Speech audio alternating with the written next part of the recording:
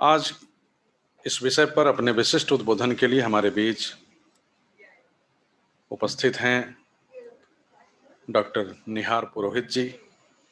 निहार पुरोहित जी शैव सिद्धांत और शैव दर्शन के विशिष्ट विद्वान हैं। पारंपरिक रूप से आपने इस विषय में अध्ययन किया है। भारत अध्ययन केंद्र के शताब्दी पीठाचार्य प्रोफेसर कमलेश दत्त त्रिपाठी जी से आपने कश्मीर शैव दर्शन पर शिक्षा ली है और हम सब के अनुरोध पर आज हमारे बीच ये अपना विशिष्ट उद्बोधन प्रस्तुत करेंगे। आपका विषय है काशी में जो शैव सिद्धांत से संबंधित तंत्र परंपरा है उस पर आपका उद्बोधन होना है। मैं इंडिक एकेडमी के निदेशक डॉक्टर नागराज पातुरी जी से अनुरोध करता हूं कि डॉक्टर निहार पुरोहित को माल्यार्पण और शॉल प्रदान करते हुए उनका आप सभी की ओर से स्वागत और अभिनंदन करें। डॉक्टर नागराज पातुरी जी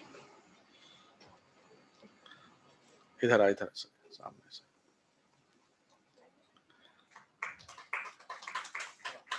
सर उधर एक बार, हाँ।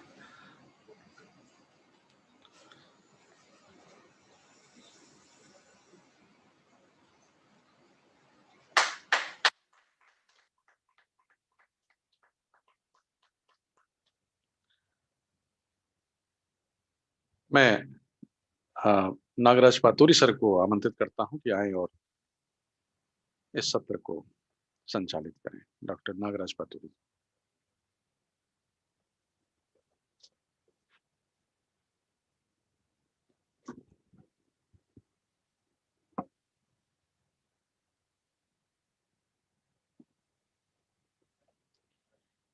तांडवं सहजं यस्या परमाणुस्वरूपिणः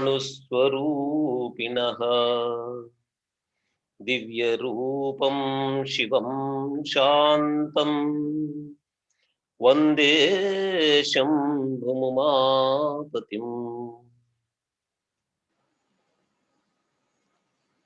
Namaste to all our distinguished scholars who have come from all over the country to present their papers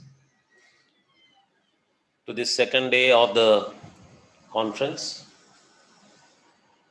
Yesterday we had wonderful papers, particularly Nihar Purohit ji will be very happy to know that there were papers on Kashmir Shaivism also, and those papers brought new methodological arguments. For example, no Western Indological paper would claim a combination of Guru Parampara and an experiential knowledge and a textual knowledge as the basis of presentation. But yesterday, that claim was made by a paper.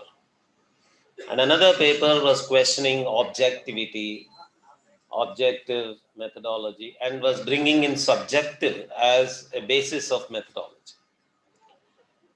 So all these were possible because of the papers on Kashmir Shaivism by Swastik ji and his friends, and we had wonderful papers. And one of the distinguished guests himself was speaking about how the darshanas and the Vedas had a foundation for Kashmir Shaivism. And one very important point Professor Kamlesh Jha was making, which is missing the attention of many people, is how Kashmir Shaivism has its roots in the Vyakarana Darshana from Vakyapadiyam, and how that Darshana itself has its roots in Upanishads, and how it took the root into Shabda Brahman. And these things actually are mostly obvious. People connect Abhinav Gupta to Ananda Vardhana back to Bhartrihari. but they don't usually pay attention to that or draw attention to these facts. So as if everything starts from the first book of Kashmir Shaivism. But these things were highlighted by Professor Kamlesh Jha. And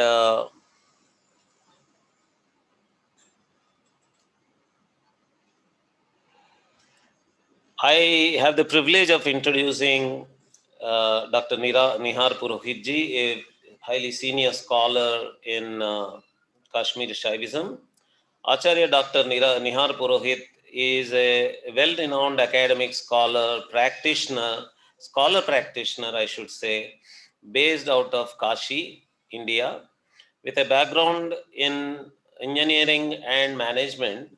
Acharya ji went on to complete his Shastri in Agama, Tantra, and Acharya in Kashmir Shaiva Agama and Vidya Varidhi, which is equivalent of PhD from Banaras Hindu University in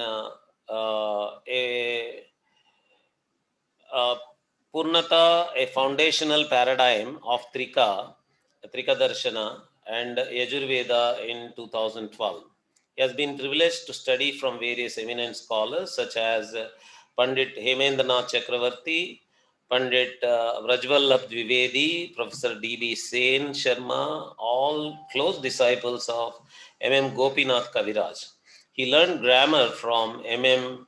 Vagish Shastri, Tantra Shastra from Acharya Ramji Malaviya, and the fundamental principles and textual study of Ishvara Pratyavijna Karika from Professor Navjeevan Rastogi. Professor Kamlesh Datta Tripathi, a disciple of M.M. Rameshwar Jha, who has been a guiding light to, and although from whom he learned many texts from the tradition. Professor Kamlakar Mishra, Dr. Mark, Dr. Professor Kamlesh Jha, and Dr. Bhaktiputra Rohitan, from where Acharya ji learned some core concepts of the tradition. Shri Paramartha Kaul, a direct disciple of Swami Lakshman Ju Maharaj, from whom he received the knowledge as taught by his guru. He also learned the way in which his non-dual tradition is studied in Kashmir traditionally. Professor Hridaya Ranjana Sharma, from whom Acharya ji learned the portions of Upanishads and various mantras from Veda. He taught as a guest lecturer at Dharmagama Department of SVDV Banaras Hindu University for 3 years. Currently, Acharya ji pursues his passion of teaching scriptures of Kashmir Shaiva Agama, and he is also a member of Academic Council for Muktabodha Indological Research Institute, faculty at Kashmir Shaiva Institute, Ishvara Ashrama Trust, teaching and facilitating experiential learning of Shiva Sutras and other texts at residence, as well as he teaches online in Hindi, English, and Gujarati. So we are very proud to have a scholar of that stature, and he will now deliver his distinguished guest lecture. Thank you, Professor Purohit.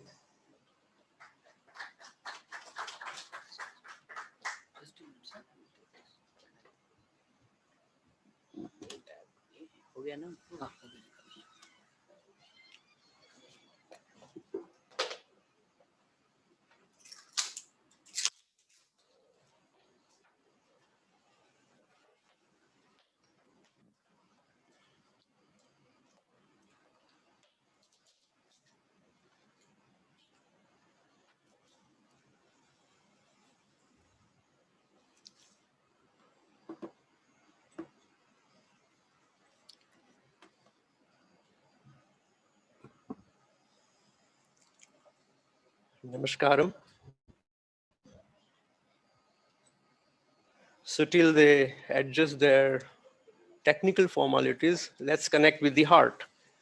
I'll sing a verse by Acharya Rameshwar Jha, which he talks about the insight that he has received, everything that he has learned, and how he has received this insight, and how he abides in the experience of the self all the time. And I'll be singing in the recension the way it is sung in Kashmir.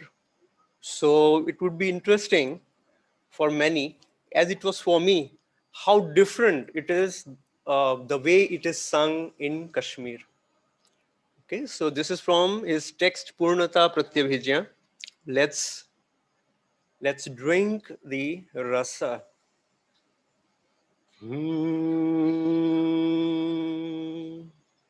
Can you switch off your mobile phones or maybe silent it? I'll take a moment. Let's do it now, please.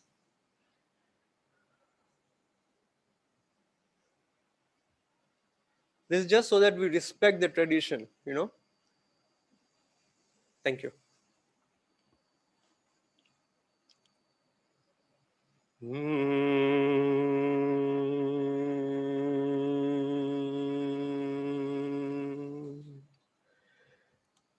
Yasyancha satyam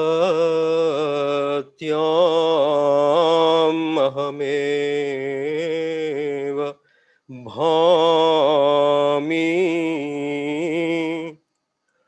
yasyancha satyam ahameva bhami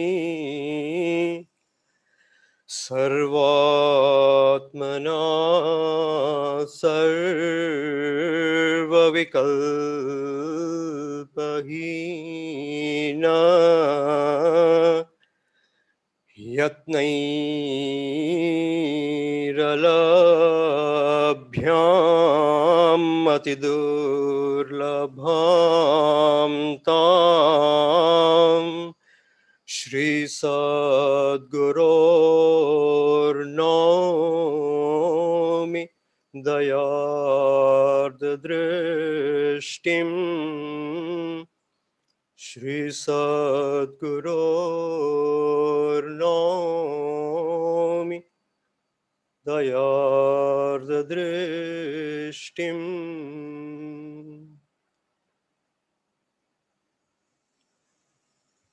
Shri Gurubhyo Namaha. I take this moment to welcome each and every one of you. The first slide.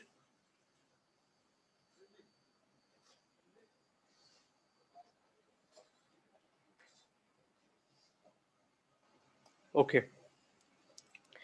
So the topic of, there's a second slide, sir. Can you have the first slide? Yes. So Kashi, the epicenter, the spiritual epicenter of Agamic and Tantric traditions. Okay. So before when I was invited to speak, there was something very beautiful. I had a very short time, but this thing just came up. Mostly we talk about the topics where we forget to talk about and acknowledge the contribution of the tradition. And somehow then we think we know, but we really don't know. I tell you my own experience. I have been studying with the direct disciple of Maha Gopinath Kaviraj ji and Acharya Rameshwar Jha Guruji, direct disciples. And yet, when I started the research in 1 week that I had of preparing this session presentation, I was amazed with the details, and my heart really was humbled. It melted with the effort what has gone in pursuing these studies. How sincere these scholars have been, how dedicated their lives have been. It's just so amazing, so beautiful. So this morning, I had this thought. Everything, this whole process, this seminar itself, it's a recognition, You see, it's a process of recognizing the sampradaya, right? We are doing it on Shaivism. Every single one of us after post-COVID, everybody is in the process of recognizing their own self and the way they're leading their lives. Every single sampradaya is recognizing itself, uncovering itself. The country is recognizing itself globally. The globe is recognizing itself, how they are acting, the way they are living. And people are really now interested into spiritual life because they don't know when they are going to leave COVID, you know. So I was thinking, it is about this recognition. Next slide, please. So what is the scope of this paper? So why Kashi? What is so special about this space, Kashi? Why Kashi? And what is the significance and contribution of the tradition of Kashi in reviving and reliving the Shivadvaita traditions? See, there are so many traditions here in Kashi. It's a confluence of so many traditions. I'll just list them and just talk about the Shivadvaita tradition. And then contribution of Mahamohopadhyay, Gopinath Kaviraj ji, Rameshwar Jha, Guruji, and the value of living tradition. Next slide, please. See, these are the sampradayas here in Kashi, okay? And I'm not going to discuss on all of them, but just an overview for you. There is this Trika Sampradaya, this Jnanaganja Sampradaya, Srividya Sampradaya, Aghora Sampradaya, Veerashaiva Sampradaya. This is just the Shaiva Sampradayas. I'm not talking about the Vaishnava Sampradayas. I'm not talking about the Vedic Sampradayas. Everything, you name it, you have it here in Kashi. It's it's Vishwanath, no? So it's like the Guru. So all the deities, everybody are here representing themselves. So all traditions you find in Kashi in full bloom. Every single tradition. And we can, just on this topic, you can actually have 1 week of seminar just on the spiritual traditions and contributions of Kashi. But why this space? Next slide, please. Why Kashi? You know, why? What is so special about this place? See, two most important thing in Kashi is Vishwanath ji and Ma Ganga. It's a space which is specially consecrated for higher sadhana, for spiritual ascension. Kashi is like a body of Shiva. Now, this may seem very strange, but it's a body of Shiva. It's an energetic body of Shiva. Just staying here, just being in Kashi is you are doing your sadhana. See, if it's at your home, you need to do something, you know, the process. Here, the energies are so vibrant. Just being here, you start feeling the resonance of the energy. And remember, Kashi, Kashate, Prakashate iti Kashi. It's Deepto, it's Deepti, it's illumination. It talks about light. It talks about the recognition that we are light. We are pure consciousness. And Kashmir, also Kashmir, Kashmiraha. There also, it's Kash, Kashri Diptau, Miraha. Miraha means water. It also means Chiti. It also means the illumination of consciousness. Now you see Kashi and Kashmir. Why in Kashi has been that place where all the traditions are here? Why no other place in India? Every place has its own significance, but with due respect, why Kashi is chosen to be like this? There is some purpose. There is this space is created so that these traditions would thrive here. The space is created. So what is this space about? Kashi is a yantra in itself. So it's a manifestation of this mega human body and cosmos, microcosm, macrocosm.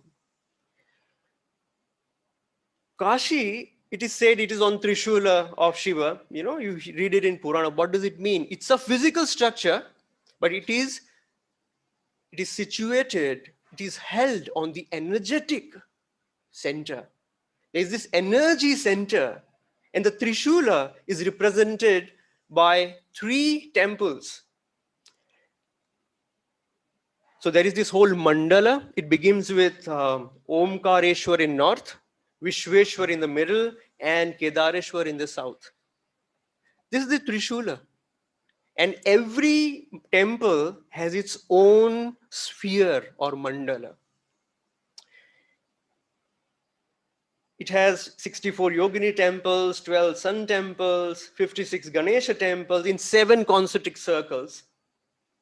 12 Adityas in accordance with sun from Dakshinaya to Uttarayana. That's how they are placed. 8 Kalabhairava temples to protect the directions. There is this Panchakroshi Yatra. Remember, Pancha, 5 bodies, no? 5 sheets. Panchakroshi Yatra is there. And Kashi and significance of death. What a place this is where you just come for liberation. It's not about dying, it's about liberation. People talk about dying. It's not about dying, it's about liberation.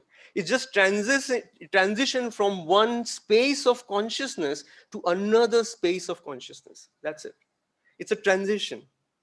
So now I want, there's a beautiful video which has been created by a professional, one of my dear friend, Bharat, just for this presentation.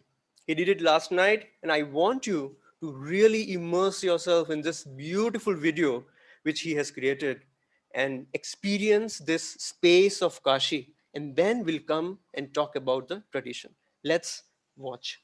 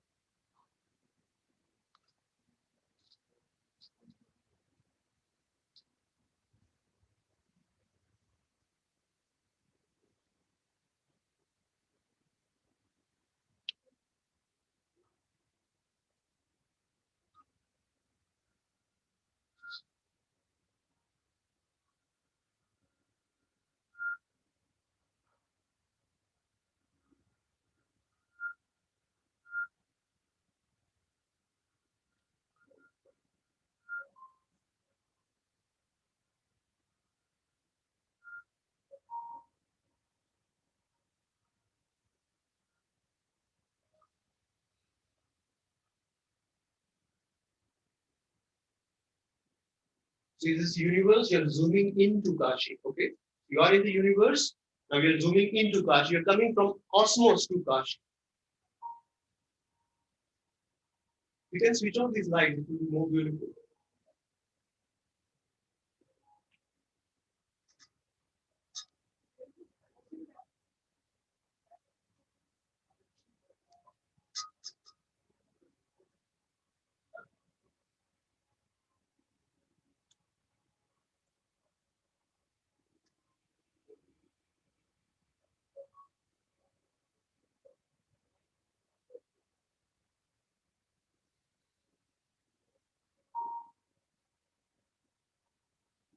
It's like an energy center zooming in. Just feel this, zoom in, you know? It's like this energy center.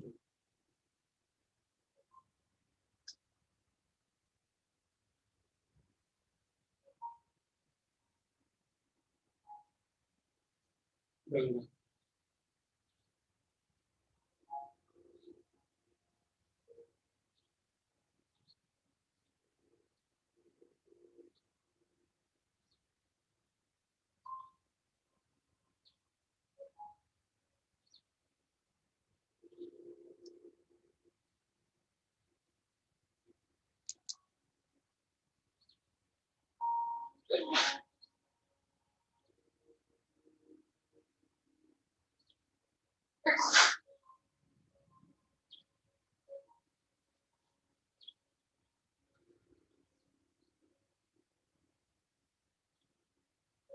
Feel this energy of Kashi.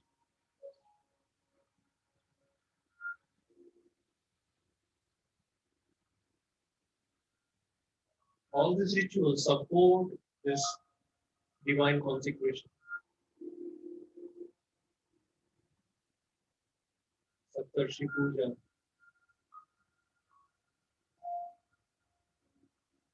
The Saptarshis are alive with us, part of our tradition.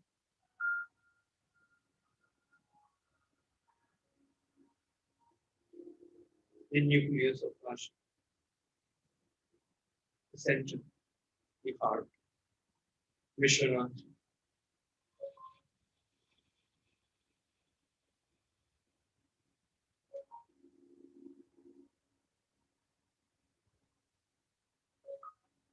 The saints. They say 51 siddhas always reside in Kashi.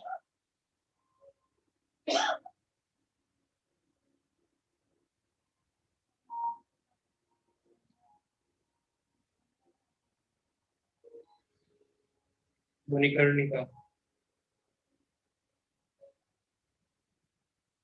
This is where the Panchakroshi Yatra begins. The Pradakshina begins.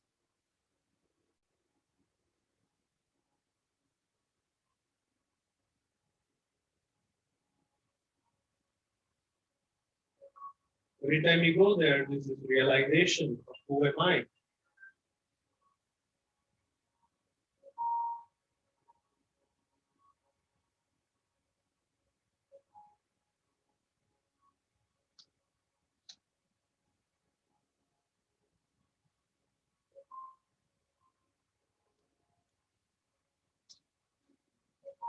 This thoughtless awareness. Every time you go there, you experience that nada. This is the Kashi, the map, the sacred mandala. You see the Gangaji, Ardha Chandrakara of Shiva. Gangaji flows in opposite direction. It goes like this and again comes back. That's why it represents the Shushumna Nadi, which is Urdhvamukhi. So every time you bathe in Ganga, it is bathing in the Brahma Drava, the Brahman in liquid form. It's not water. This is the five-fold yatra. The five spheres, the Panchakosha. This is Kashi. This is why we come, we stay here. So many came, so many stayed here since we don't know how long. Such amazing traditions. And what it does is it transports you to this expansive awareness. It's like this energetic center which transports you to this spiritual realm. It's so palpable here in Kashi.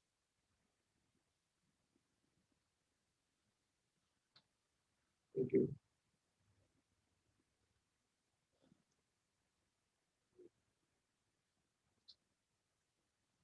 Next slide, please.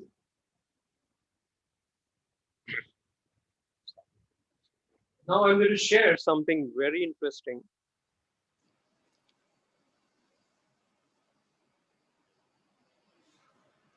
Seventh slide is the fifth.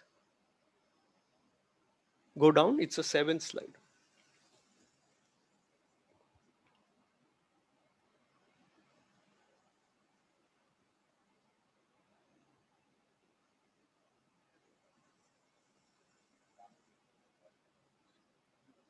Okay, so here it is. I talked about it right in the beginning, right? All these sampradayas. Next slide, please. Now this is the tradition of Kashmir, okay? And I'm sharing this, how this tradition has now come down to Kashi. But you can see this tradition of Kashmir.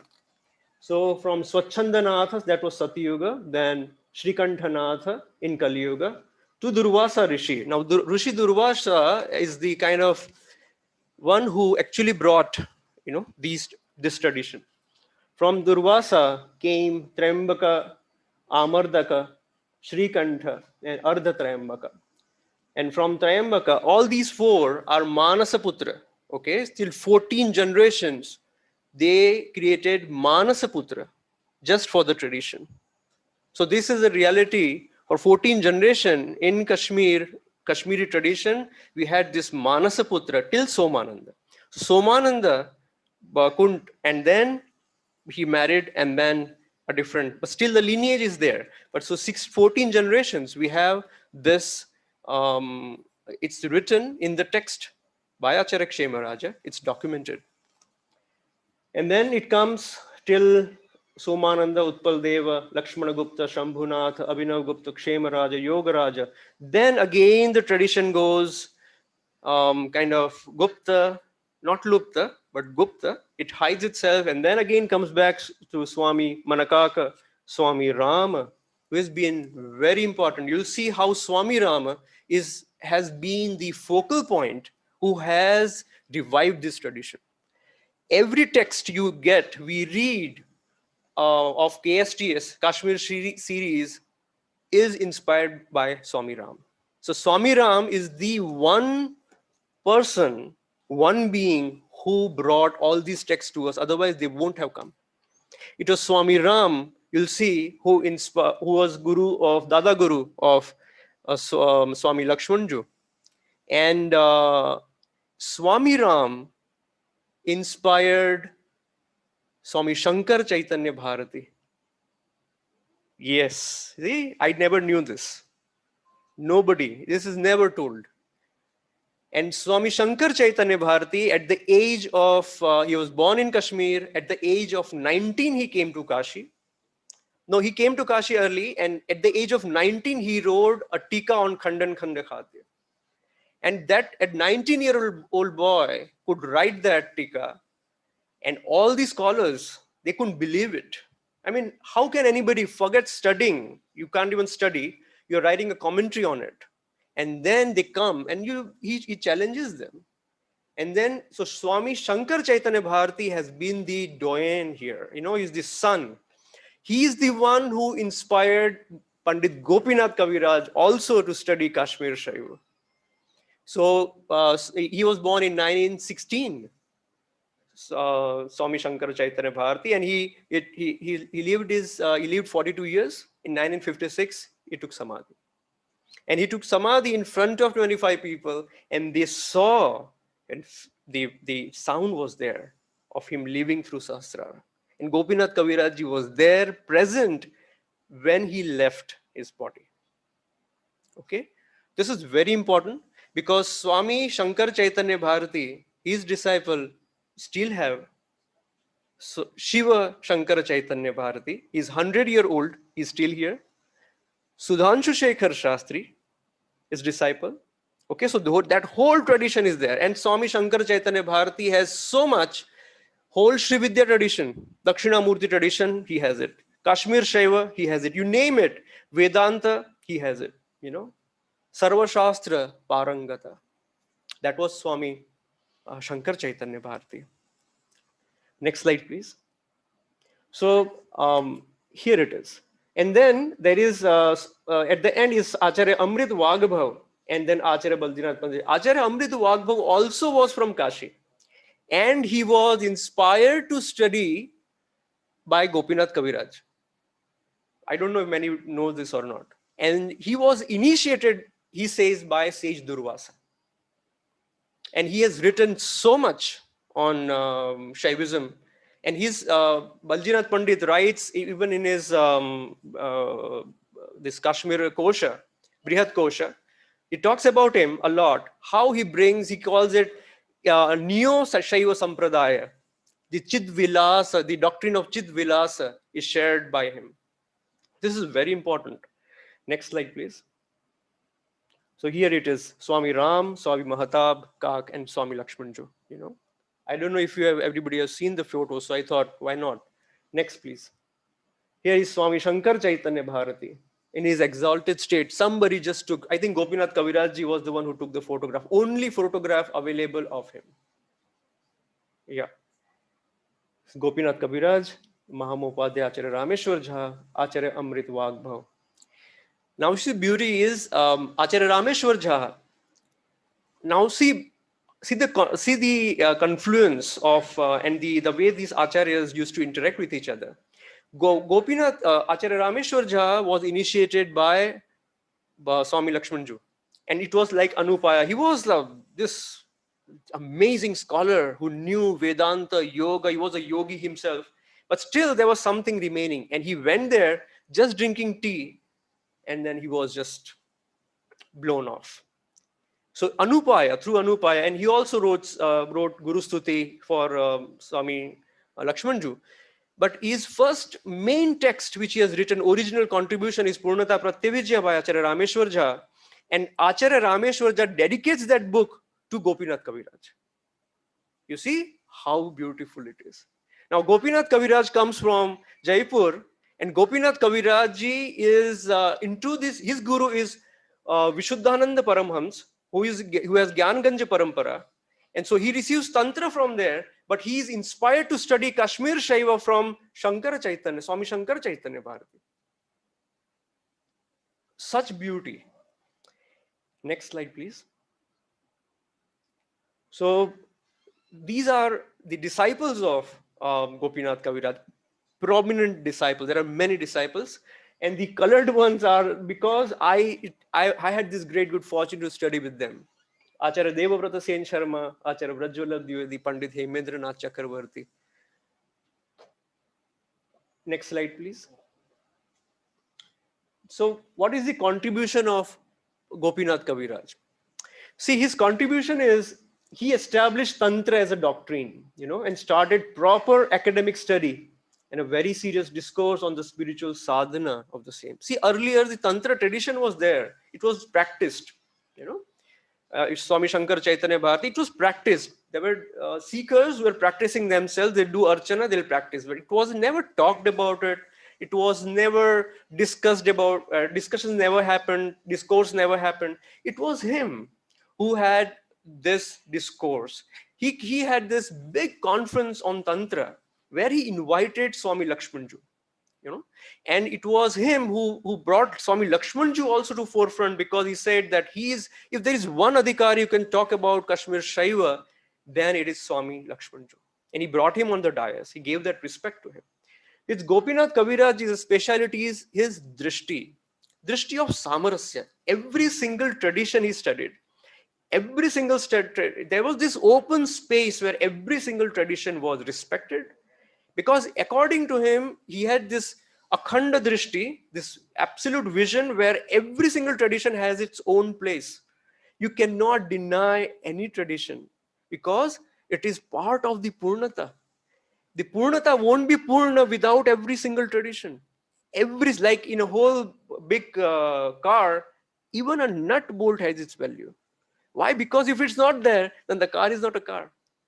This whole tradition is not a tradition unless every single tradition are respected. And so for him, he used to go to saints, he used to go to seekers, meet with them, personally have dialogues with them, and articulate those things in his writings.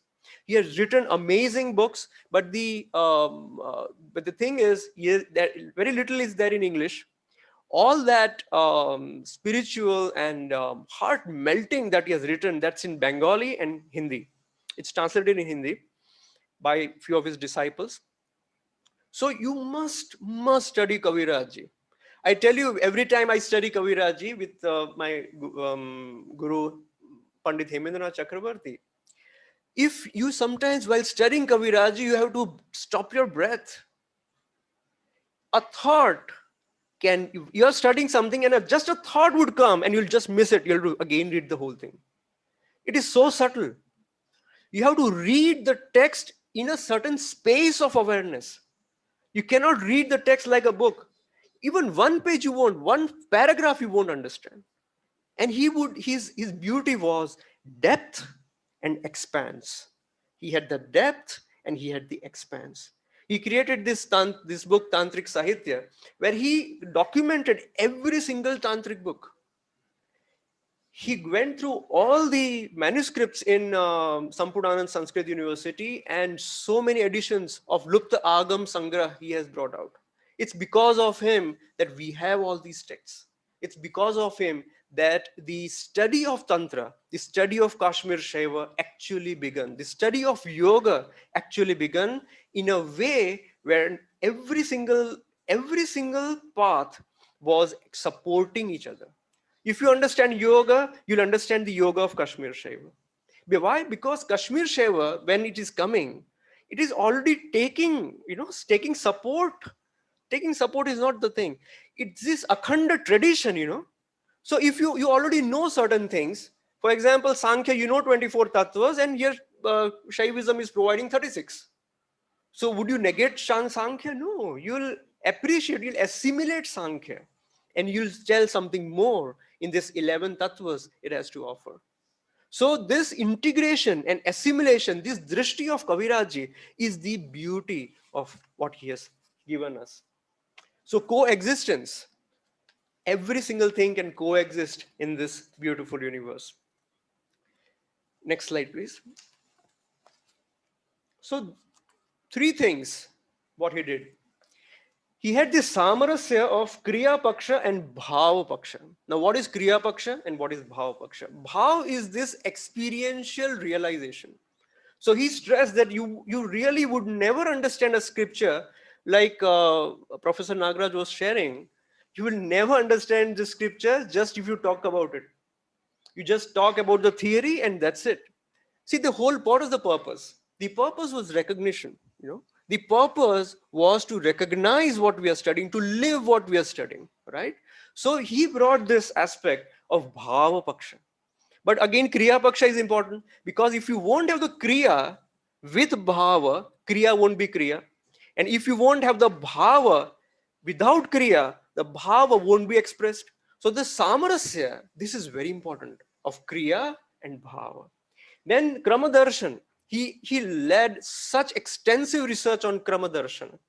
So if you read his Tantric Vangmay Mein Shakta Drishti, amazing text. Just one text, if you study, you'll understand what Tantra is.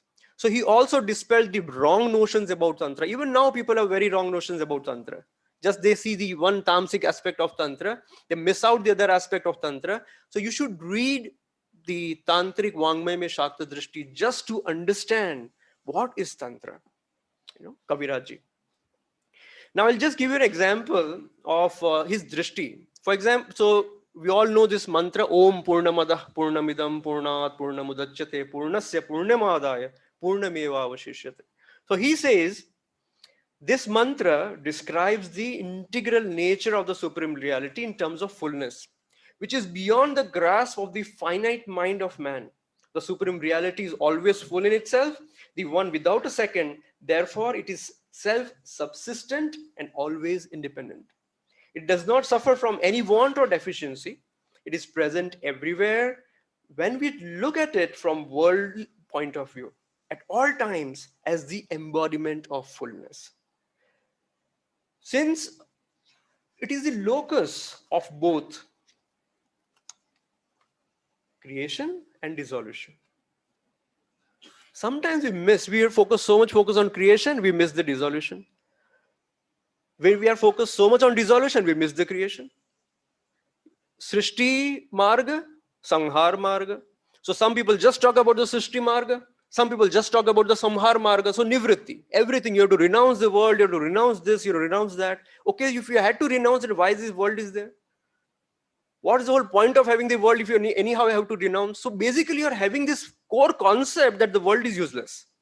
So this is something Kashmir Shaiva completely negates. It says, because na Shivam vidyate kvachit.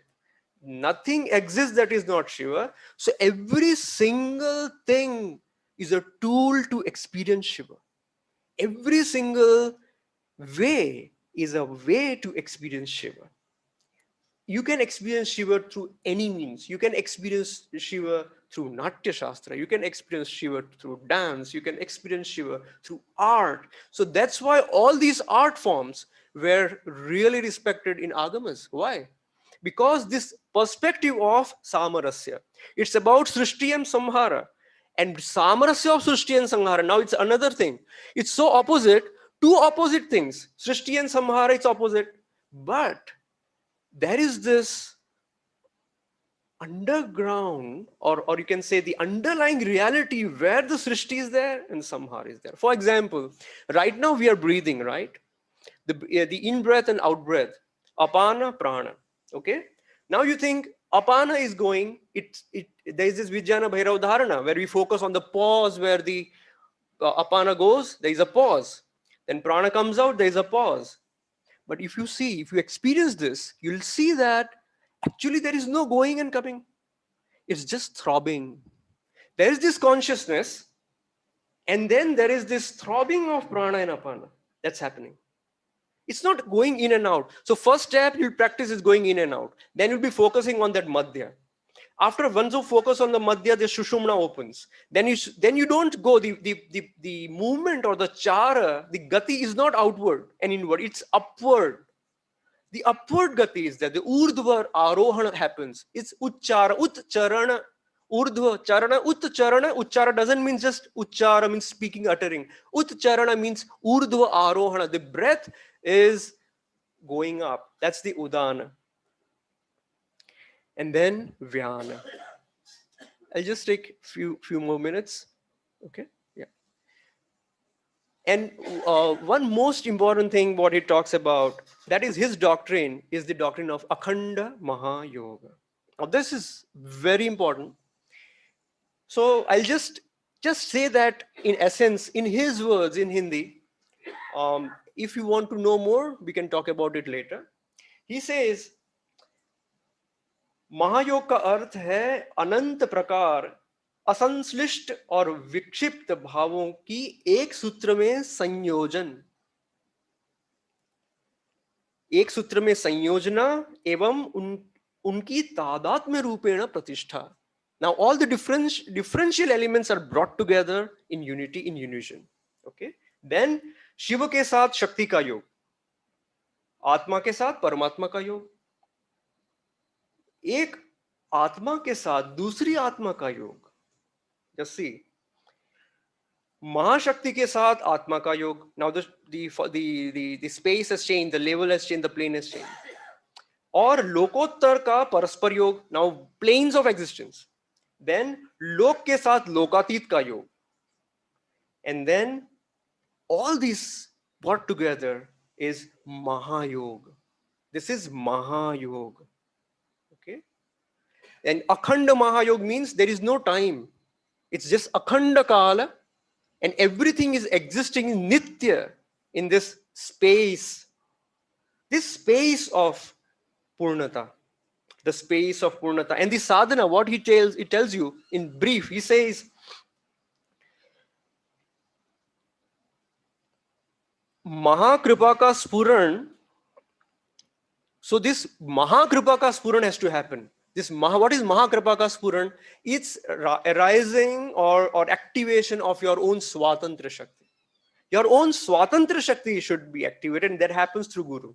The Guru Rupaya, that's why Shiva Sutra, Guru Rupaya is so important.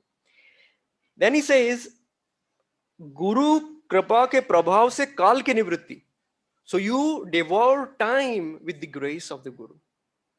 Then Maha Shakti ke saath तादात्म्य की सिद्धि, then you experience oneness with the Shakti, the Swatantra Shakti of Shiva.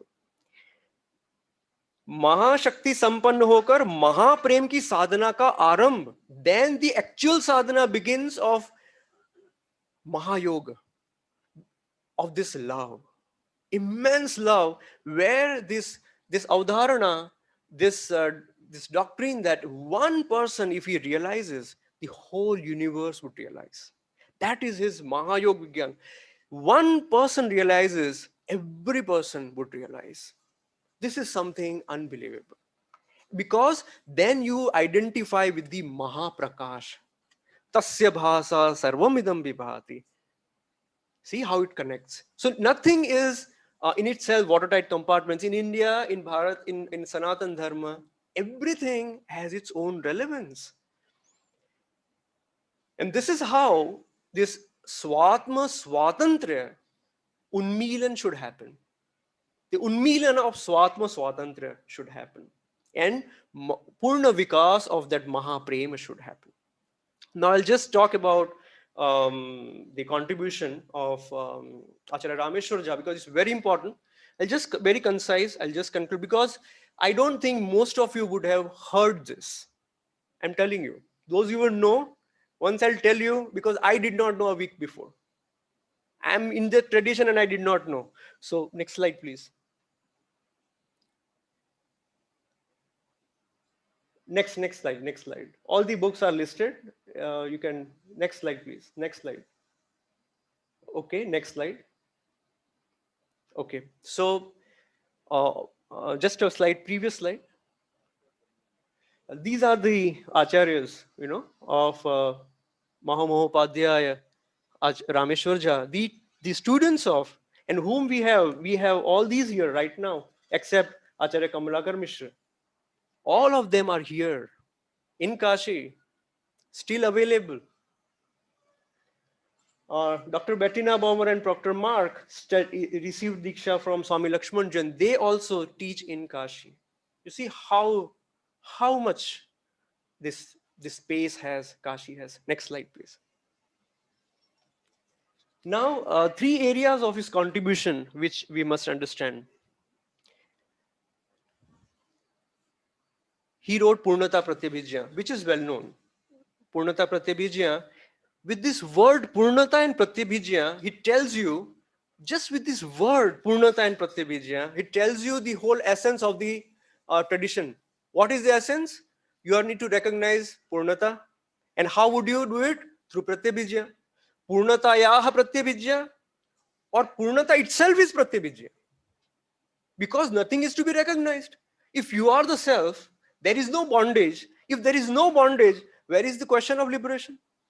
If you are the self, they say, Acharya Abhinav Gupta says, the mother tells the child, he is your father, once. The child knows. The guru tells the disciple, once you are light. The disciple knows. If you want to, the guru won't tell you again and again, you are the light, you are the light, you are the light. So if you are the self, you are the self. Why do we identify with just the body? We are not saying I'm not the body like Vedanta. I'm also the body. But I'm not only the body. I'm not only the mind. I'm not only the intellect. I'm not only the shunya. I am everything encompassing all this. Now, second, he wrote Shri Krama Vidyapana. I don't know if you have heard about this text. Shri Krama Vidyapana is a fabulous text. And Dr. Jivesh Jha did a thesis on it, who was his disciple. And I have got the copy of the thesis. Shri Krama Vidyapana is that text where he summarizes the whole Krama tradition. It's amazing. Whole Krama tradition, to summarize that, what kind of awareness you need. Because Krama traditions has so many variants, Mahanaya Prakasha is there, Mahartha Manjari is there, Vatulna Sutra is there, so much. Kashmir from south also. And then third, which is absolutely unpublished, is his notes on Vakyapadiya. Okay, so Professor Paturi was talking about it. His notes on Vakyapadiya are unpublished yet, and Professor, my Guruji, K.D. Tripathi Guruji, is in the process of publishing this, his notes. And why his critical notes are so important? Because it's through these notes, he's actually commenting and correcting Helaraj, who has commented on the Vakyapadiya. And the moment he deviates from the drishti of Vakyapadiyakara, Bhartrihari, he corrects them and he establishes the doctrine and sadhana of Vakyapadiya through these notes. This is very important because Vakyapadiya is Vyakarana Agama, not just Vyakarana as we understand, not grammar, it's the Agama. There is a sadhana of Vag Yoga. So you need to understand that there is a whole sadhana which was very much there and which is now gupta, not lupta, gupta. It's hidden, but it's very much there. So this is the contribution. And my Guruji, I called him this morning. He was supposed to come, but he's not well. So he told me that to convey to every one of you that these notes are so critical to understand the tradition and sadhana of Bhartrihari, of Vakyapadiyam. So we'll look forward to bringing it out and we'll wait for Guruji. And he also said that another thing to convey was that Shaiva aesthetics has never been talked about. You see, aesthetics is talked about. Shaiva aesthetics, you don't see it anywhere. But yeah, yes, but contemporary scholars haven't been talking about it. But Abhinavgupta mentions in his Vivriti Vimarshani about the aesthetics. Not about the word, okay, but still he talks about aesthetics. Because if you see, Acharya Navjivan Rastogi ji has written an article about it and he takes support of Abhinavgupta. Pratibha, it's everything it's about Pratibha is about aesthetics.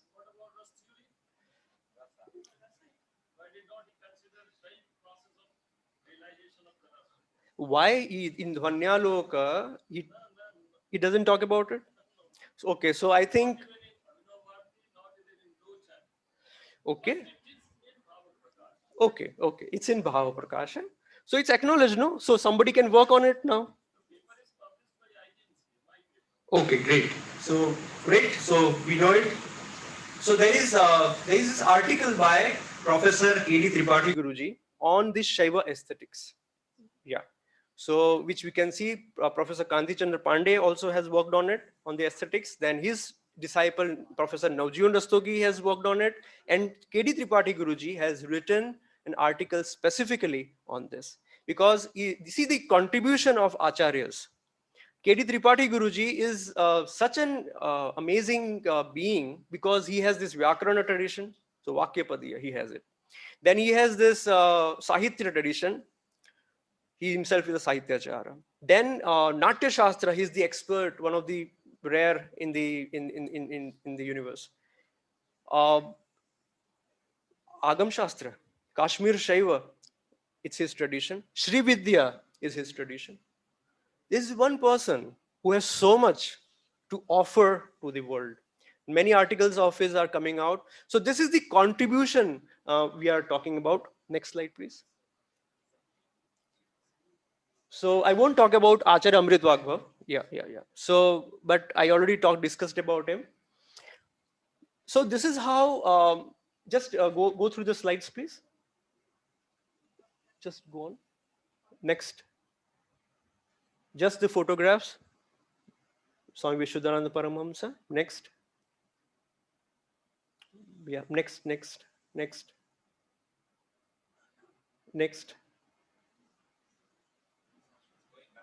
Are you going back, sir? Okay, so this is Sri Vidya Sampradaya. I'm not going to talk about it, but there is this extensive Sri Vidya Sampradaya in Kashi. Yeah, okay. So even this detail of Swami Shankara Chaitanya Bharati receiving from Avadhuta Sri Vidyanatha is not documented anywhere. It's a new information which I'm offering. Yeah, and even I knew it in just last week after you requested me to speak. So these things are really rare. We really don't know. And we have Sudhanshu Shekhar Shastri, such a scholar in Kashi. People should go and learn from him. Next, please. See this, the acharyas of Sri Vidya. Next. There is Agora Sampradaya, Kinaram Baba. I'm not going to talk about it. Next. Yes, next. There's this Veera Shaiva Sampradaya, amazing, this mutt. Next. A lineage of 80, I was told 84 gurus. It's so unbelievable. You just go to the Veera Shaiva mutt. Unbelievable There's, I think, only mutt which has this unbroken lineage here in Kashi, such a long lineage. So that's what I told. The contribution of Kashi, you can, next please. Thank you. Contribution of Kashi, why this Kashi is understood in this way, why I'm saying the spiritual epicenter of Agamic and Tantric traditions. And the reason why Kashi embodies this is because of the space it has, the consciousness it has, the sadhana that is happening. So many people are coming through their love and bhakti. It is being charged like this. That's why the tradition is thriving. So it's not just through textual study only. It is through bhakti, through love. That's why it is thriving. That is keeping it alive. This energy is being, there is this shodhana of cleansing of energy that is happening continuously in Kashi. So that's why we need to live, we need to live this tradition. We need to become the living, breathing scripture. With this, I'll conclude my presentation. Thank you so much.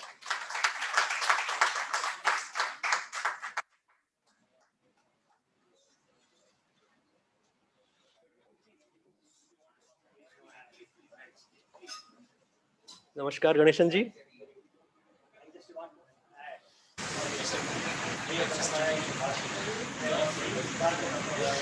Yes. Thank you so much, Dr. Dama Ghosh, one of my teachers. Shaiva Siddhanta Sampradaya was very much there in Kashi. From Tamil Nadu. Yes.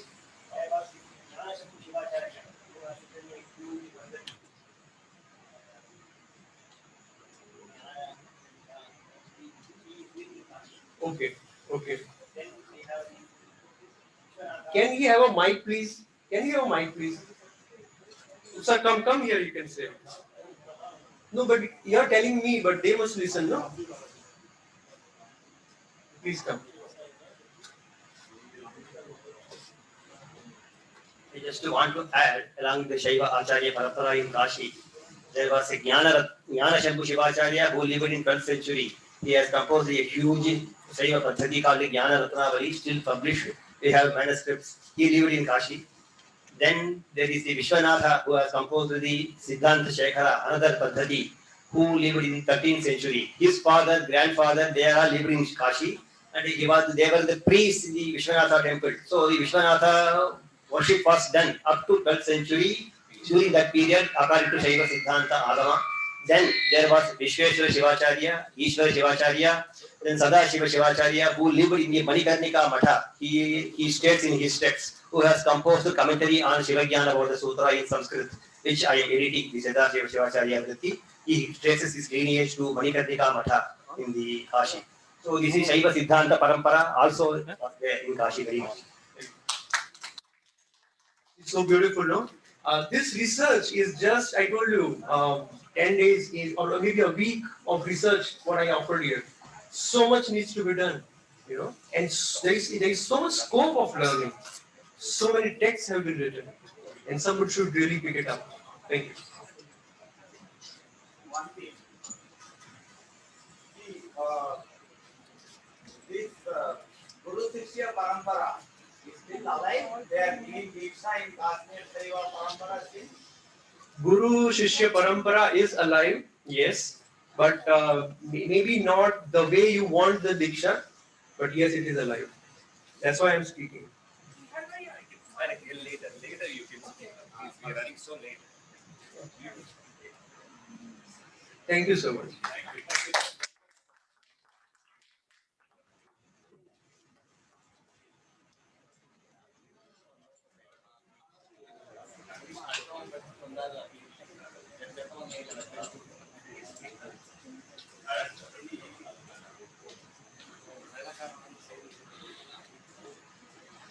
Thank you so much, Niharji. I still have goosebumps. When he was explaining Gopinath Kaviraj, I thought he came alive for some reason. I had never seen him. Most of us have never seen him. But there was this anubhuti, that I had. That Gopinath ji was there. One of the great scholars. And we'll talk about how to get his work more well known across India and the world, and how to get his translation done also, which is very important, very, very important. Thank you, sir. Thank you so much. Privilege. I would like to invite Yogini ji, Yogini Deshpande ji, to talk about Indic Academy.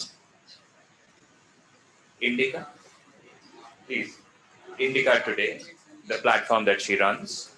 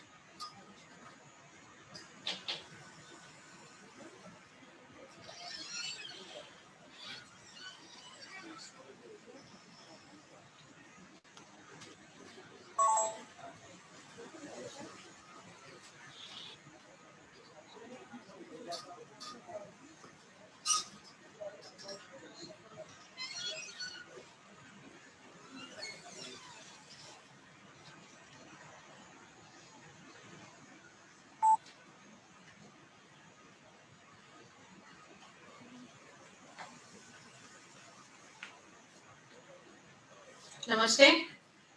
I'm Dr. Yogini Deshpande, and I have been associated with Indica Academy right from the beginning when it was founded by Shriya Ikiranji. And so initially, Indica Academy sort of started off with the Indic Book Club, and it's gone on to have multiple platforms and verticals in the last few years. And one of the verticals that was formed in 2018 was Indica Today. Indica Today initially, it was formed as a web media platform to study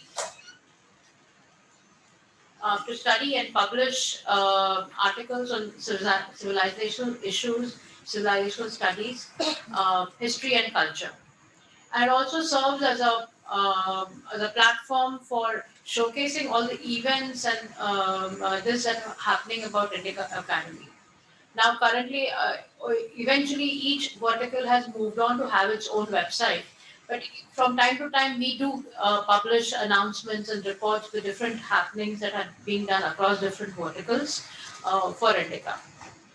Now, one of my main this for Indica Today has been to have or nurture upcoming scholars and authors. So the main purpose of Indic Academy in said that it is a university in an ununiversity way.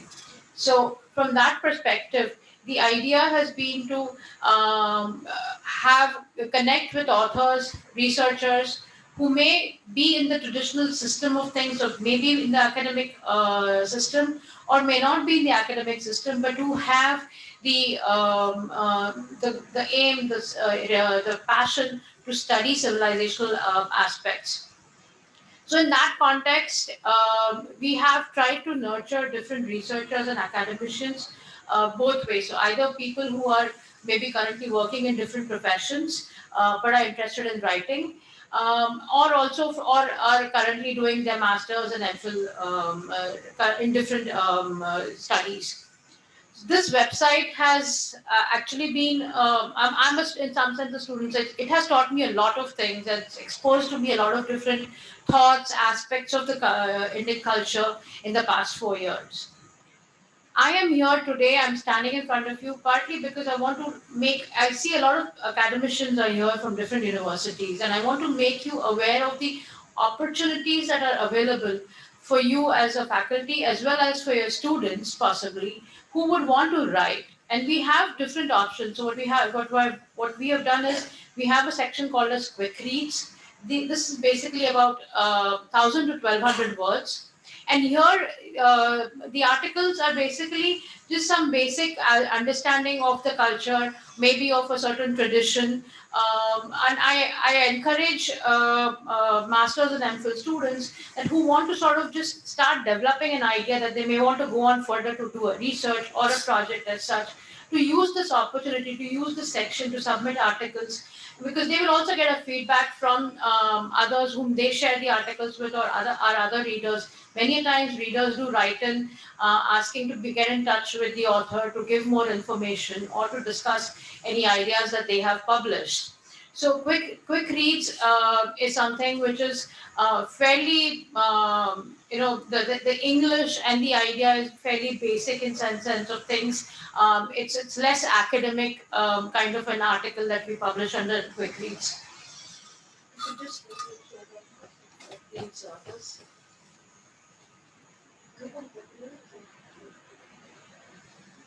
yeah.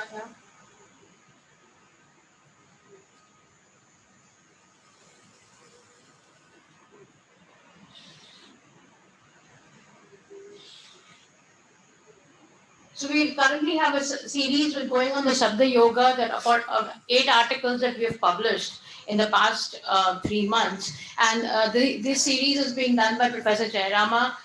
So we have different series and articles that get published under this section. If you could just show the language of yoga.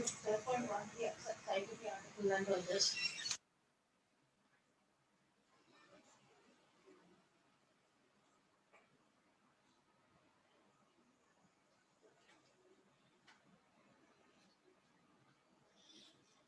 So this is, for maybe for people who are a part of, who are very well researchers, and this might be something that is well known to them. But the idea is to reach to those who are not part of the academics, or want to learn more about different aspects of a particular tradition. We've also, under quick reads, done a lot of different aspects, such as Katha series, where we have asked authors to write about the series, Kathas, and maybe in the Puranas, or even Kathas which are not necessarily, a part of the actual story, or part of the actual Purana story, but somewhere along the way have a teaching sense of a teaching perspective in it. Then we have done a series on Mahabharata, so stories from Mahabharata, under the quick reads section. So multiple different kinds of series that we keep putting out announcements for the same and publishing the same. Then we have a next section, which is the long read section. So this is the Katha series that we've done. And these are not necessary. So some of them they could be from the Puranas, stories that have not very popular kind of a thing, or unknown kind of a thing. But we've also done stories where people have taken the concept from the Purana Katha series, and then you used it to the contemporary situation kind of a thing. And this story was somewhat in that perspective. The push for Katha series actually came from others, that a lot of some of our readers and patrons want to have something like relaunching Chanda Mama, or doing something which was very similar to Chanda Mama. And we thought that instead of jumping to a big project like saying, okay, let's launch a magazine like Chanda Mama, we'll try and see what is the feedback on running these kathas, and do people like it. Once we develop our own team for it, then we go on to maybe publish an actual magazine, or this itself, which would be something similar like what Chanda Mama was earlier. Then the other section, the next section that we have, is a long read sections. Now, long reads are typically 3,000 plus words. This I have tried to make sure, are typically, again, sort of well-researched semi-academic articles. And we many a times we give this do this as a small project with a master's or an MPhil student, where they take up a subject. We have had somebody, Sneha Nagarkar, who looked at the the ancient economy and how the economies and this worked in ancient India. And we did a 6-part series, a wonderful series of 6 parts on this particular topic. So there are different types of topics that we have taken under long reads. And one we had done is on temple architecture. That in fact was almost a 12-part series that we have done. And then one we had done was on during Gita Jayanti on the Mahatmya of Gita through different perspectives as such. So these are various topics that we have gone for. Now all these research projects, especially for students who are masters, MPhil students, based on amount of time that they would have to spend in researching, we do make it as a solicitation where there is the researchers do receive some amount of remuneration for doing these series and writing these series. The other section that we have is the research section or the research papers. And in a couple of months down the line, hopefully by Navratri, we plan to announce a magazine which will be published every 3 months. And this would be specifically semi-academic. So a little lower than semi-academic and semi-academic kind of articles every 3 months. Right now, it would be on an online in an online mode, a subscription-based mode. Maybe in a year or 2 years' time, we hope to take it as a print model also. So I'm looking for researchers, writers for the long reads, the research section. We've also started publishing in the Bharatiya languages. Currently, we're doing very regularly, every week, 2 articles at least in Hindi and Kannada. In Sanskrit also, we're not getting as many articles, and I hope that over here, researchers who are here would go back and speak to their students, and we would get more people to write in Sanskrit. One thing that I have done for Sanskrit is sort of done a Sanskrit and an English translation simultaneously. And we've got a very good feedback from people who are learning Sanskrit. So people who are not entrenched in the academic side, but are wanting to learn Sanskrit. It's been very helpful to them to have Sanskrit and English side by side, to read it as they go along. So I would like to have more articles in those formats. Or if you know somebody who is a good translator, or a Sanskrit writer, so if he wants to take any English, he or she wants to take the English articles that we've already published and have a Sanskrit this of the same, then that would also be acceptable, because we want to promote Sanskrit, learning Sanskrit more amongst the rest of the masses. What else am I leaving out? No, that's about it. But I hope that you would engage with us more often. The email ID to write to us is available on the website. It is editor@indicatoday.com. Or you can write to me also at yogini@indicacademy.org. Thank you so much. Yes, the papers of this conference are going to be published on the research section of Indica Today itself.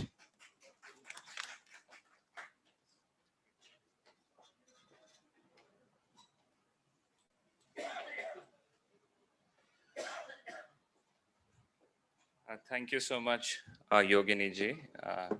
I have benefited over the years reading Indic Today, and it continues to grow in leaps and bounds as the year has progressed. So I look forward to more developments. Thank you.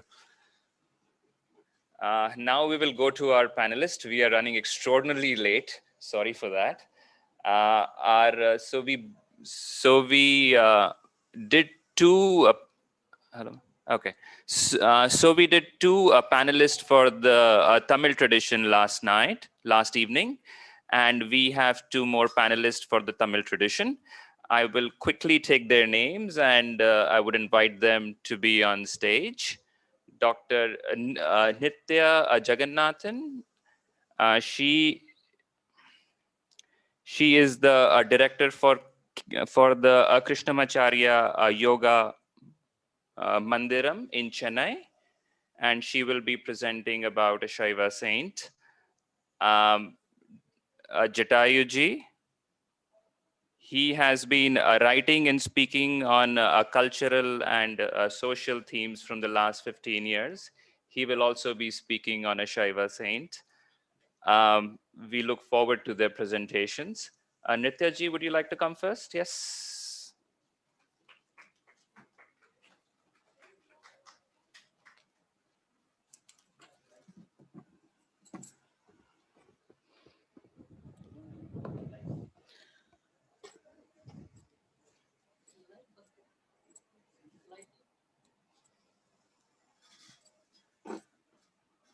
ॐ नमस्ताराय नमः शम्भवे च मयो भवे च नमः शङ्कराय च मयस्कराय च नमः शिवाय च शिवतराय च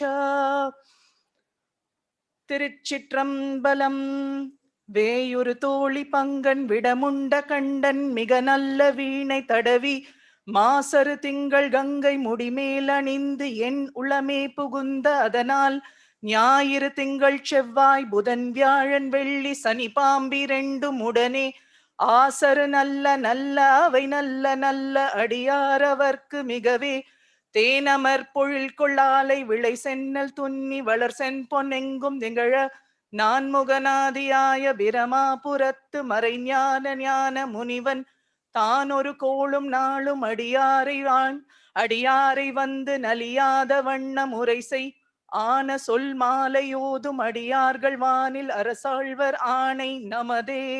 திருச்சிற்றம்பலம். ஸ்ரீ குருப்யோ நமஹ. நமஸ்காரம். I stand here before you not as a scholar. I stand as a rasika, as a bhakta, and a sadhaka. I am not a scholar of Tamil, but this is a padigam of Gnanasambandhar Swami that is a part of my sadhana. And this is an exploration of the content of this very beautiful padigam. Next. As we think, so is the outcome. Yad bhavo, tad bhavati. And we see that this idea of visualization as impacting outcomes and impacting outcomes of our choices is something that has been very well established in all the traditions that we see in Bharata. And we must understand here that repeatedly we are taught to be affirmative in our thoughts, to always only say things that are positive and that are full of words of power, because the power of the vak is so much that we have always been taught that this kind of an anchoring in something that is higher, this kind of a seeking in the Bhakti tradition, we see that it revolves around Ishvara Prasada Buddhi and Ishvara Arpana Buddhi as our fulcrum. And so this is what I'm going to explore in the Kolaru Padigam. Next slide. Before I go further, the context of the Kolaru Padigam, Tirunavakarasar and Gnanasambandhar, both contemporaries, meet at Tirumaraikadu. And this is a place where the legend goes that the doors to the temple are closed. They both sing the Tevarams at that point. Upper Swami sings first, causing the doors to open. The puja resumes, and then after Gnanasambandhar sings another padigam to close the doors. At this point, Queen Mangarkarsi of Madurai, she sends her minister as an envoy seeking Gnanasambandhar's immediate presence in Madurai. This is a time of great conflict between the Jainas and the Shaiva Matha in Tamil Nadu, which I think Jatayu ji is going to be speaking about. At this point, as Gnanasambandhar embarks on his journey, Upper stops him. And he says, don't go. The stars are not favorable. The planets are not aligned well. And this is a bad time for you to leave. You're going to go through the forests and you are likely to meet a lot of calamitous events. Next. At this point, Gnanasambandhar is much younger. Upper is much older, though contemporary. And it is Gnanasambandhar who assures Upper Swami singing the Kolaru Padigam at that point. And he says that for someone who is a Shiva Bhakta, there is nothing that is inauspicious because Shiva is verily auspicious. And in the Kolaru Padigam, you see the structure itself is so beautiful. The first two lines are descriptive. They are essentially detailing the attributes of Shiva. And when the words yen ulame pugunda adanal, those words are repeated again and again. Yen ulame, my heart. Pugunda, that which has pervaded, that which has penetrated and spread throughout my heart. Once that has happened, then there is nothing that is inauspicious. And no matter what the calamity, it will not harm me. Saying this, he proceeds. Next slide. And among all the Tevarams, this is possibly the only Padigam where the words Nalla Nalla appear so many times. The word Nalla means good, all that is good or auspicious. And here, what is important for us to note is that Gnanasambandhar doesn't tell us that nothing bad will happen.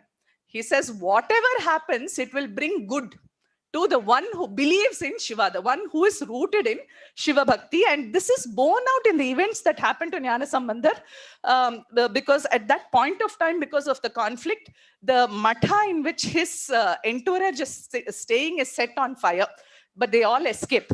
And then he proceeds to Madurai, and then the story continues of how he cures the king and makes Kun Pandyan in Indrashir Nirmal. Next slide. And so here, what I must emphasize, why I am taking this particular Tevaram, is that this is not just a passive surrender. It is not born of desperation, not born of helplessness, but the mood, the bhava is one of simply delight. It is an active celebration of that Shiva Tattvam and that belief, that unwavering Shraddha, that when you place that belief in this divine, then that will protect you. And beyond any doubt. And so you see that this is a way of transcending our fears by anchoring ourselves in this love for Ishvara. What is interesting is this Padigam has often been highlighted as something that is to be chanted to ward off the doshas of the grahas, Navagraha. Because the word kol means planet or celestial body, Aru, to remove their ill effects. But the Padigam is not just that. It is not merely defecting the ill effects of the planets. There is more. And so here what he says is, under Shiva's overlordship, everything comes below. All the grahas, all the bhutas, everything, the panchabhutas, everything that you name, the day, the time, the tithi, everything comes under his control. And when you are anchored in that bhakti, there is nothing to fear. And so you see in this a remarkable contrast, in the sense that a fear-based approach to life as opposed to a Shraddha-based approach to life. Next. See here, what I am also linking to is this Padigam itself is a model of Dhyanam. As the Yoga Sutra says, Desha Bandha Chittasya Dharana Tatra Pratyaya Ekatanata Dhyanam Tadeva Arthamatra Nirbhasa Swarupa Shunyam Iva Samadhi. And so that entire process is the process of Dhyanam. This is what is mentioned in the Kolar Padigam, where Shiva becomes the object. Next. We see that here, my teacher, our Acharya, Shri Krishnamacharya, he says that the process of Dhyanam is one of Dhyeya Akara Akash, Avesha, where the object that you have chosen for your Dhyanam simply overpowers the mind and it transmits all its attributes to the mind of the meditator. This is why in Dhyanam, he says a Shubha Ashraya is needed, and there is nothing that is more Shubha than Ishvara. Next.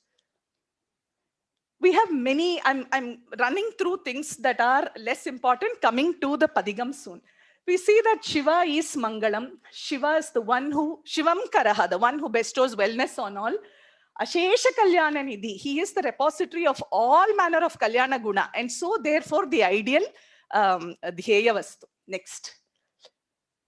So here when we see often, whether we look at it from the perspective of Jyotisha or even from the modern day perspective of, running these multiple master checkups and all of this, yes, they might be preemptive. Yes, there is some kind of a solution, pacification for distress, but they are fear-based because you go into it with this feeling, what if something goes wrong?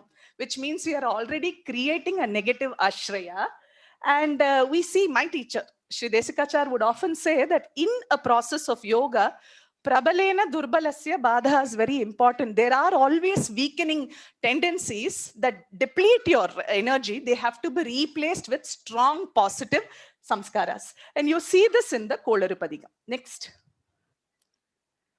Shyati arthat nashayati ashubhan iti Shiva. Because Shiva is the one who simply by that, by his very presence, destroys all that is ashubha. And for us, what is the most ashubha is our fear. Over and above everything, it is our fear that causes us to die several times in a day. Next.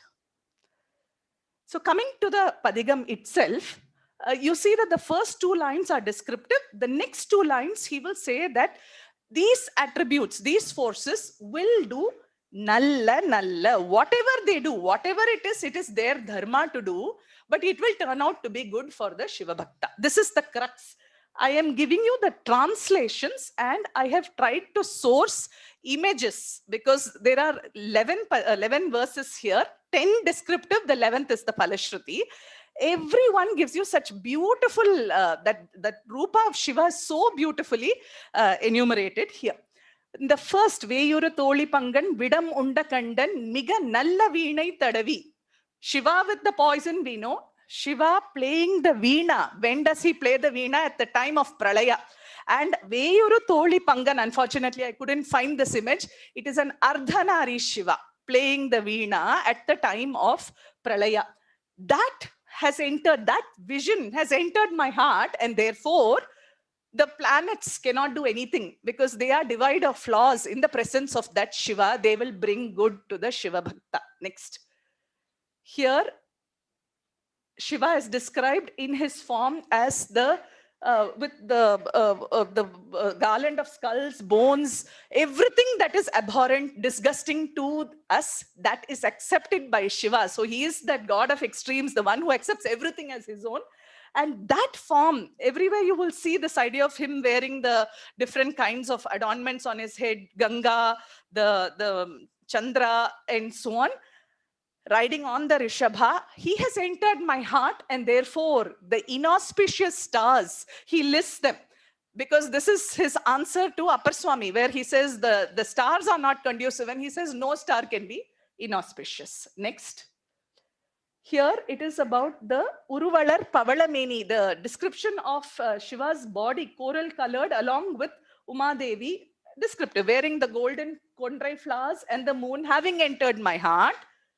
All the other deities, all the other forces, Mahalakshmi, Durga, Jayalakshmi, Bhuma Devi, and Disai Devamana Palavum, all the guardian deities of the 8 directions will only bring me good. Aruneri is wealth, abundance, all manner of prosperity. Next. This is another very beautiful verse. Madinudal Mangayodu Vadavalirindu Marayodum Engal Paraman. Marayodum Engal Paraman is Dakshinamurti. This is the Dambatya Dakshinamurti referred to in Surutapalli in Andhra Pradesh near Chennai. You don't find this form anywhere, where Dakshinamurti appears with Parvati. And that is the form that has entered into my heart, and therefore Kodiyuru Kalan Angi Namanodu Dutar Kodunoigalana Palavum Adigunam Nalla Nalla. So whether it is Agni, whether it is Yama, Yamadutas, or all the frightful diseases, they will only bring good to me. They will not harm me. Next. Here, this is a reference to Shiva's Nilakanta, his consuming of the Halahala. And therefore, that form has been enshrined in my heart. And so, Venchina Aunarodum Urumidiyum Minnum Migayana Bhutam Avayum. All the Asuras, all the evil forces, including the calamities wrought by the Panchabhutas, will not touch me. Next. Here you have Shiva described as the one who is clad in the tiger skin. And he is the one who has, in the forest of Darukavana, when the sages do the Abhichara Homa, he accepts everything that comes, whether it's the tiger, the snake, the fire, everything is taken as his abharana. For that Shiva, there is nothing that is inimical, and therefore even my journey through this forest is not going to be affected, because even the most powerful of creatures will do nothing to a Shiva Bhakta. Next. Here, Cheppilai Mulai Nan Mangai Urubhagamaga Vidayere Selvan Adaivar. Here, this is a reference to the Ardhanari form specifically. And he says he is the one who is so adorned. He is male and female. He brings everything. He's the total of this universe. And when this form has entered into my heart, then there is no disease that will affect me. Veppodu kulirum vadam migayana pittum vinayana vandu naliya. These are the reference to vata, pitta, and kapha. And the diseases that they create, nothing can harm me. They will bring wellness. Next. Here there is a reference to the Kamadahana, and then how he is adorned with the moon, the vanni, and the kondrai flowers. And therefore, because of this power of him who destroys all that is lustful and egoistic in us, nothing can harm us, including great powerful asuras or such as Ravana. It is interestingly in the Gnanasambandhar Padikams, there is very often a reference to Lanka. Sri Lanka in some form or some way in the Padigam. Oh, sorry. And so nothing, even the actions of such powerful people that turn out to be harmful to us will not harm us. Even the seas will not affect us. Next. Pala pala vedam ahum parannari bagan pasuverum engal parama. This is the idea of that one manifesting as many. He is that one, he is the many. And when this Paratattva enters into my heart, when I have held him inside my heart, then every other form, whether it's Brahma, Vishnu, the Vedas, and all the other Devas, also the oceans, Maha, Mount Meru, and everything. Also here, so what a foresight. He says, everything that is going to come in the future that turns out to be harmful to me will not affect me. Next. Just a few more verses. Here, this is a reference, very beautiful verse again, Kottalar Kuzhali, where Parvati is referred to the one as the one who has just tied up her hair in a little knot with decorated with flowers. And so the reference is to the Kirata Arjuniyam episode, where Shiva appears as Kirata and gives Arjuna the Pashpatastra. And Shiva and Parvati come together. And when that form of Shiva and Parvati enters into my heart, in the context of the Pashupatastra, he says, Puttaroda amanevadil ayivikku mannan tirunneeru semmai tidame. That tirunneeru is the vibhuti, the bhasma of Shiva. With that I proceed. With that in my heart, in my hands I proceed. Whatever these people who are conflicting me, nothing is going to affect me. With those words, he will proceed. Next. This is the Phalashruti. Thenamar Polil Kollalai Vilai Chennal Tunni Valar Sempon Engum Tigaya Nanmugan Adiyaya Biramapurathu Marai Jnana Munivan. This is a reference to him. Born in the city of Sirgari, known as Brahmapuram, where Brahma worshipped Shiva. It is believed to be one of the only places that survived Pralaya. It is supposed to have floated. In fact, that is stated in Todudaya Seviyan, the very first Padigam Devaram sung by Gnanasambandhar. And very beautifully, he says, this is a place that is filled with paddy, sugarcane, and the bees are humming around. What a beautiful reference to the ecosystem that was prevailing in the time when the kings who ruled were dharmic. And he says, I proclaim, he says, this is Anai Namade. Anai is order. And he says, I command, that power of my Shiva Bhakti is such that I command that there is nothing. தானொரு கோளும் நாளும் அடியாரை வந்து நலியாத வண்ணம் உரைசை ஆன சொல் மாலையோதும் அடியார்கள் வானில் அரசாழ்வர் ஆனை நமதே. This is my proclamation that the one who odum means the one who recites, but it's not just reciting here, because it says yen ulame pugunda. It has to go in. You have to be immersed in that. And when your mind is just suffused with that form, then nothing can affect you. This is my order, he says. So what a powerful statement that comes from Gnanasambandhar. Next slide. And so in conclusion, this is the point that I wanted to share from my experience of the Kolar Padigam is that replacement, that when our object, the Saguna Dhyanam, the Dheya is Ishvara. Ishvara with the Sarva Kalyana Guna. Then at that same time, because the mind has transformed to such a state of strength, of resilience, of endurance, of acceptance, of aligning with Ishvara's truth, then there is nothing else. Upadrava Shamanam, there is nothing that we have to worry about. The path will open. You just have to walk immersed in Shiva Bhakti. Sarvam Shivamayam Tiruchitrambalam Shiva Chidambaram. Namaskar.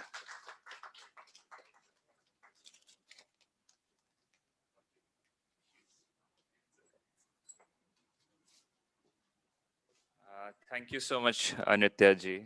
I think my mind went back to the 8th century in Tamil Nadu with its sugarcane fields, or paddy fields, or temples, the bells, the hills, and we could sing these songs again.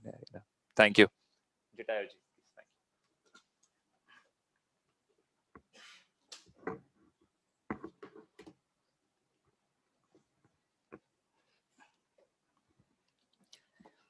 you. Om Shri Gurubhyo Namaha, Namah Shivabhyam, Namah Sabhayai. So my presentation is going to be on this topic, Sambandhar's Vaidhika Shaiva mission and his conflict with the Jainas, a study. Next slide. And okay, so this is the outline of the presentation. So I will first introduce this topic. So why this study and this topic, a historical puzzle, you would say, or a historical problem, is important and relevant. I'll introduce that, and then I will develop the narrative in this paper. So what were the conditions of Tamil Nadu during the advent of Sambandhar? So before and after him, how it was. And the main theme would be the Jaina influence leading to social stagnation, which the Vaidhika Shaiva theology, how it came as a big counter to that. And it will be in the, I will talk about it in the domains of music, language and literature, status of women, religion and society.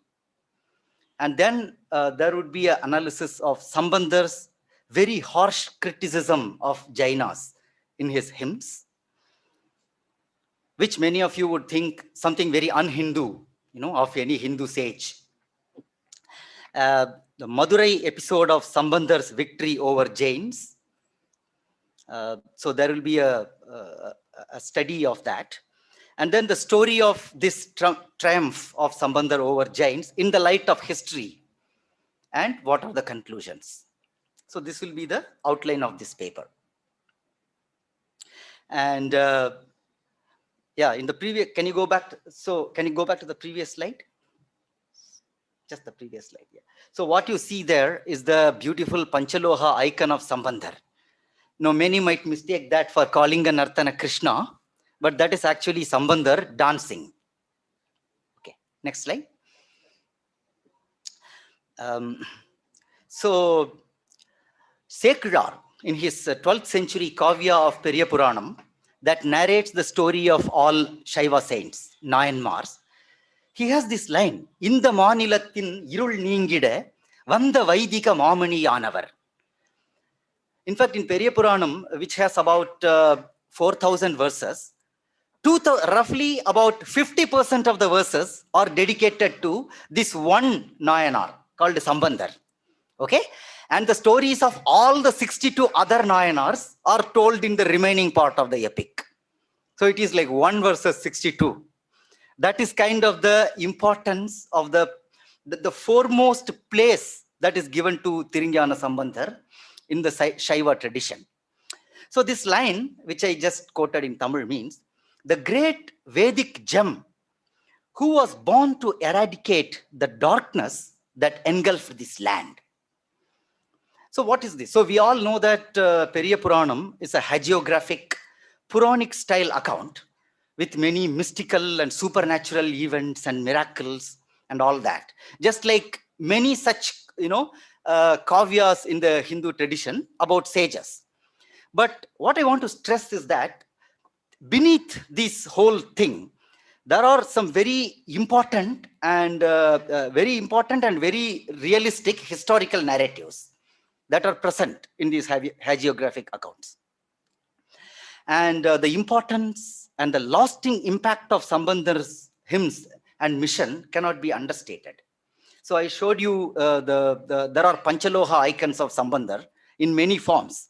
In almost every major Shaiva temples across Tamil Nadu, along with other Nayanmars, festivals are celebrated in his honor. And there are temples where many of his hymns are chanted every day. So that is one theme. That is the first main theme of this paper. The second theme is that there is a narrative that the non-Vedic schools, especially the Buddha and Jaina schools, were more egalitarian, more progressive, and more people-friendly than Vaidika religion. This is always a running narrative in the Nehruvian, post-Nehruvian Indian historiography. Buddhism is cool, but Hinduism, okay, either it's a hodgepodge of things or it is regressive. This kind of a general narrative. But what does the history say, really? If we analyze the history, what do we get out of it? That's the second theme. And the third theme of this, the relevance of this topic is that the Vedic versus non-Vedic schools, the conflicts and debates, there is Shastrartha and Vadas that happened in the length and breadth of this country, all over, right? And we all know that these were philosophical, intellectual debates, very in-depth debates. But there is a tendency among the Marxist school of historians, especially, to call them as some kind of religious wars, you know. So as if India also had a religious war. So there are some very few occasions where this intellectual debate actually lapsed into some kind of a physical violence or conflict. There is some small evidence, but very, very fringe and very, very minor. It was largely intellectual and philosophical, but still there is a narrative like this built up.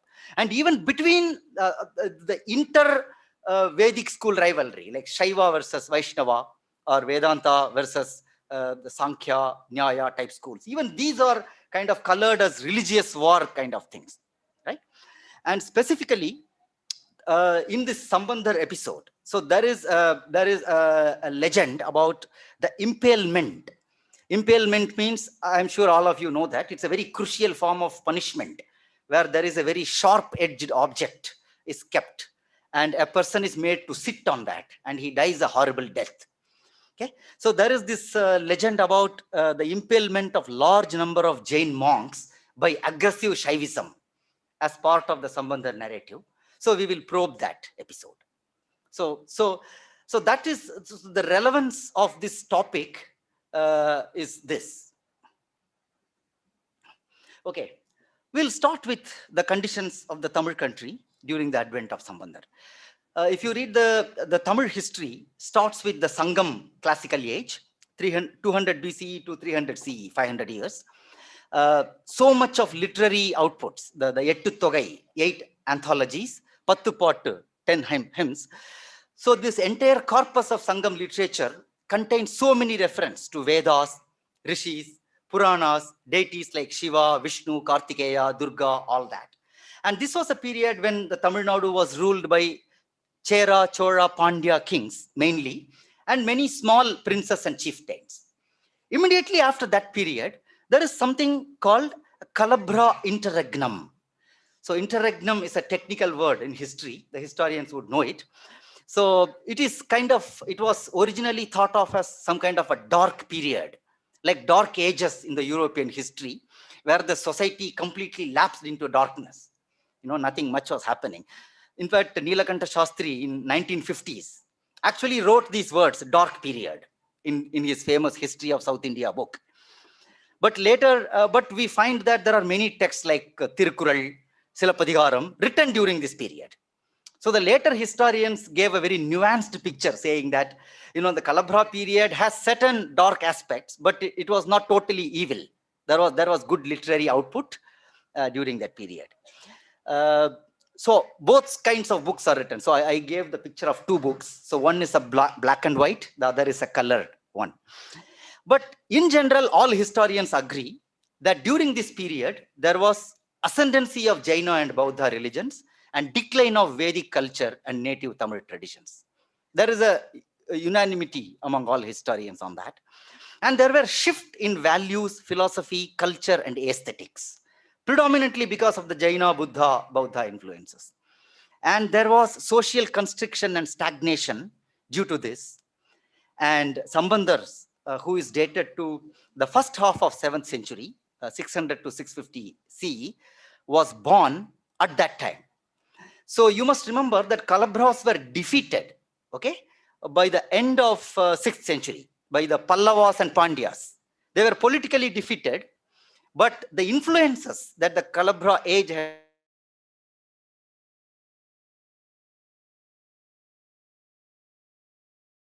few slides would describe how this Jaina influence was countered by Vaidhika Shaivism.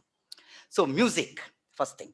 The Sangam age was very rich in musical tradition. There were like yar, which is a proto form of veena, and muravu, drums. And there were this a community of musical bards called Pana.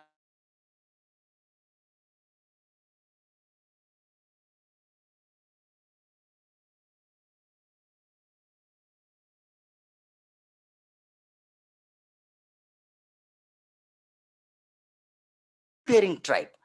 So whatever I am speaking, I have given elaborate references in my paper. Okay, so I am just not saying some general sweeping statements. You can see in the paper the reference to the books and other things. So one reason the historians attribute to this is that the Jaina theology says that the music is snare and it hampers spiritual progress. So in Jain texts like Jivaka Sintamani, there are stories where the music led to a person's spiritual downfall and all that. But Sambandhar revived the Tamil music, which was a greatest contribution. In fact, the history of Indian music cannot be complete with without the name of Gnanasambandhar. So what he did, all his hymns are set to this traditional ragas called Pan, and he himself went around singing them all over. You know, so I'm not going into the actual story of Sambandhar, just to give you a brief sketch if you didn't know it. So when he was 3 years old, he cried for milk like any other child. But at that time, his father was taking bath, no one was around.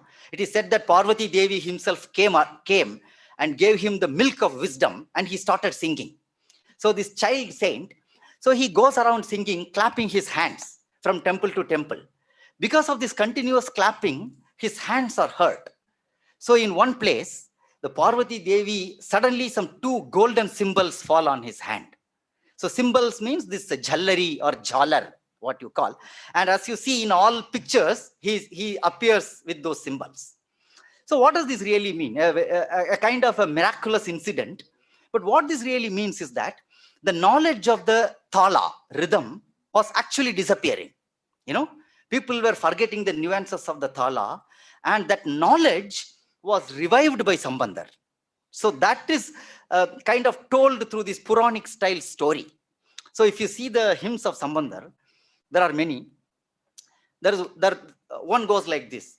Madar mada pidiyodum mada annamum annador nadai budai malai magal nadai udai malai magal nadai udai malai magal nadai udai malai magal tunayana magilvar.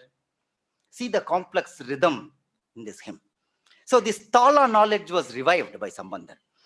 And the other aspect is that this Nilakanta Panar. So he belonged to that disappearing tribe of Panars. He comes and meets Sambandhar once and narrates his misery. I have told that story in the paper. So he becomes an associate of Sambandhar. Okay, so he is from a very low caste. This caste didn't have rights to enter the temple, as per the narrative in Periya Puranam, but he becomes the associate of Sambandhar and goes around him. He gains not just entry into the temples, but respect in the temples. So there is an incident where Shiva orders the priests to put a golden seat for him, so that his veena's strings will get cold if he sits on the floor. So what all this means is that there in another place, he stays in a Yajnashala of a great Vaidhika Brahmin. So all these incidents, what do they narrate? That this Panar tribe and the music were gaining back that lost status. So it is narrated through these Puranic style things. So till today, there is this unbroken musical tradition in the Shaiva temple through the community of Oduars. And when we come to language and literature, in one verse, Sambandhar says, Ariyattudu Sendamil Payan Arigila Andhakar. So Jainas are blind men who don't know the divine nature of both Arya language, which is Sanskrita, and the classical Tamil. He attacks them with many phrases. This is a historical fact. We know that the Prakrita and Jaina-infused Tamil was promoted instead of the Sanskrita, classical Tamil, and Vedic studies during that period, during the Kalabhra age. So it's a historical fact. But Sambandhar's reinvigorated Tamil poetic idiom, and to stress the importance of Vedas and Yajnas and Brahmanas, he makes reference to them repeatedly all through his verses. So he gives flamboyant epithets to himself, saying that Tamil Munivan means a Tamil sage, Tamil Viragan means Tamil wizard, Nanmarai Katravan, the one who knows all the 4 Vedas, Vedian. So these are some of the very colorful epithets that he gives to himself in his poems. So this means that, how they were the languages. Next slide. Status of woman. This is a very important point. The Sangam literature has 30 plus women poets, like the Rishikas of Rigveda, including the great poet Avvayar. So, but the Kalabhra age had none, and the literary idioms on women were also changing. So the reason for this is that the Jaina theology states that women's birth is inferior and unfit for liberation. Again, there is no time here. I have given all the references in the paper as to where it is mentioned and all that. Okay, so they have to be reborn as men to become fit for liberation. Jaina theology says this. Of course, this would have directly led to a social condition where women didn't have learning and respect. But in Shaivism, Shakti, the divine feminine, is inseparable from Shiva, and this automatically led to social conditions favorable for women. And the Sambandhar's empathy and compassion for women is recorded through multiple incidents. Again, I have narrated them in some detail in the paper. So he cures the disease of one woman, epilepsy disease. In another case, he goes to a temple, a woman is crying. She is an independent woman who opposed her parents and walked away with her lover, whom she thought he was a dharmic person, and that guy is died to a snake bite. Sambandhar revives that lover. And in another episode, there is this girl called Poom Pavai who is dead, and he brings her alive from the ash relics stored in a pot. So this is celebrated as a festival in Mylapore, Chennai till today. And of all, the Pandya queen Mangair Karasi, right? So who comes and invites him to Madurai to counter the Jainas. So he bestows grace on him. In fact, he has sung one entire hymn about the glories of Mangair Karasi, where in the first 2 lines he praises Mangair Karasi, and the next 2 lines he praises Shiva.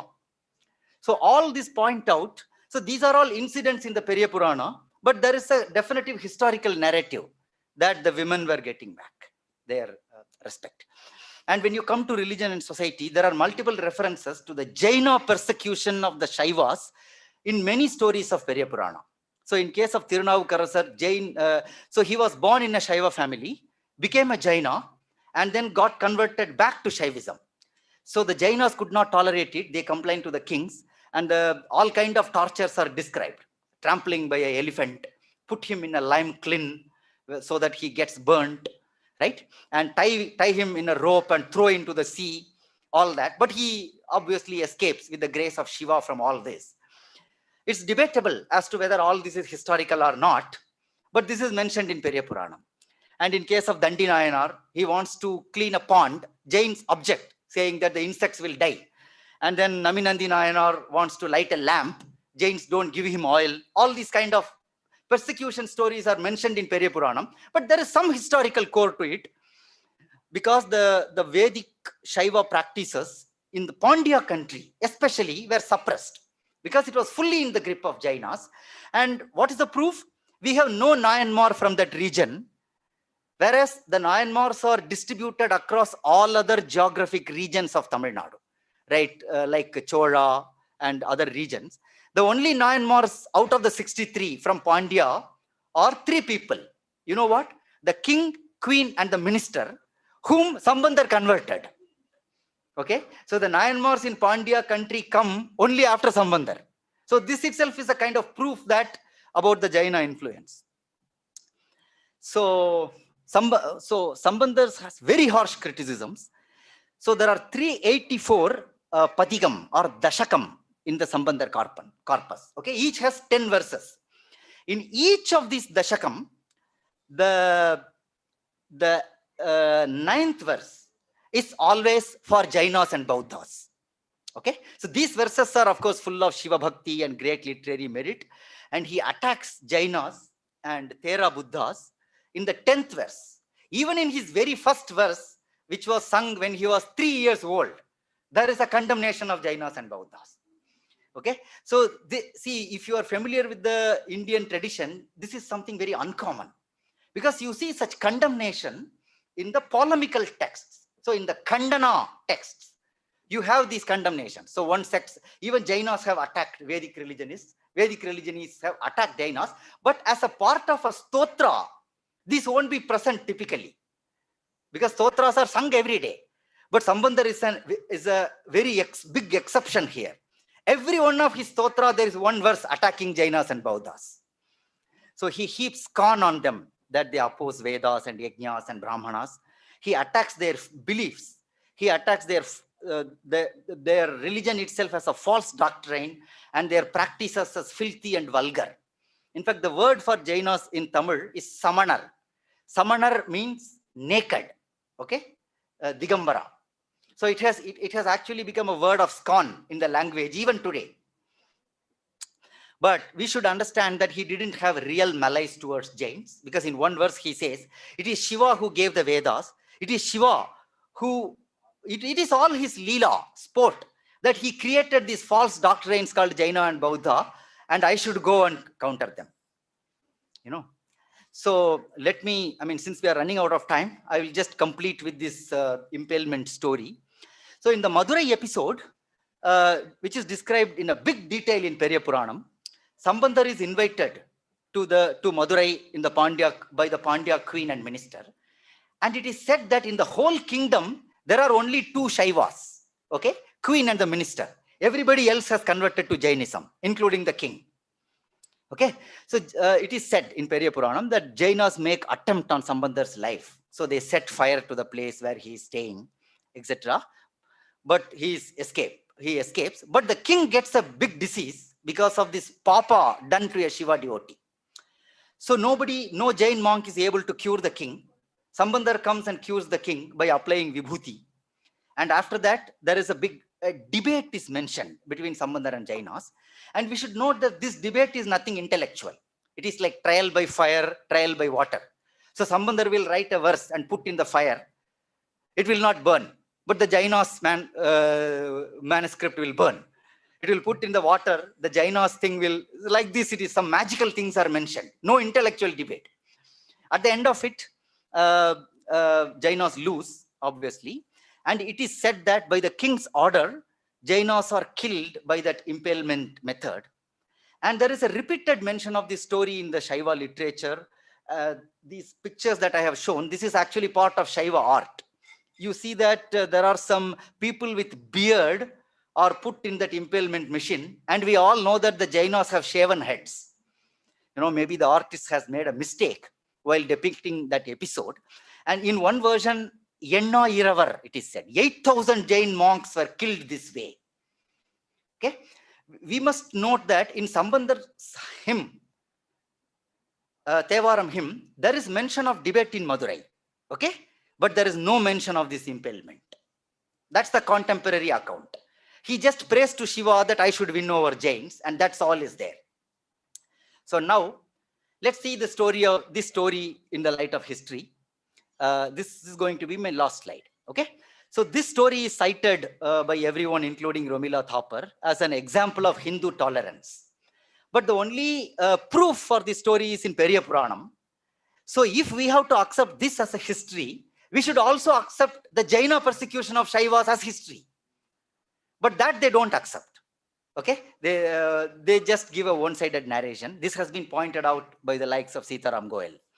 But historians have always questioned this narrative. So there is a thorough research of this episode in this book called Samanar Kaluvetram. I have given the details. So the foremost evidence is that this first mention of impalement comes 500 years after Sambandhar's period.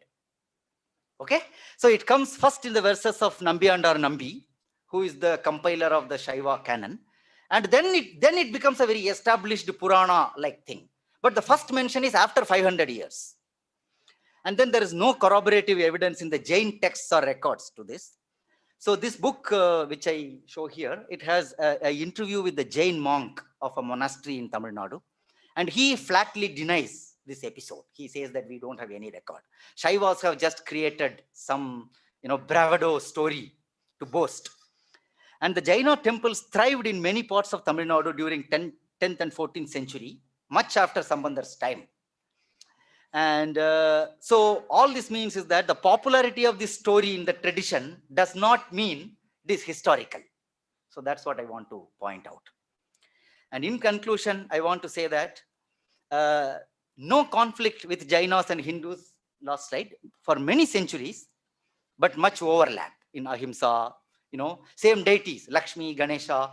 We worship, Jains also worship, vegetarian food, many things. So the aim of this paper is not to open any historical wounds, but to set right the factual narrative, countering the negative and incorrect stereotyping of Hindu traditions and Hindu religious figures. And last bullet, there is scope for further research in this, that certain laboring classes like farmers, fisher folk, hunter tribes, and even the practice of untouchability, all this has much to do with the Jaina and Buddhist influences, because of this, their Ahimsa doctrines, they kind of denigrated these laboring classes a lot. But if you see in the Shaiva, we have hunter Nayanmars from the hunter community, fisherman community, and laboring classes. So this itself, I don't have a proper evidence, so I didn't put this in the paper. But there is scope for further research on this count. And with that, I end my talk.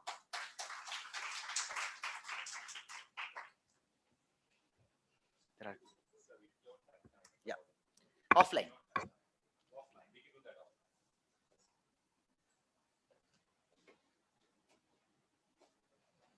Thank you, sir, for your wonderful lecture. You've chosen a very important and I would say a controversial topic, and it's an important intervention that you have made. Thank you, sir. Where are we?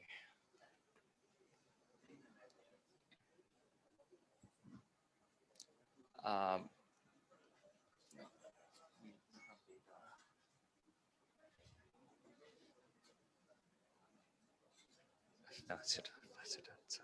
So you can come up. Now, from the Tamil tradition, we will go to the Himalayan tradition, which we were supposed to do yesterday, but we will do it now. We have two presenters. We have Dr. Gharo Devi. Dr. Gharo Devi is a teacher, translator, and a short story writer. She has completed a PhD in 2021. She's a scholar of Dogra studies, Dogra history and culture. I welcome you, please. Our next speaker is Sushant Bharati, who is a conservation architect. He is also a Sthapati. He is from the conservation. He graduated from the School of Planning and Architecture in New Delhi. And his main area of research is cultural heritage of Braj and the Indian temple architecture. I welcome you, Sushant Bharati. Please.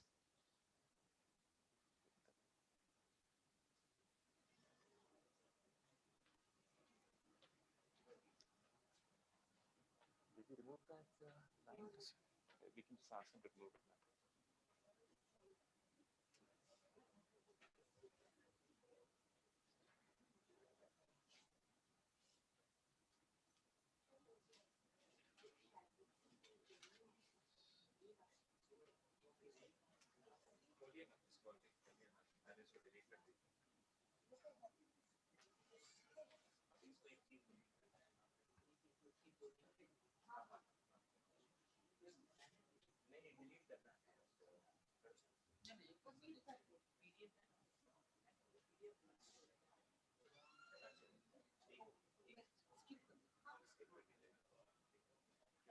just want to avoid controversy, that's all.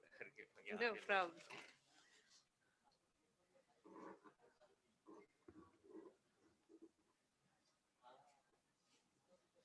ओम नमः शिवाय। आदर योग मंच, सभा में बैठे सभी महान बुद्धिजीवी, विद्वान, शोधकर्ता, सभी को मेरा प्रणाम। मैं मंदिरों के शहर से हूँ, यानी कि जम्मू से। तो आपको त्रिकुटा हिल्स की ज़्यादा ब्लेसिंग्स, वैष्णव जी से, वहाँ से हूँ मैं। तो वहाँ पे ज़्यादा वो क्या है, जम्मू के लोग जाने जाते हैं वैष्णो देवी के नाम से, इससे ज़्यादा नहीं। So I'll start. So I'm presenting Shaivism in Jammu, revisiting Shivalayas in the region. अगर मैं इसकी बात करूं, जैसे सेलिब्रेशंस कैसे होती हैं, तो जम्मू में शिवरात्रि पे उमा मंदिर में, वहाँ पे हमारी एक कुछ डिस्टिंक्ट सा जो मतलब पिक्युलर डिफरेंट जो सेलिब्रेशन है, वो ये है कि डोगराज में मोर देन 300 हमारे फोक सॉन्ग्स हैं। तो वहाँ पे क्या किया जाता है कि 7 दिन सुहाग गाए जाते हैं। सुहाग होते हैं जो लड़की की शादी पे, जैसे लड़कों की शादी पे गाई जाती है, उसको हम घोड़ी कहते हैं, और जो लड़कियों की शादी पे गाए जाते हैं वो सुहाग। वो 7 डेज वो प्रोसेस होती है कि माँ घोड़ी की शादी है। तो उसमें डिफरेंट टाइप्स के जो फोक सॉन्ग्स हैं, उसमें एक आती है पाख बोलते हैं जिसको, वो एक लंबे रिदम के साथ गाई जाती है। उसका बैठने का स्टाइल, गाने का बिल्कुल टोटली डिफरेंट है। एक फिंगर ऐसे डाल के तो वो पहाड़ी लोग गाते हैं। मैं उसकी एक लाइन आपको सुनाऊंगी।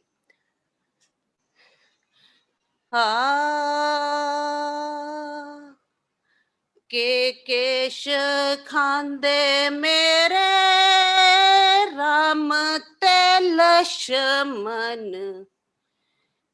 के केश खांदे पोले नाथ जी। जैसे लड़की को पूछते हैं कि राम लक्ष्मण क्या खाते हैं, और भोलेनाथ वो क्या खाते हैं। दूध मलाइयां खांदे राम ते लक्ष्मण, पंगत दतुरा मोले नाथ जियो। इस टाइप का ऐसे वो गाया जाता। और उसमें जैसे हमारे में वो होते हैं ना सिठनियां, कि वो जैसे जीजा को तंग करने के लिए, उस टाइप की सारी वो एक्टिविटीज होती हैं। So now I will start my paper.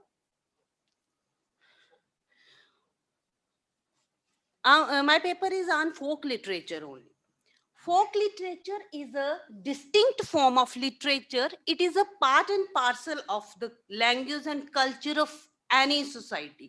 It is generally said that Dogri folk literature is a complete literature in itself. Dogras are the descendants of Indo-Aryans, and their homeland is called Dugar Pradesh, and their language is Dogri. The region between Ravi and Chenab is the traditional inhabitant of the Dogras. Dogras are well known for their valors, as there were number of warriors from Dugar Pradesh, and for the famous school of Pahadi paintings. Dogras have a rich cultural heritage and folk literature, a virtuous land, a plethora of temples. As I told you that Jammu is known as the city of temples, and is known for its secularism, cuisines, jewelry, scenic beauty, forts, and ancient monuments. Dogras also extended the territories of the kingdom by conquering Ladakh, Tibet, Baltistan, and Skardu. But not much is known to the outside world, even in India, about the homeland of Dogras and their flora and fauna. Because Jammu is often overshadowed by Kashmir after the end of the rule of Dogra dynasty. If we talk about the term of the word Jammu, it is wrapped in different mysteries. Some scholars traced its reason from Jammu Dvipa, a Sanskrit shloka, as the word is combination of two words, Jammu and Dvipa. The latter meaning is island. It is believed by the spotters by this theory that Jammu was once surrounded by water. Some believed that Jammu is named after Jampant, a warrior of Rama's array who performed penance in the cave near Pir Khu. There is a famous temple in Jammu and it is known as Pir Khu, an old shrine of Lord Shiva situated on the bank of river Tavi that is known as Surya Putri. But the most accepted and popular belief is that Jammu owes its name from Raja Jambulochan, a descendant of Lord Rama. The native Rajputs called themselves Raghuvanshi Rajputs, which was the clan of Lord Rama. Now I'll talk about the Shaivism in Jammu.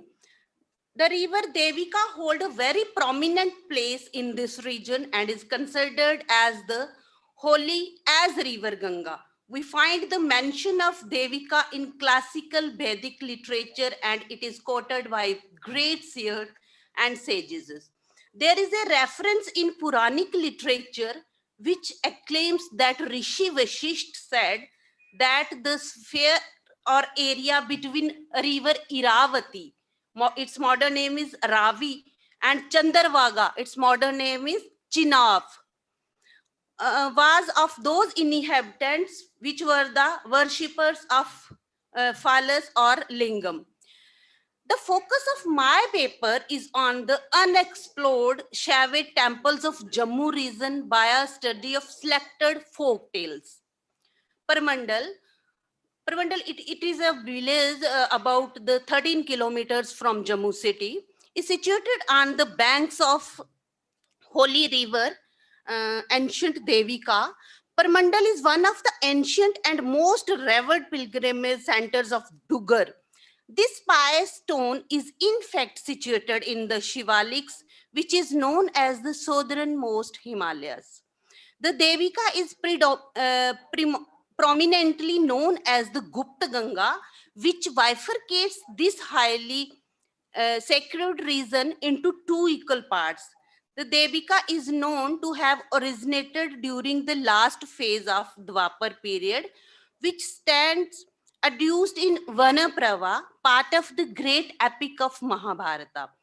This Tirth, which has been a center of attraction for the devotees, including kings and the commoners since ages, finds mention in even in Puranic list of Tirtha Mandalas. The main attraction of Parmandal is the Lord Shiva's temple, having no lingam and is known as Swayambhu Lingam. A number of stories are well connected with this sacred temple.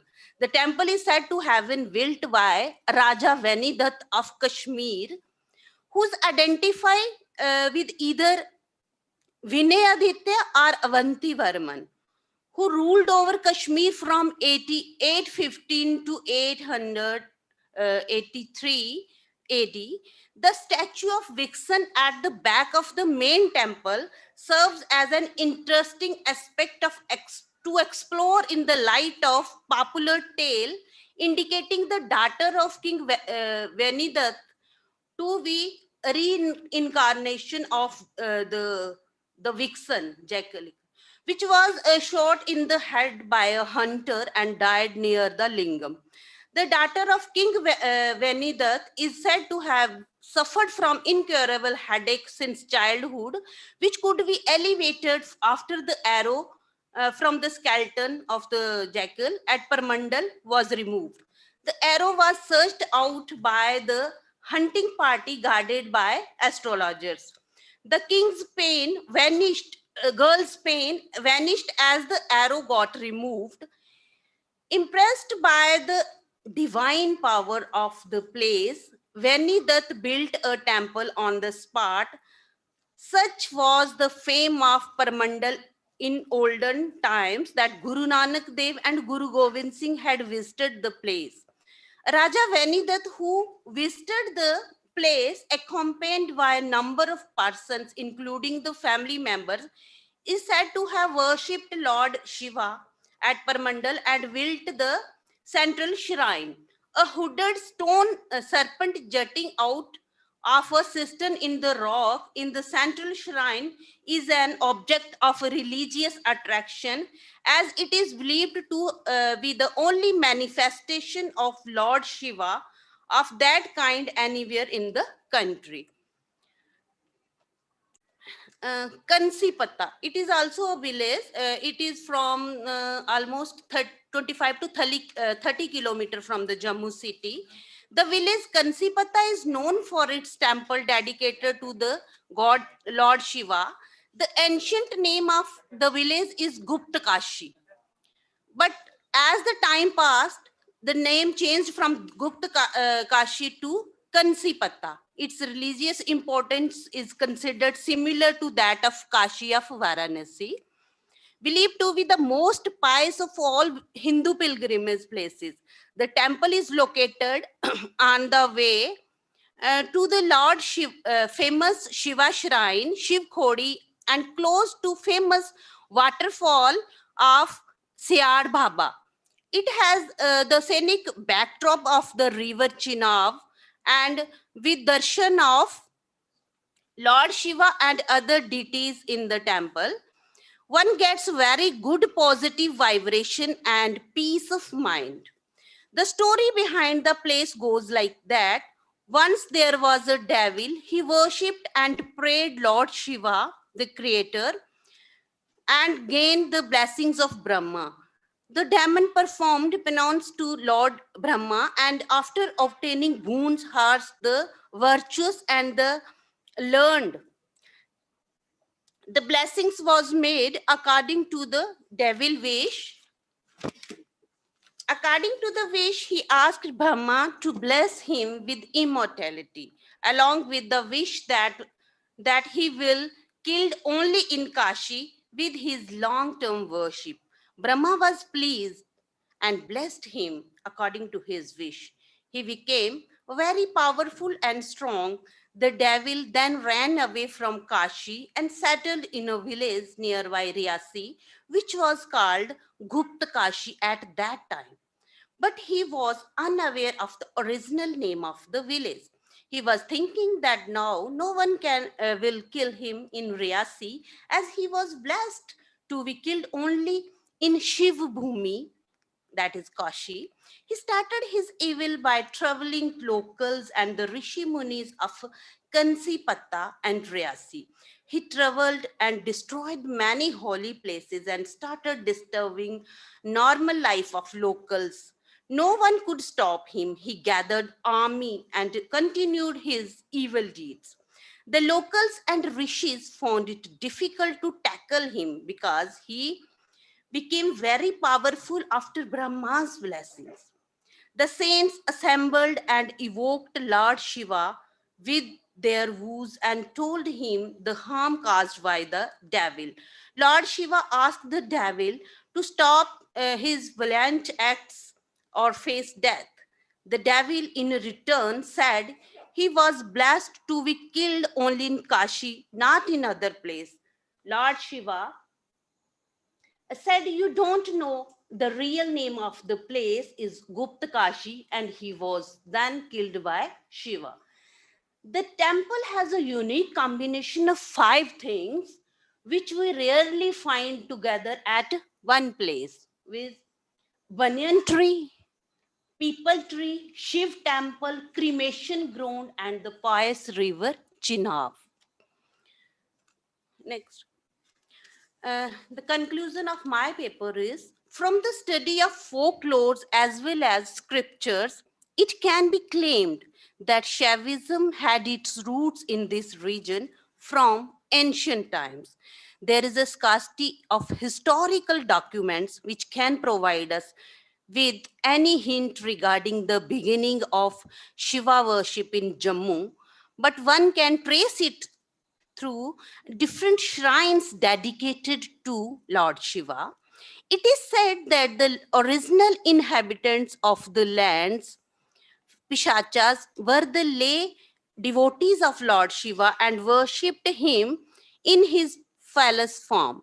There is a mention of different rivers which are also associated with the worship of Shiva. One among them is Devika. This river is associated with Shiva and his consort Parvati, and is every place where this river emerges as there is a web of Shiva temples around it, and the cities on the bank of this river are considered to be as holy. The Pirkhu temple is another evidence which substantiates the point that worship of Shiva was prevalent in Jammu from times immemorial. There are ample number of shrines scattered in different places of Jammu province, which are vestiges of the Shaivism in its developed form. The relics that we have found from the ancient shrines of Bhabor temples, Vilavar temples, Krimchi temples in Udhampur, and others clearly helps us in understanding the origin and development of this cult. Apart from these shrines, there is a rich source of oral literature and oral tradition in the form of ballads, songs, and stories, which help us in filling the several gaps which are not traceable, and they present a layer of truth regarding the beginning of Shiva worship in the place, but the truth is covered by a layer of the exaggeration put forth by lay devotees. Next, I have taken a few pictures of the temples. This is Parmandal temple. Holy river Devika is flowing, and this is the temple. Next, these types of temples are also built in this complex. 121 templates and having 11 rudras in each. This is the place where the skull was found. It is in the temple, Aap Shambhu जिसको कहते हैं, a hooded stone serpent jutting वहाँ पे sustain the rock, the central temple. यहाँ और there are number of tales कि यहाँ पे एक राजा, वो पंजाब के राजा, वो भी आए थे, and he उन्होंने अपनी पूरी आर्मी लगा दी to put water, कि ये water कहाँ जा रहा है, तो 200 soldiers they start putting water, but the level was the same, and then he ordered to put oil in that kund, and at that time he became blind. Next, this is the river Devika. Next, Mandir Dushala. This is also in Chinani. It is 15th century temple. Constructed by early Andhal ruler. Actually, the Jammu was a princely state, and there were a number of kings at that time. The Chinani Raja, his name was Raja Shashipal. He had built that, and with 11 rudras, and it was brought from the Narmada river.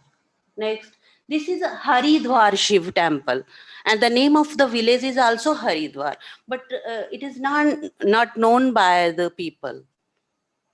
All these are unexplored places. Haridwar Shiv Temple, Chinani. Next.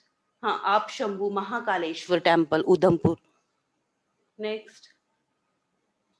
Yes, someone asked me in the group also about this. Yeah. Yes, this temple is 25 years old in Udhampur's oldest temple. Avimukteshwar temple. It was built by Raja Gulab Singh, Maharaja of Jammu. This is Pir Khu temple. Pir Khu. Yes, there is a tunnel and. Okay, that's. Thank you.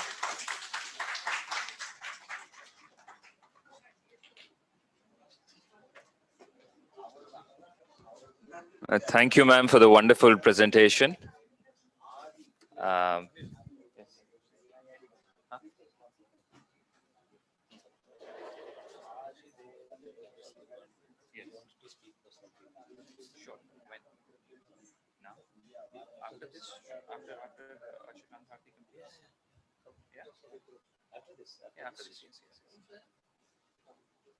Sushant Bharti ji, please come on the stage.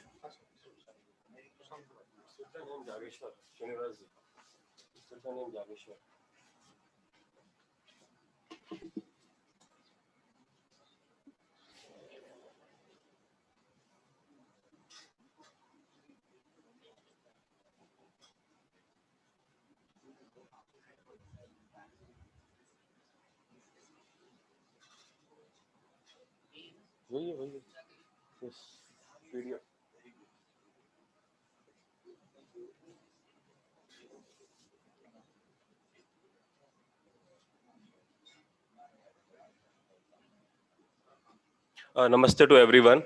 A lot has already been spoken by T. Ganeshan sir yesterday in the context of Pashupa Sampradaya, and it's one of the illustrious branch known as Lakulish Shaivism. Though we find a lot of iconographical evidences of Lakulish across the country, but the foremost, the example of a Lakulish center in the Himalayas is Jageshwar. And I will be showing you n number of iconographical and archaeological evidences that how and where you will see the Lakulish over there. But my aspect of this presentation is that how the propagation and the history of Lakulish Shaivism, which starts from Kaya Varohan, from Baroda, how that is actually helping the region, the belt of the valley of Jageshwar in the context of temple architectural evolution. So because we know that very well that in the context of Jageshwar, in the context of Lakulish Shaivism, Gupta period was its golden age. And Gupta period is the only period, from where we see the evidences of temple architecture. Because before that, we would have some temples in in wood, but they don't survive. So the oldest temple we see is in Devgarh, which is a Gupta period temple made of a stone. And we find n number of influence which starts from Gupta period to Parmars, Gujar Pratihars, and even a slightest hint of Palas is also there in the form of epigraphy, because we have a certain type of epigraphical text over here, which I will show you in the course of the presentation. Next.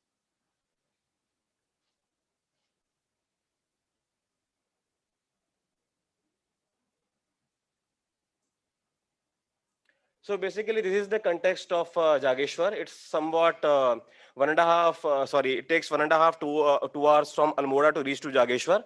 It's a dense valley of Devdar forest.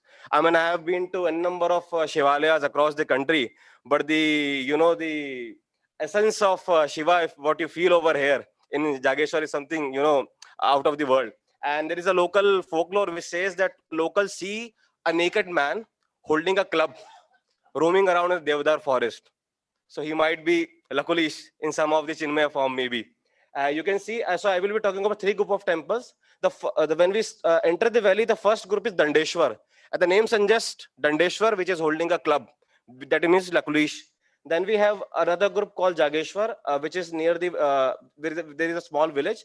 And beside that, there is one more group, which is known as Kuber group of temples. So I will be talking about all these temples in a brief.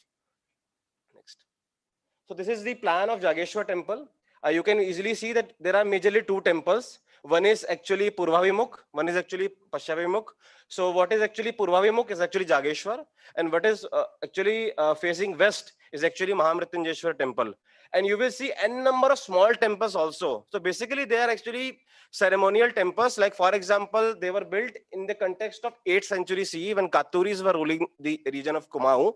And for example, if a king visits the temple, and to mark his visit, a small linga is established. So in that case, you will see n number of small links, small shrines around the temple. But the major two temples are Mahamrityunjayeshwar and the Jageshwar temple. And legend also says that Bhagavad Adi Shankaracharya also visited this place. And what happened actually was that, as the name says, Jageshwara, the ling is so Jagrit that everyone used to come for a boon. So Bhagavad Path thought that it's not a good idea, so everyone can go and get whatever he wants. So literally he did a Kilita Kriya on Shivling. So there is a small, I would say a small hole above the Shivling. People said that there was a nail was embedded by Bhagavad Path over there. It's just, folklore, I would say a myth, something like that. But we don't find this route taken by Bhagavad Path in the Shankar Digvijay. So I don't think so historically this claim can be, given some sort of power, something like that. And you can see a small river, Jataganga, and there is also a small cremation ground.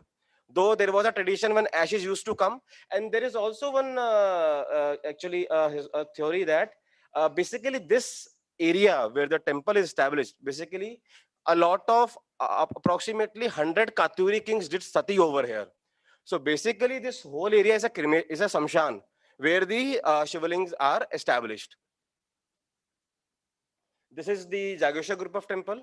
Next. This is another photograph of Mahamrityunjayeshwar. That was Jageshwar. This is Mahamrityunjayeshwar. Next.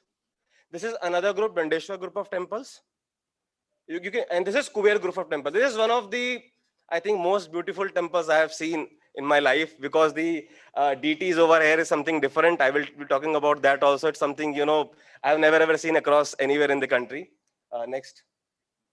So yes, here we have three different forms of temple architecture, which are basically the basic preliminary forms of Nagar temple architecture. Here we don't have any influence of, we have a slight, influence of Dravid. We can say that in the last one, Vallabi one, I will tell in that particular side. So one is Latina, which we have a central Latin. There is a Famsana, where we have the levels. It can also be compared with the Pida Deul, what we have in Kalinga Nagara temple. If you just visualize the Konark temple, so if you see that Pida Deul, the Pida Deul is actually an offshoot of Famsana. The Famsana actually developed into the Pida Deul style. There on the Shukanasika, you can see Lakulish. I will be also presenting a full image of that, what all is there. And the another one is the Vallabi. Basically, Vallabi temples were, majorly what we see is the Vallabi temples were used to enshrine only the Devi deities. it was not used for the male deities, but we have some examples, but majorly it is used for the, the female deities of the Shakta, for the Shakta Sampradaya. And here also we have two temples. One is Pushti temple and it is Navadurga temple, both for the, the female forms of Shakti over here in the temple complex. Next. And there is another form, which is actually flat surface. We don't have any sort of, ornamentation, how you saw over there. So this is actually Dandeshwar group of temple, where you have very flat surface. So basically this can be actually termed as a pre-form of Latin Nagar. Like after this, the Latin Nagar evolves and we have more ornamentation to see on the temple surface. And even you can see the Sukhanasika is also not well elaborated.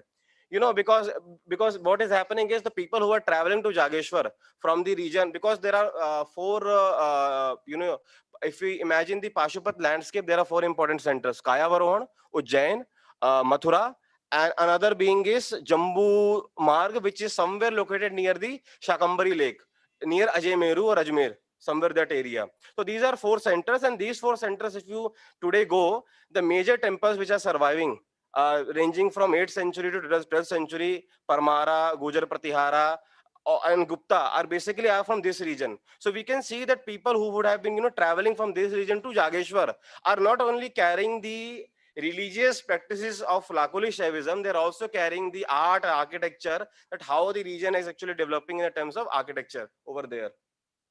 Next. So you can see, this all you can see the evolution in the complex itself. You have the primitive form, which might have started in the maybe some even before 5th, 6th century. Then we have a later 8th century form, and then we have a more advanced form. We have because you can see in the last two photographs the ornamentation difference between the two photographs. Here everything is blank, and suddenly after a period of maybe 50 to 100 years, there is a sudden change into the the ornamentation you can see. And the Shukanasika, which is actually the procuted part of the shikhar, from the shikhar, is one of the most important parts, because whatever is actually displayed over there actually shows the power and the sovereignty, what authority that particular deity which is over there is actually showing across the region. Next. You can see, I mean, these are all spread across the valley, and I had the fortune to walk across the Devdar forest. So I was actually doing masters at that point of time from SPA. So that was actually, I was waiting from a long time to write something on this, and I got the opportunity to present this after some say 5 years. Next. So here you can see the evolution of Fasana also. You can see the small shrine. You can see a more developed form, but the Shukanasika is totally blank. We have very very primitive form of iconography happening, and suddenly, and you can see a more diverse form of Fasana is coming, where you have a Lakulish over the lintel. You can also see the guardian deities on the lintel, on the door and lintel part. And unluckily, there was no shivling inside. They might have been, because a lot of thing has been, sent to the Dehradun ASI circle. And there is also a site museum in Jageshwar. I will be showing you a photograph of a Lakulish, which is one of its only kind. I mean, there is nothing. We have never ever reported a Lakulish of that kind, sitting in a sitting mudra, holding in a four-armed Lakulish is there. It was actually stolen in 1950s. But it was again reclaimed in somewhere in 2011. I think from US, if I'm not wrong. So yes, this is actually Vallabhi. So Vallabhi temples are actually influenced from Shala element of Buddhist architecture.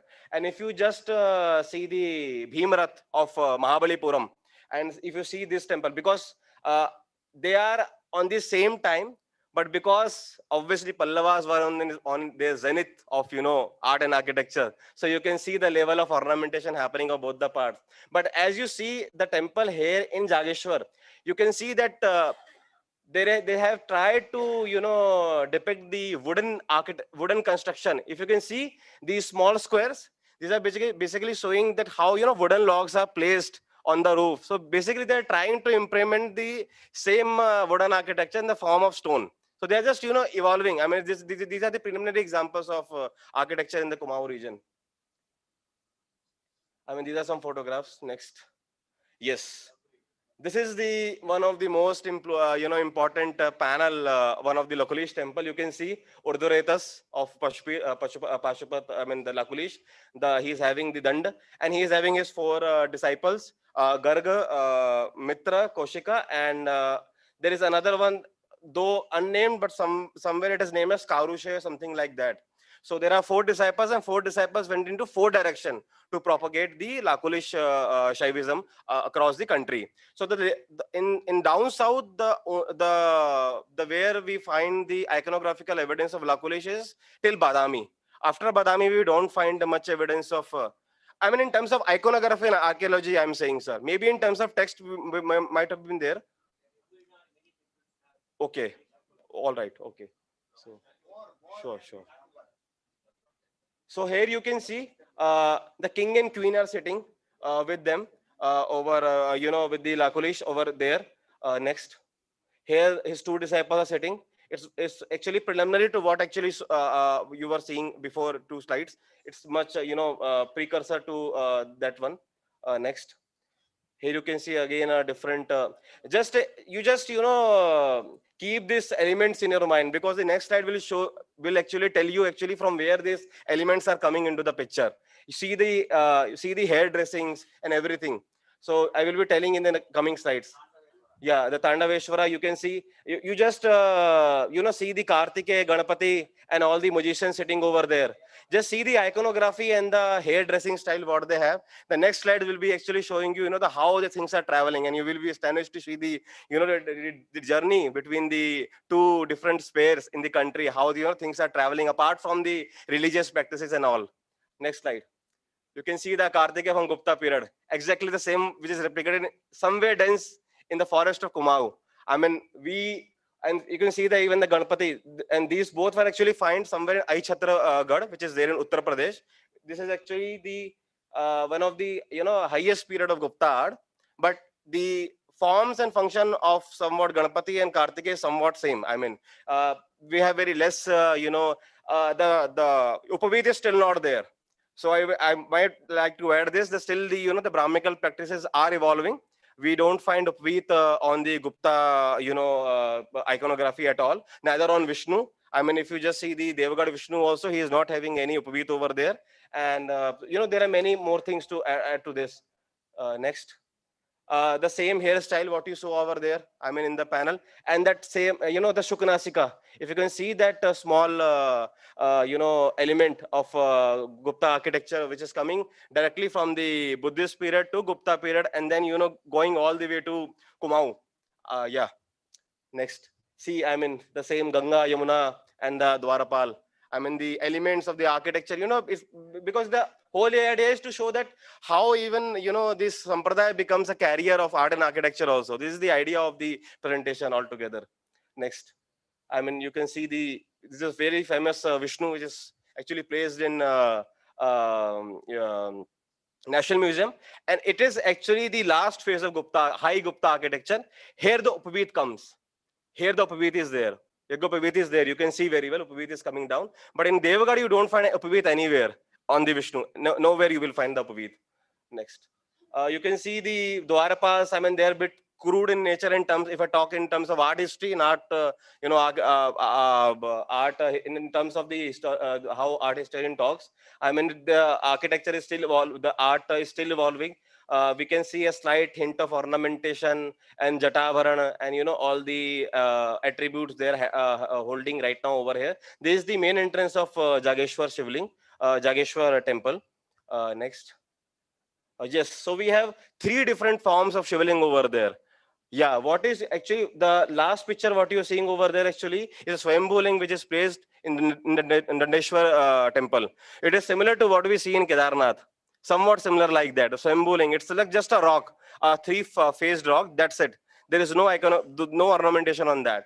And what you are seeing on the extreme, this side is actually the typical Gupta period Shivling, which has a Shiva Swarup, which is a Nirakar Swarup. Then below we have 8-faced Vishnu Swarup, and below then we have a 4-faced Brahma Swarup. So these are, and there was also another example of a 5-faced Shiva having Vamadeva, Saddha Ishan, and this actually goes back to the period of 10th century, somewhere there, because the ornamentation was much rich, and though it was quite defaced, but still you can easily assess the ornamentation over there. I mean, you can see that is the Jageshwar link, extreme left. You can see the typical Gupta influence on the architecture, and the between what you are seeing actually is actually you will find it as a Shivling, but basically Kuber is worshipped in the form of Shivling over here. So the Kuber group of photographs what I was showing to you, actually there this Shivling is enshrined and Kuber is being worshipped on the Shivling. That's the USP of that area. I mean, I don't know what how Yaksha thing got accumulated, accommodated to the Shaiva theory. I mean, I don't have that depth into the Shaiva Agama or something like that. So, I mean, this was actually something new I actually saw over there. Next. This is the idol of Lakulish, which got stolen in 1950s. And here you can see he is having a Matolung. He is having that was a Varad Mudra, which the hand is broken. He is holding some scriptures, and there he is holding his Lakul. And Urdhvaretas can also be seen. If you can see near Nabi, there is a small rounded object which is being protruding out. And this was actually is right now in the, if you go to Jageshwar, there is the ASI museum near Jageshwar, and this is housing over there itself. you know, all these elements which are coming from Gupta period to here. I mean, you will find it's like a, you know, a cradle of both in terms of art architecture and temple architecture, because the time you just go outside Jageshwar, you will not find any temple group, you know, responding to the temple groups what we have in Jageshwar. You will find only one temple group, which is in Almora, that is known as Katarmal, and that's it. We don't have any evidences. Though in terms of Skanda Purana, we divide Uttarakhand in two parts. One is Kedarkhand and one is Manaskhand. So this is actually Manaskhand because the route for Manasarovar used to go from here. That's why it is known as Manaskhand. It is known as Kedarkhand. Next. So these are some you know, epigraphies over there, and basically the two important epigraphs which I have shown over here are, one talks about a person traveling from West India. So you can see that still that custom is there. A person might have been, you know, traveled from the area of Kayavarohan to Jageshwar, and you know, because Lakulish is actually believed in terms of history, it believed to be there somewhere before, slightly before BCE period. I mean, so there is a legacy of 800, 900 years, you know, still people are traveling. And the below inscription actually talks about a person traveling from south, doing some sort of, you know, charity over there. So you can see how people are traveling from all over the regions. We talk about Badrinath and Kedarnath, but we also have a temple called Jageshwar also, which is, you know, has a legacy of people traveling around. Next. So yes, I mean, these are some photographs. You can see the setting of the temples in the lush Devdar forest, and you know, the important part is that in terms of architectural history, I find a very, you know, I think there is no one in India actually who actually focuses on how the religion has been carrier of, you know, various attributes, not in terms of literature, even in terms of what we are actually building on stone. So a lot of, I think my conclusion is that a lot of people has to be, you know, pitch in now. They have to come up with new ideas, not only for Jageshwar. This was one example for this conference, but we have many other options across the country. And I think if this happens, so we might be able to, you know, break the nexus what the Western academia is still having over the, you know, the temple architecture and iconography studies in India, specifically majorly dominated by the US and the UK scholars, what actually I'm seeing right now in the field. So with this, I will take my leave. So thank you. Namaste.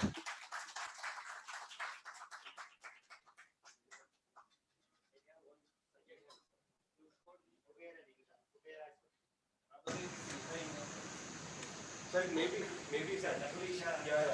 Kriya is always associated with Lakulish. Yeah.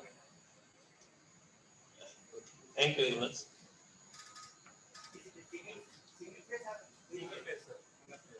Actually, the single page is also Himalayan tradition of Yaksha worship. So I think that that was actually.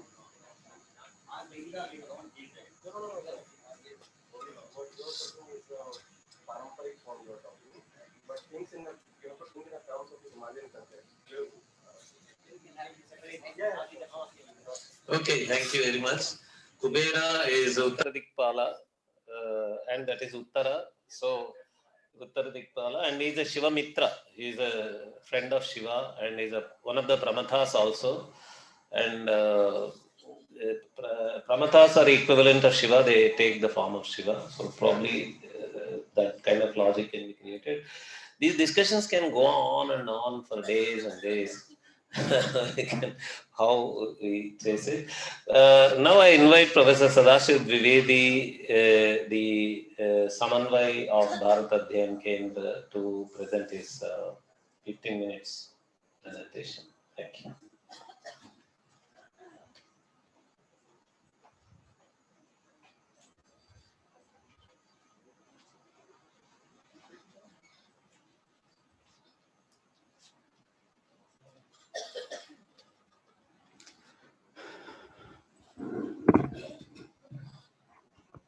ध्यायेन् नित्यं महेशं रजतगिरिनिभं चारुचन्द्रावतंसं रत्नाकल्पोज्ज्वलाङ्गं परशुमृगवराभीतिहस्तं प्रसन्नं पद्मासीनं समन्तात् स्तुतममर्गणैर्व्याकृतिं वसानं विश्वाद्यं विश्ववन्द्यं निखिलभयहरं पञ्चवक्त्रं त्रिनेत्रम्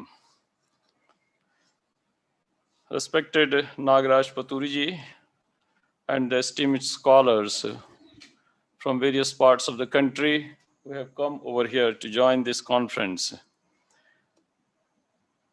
My presentation was not at all scheduled, but I requested Paturiji to make some presentation on Shiva Swarup and Shivopasana.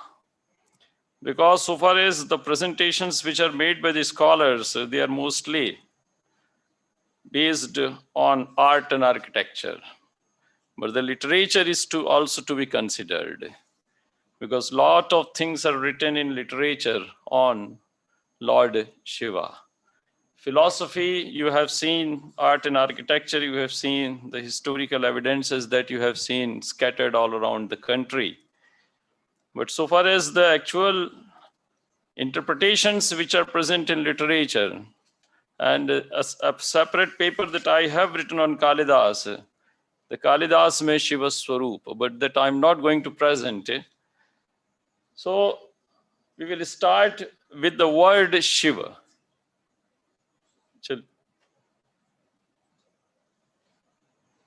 Shivam Kalyanam Vidyate Asyeti Shivaha. The second interpretation that we get is Syati Papam Ashubham Iti Va Shivaha. Syati, Sya धातु है कर्तन अर्थ में. और तीसरा जो interpretation हमको शिव का मिलता है वो शेरते अवतिष्ठन्ते अडिमादयो अष्टौ गुणाः अस्मिन् इति वा शिवः. गुणः गुणाः सिद्धयो वा अणिमा महिमा लघिमा प्राप्तिकाकामी. तो शेरते अवतिष्ठन्ते अडिमादयो अष्टौ गुणाः अस्मिन् इति वा शिवः. And Shiva Purana, I have gone through the Shiva Purana, and Shiva Purana is a used text on the various aspects of Shaivism or Bhagavan Shankar. So you will see the last line of the slide. Shiva Purana has 7 संहिताएं हैं उसमें. तो विद्येश्वर संहिता, रुद्र संहिता, और रुद्र संहिता के अंतर्गत सृष्टि खंड, सती खंड, पार्वती खंड, कुमार खंड और युद्ध खंड. And then comes शतरुद्र संहिता, कोटिरुद्र संहिता, उमा संहिता, कैलाश संहिता, और अंतिम है उसमें वायवीय संहिता. So there are several संहिताs in Shiva Purana, and almost all the aspects of Bhagavan Shiva has been elaborately presented in Shiva Purana. So there we get a shloka, Sham Nityam Sukhamanandam Ikara Purusha Smritah. Shakare tatra Ikara vartate. So Sham Nityam Sukhamanandam Ikara Purusha Smritah Vakara Shakti Ramritam Melanam Shiva Uchyate. The Shiva Shaktya Yukto Yadi Bhavati Shakta Prabhavitum Iti Saundarya Laharyam Uchyate. तो उसका यहाँ पर शिव शब्द का interpretation है. उसके बाद उसी की उमा संहिता में हमको मिलता है अनादि मल संश्लेष प्राग भावात स्वभावतः. प्राग भाव मतलब जो अनादि मल है उसके संश्लेष का प्राग भाव शिव में है. अत्यंत परिशुद्धात्मेत्यतोयम शिव उच्यते. शिवत्व को प्राप्त करने का तात्पर्य क्या है कि हमारे अंदर सभी प्रकार के दोषों का निराकरण हो जाए. इसके 119 पर्याय मिलते हैं, सिनोनिम्स, एंड तत्र सहस्रनामानि श्री महाभारती अनुशासन पर्वणि 17 अध्याय में अनुशासन पर्व के 1000 नाम भगवान शिव के वहां पर हमको मिलते हैं. जहां तक प्रश्न शंभु का है तो शंभु शम मंगलम भवत्यस्मादिति, शम इत्यनेन डुः प्रत्यय, शंभु मंगलम भवत्यस्मादिति. भगवान शंकर को गुरु भी कहा जाता है. तो गुणान रुंद इति प्रोक्तो गुरु शब्द से विग्रह. तो सत्व रजस और तमस प्रकृति के ये तीनों उपादान हैं. ये प्रकृति ये नहीं कहा, जो यही प्रकृति है, जो सत्व रजस और तमस हैं, ये तीनों ही प्रकृति हैं. बोलो भगवान शंकर इन तीनों से ऊपर की अवस्था में मनुष्य को ले जाने का सामर्थ्य रखते हैं. रुद्र के ऊपर कल विचार किया था आदरणीय प्रोफेसर विजय शंकर शुक्ल जी ने, लेकिन यहाँ हमको एक अलग ही अर्थ मिलता है. रुद्र दुखम दुख हेतुर्वा तद्रावयति य प्रभु. तो रुद्र शब्द का अर्थ वहां पर किया गया है दुखम, दुख हेतुर्वा तद्रावयति, उसको दूर करने वाले। रुद्र इत्युच्यते तस्मात् शिव परम कारणम, उनको रुद्र भी कहा जाता है। तो इस प्रकार से भगवान शंकर के इन नामों पर हम विचार कर सकते हैं। नेक्स्ट देखिए, महिम्न स्तोत्र में मिलता है महोक्ष खट्वांगम परशुरजिनम भस्म फणिन कपालम चेति यत्तव वरद तंत्रोपकरणम। यह आपका परिवार है, यह आपके उपकरण हैं, इसी को आपका कुटुंब कहा जाता है। सुरास्ताम ताम वृद्धिम ददतु भवद्भू प्रणिहिताम नहि स्वात्मा रामम विषय मृगतृष्णा भ्रमयति। तो महोक्ष खट्वांग, महोक्ष मतलब बैल, बूढ़ा बैल, बैल वो भी बूढ़ा, और खट्वांग परशु, अजिन चर्म, भस्म और सर्प कपाल, ये सब आपके आभूषण हैं। और इन सब के होते हुए भी जितने भी देवी देवता हैं वो आपसे अद्भुत समृद्धि प्राप्त करते हैं। लेकिन जहां तक प्रश्न आपका है, आप समस्त ऐश्वर्यों के बीच में रहते हुए भी उन ऐश्वर्यों से असंपृक्त हैं। तो वैराग्य का युक्त उपदेश आपको लेना है तो वो भगवान शंकर से हमें प्राप्त करना चाहिए कि ऐश्वर्य के ऊपर विराजमान होते हुए भी ऐश्वर्य से असंपृक्त, उससे मोहित न होने वाले। तो भगवान शंकर का जो महोक्ष है, वृषभ है, वो क्या है? उसको धर्म का स्वरूप माना जाता है।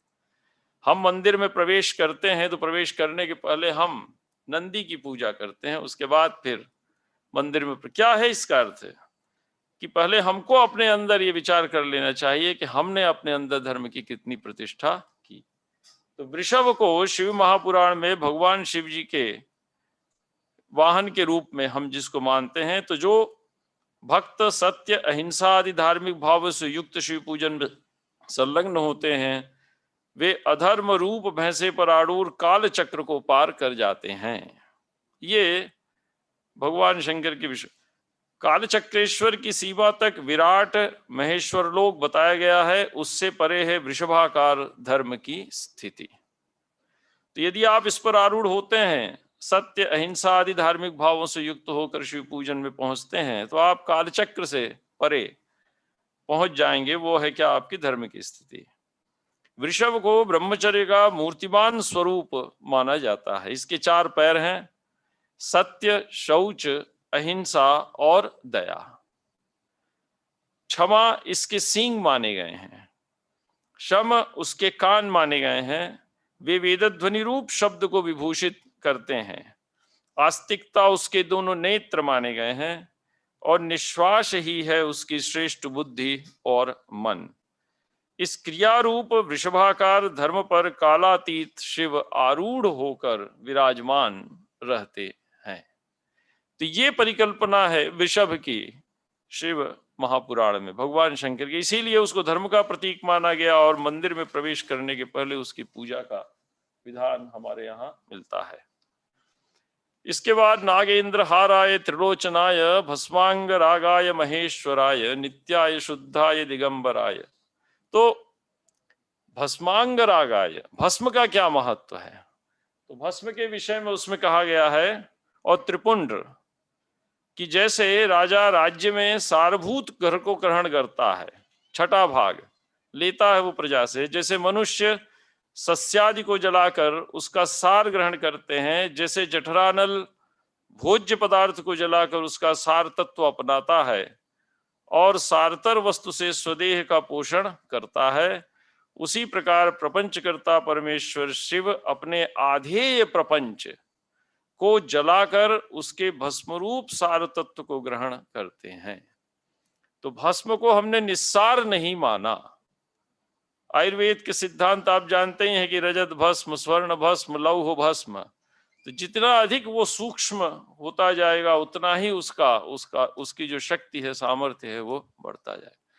तो भगवान शंकर जिस भस्म को धारण करते हैं वो वस्तुतः संसार रूपी प्रपंच को दग्ध करने के बाद जो संसार का सारभूत तत्व सूक्ष्माति सूक्ष्म बचता है, वही है वस्तुतः भस्म जिसको भगवान शंकर अपने शरीर पर धारण करते हैं। शिव ने अपने शरीर में रत्न स्वरूप भस्म को कैसे स्थापित किया, इसका ही वर्णन है। आकाश के सार तत्व से उनके केश बने हैं, वायु के सार तत्व से उनका मुख बना है, अग्नि के सार तत्व से हृदय, जल के सार तत्व से कटिभाग और पृथ्वी के सार तत्व से घुटनों को उन्होंने धारण किया है। स्वरत्नम स्थापयामास स्वकीयम हि शरीर के केशम आकाश सारेण वायु सारेण वै मुखम हृदयम चाग्नि सारेण त्वाम सारेण वै कटिम जानुम चावनि सारेण तद्वत् सर्वम तदंगकम। ये सब वहां पर हमको प्राप्त होता है। और जो भगवान शंकर के मस्तक पर विराजमान त्रिपुंड है, उसके विषय में शिव महापुराण कहता है कि यह ब्रह्मा, विष्णु और रुद्र का सार तत्व है। मतलब तीनों का जो सार तत्व, अंतर वहां पर नहीं दिखलाई देता। और पूरी विद्येश्वर संहिता में आप देखेंगे कि भगवान तीनों में जो ट्रिनिटी ऑफ गॉड है, उनके एकाकार होने की बात वहां विस्तार के साथ कही गई है कि भगवान शिव इसलिए कहे जाते हैं कि उन्होंने जगत प्रपंच के सार तत्व को अपने वश में कर लिया है।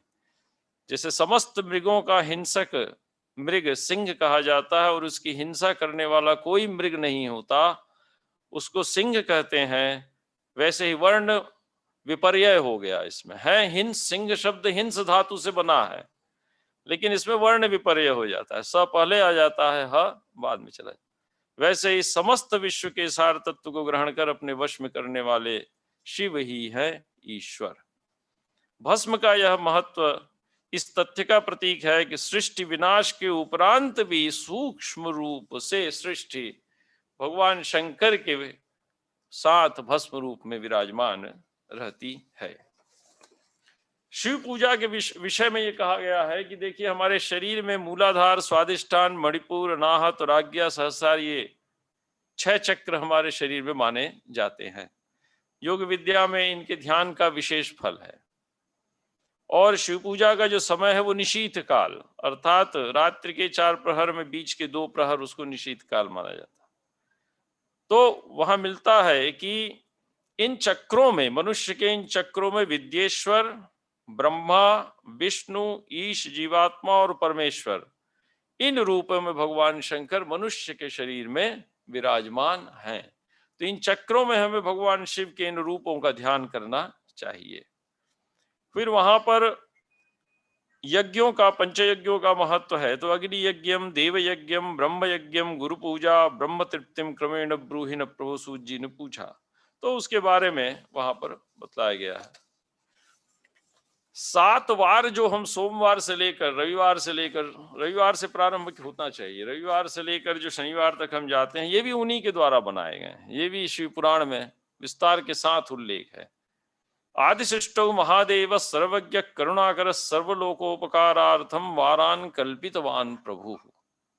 संसार वैद्य सर्वज्ञ सर्वभेषज भेषजम आदावारोग्यदम वारम स्ववारम कृतवान प्रभु। रविवार भगवान शिव का वार है, हम लोग सोमवार मानते हैं। सोमवार को वहां पर आदिशक्ति माया शक्ति का वार माना गया है। मंगलवार कुमार कार्तिकेय का वार है, बुधवार विष्णु का, गुरुवार ब्रह्मा का, शुक्रवार इंद्र का, शनिवार यम का। तो प्रत्येक वार का क्या महत्व है, कैसे भगवान शिव ने इनकी प्रतिष्ठा की, इनके स्वामी नक्षत्र कौन कौन से हैं, सूर्य, सोम, मंगल, बुध, बृहस्पति, ये सब, और इन वारों में भगवान शिव की उपासना के क्या क्या हमें फल प्राप्त होते हैं, इनका विस्तार के साथ उसमें वर्णन मिलता है। नेक्स्ट, आदित्यादीन स्वस्वरूपान सुख दुःखस्य सूचकान वारेशान कल्पयित्वादो ज्योतिश्चक्र प्रतिष्ठितान। ये सब उनके बारे में यहाँ पर बतलाया गया है।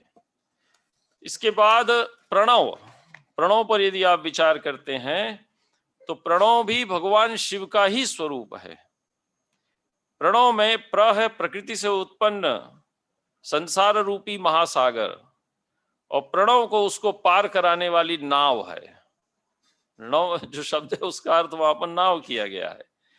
प्रोहि प्रकृति जातस्य संसारस्य महोदये नवम नवांतरमिति प्रणवम वै विदुर बुधा। एक ही देवता है जिसके सकल और निष्कल दोनों रूप हैं। सकल का अर्थ हो गया आपका मूर्ति भगवान शंकर की, और ध्याये नित्यम महेशम, और दूसरी आपका जो है वो लिंग रूप में भगवान जो कि निष्कल है। और शिव महापुराण में जो उनका सकल रूप है उसके लिए वीर शब्द का प्रयोग किया गया है। वीर का अर्थ होता है उनका सकल रूप, मूर्तिमान रूप। प्र का अर्थ है प्रपंच, न नहीं है, वह तुम लोगों को यह कहता है प्रणव। इसका जप करने वाले साधकों से, इस भाव से भी ज्ञानियों में ओंकार को प्रणव माना। उपासकों को बलपूर्वक मोक्ष तक पहुंचाने के कारण ऋषि इसको प्रणव कहते हैं। प्रकर्षेण नयेदस्मान् मोक्षम व प्रणवम विदुः, प्रणवम ध्वनिलिंगम तु नादलिंगम स्वयं भुवः। जो लिंग की अवधारणा थी, ब्रह्मा और विष्णु के बीच संघर्ष हुआ, इसकी बड़ी लंबी कथा शिव महापुराण में मिलती है, और ज्योतिर्लिंग के रूप में भगवान स्वयं उनके बीच में प्रकट हो गए थे। शिव पंचाक्षर मंत्र ओम नमः शिवाय स्थूल प्रणव रूप है, जिसके जपने से मनुष्य सभी सिद्धियों को प्राप्त कर सकता है।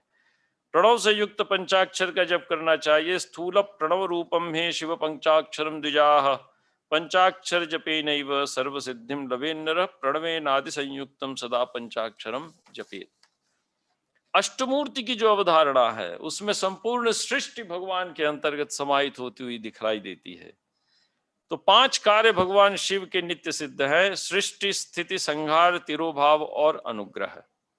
इनमें प्रथम 4 संसार के विस्तारक हैं और 5वां अनुग्रह मोक्ष कारक है। तो देखिए, भूतल है सृष्टि कारक, जल है वृद्धि कारक होने से स्थिति का प्रतीक, अग्नि संहारक है, तथा वायु एक स्थान से दूसरे स्थान पर ले जाने से तिरोभाव का साधक है। आकाश सभी को अनुग्रहित करता है, अतः वह भगवान शिव का मोक्ष कारक रूप है। ये सब इसमें कहा है। सृष्टि स्थितिश्च संहार स्थिरो भावोप्यनुग्रह पंचैव में जगत कृत्यम नित्य सिद्ध मजाच्युतो। शिव पुराण की जो तीसरी शतरुद्र संहिता है, नेक्स्ट, उसमें अष्टमूर्ति शिव का वर्णन प्राप्त होता है। तस्य शंभो परेशस्य मूर्त्यष्टकमयं जगत् तस्मिन् व्याप्य स्थितं विश्वं सूत्रे मणिगणा इव। सर्वो भवस्तथा रुद्र उग्रो भीम पशुपति ईशानश्च महादेवो मूर्तियश्चाष्ट विश्रुताः। भवश्सर्वो रुद्र पशुपतिरथोग्रस्समान तथा भीमेशानाविति यद्भिदानाष्टकमिदम्। तो ये महिम्न स्तोत्र में आया है। भूम्यम्भोग्निमरुद्व्योम व्योम क्षेत्रज्ञार्क निशाकराः अधिष्ठिताश्च सर्वोद्यैरष्टरूपैः शिवस्य वै। तो शिव का विश्वम्भरात्मक सर्वरूप चराचर विश्व को धारण करता है। समस्त संसार को जीवन देने वाला जीव शिव का भव रूप है। वायु प्राणियों के अंदर तथा बाहर गतिशील होकर उनका भरण पोषण करता है। वो परमात्मा शिव का उग्र रूप है। सभी प्राणियों को अवकाश देने वाला सर्वव्यापक आकाश शिव का भीम रूप। सभी आत्माओं का अधिष्ठान तथा जीवों के बंधनों को काटने वाले शिव का पशुपति रूप है। सूर्य है महेश का ईशान रूप, और अपनी अमृतमयी किरणों से संसार को तुष्ट करने वाला चंद्रमा है शिव जी का महादेव रूप। और परमात्मा शिव का 8वां रूप है जीवों की आत्मा, जो सर्वव्यापक है। इन्हीं बातों को महाकवि कालिदास ने अपने वाङ्मय में प्रस्तुत किया है। तीनों नाटकों के जो मंगलाचरण हैं उसमें भगवान शिव के अष्टमूर्ति रूप का उल्लेख है। एकैश्वर्ये स्थितोपि प्रणत बहुफलो यस्वयं कृत्तिवासाः कांता सम्मिश्र देहोप्यविषय मनसाम यः पुरस्ताद्यतीनाम्। और वेदांतेषु यमाहुरेक पुरुषं व्याप्य स्थितं रोदसे यस्मिन्नीश्वर इत्यनन्य विषय शब्दो यथार्थाक्षरः अंतर्यश्च मोक्षुर्नियमित प्राणादिर्विज्ञते सस्थानुस्थिर भक्ति योग सुगुणो निश्चय। और जो अंतिम है वो तो स्पष्ट है, या सृष्टि सृष्टुराद्या वहति विदूतम या हविर्या च होत्री। तो इसमें जो अंतिम पंक्ति है, प्रत्यक्षाभिप्रपन्नः, प्रत्यक्षाभिप्रसन्नः और प्रत्यक्षाभिप्रपन्नान्, 3 पाठ मिलते हैं। तो जो अंतिम पाठ है प्रत्यक्षाभिप्रपन्नान् तनुविरवतु वस्ताभिरष्टाभिरीशः, क्योंकि प्रसन्न और प्रपन्न शिव नहीं होते। यदि शिव प्रसन्न है तो अवतु से आप प्रार्थना करने का कोई औचित्य नहीं। प्रार्थना की आवतु में लोट लकार है, कोई प्रार्थना की आवश्यकता नहीं, वो स्वयं आपकी रक्षा करेंगे। और शिव प्रपन्न नहीं हुए। प्रपन्न का अर्थ होता है अपने समस्त अहंकार को विगलित कर भगवान की शरण में पहुंच जाना, उसी को प्रपत्ति योग कहा गया है। उसके बिना ईश्वर सहायता नहीं करता, शरणागति। तो यहाँ पर प्रपन्नान वह के साथ प्रपन्नान का अन्वय हो जाता है। और यही पाठ काशी हिंदू विश्वविद्यालय से छपे संस्करण में पूज्य पिताजी आचार्य प्रसाद द्विवेदी जी ने स्वीकार किया है। और यही पाठ उन्होंने सनातन कवि आचार्य द्विवेदी जी ने, रेवा प्रसाद द्विवेदी जी ने उज्जैन से छपी कालिदास ग्रंथावली में भी स्वीकार किया है। और ये ब्राह्मी लिपि के आधार पर सिद्ध भी हो जाता है। और अभिज्ञान शाकुंतल का जो भरत वाक्य है वो भी भगवान शिव को समर्पित है। प्रवर्तताम प्रकृति हिताय पार्थिवः सरस्वती श्रुति महती महीयताम ममाच पिचक छपयतु नील लोहितः पुनर्भवम परिगत शक्ति रात्म भू। समुद्र मंथन हुआ, सबसे पहले हलाहल निकला और अंत में अमृत निकला धन्वंतरी के हाथों में। प्रतीक क्या है कि जब तक आप विष का शमन नहीं करते तब तक आप अमृत की प्राप्ति नहीं कर सकते। तो विष का शमन करने वाले यदि देवता कोई है सृष्टि के, तो वो कौन है? भगवान शिव। इस रूप में हमें कालिदास वाग्मय में मिलता है। अष्टमूर्ति के अनेक संदर्भ है। नेक्स्ट कर दिए, तत्राग्निमाधाय समित समिद्धम स्वमेव मूर्त्यंतरमष्टमूर्ति ही। भगवान शंकर हिमालय की उपत्यका पे समाधिस्थ थे। जब पार्वती जी उनके पास पहुंची तो प्रश्न किया कि स्वयं विधाता तपस फलानाम केनापि कामेन तपश्चचार, जो कि सारी कामनाओं की पूर्ति करने वाले, उनको कौन सी कामना है कि वो तपश्चर्या कर रहे हैं। और फिर वो कहते हैं कि मैं अपने लिए इन मूर्तियों को नहीं धारण करता।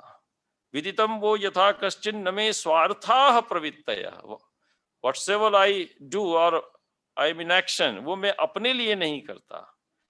अथ मूर्ति विरष्टाभिरुत्तम भूतोस्मि सूचितः, मैं अपनी 8 मूर्तियों के माध्यम से सृष्टि में सृष्टि के कल्याण के लिए प्रवृत्त होता हूं। फिर उसके बाद यहां भी आया है कि तस्या कर्म, विवाह के समय का प्रसंग है, तस्या कर्म शैल गुरुपनीतम जग्राह ताम्रांगुलिमष्टमूर्ति उमातनो गूढ़तनो स्मरस्य तच्छंकिन पूर्वमिव प्ररोहम। तो अष्टमूर्ति भगवान शंकर के शिव। कालिदास साहित्य में यदि आप जाते हैं तो वहां पर भगवान शंकर के अनेक नामों का उल्लेख मिलता है। और वो सारे नाम उन प्रसंगों से सार्थक सिद्ध होते हैं, प्रकरण से। जो कॉन्टेक्स्ट वहां दिया है उन कॉन्टेक्स्ट के अनुरूप कालिदास उनका प्रयोग करते हैं। तो ये पूरा एक संग्रह हमारे पास है, तो इसको आप देख सकते हैं। कालिदास शब्दानुक्रम कोश से ये हमने लिया है। अच्छा, और एक बात मैं और कहूंगा कि सवेरे बस 2 मिनट और लूंगा कि विचार चल रहा था हमारे वो मित्र हैं कि नहीं गोपीनाथ कविराज जी पर।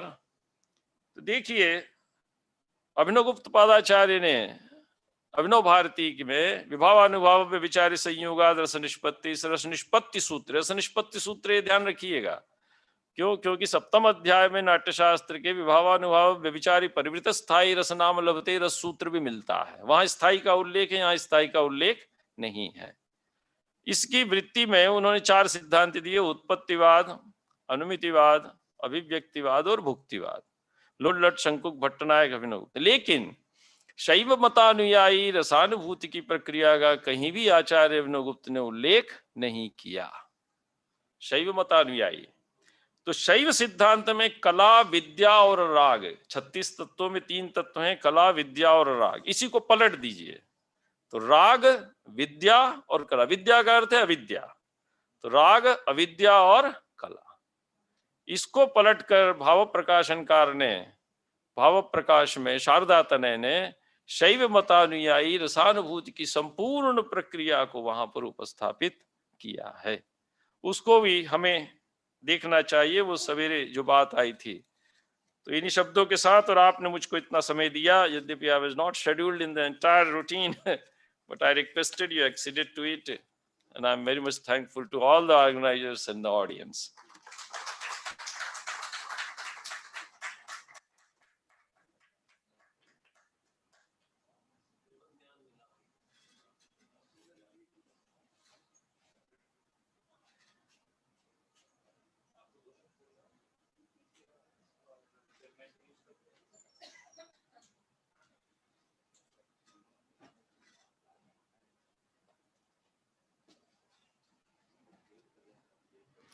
I thank Professor Sadashiv Dwivedi ji for giving this extremely enlightening talk.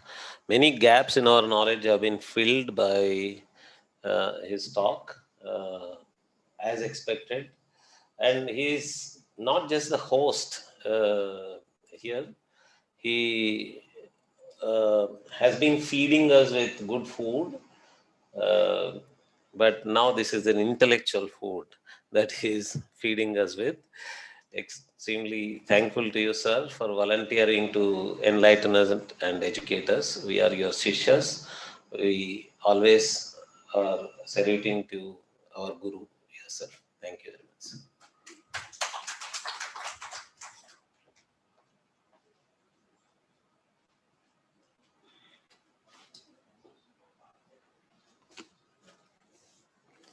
Our next session is the Shaiva temple tradition.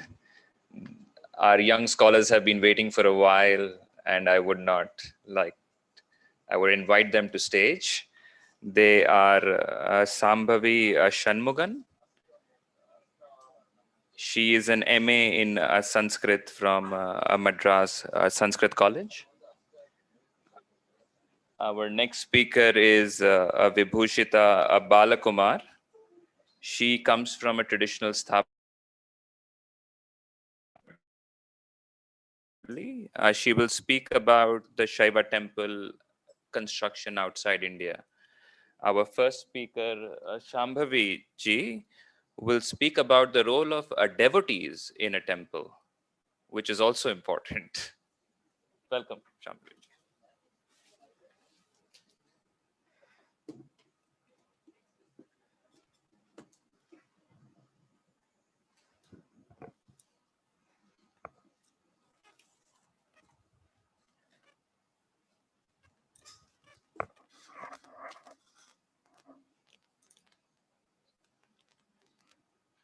Om Vakratunda Mahakaya Suryakoti Samaprabha Nirvignam Kurume Deva Sarvakareshu Sarvada Sarva Mangala Mangalye Shive Sarvartha Sadike Saranye Trayambike Gauri Narayani Namostute.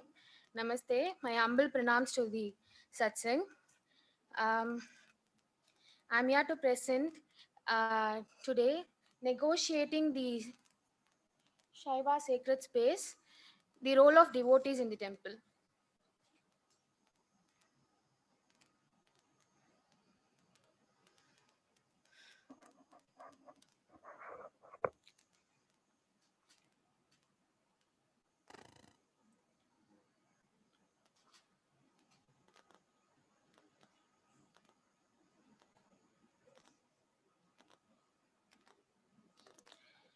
Purpose of the temple.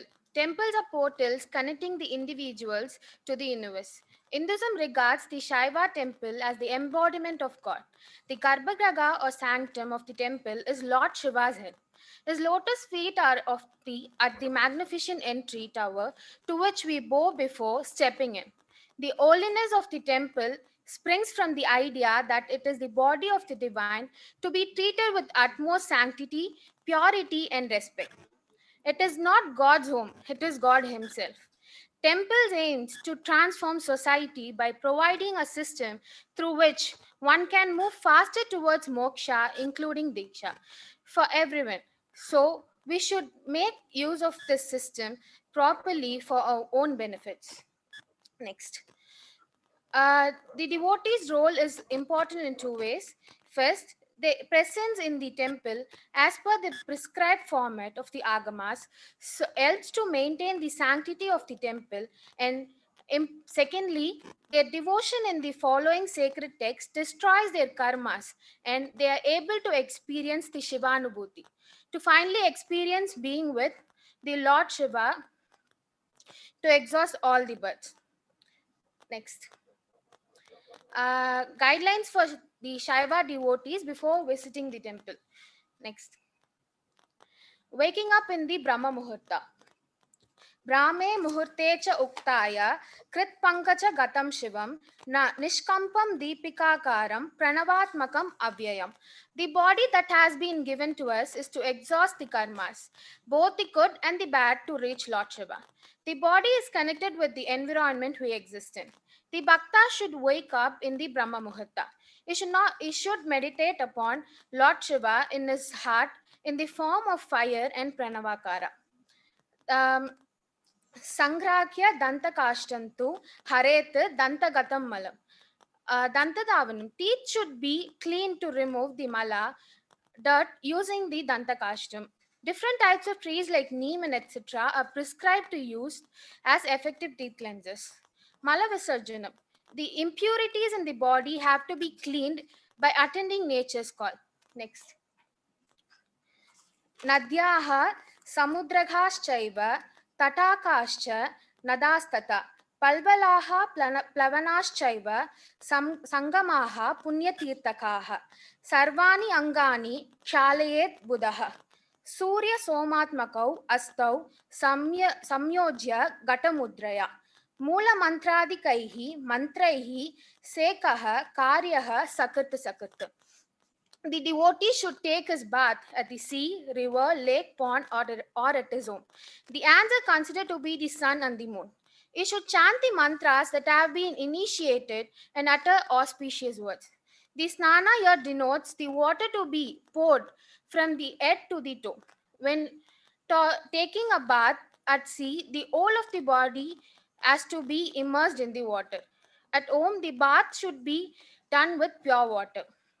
After completing the bath, the bhakta should feel his sharira's cleanliness, and his mind is also being purified by undergoing this snana. Shaktanam vidirevam syat, ashaktanam etechaya. People who are unable to have their bath in the prescribed form can proceed with whatever is possible. Next. Basma Snanam. Yata Gangajalam Shuddham Tata Basmapi Pavanam. Wearing the vibhuti, the holy ash, is considered to be holy as taking bath in the holy Ganges. The letter Bha denotes Bhakshanat. All our sins are eaten away by wearing the basma on a body. It gives prosperity, purity, considered as an ornament for body, blesses the person who has adorned with punya and attractive purpose. It also removes sins, disease, fever, black magic, rakshasa badha. By adorning the basma, the person is blessed with physical and mental health at once. It is considered that basma snana gives multiple punya than the snana with the water. Next. Basma dharnam. The basma should be worn as tripundra and tilaka should be worn adorned according to one sampradaya. He should wear the basma with absolute devotion to God and chanting his names. By this he is purified at once. Next. It is said that undergoing the snana is very important in Sanatana Dharma, and this proves to be the base for all other rituals. Varunam, Agneyam, Mantram, Manasam, Vayavyam, and Mahendram are the 6 types of bathing methods explained in the Agamas. By undergoing the snana, all the doshas are removed and blessed with punya. The person is also blessed with happiness, and it leads the individual soul's understanding about Lord Shiva in the right way. Next. Anushtanas. After the snana and adoring of the basma, one should proceed with Anushtana. The sadhaka should chant the mantra that he was blessed with by his guru. He should have utmost devotion and be one with the mantra and the murti, by which he is able to cross all the tattvas and be one with tattvatita. Next. Moving on, we will be seeing what a Shaiva devotee must do once they are inside the temple. The devotee, after completing the personal prayers at his home, should leave to the alaya. Before entering the temple, he should wash his hands and legs. Next. In Tamil, there is a saying, Kopura Darshanam Koti Punyam. The Rajagopuram is considered to be the holy feet of the Lord Shiva. Hence, while entering the temple, the devotee should meditate upon Lord and understand that he is entering into the source of his existence. There would be some space in the left and right. In ancient times, the devotee would place the offerings at the place before entering into the temple, as the offering of the Lord should be done with absolute humility, and others should not know about one's charity. In the right hand side, the empty space below the Rajagopuram, while returning after the Darshana, it will be in our left hand side, where we should place the assets of the Lord if we have brought by mistake. It is our practice that we should not go to the temple empty handed. We should at least carry some green leaves. Next, please. The final namaskaras should be done at the flagstaff facing the northern direction in the beginning and after the final darshana. At the end, the bhakta should sit near the Dvajastamba and recollect the experiences that he had from entering the temple by closing his eyes. Next. The Balipita is known as Bhadralinga. The acharyas offer Bali offering every day at the Balipita. The bhakta should offer his ego and material self-identity at this Balipita and enter the temple with humility as a pashu like the Vagana of the Lord. Next. The devotee should visit every Parivara Sannidhi in the surrounding temple corridors and get the blessings of the various deities. Agama speaks about the formless God taking different forms to bless the bhaktas, and importantly, each devata has significance in their blessings. When worshipping Lord Ganesha, the devotee should fold his palms in the Mushti Mudra and gently knock the side of the forehead 5 times to invoke Lord Vigneshwara at the Mooladhara. By this, we become fit to receive the divine energies by the prayers. When in Lord Muruga Sannidhi, the devotee should enjoy the Lord's attire and observe him with utmost concentration. Lord Skanda, along with Sri Valli and Devasena, should be envisioned as the Pingala Nadi, Ida Nadi, and Shushumna Nadi. They also be seen as Icha Shakti, Jnana Shakti, and Kriya Shakti. Likewise, each Devata should be worshipped according to the Paddhati explained in the Agamas. Next. The Garbhagriha sanctum, also called as Moolasthana, is the most important space of the Alaya. The main worship of the temple is offered to the preceding deity. The devotee, before having the darshana of the Moolasthana, is totally energized by the preliminary prayers that he had offered to the Parivara Devatas and is now ready to receive the blessings and anugraha of the Moola Devata. Before offering the prayers to the Moola Devata, the Acharya of the Alaya should be seen and respected with absolute reverence. The Acharya is said to be Lord Shiva in the mobile form. While praying, apart from thinking about the worldly desires, he should always pray that he should be blessed with the Shiva Sayujya. Sanatana Dharma teaches one to pray for the entire creation, as it has directed the source of all the beings in the world to Parashiva, the formless source, the Shiva Shakti. We are blessed with this body to understand this truth and to submit our deeds to the Lord. We could offer flowers, sandal paste, tupa, deepa, vastra, puja samagri to the Lord through the Acharya. Just as when we water at the root, the old tree is benefited. Likewise, offering to the Devata at the temple reaches the entire creation. Next. Sevas like collecting of the flowers for the prayers, cleaning the sacred space, preparing the garlands for the prayers, chanting the hymns, serving the devotees, seeing the Acharya as Lord, preserving the Nandavanam, conserving the nature, and many more.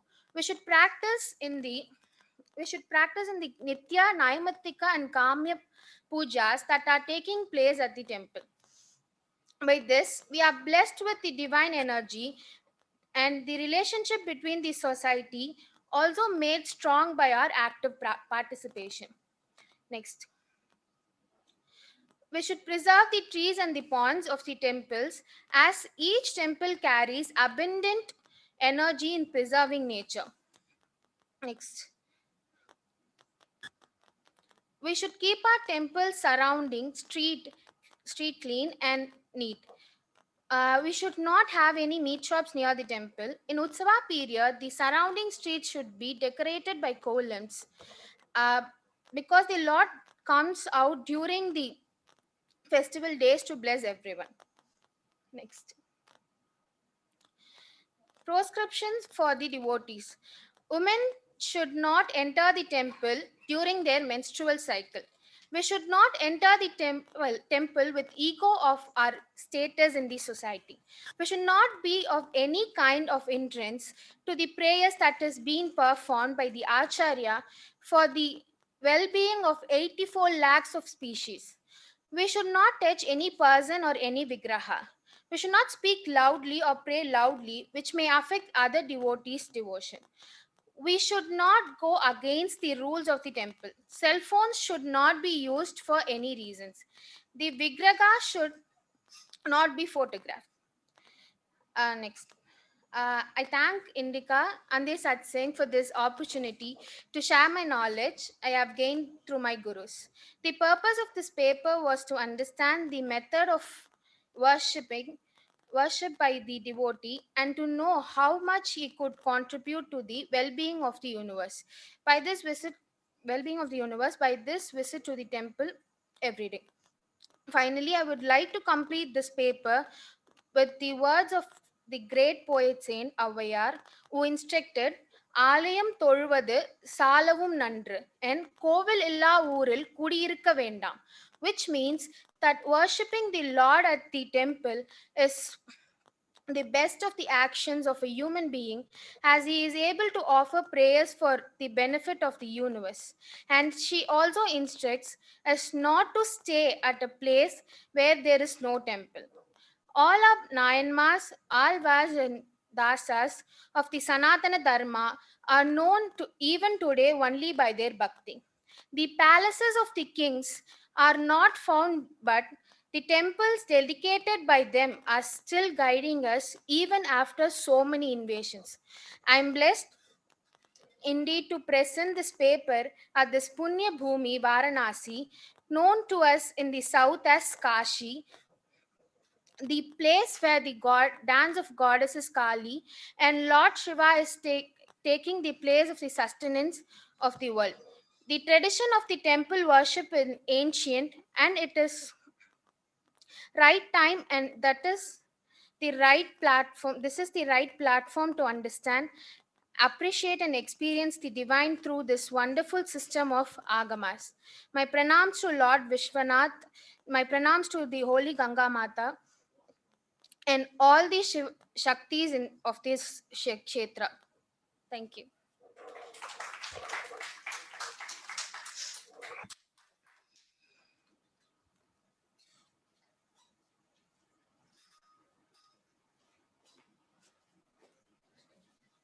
Thank you so much, Shambhaviji.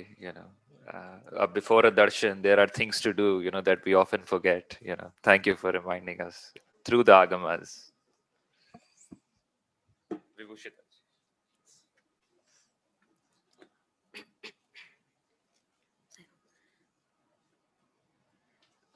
Namaskaram.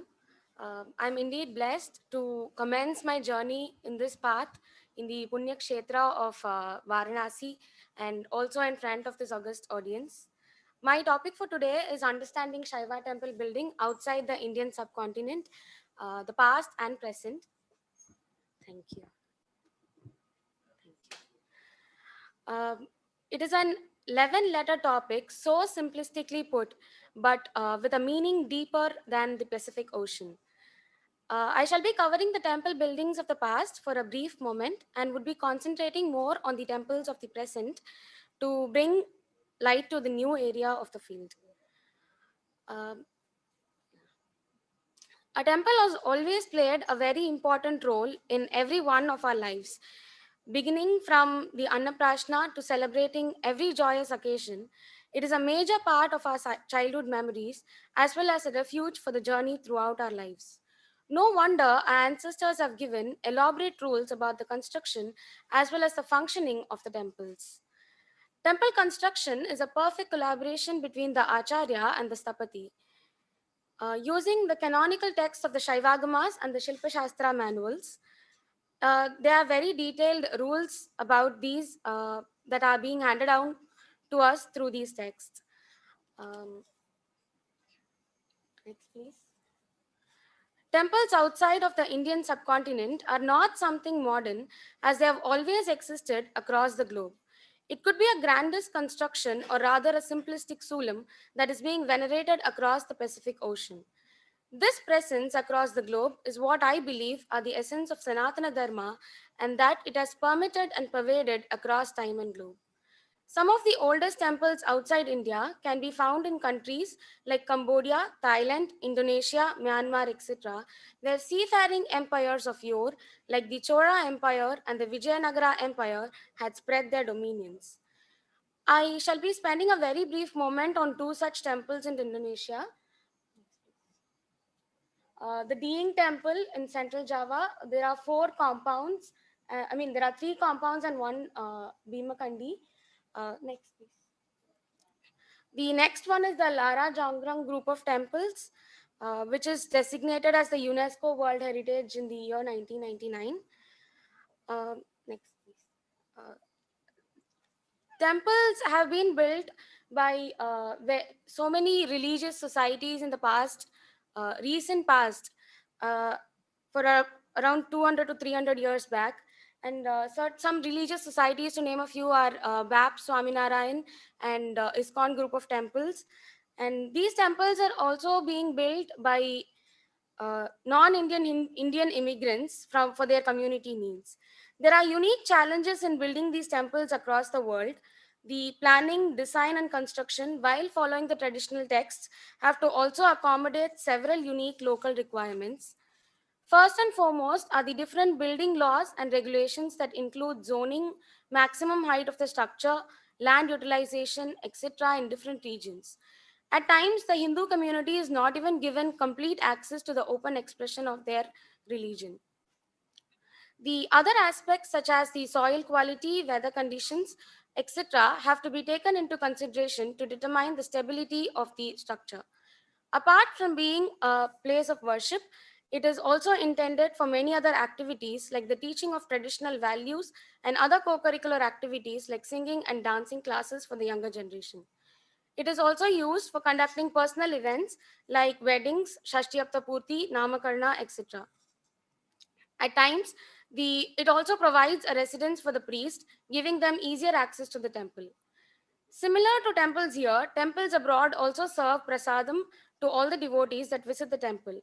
The only challenge there is that the devotees will not be able to sit in the temple and consume the same. This makes the construction of a separate area as a dining area as a necessity in temples abroad. It must also be understood that not all temples abroad are greenfield projects. Sometimes an already existing building, like an unused factory or banquet hall, have to be converted into a temple while following the traditional temple rules. It must also be able to accommodate devotees from various cultural and linguistic backgrounds and must be able to welcome and celebrate the various sampradayas that each community wishes to celebrate. I now shall be discussing three case studies where the temples were built in three different methods, namely traditional modern, fusion, and modern. Next, please. The first case study is about Sri Katpaga Vinayagar Temple, Walthamstow, United Kingdom. It was constructed in the year 1998 by an Indian-based temple architectural firm named Sri Logos International. This temple was constructed by converting an old banquet hall. Next, please. The materials used in the construction were mainly brick and mortar, and it is considered as a temple that has been built traditionally because of the fact that the artisans went to the United Kingdom and stayed till the completion of the project. That took around 6 months of time. And in the later years, next please.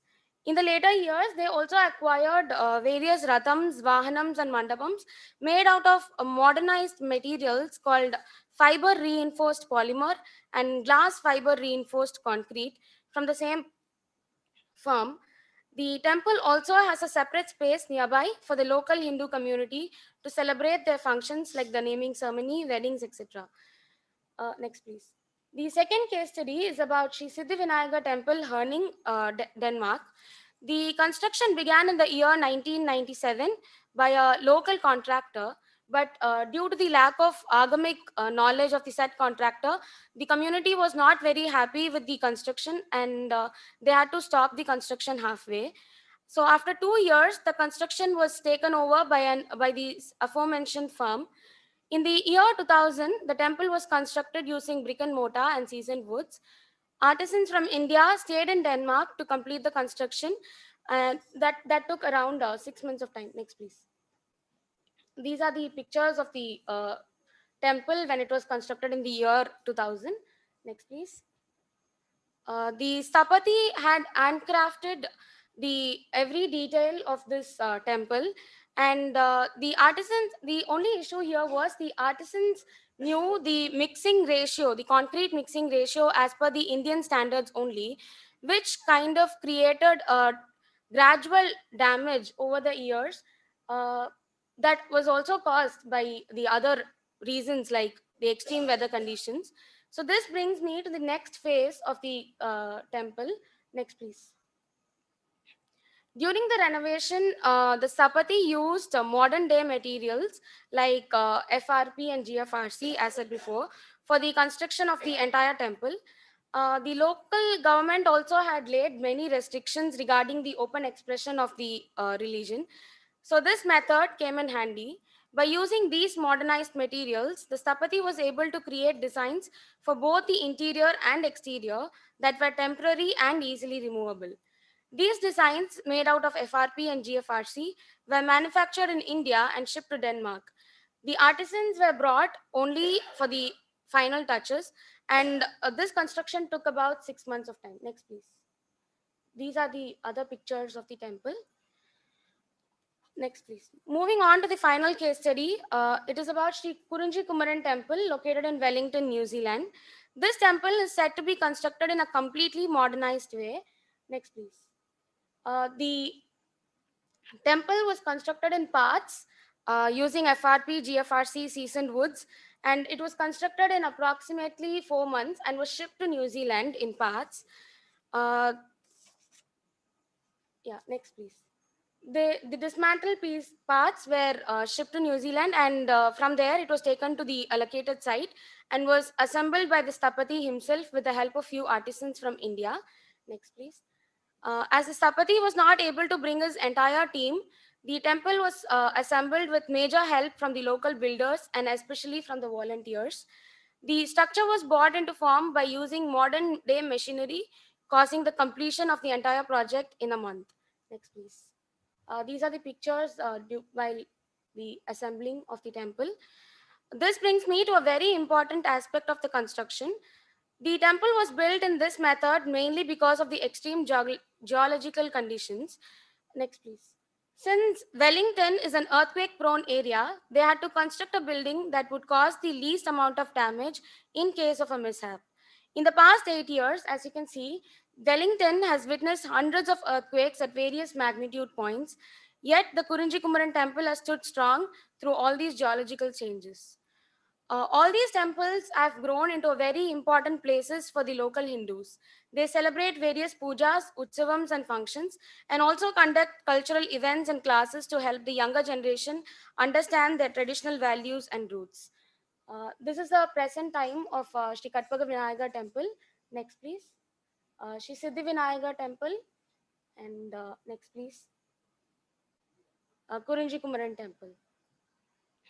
This brings me to the conclusion of my presentation. Sorry. To propagate was never a part of Sanatana Dharma. To reciprocate or to recreate what our ancestors have done. No, I have some more slides. Okay. To propagate was never a part of Sanatana Dharma. To reciprocate or to recreate what our ancestors have done has always been the essence of what our Sanatana Dharma in this day and age has always been. This reciprocation has always been in a nuanced manner in countries where a majority is never present. Right now, Hindus across the globe strive to recreate what their ancestors have done in our country. From people converting for money to other religions, we have come to a stage where people are returning back to this Sanatana Dharma, thus proving us the construction of temples abroad play a very important role to help our NRI Hindus to, and their children to stay connected to our culture. The changes in material, sorry, before slide. Change in materials used for the temple construction is natural. There was a constant progression in the materials from using granites to limestones to brick and mortar, and we have come now to materials like fiber reinforced polymers and glass reinforced polymer concretes. This progression will continue in the future with the rise in better materials and requirements at hand. Even in countries like Sri Lanka, Malaysia, and Singapore, where temples and temple related items are built can be built traditionally, they do have a preference for rathams and vahanams and mandapams made out of these materials, as they prove to be lightweight, can be easily maintained, and as a bonus are also long lasting. It must be understood that modern technology is merely a tool to achieve the teachings laid out by our agamic texts. I would like to conclude by chanting the Vartha. Next, please.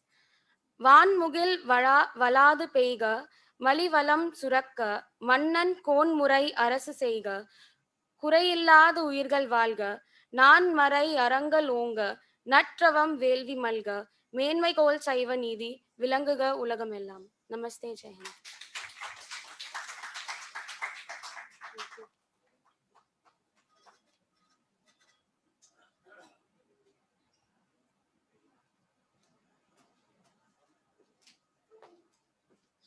Thank you so much, Vibhushita ji. Thank you so much. Anybody wants to ask a question? She finished on time, so we have 5 minutes.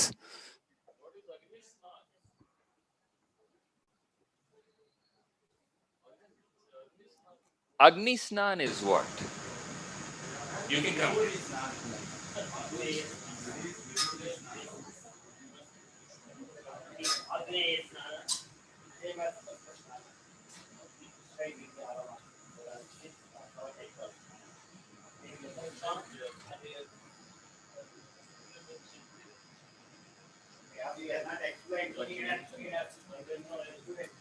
Vibhuti, Astamurti, in Astamurti, Vibhuti represents Agni. In Veerasaiva tradition, these Ashtavarnas are representing Astamurti. Vibhuti represents again Agni. So, Vibhuti, that all forms of Snana, Agni, this Agni Snana or Vibhuti Snana is supreme. Yes. Now we take a break. We will have our lunch and we will meet here sharp at 2 o'clock, which is about 55 minutes from now. Yes. So let's have lunch.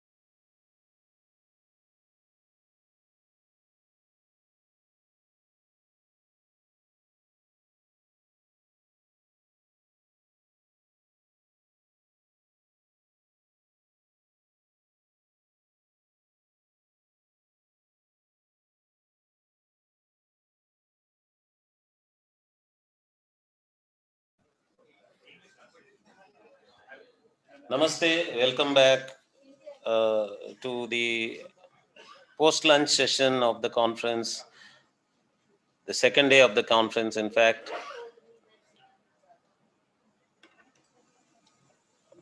After a sumptuous lunch curated by Amit ji, wonderfully, there is a very good feedback from all the guests. Amit ji, probably I expect the presenters of this post-lunch session to wake you up with their wonderful presentations, not to sleep after this lunch.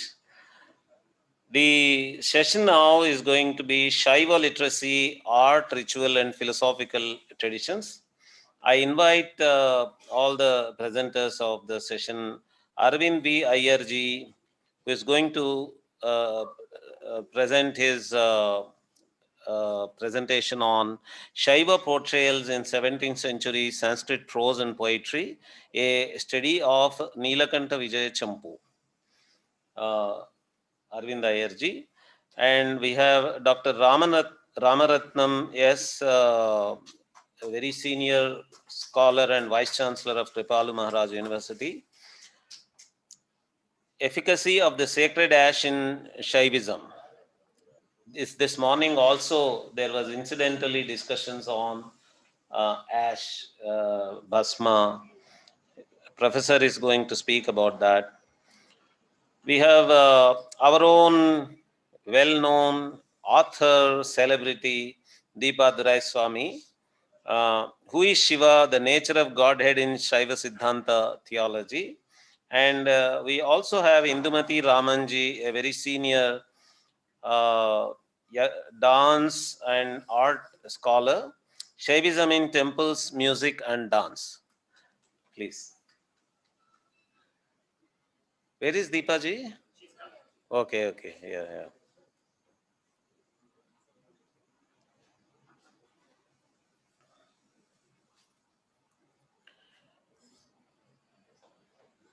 Arvind ji will now present on Shaiva portrayals in 17th century prose and poetry, a study of Nilakanta Vijaya Champu.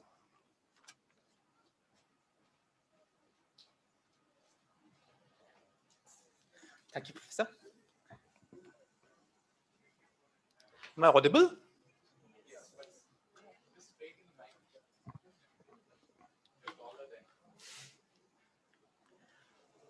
Om Tat Sat.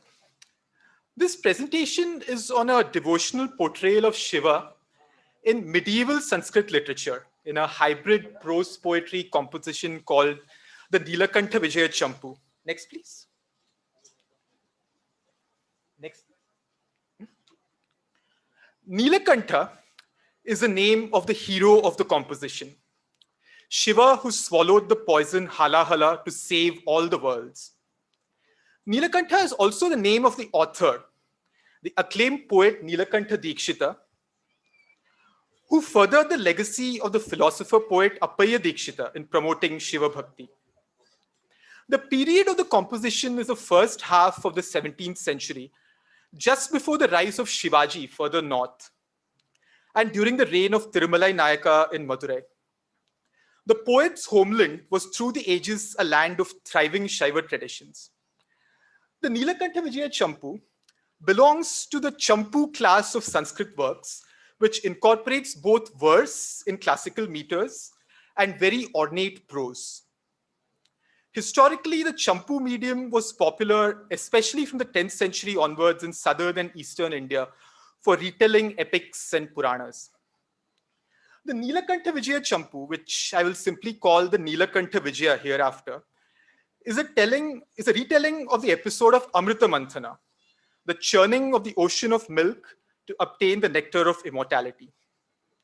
In brief, the retelling includes Durvasa's curse to Indra, the joint effort of the Devas and Asuras in churning the ocean with the Mount Mandara as a rod and the serpent Vasuki as a rope, the advent of Kurmavatara, the upsurge of the poison Halahala, Shiva's swallowing of it, the emergence of Airavata, Kalpataru, Devi Lakshmi, and Chandra over the course of the churning, and finally the Mohini Avatara gracing the Devas with Amrita. The act of grace by Shiva swallowing Halahala, which in most retellings is one event among several, like you see in the periphery of the painting, the bottom left, you might see it. It is brought to the narrative center stage by Nilakanta Dikshita and rendered as an image of ardent devotional worship. Next, please. A verse from the opening benediction of the Nilakanta Vijaya goes, Drishtva kaustubham apsaro ganamapi prakranta vada mitho girvana kativana santi bhuvane bhara diva kevalam nishkrante garale drute suragane nishcheshtite vishtape ma bhaishteti giraviras dhuriyo devastamevastumah. Countless are the celestials who just wrangled over the treasures from the milk ocean and were nothing but a burden on the worlds. We will worship only him who rose valorously with the words, "Do not fear," when the upsurge of poison had struck the celestials motionless. Worship of Shiva is what is expressed throughout the Nilakanta Vijaya, be it in a hymn of praise by the Devas hailing the victory of Nilakanta, Nilakanta Vijaya, or an effusive description of the glorious form of Shiva, shown first witnessed by Narayana, or in images throughout of puja and dhyana dedicated to Shiva by royals to ascetics. This talk is devoted mainly to such glimpses from the text. Next, please. The beginning and end of the hymn hailing Nilakanta's victory is as follows. Shailadikrita Niveshana, Kailasa Shikhara Bhushana, Tattvartha Gochara Chandrardha Shekara, and so on. Architananta Vihara Sachidananda Sharira Vijayi Bhava Vijayi Bhava. The purport of the hymn is, O Shiva, may you be victorious. And the address to Shiva is by 120 epithets in the Sambodhana Vibhakti or vocative case. As can be discerned from the sample we just heard, these epithets are arranged in rhyming pairs with ringing external rhyme and also subtler internal rhyme. The torrent of epithets is not arranged in any deliberate thematic fashion. In the next few slides, we will see some thematic assortments of these epithets. These will not be accompanied by verbatim translations, but only with quick highlights referring to the divine form, the miraculous acts, and the sacred sites of Shiva. Next, please. Uri krita bhuti divyanga raga, gauri parigrihita savyanga bhaga, Anganushanga Pavita Narasthilesha Ganga Taranga Bhavita Jata Pradesha. The form of Shiva smeared with ash, graced by Gauri on the left side, adorned by bones rendered pure by his touch, and bearing Ganga in his locks is hailed. Next, please. Vasundhara Sutta Sutopalalana, Jarandhara Sura Shironi Patana, Kopahata Patitantaka Vyapadita Samadandhaka, Prapancha Dahana Karaka Virincha Vadana Haraka, Apanita Dakshanana, Abhinita Bhikshatana. I'll just do one of them. These are called khadgas. So just to give you a feel, let me read them the way they are uttered. Actually, this is a royal insignia tradition. Shailadikrita Niveshana, Kailasa Shikhara Bhushana, Tattvartha Gochara, Chandradha Shekhara. And then it goes. And then that's how it comes. Vijayi Bhava, Vijayi Bhava. These are khadgas. It is done. So it is in that khadga tradition that he is doing this. Okay, thank you. Thank you so much, Professor. So this has become twice blessed, and we continue. So the vanquishing of Jarandhara, Yama, and Andhaka are alluded to, as are the punishments meted out to Daksha and Brahma, and the assumption of the mendicant form of Bhikshatana. Here it gets grander. Dharita Meru Kanana Kusuma Malika Alankara, Dharita Darukavana Kula Palika Hankara, Buddha Nanartha Rahasya Shatamanyu Mukhyamara Bhakti Gochara, Dugdhapanartha Tapasya Dupamanyu Vishranita Dugdha Sagara. These are allusions, there are allusions here to Shiva humbling the ascetics of Darukavana, of gracing Upamanyu with milk. These two pairs especially are highlighted here for the intricate construction, where the poet really uses the leeway that the form offers, employing forms beyond the repertoire of classical metric verse. Next, please. We are in Varanasi, blessed to be here. Asho Vishadharaka Kashi Puranayaka Hridambuja Krita Vilasa Chidambara Krita Nivasa. The sacred sites of Kashi and Chidambaram are just two of many that are mentioned in this hymn. Next, please. These are epithets central to the Nilakanta Vijaya itself.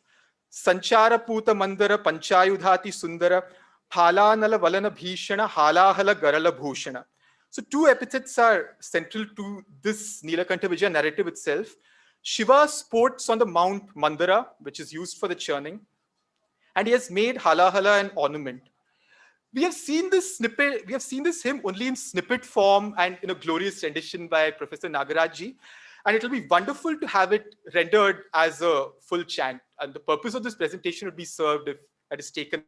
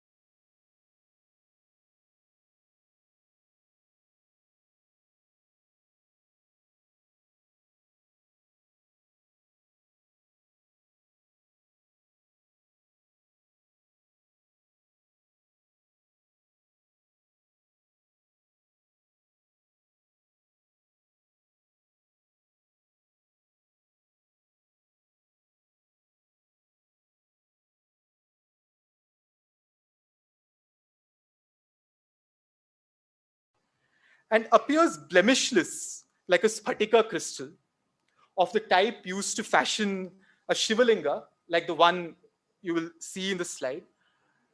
Like a transparent sphatika gem appearing red when it is close to a hibiscus flower, Shiva's feet appear red due to the rubies on the hoods of the serpent ornaments. Is this the slide? Yes. And also the ripened accomplishment of yogis whose minds dwell on these feet. In this vivid image, Nilakanta Dikshita alludes both to the analogy of the crystal gem and the hibiscus flower from Yoga Shastra, and to the Kavi Samaya or poetic convention of serpents bearing rubies. Such allusions from across disciplines are typical of the poet. Next, please. Like the linga fashioned from the sphatika gem that we just saw, the linga shown being worshipped by Indra at the very start of the Nilakanta Vijaya is fashioned from the heavenly wish-fulfilling gem, Chintamani. Daharakasha paripujita divya lingakriti pratisthapya chintamanimayam kimapi parameshwaram lingam. The linga is described as an image of an inner linga worshipped in the heart of the devotee. Besides the elaborate Shodashopachara puja by Indra, the Nilakanta Vijaya also describes dhyana of Shiva by Indra, by Vishnu, by the whole host of devas exiled from Swarga, and the sage Durvasa uninterruptedly. Reminiscent of the principle Narudro Rudramarchet, that is, nobody who's not Shiva may worship Shiva, the devas exiled from Swarga are described wearing ashes and matted locks, emulating the object of worship Shiva in spirit as well as form. Durvasa, who is engaged in constant inner contemplation of Shiva, is described having many outer attributes of Shiva and in fact called an avatara of Shiva. The image on the slide is not a portrayal of a Nilakanta Vijaya character, but of Pusalar Nayanar, who manifested a temple to Shiva entirely in his heart. The image is chosen to represent the themes of worshipping Shiva in the heart and of worshippers bearing the marks of Shiva. Next, please. In the vision of the poet in the Nilakanta Vijaya, it is worship of Shiva that is eventually accomplished by both worship of Shakti and worship of Hari. In multiple verses, Shiva is shown declaring that Shakti and Hari are both one with him. The narration ends with a description of the devas restored to Swarga, engaged wholeheartedly in puja of Shiva, dhyana of Shakti, and kirtana of Hari. The verse addressed to Mohini by the devas in simultaneous praise of Hari, Shakti, and Shiva is a fitting way to conclude this presentation too. Vandamahe Kamalanabham Anantamadyam, Vandamahe Bhuvanamohana Shakti Maishin, Vandamahe Tadubhaya Advaya Vada Moolam, Anila Kantam Avatansitam Chandrarekham. Om Tat Sat. With that, I'll be glad to take any questions.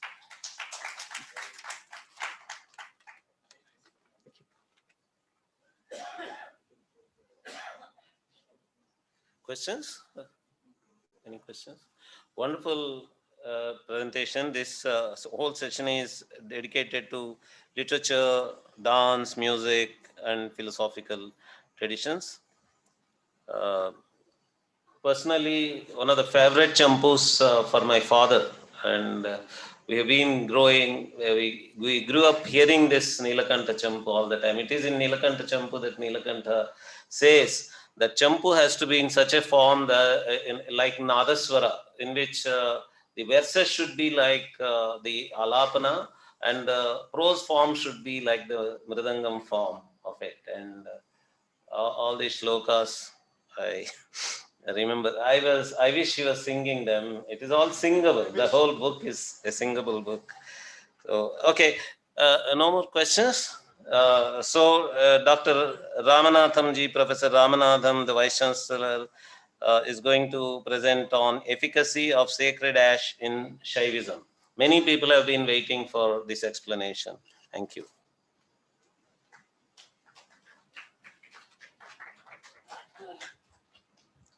First.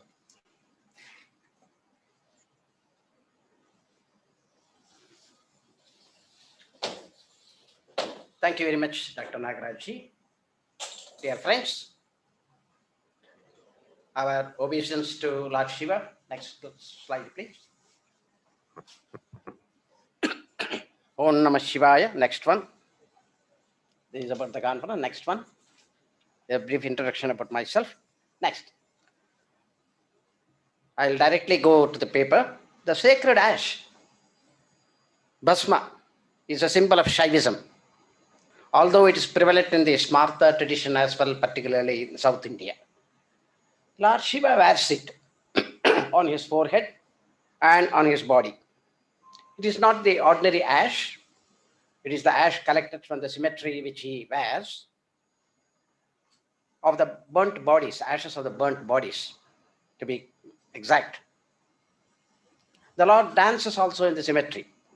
Well, there are a number of Puranic stories as to why the Lord should wear the ash of the dead bodies and dance in the cemetery. I'm not going into that. But from philosophical point of view, it represents the spirit of renunciation on the part of the Lord. The Lord teaches how to renounce. That aspect is very important here in the wearing of the sacred ash, Vairagya and other concepts. Next slide, please. There is a beautiful explanation given in the Shiva Mahapurana. It's already has been narrated in the morning, so I will rush through it. Well, the science says every action has an opposite and equal reaction. So, as we think of the creation, it should be preceded and followed by destruction. So, the Lord burnt the universe and wore the ash. Thereby, he is taking the essence of the universe for the next creation. Next slide. Why does the Lord take the essence of the universe? Why should he take it? Well, the example that is given is, the king is taking the taxes for the welfare of the nation. It's already been explained in the morning. And also we burn the plants, burning in the sense cooking, to get the essence, to eat the essence. Likewise, the Lord takes the essence of this creation to create the next one. Next slide. Yata hi jataragnihi bhakshyadin vividhan bahun dagdva saratanam sarat swadeham paripushyati, etc. That is of the another verse says, it's all from Shiva Mahapurana. Just as the gastric fire burns the foodstuff, likewise the Lord and takes the essence. Likewise, the Lord burns or wears the sacred ash to indicate that particular thing, that he is taking the essence of this creation to go for the next creation. Next one. It continues. Tata prapanchakartapi sa Shivaha Parameshwaraha swadishte prapanchasya dagdva saram grihitavan. Next slide. Dagdva prapancham tad bhasma swatmani aropayet Shivaha udhulanasya vyajena jagatsaram grihitavan. So after burning the world, the Lord applies the ash over his body. Under the pretext of destruction, he has taken the essence of the universe for the next creation. That is what we understand. The Karanagama says, it gives a beautiful explanation for Bhasma. Bhasayat yakilam jnanam nityam bhasayate chayat bhakshanat sarva papagnam bhasmeti parigiyate. The explanation for Bhasma. It eliminates every knowledge. It's, resplendent. And it can be taken as a medicine, mixed with water and taken as a medicine, the Bhasma. Therefore, it is called Bhasma. Bhakshanat sarva papagnam. And all the sins are removed by that. Next slide. A few ideas about the value of the sacred ash. A number of Upanishads, and particularly Bhasmajala Upanishad, they refer to the sacred aspects of the ash. Next slide.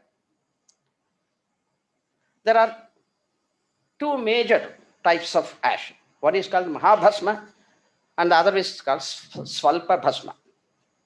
Next slide. The Mahabhasma is of 3 varieties: Shrauta, Smarta, and Laukika. Here is the verse referring to it. Shrauta, Smarta, and Laukika. Next slide. The Shrauta ash and the Smarta ash should be worn only with the utterance of mantras, the appropriate mantras. On the other hand, the Laukika Bhasma can be worn by everybody at any time for that matter. Next one. There is a reference to Agni, Agneya. The Bhasma that is created by burning the cow dung balls, that is how usually it is done. The cow dung balls are burnt and the ashes is used for the sacred ash. While making that particular ash also, appropriate mantras have to be recited. That we will refer to a little later. So this is called Agneya. And then one has to wear it, with the Tripundra, the 3 lines. I am wearing it not because I am reading a paper on the sacred ash. Usually I wear it. Next one. The Shrauta Bhasma is the one that is collected from the sacrifices like the Agnihotra. That word is very sacred. And appropriate verse for that from Shiva Mahapurana. Next slide. There are certain mantras. Next one. While applying the sacred ash, appropriate mantras have to be recited. That is what is given here in this particular stanza. For example, the Shiva Mahapurana itself refers to Jabala Upanishad, where the mantras are given. Next slide. The Bhasmachala Upanishad gives certain evidence of certain mantras to be recited while wearing the sacred ash. For example, we have to recite Agniriti Bhasma, Vayuriti Bhasma, etc. All these mantras are given. Even the rishis are Bhasma, Devaha Bhasma, etc. etc.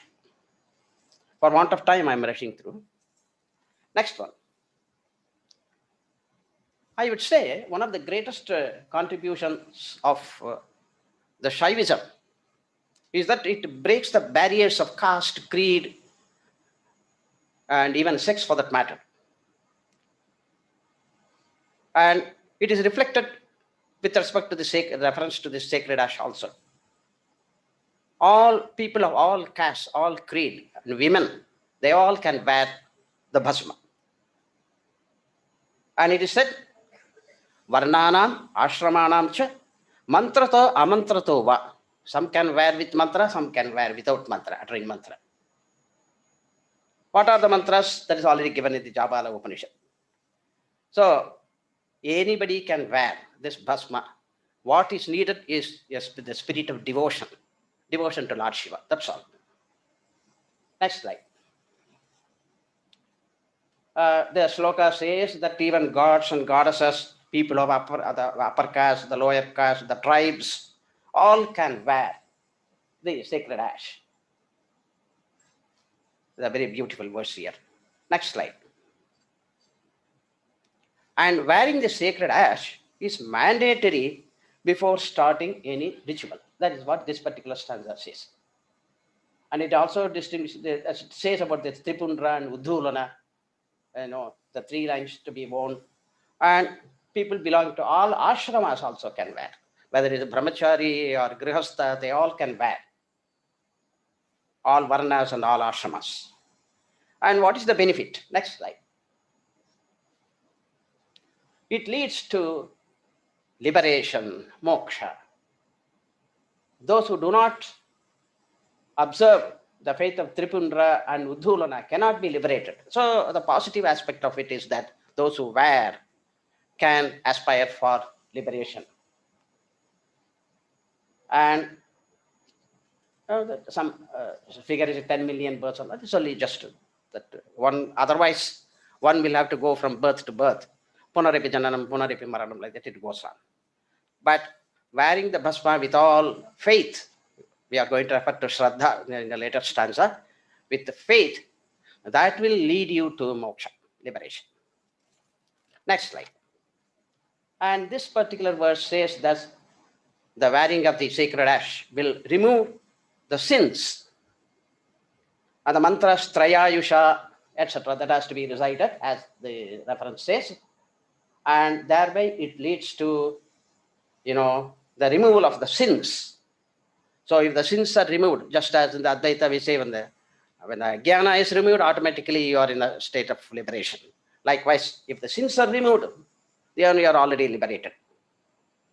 Next slide. This stanza says that one has to wear the sacred ash, particularly before performance of the Sandhya rituals. Absolutely necessary. Next.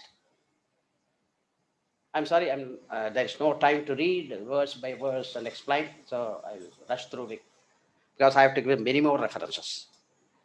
And it adds to the sanctity, just as fire when touched with or without knowledge, with knowledge or without knowledge, burns the body or burns the finger. So does the ash, worn consciously or unconsciously, sanctify a man. So it adds to the sanctity of a person. Next slide. It says one should apply the ash before one eats, not after eating, but before eating you must, or taking some drink, perhaps even before taking your morning coffee, you should wear the sacred ash. The exact meaning in the literal sense is this way: there is no man shall drink or eat ever without applying the bhasma. So the positive aspect of it is that we should wear it. Next. So this is a very significant reference. It says, just as sandal paste alone can be applied over sandal paste, so also the sacred ash has to be worn independently. No other mark should be worn over it. Some people, out of their own, as a decorating aspect, they wear the chandan or kumkum. But this sloka says that one should wear only the sacred ash and nothing else. Next slide. So this is a significant reference saying that women can definitely wear the sacred ash. No need of any hesitation. Women can wear the sacred ash. The tripundra should be applied, by even women. Stribihi, etc. Next slide. There is an explanation as to why we should wear 3 lines. What do they refer to? There are different explanations in different Upanishads and Agamas. But generally, this is said. The 3 lines in the different parts of the body and also on the forehead constitute the tripundra. The tripundra, the explanation given is like 3 lines. Next. And what are the fingers to be used? The 3 middle fingers alone have to be used for applying the sacred ash. So that is also given by this particular stanza. Next.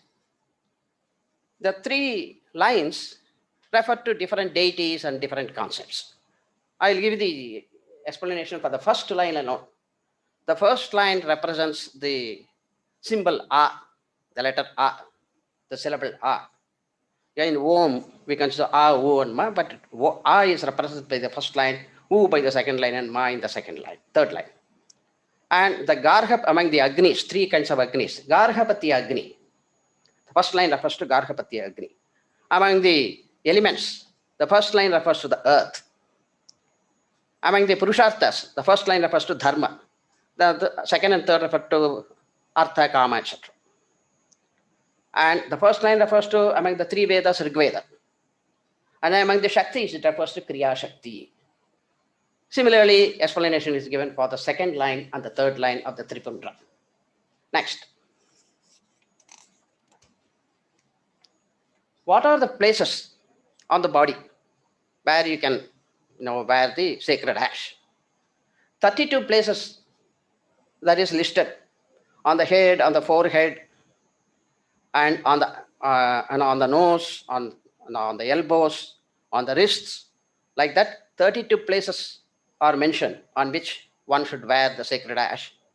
You may ask a question, how can you wear the sacred ash on your head? People like me can comfortably wear it.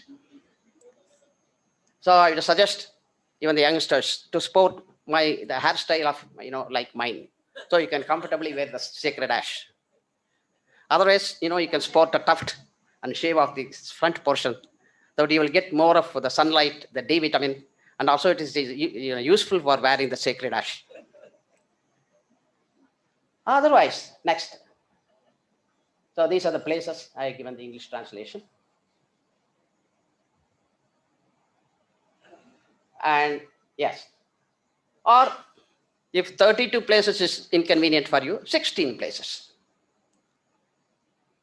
Generally, we wear it on at least on 8 places, on the forehead and on the upper arm, lower arm, on either side, and then on the belly and on the chest, 2 sides. So about at least 8 places we wear. Now, next one. The Kalagni Rudra Upanishad. It gives a wonderful explanation like this. That is, the followers of the Shaiva and Smarta traditions, Smarta also is mentioned, they make a paste of the sacred ash with water and apply it on the forehead and other parts of the body as well. Okay, next.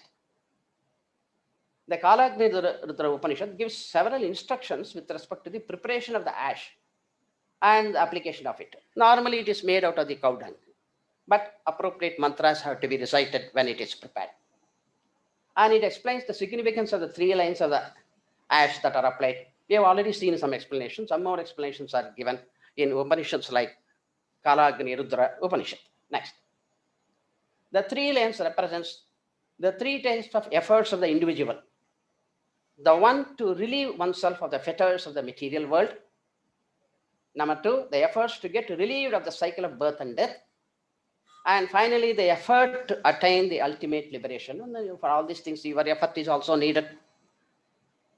Just as they say, mumukshutvam is necessary, your desire to attain the moksha is absolutely essential. Likewise, there should be your own conscious effort to attain the ultimate liberation. So the 3 lines represent that. That is what the Kalagni Rudra Upanishad says. Next. There are also other explanations. It may represent the 3 types of fires. Gargapatya, Ahamaniya, we have already referred. Or the 3 Vedas, some of them we have already seen. Same idea is repeated in Kalagni Rudra Upanishad also. Next. The Bhasma represents the beauty of the Bhasma is there. Next one. Yes. No, before that. So it represents 3. It may represent the 3 fires and also represent the 3 gunas, sattva, rajas, tamas. All those things are there. Yes, 2, 3 minutes. So yes, they connected with the 5 elements like this. It is itself made the earthly element, and then when it is mixed with water, it has the water element is also added, and after all, it is burnt when the fire element is there, and then the space on which we were represents the akasha, and it dries up in the air. So air element is there. All the elements are combined in the wearing of the sacred ash. Next one. The Tamil tradition. Well, we have referred to Gnanasambandhar in 2 or 3 papers. Gnanasambandhar has written an exclusive poem on the sacred ash. It's called Neer in Tamil. Mandiramavada Neer, Vanavar Melada Neer, Sundaramavada Neer. Neer should not be confused with the neer, water. This ra, this neeru. Tudikkapaduva neer, Tandiramavada neer, Samayathil ullada neer, etc. The meaning is also given here. So if you want, such of those who want the entire this PowerPoint, I can send it to them. Next one. That's the meaning of it. Next. This is called Vibhuti because a great treasure, because it transports you to the mortal world, from the mortal world to the other liberated status, moksha, and therefore it has miraculous powers, and therefore it transmits the energy also. Therefore, it is called Vibhuti, great treasure. Next. Sacred ash is connected with the energy centers, the chakras, That is why we wear it in different parts like this. And therefore, all these, the wearing of the sacred ash, you know, it enhances the power of the chakras within your body. Next. I got this information from Dr. Ganeshan. Paramashivendra Saraswati of 16th century has written an exclusive work on Vibhuti. It's called Bhuti Mahatmya. So next one. The benefits of the cow dung. The cow dung manure is rich in minerals, etc., which is phosphorus, potassium, etc. And therefore, the burnt one also contains certain elements which are very useful for our body. And then next one. In fact, a little of it can be mixed with water and taken also. Prescribed by the Ayurveda doctors only. Now you should not take it by yourselves. It can help you to fight obesity. Yes, I'm completely over. And even in the Western tradition, there are certain ash like, made out of potassium carbonate, called pearl ash, which is useful in countering certain disorders like the rickets, the skeleton system, etc. Next one, therapeutic value, treatment of rickets. Next one, treatment with ash, how it is to be done, the treatment modalities is given. Next, Swarna Bhasma, well known, Tanga Bhasma. Next, Sri Shankaracharya's work, well, he says, Apasmara, Kushta, etc., all these Kshaya Roga, all these things can be removed by wearing the sacred ash that is given at the temple of Kumara, Murugan. And also, even mental diseases will run away if you wear the sacred ash. Next. So, uses of ash, I have given a lot of ideas. For example, the ash of the people tree, not necessarily cow dung, the people tree, it contributes to your spiritual outlook. Next one, modern uses of the ash, volcanic ash, etc.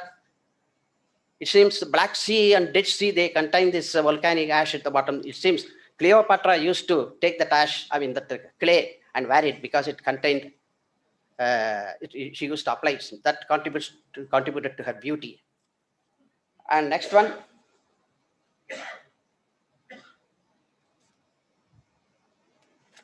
Yes, next one.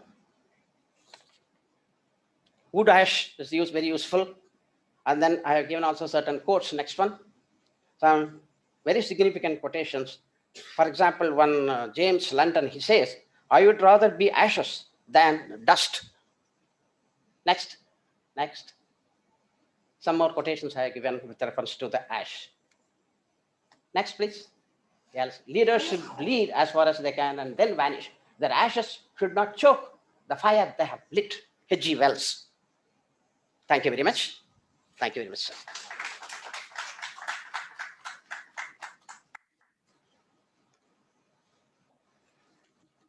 Thank you very much, sir. Actually, it is amazing that so much literature is there on this particular characteristic aspect of Shaivism.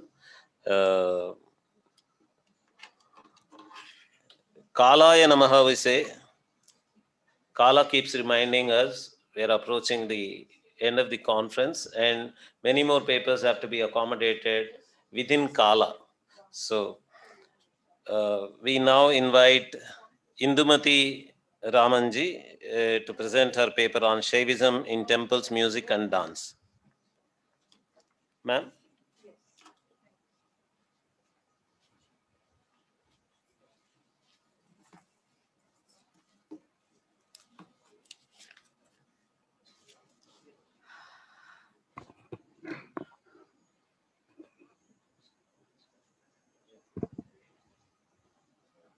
Om Namaste Astu Bhagavan Vishveshwaraya Mahadevaya Triyambakaya Tripurantakaya Trikagni Kalaya Kalagni Rudraya Nilakantaya Mrityunjayaya Sarveshwaraya Sadashivaya Shriman Mahadevaya Namaha. Dr. Shiva.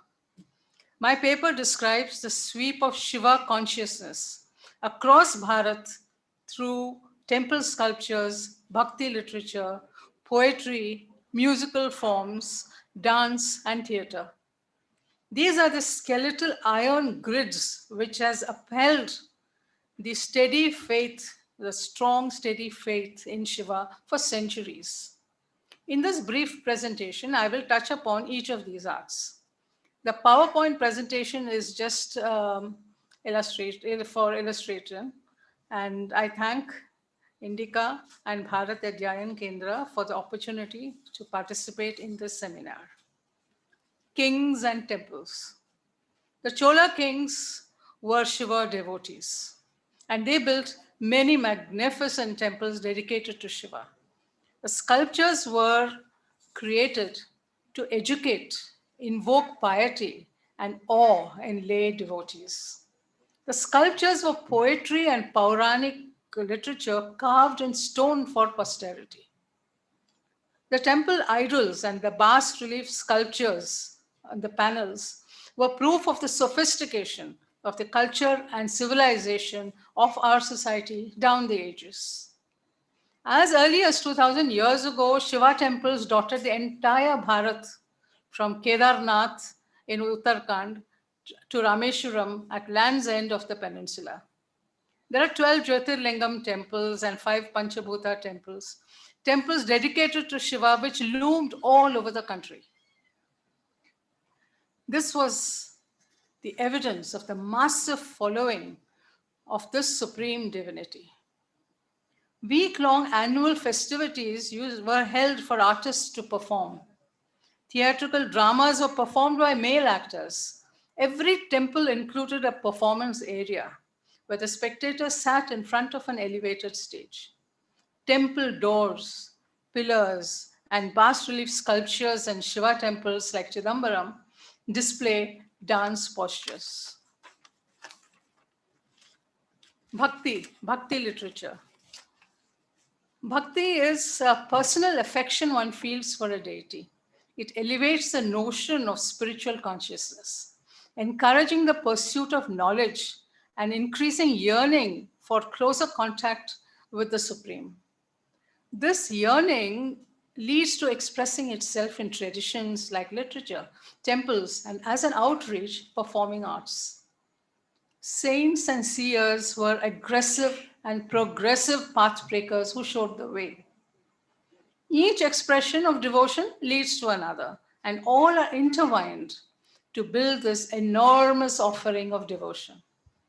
The notion of bhakti found expression in intellectual, literary, carvings, murals, and performing arts. Kashmir, the sacred land of Shiva, saw enlightened philosophers like Somadeva, Vasugupta, Kalata Bhatta, Abhinavagupta, who brought to light ancient texts, and their work came to be known as Kashmiri Shaivism. Lal Ded became a mystic yogini. She took sannyas from a Shaivite guru called Shed Bayu, and she spread the teachings of the Trika Shaivism in Kashmir through her sayings or vak. Her vaks became popular among the lay devotees and village folk who could now understand the simple words of the vak, which cloaked esoteric truths. Adi Shankaracharya, a young poet saint, established 4 mutts or monasteries who would uphold and preach the dharma of Shiva consciousness. Traveling on foot 4 times around the country, he sanctified Sringeri in the south, Dwaraka in the west, Jyotirmath in the north, and Puri in the east. He composed many Sanskrit odes which are popularly sung till today. Now, 63 Nayanars wrote inspired poetry on their visit to the Shiva temples. Their musical works are called Tevarams, which recorded the origin of 276 temples, the name of the deities, the legends about the sacred tank, about the sacred tree, the location, and so on. Nandanar, a field laborer, is barred from going to the temple at Tirupankur. As an outcast, he is not permitted to enter the temple, but desperately wants to have just a glimpse of the Shiva Linga. A huge Nandi sits on the way, blocking the way. Next. As the huge Nandi, he pleads to Shiva's vehicle to move just an inch so that he can get a direct view. Faith can move stones. We see even today that the Nandi has moved to the right, giving a clear view from the street to the lingam. This poignant story has been described by the musician composer Gopalakrishna Bharati in his Tamil Natakam Nandanar Charitra. The poets celebrated their connection with Shiva as a child, a father, a mother, a friend, or lover. Karaikal Ammayar was a poet revered as an Nayanar who deliberately shed her physical beauty and took to extreme asceticism in her attempt to become a gaul, like one of the ganas of Shiva. Her verses of the Shiva at Tiruvalangadu is best known. Next one. This temple is believed to be the earthly spot where Shiva danced the Urdhava Thandavam. Next one. The Nayanars in the south and the poet states across the country were a formidable wall which protected Sanatana Dharma from opposing fates. When a poet composes, the musicians sing, the dancer must dance. It is, next one. Will the sound come? You can play it, it's a video.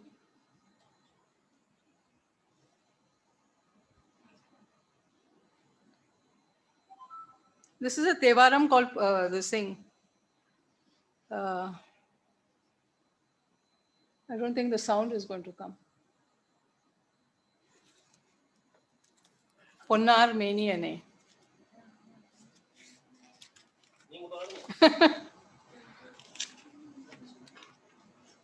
This is only a very short clip, so you can play this thing. No, just play the video. The symbol is not coming up. So Okay, doesn't matter. No, I've given a pen drive also. you get that play. It's there. It doesn't matter really. I'll go ahead. Otherwise, we'll take too much time. Yeah. I'll just go ahead. Yeah, please. It is believed that Brahma created the Natya Shastra by culling aspects from the 4 Vedas and named the Natya Shastra as the 5th Veda. It was Shiva and Parvati who introduced Tandava and Lasya to the dramatic production of Bharatamuni and is therefore venerated as Nataraja. As the arts evolved, the themes of performances evolved into a religious and spiritual experience where lay devotees could watch Puranic stories being enacted in front of them. They could now understand and appreciate the messages given by the poems and the song. Have you heard of the golden era of Bharat?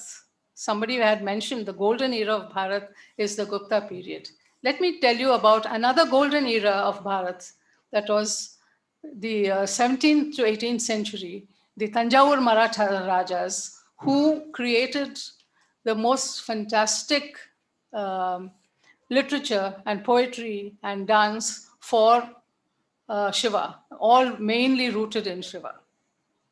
This Tanjavur Marathas goes unhonored by our historians. The treasure of literature, music, dance, and theatre was created by a battalion of poets and dramatists whose works languish today on the dusty shelves of Saraswati Mahal Library.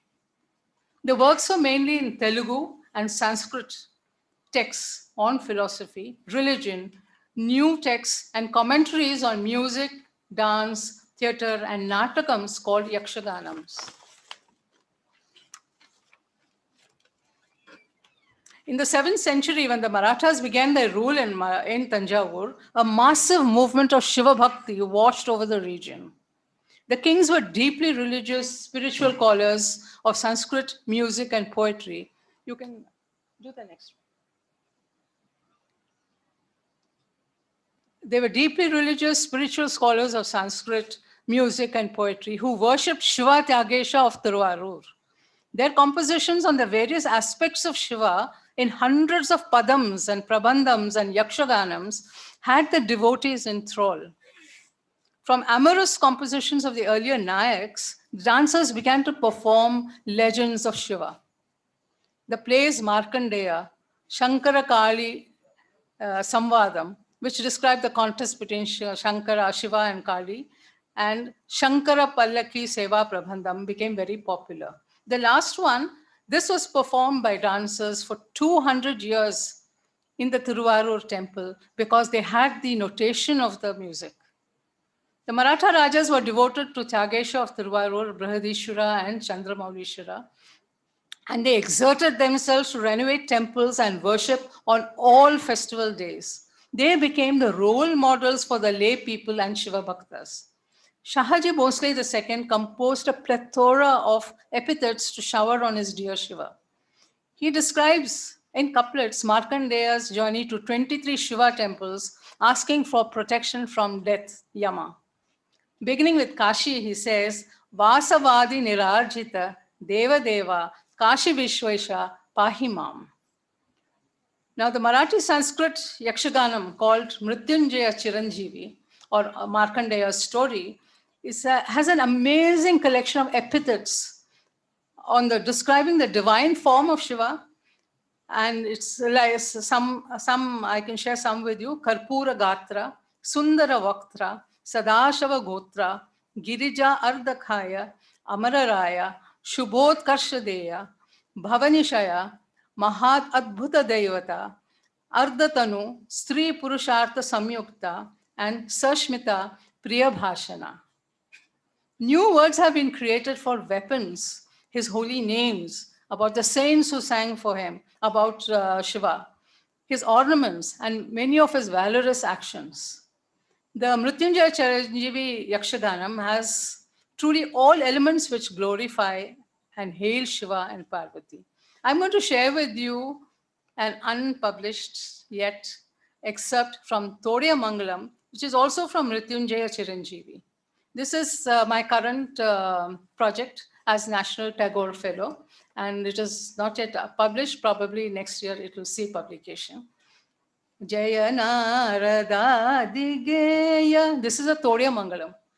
Jaya Jakta Vidheya.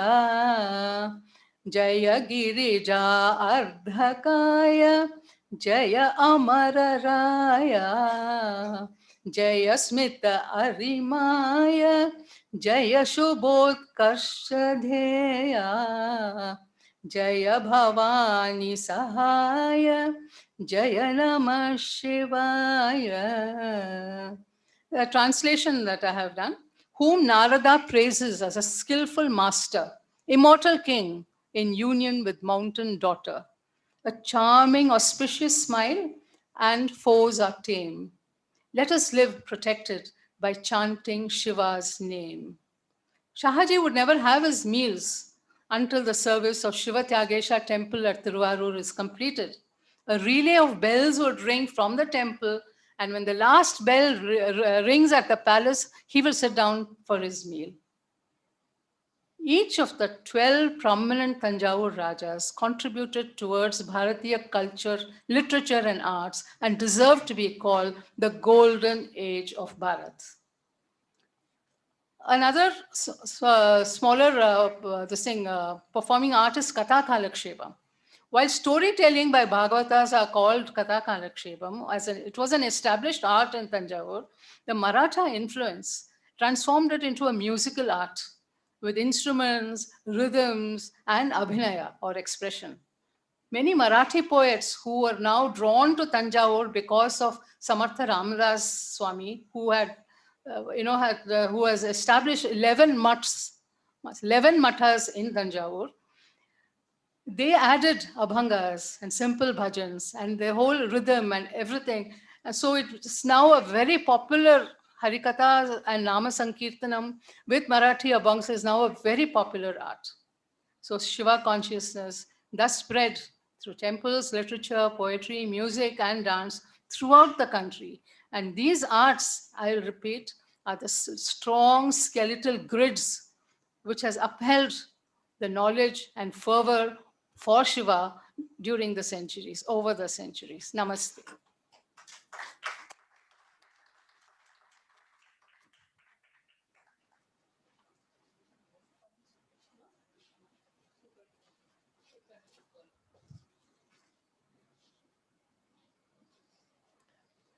Dr. Deepa Dharai Swami is going to present on who is Shiva, the nature of Godhead in Shaiva Siddhanta theology.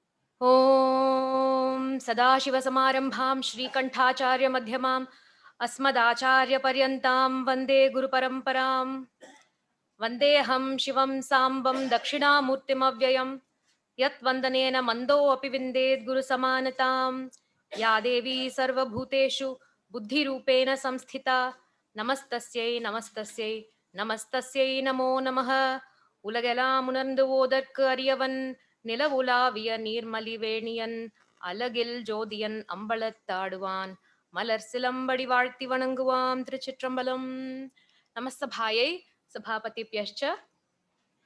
At the outset, I would like to beg your indulgence on what you might construe to be a very flippant topic.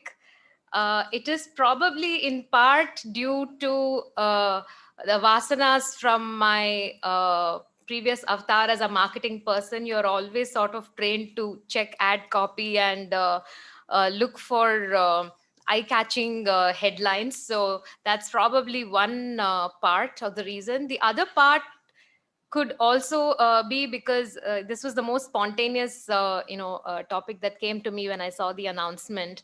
Probably because I just started studying the Ashtaprakarana texts, which are the 8 Siddhanta texts which explain the Vidya Pada of the Shaivagamas. Just like the 14 Tamil Satira Nulgal, the 8 Ashtaprakarana texts, I started with Tattva Prakashika. There's also another reason, because the manuscript for the Ashtaprakarana text as well as the Mrigendra Agama, apparently this, we only came to know very recently, was given by my great-grandfather, Shiva Vaidhika Shaiva to the Devakote Shaivagama Paripalana Sangam, who published this, Ashtaprakarana for the first time in 1923 and Mrigendra Agama as well in 1925. So, I felt like there was some calling to, start studying, and which is why I have. So I just like to share with you the beginning of, my understanding. So this is like a Puliyar Suri, a placeholder, as we say. Yes, sir, the next. So that is what is written in the text. Mayura Puri Virajabana Shivagama Patashala Adhyaksha Shiva Shri Vaidhika Shivacharya. Next slide, sir. Thank you. So these are the texts that I'm looking at. Dr. Ganeshan sir, in his keynote address yesterday, told us about the 2 most ancient traditions of India, the Pashupata and the Shaiva Siddhanta. And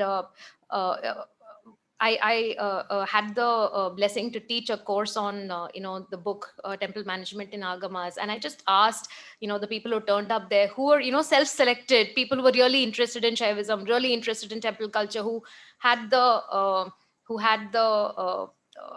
mind and space to make time every week, to come and study this tradition. And I asked them, what is your philosophy? What do you believe in? And they were all purportedly, Shaivas. They were really interested in Shaivism. But their general philosophy in life, apart from, I like going to temples, was Vedantic, was Advaitic. And, or probably like some kind of basic Puranic understanding of, the Shaivite family and so on. And they have Ishta Devata, Kula Devata and so on.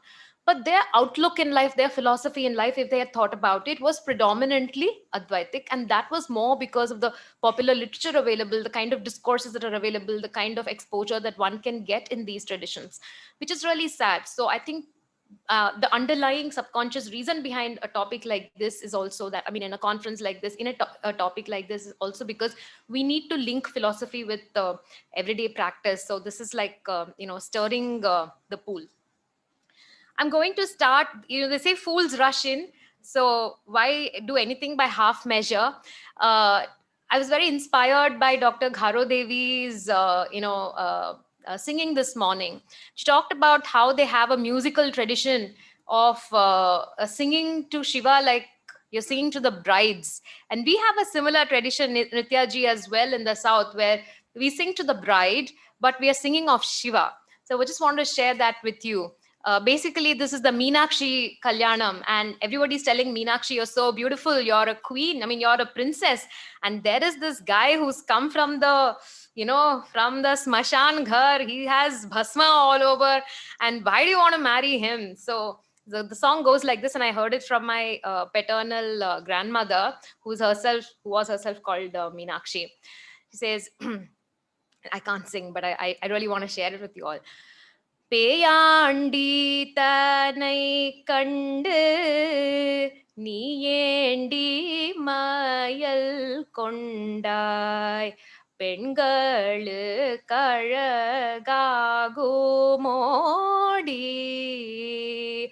And this is Mayandi. He's he'll fool you and he'll come, he'll take all your wealth away. He's a resident of the Sudukade and all that. So Pei is the Bhuta Pishacha, right? He's surrounded by all the Bhuta Pishacha. So I bow down to that Peyandi today, and let us look at what the Ashtaprakarana texts and the Agamas have to say about this Peyandi. The first invocatory, just the previous slide, sir. The first invocatory verse of the Tattva Prakashika, which is the first Ashtaprakarana text written by King Bhojadeva, it says, Chit Ghanaha Eko Vyapi Nityah Satatodhitah Prabhu Shantah Jayati Jagad Eka Bijam Sarvanugrahakah Shambhu. Next slide, please. We look at this one by one. Chit Ghana. Chaitanyam Drikriya Rupam. Sri Aghora Shivacharya has a vritti on this. Chaitanyam Drikriya Rupam, he quotes from the Mrigendra Agama. He says, Jnana Swarupa Murti, that's why he is Chit. And Ghana, he translates it to mean that his body is Chaitanya. I was looking at if there was any other reference to Chit Ghana in other literature, and I found that I don't know, obviously I haven't read Yogaraja's commentary, but I saw this reference in I think it's Bansad Budun, in her work in 2014, where the paper is very interestingly titled on Shaiva terminology. She's trying to explain some terminology, and she's quoted this. This is Yogaraja's commentary. This is a Mangala verse on Shabhinagutacharya's Paramartha Sara. This again starts the similarity of thought. It says, Chidghanopi Jaganmurtyasyano Yasa Jayati Aja. The same idea basically. And again, it starts with Chidghana. So this was a very interesting coincidence. But the tangent to this is that she translates this to mean mass of consciousness, which I thought was a contradiction in terms. Why would anybody say mass by nature has weight? And she goes on to use mass in terms of weight. And she contrasts it with something like Chid Rasaha, which is fluidity of consciousness versus the weight of consciousness, which I didn't understand, and I think which begs sort of further inquiry as to how does one translate these terms. Next slide, please, sir.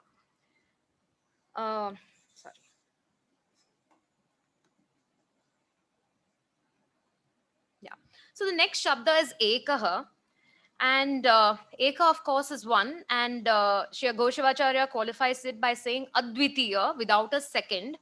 And our tradition also, Tamil tradition also says Ondru Avandane. Tirumular begins his Tirumandiram by saying Ondru Avandane.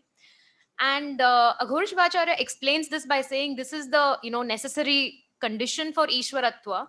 And he says that by this term, the Tattva Prakashika is trying to negate both Anekeshwaravada and Pravaheshwaravada, basically saying that there are several Ishwaras, so cannot be one. And number two, Pravaheshwara is any time there is probably one, but then there are a succession of Ishwaras, which would mean that there is destruction for one Ishwara, which is not accepted, and therefore one forever. Next is Vyapi and Nitya. Vyapi, Shivacharya says, is Sarvagata. He goes everywhere. and qualifies it by saying that he does not need any adhishthanam. Even though he goes everywhere, he goes as a free agent. He doesn't need to rest or depend on anything. Nitya, of course, is eternal, and he explains this by saying he is Adyantarahita, the only entity which is left both at the beginning and the end, which is basically beyond time. The next term is very interesting. It's Satato Ditaha, which again you can't find in many places. Satato Ditaha is explained by Shivacharya as Nitya Mukta, which means eternally Mukta. Mukta is liberated. And in the Siddhanta tradition, Mukta is being liberated from the Pasha bonds. And he is Nitya Mukta, not because he's eternally Mukta, because he never was affected. He was Anadi, he's Anadi Mala Apeta. This distinction is required because of the fact that in the tradition, there are other Shivas. There are other Atmas who, if you traveled in this region, you will come across many people and you will wonder who is Shiva. And therefore this question, there'll be so many people who are exactly the same, who could be having their, Man, Maru and, however you've imagined. They all have the same form and they have the same powers of Sarvajñatva and Sarvakritva, everything. But the difference is that they are Muktatmas. All of them have been liberated by the grace of Shiva, whereas Shiva himself is eternally Mukta. And therefore, Aghor Shivacharya says that this distinction has been made. And in the Mrigendragama also says he is Anadimala Apeta, and therefore that doesn't apply to him. The next two terms, so the next slide please, is Prabhu and Shanta. These are also important because Prabhu is translated as Aprerya. Prerya is somebody who's pushing you to do something. Aprerya, nobody impels him to do anything. He's without a master. He grants mukti, but he is not granted mukti by anybody. That's the only transaction there is in this world, granting mukti. Shanta. This is again a very interesting term because there is a Shanta Bhuvana that happens and there is a Shanta Murti that happens later. The explanation, the Vritti says that this is because he is free of the seven, problems of Mala, which the bonds of Mala, which are Moha, Mada, Raga, Vishada, Shosha, Vaichitrya, and Harsha. Even happiness is a Mala. Even happiness is a bond. Like Vivekananda says, good and bad are both chains. One is golden and the other iron, right? So he is without this because obviously there is no Malasambandha. The next, the next slide, please. Jagadeka Bijam, the one source of the universe, the one Bija. So the concept is that anything that has Avayava, Gopinath explains, anything that has Avayava has to be created. Anything that is visible that you can make out the parts has been created by somebody. It requires a maker. Every Karya has a Karta. And that Karta is the Nimitta Karanam is Shiva, like the Shivanyana Bodham, the first, Totriya Tidiye Ongi Malat Odungi Malattuladam. Antamadi and Manar Pulavar. So in Tamil, the Shivanyana Bodham also says that the one who is the end is also the beginning and he is the Bijam. He is the creator. The next slide, please. That is Sarvanugrahakaha. This is again a very important term because that is the key function, the only function, the Panchakritya activity. And here the term Anugrahakaha sort of self-contains within it all Srishti, Sthiti, Samhara, Tirobhava, Anugraha. Of course, Anadi Mala Apeta, and because of that, he is the only one who can perform this Panchakritya. Because I remember in one of the papers presented yesterday, they said because of all this, one can attain Shivatva and therefore can also do Panchakritya. Now I forget who said it, but and it struck me at that particular point of time that this is probably different from the Siddhanta, which believes that you did, sir? Yes. There has to be only one person who can do Panchakritya. Otherwise, Mrigendragama says there will be confusion. Tomorrow I want to point out saying this person created the world. Who will I point to? So, then Samhara and Samharam, the creation is Bhoga Sadhanam. And Samharam is also an act of Anugraha because he wants to give rest to the Bhavinam. So therefore he does Satmakam Akramya. He withdraws them unto himself. Therefore, punah pragvat pravartate, to create again. Okay. So, right. And the Tirobhavam also happens because of his Shakti. The Tirobhava Shakti is called Maheshwari Shakti. For Upachara, it is called as part of the Pasha. It becomes Pasha Jalam, but it is the Maheshwari Shakti. And it becomes the Anugraha Shakti when it comes, when the time comes for Anugraha. So 2 minutes more, sir. Yeah. So, yes, next slide, please, sir. So when he does Anugraham, the last line said, Shiva Sadhyo Bhavanti. The beauty of the tradition is the moment you get grace, you become Shiva. So there is no, there's only a technical difference between the other schools of, say, Advaita or whatever. You become Shiva, what more do you want? That there exists another Shiva should not be a, problem. So this is the kind of the conversation of coexistence that everybody was talking about. So this sort of bears out. And the other interesting point on the previous slide was Guru Masthaya. So he comes through the Guru. So the importance of the Guru Parampara in the tradition again.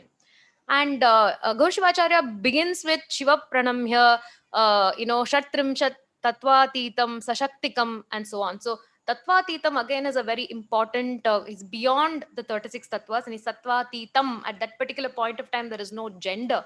Again, that bears out with some of the conversations, that we have had.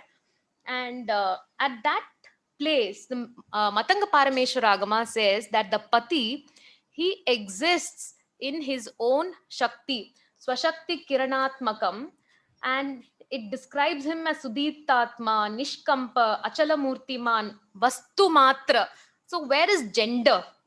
Vastu, Vastu Matra. Which tradition will explain Godhead to us like this, right? I mean, the beauty of this. And we have a system around it for us to realize it. Correct? The next slide, sir. And then Sashaktikam.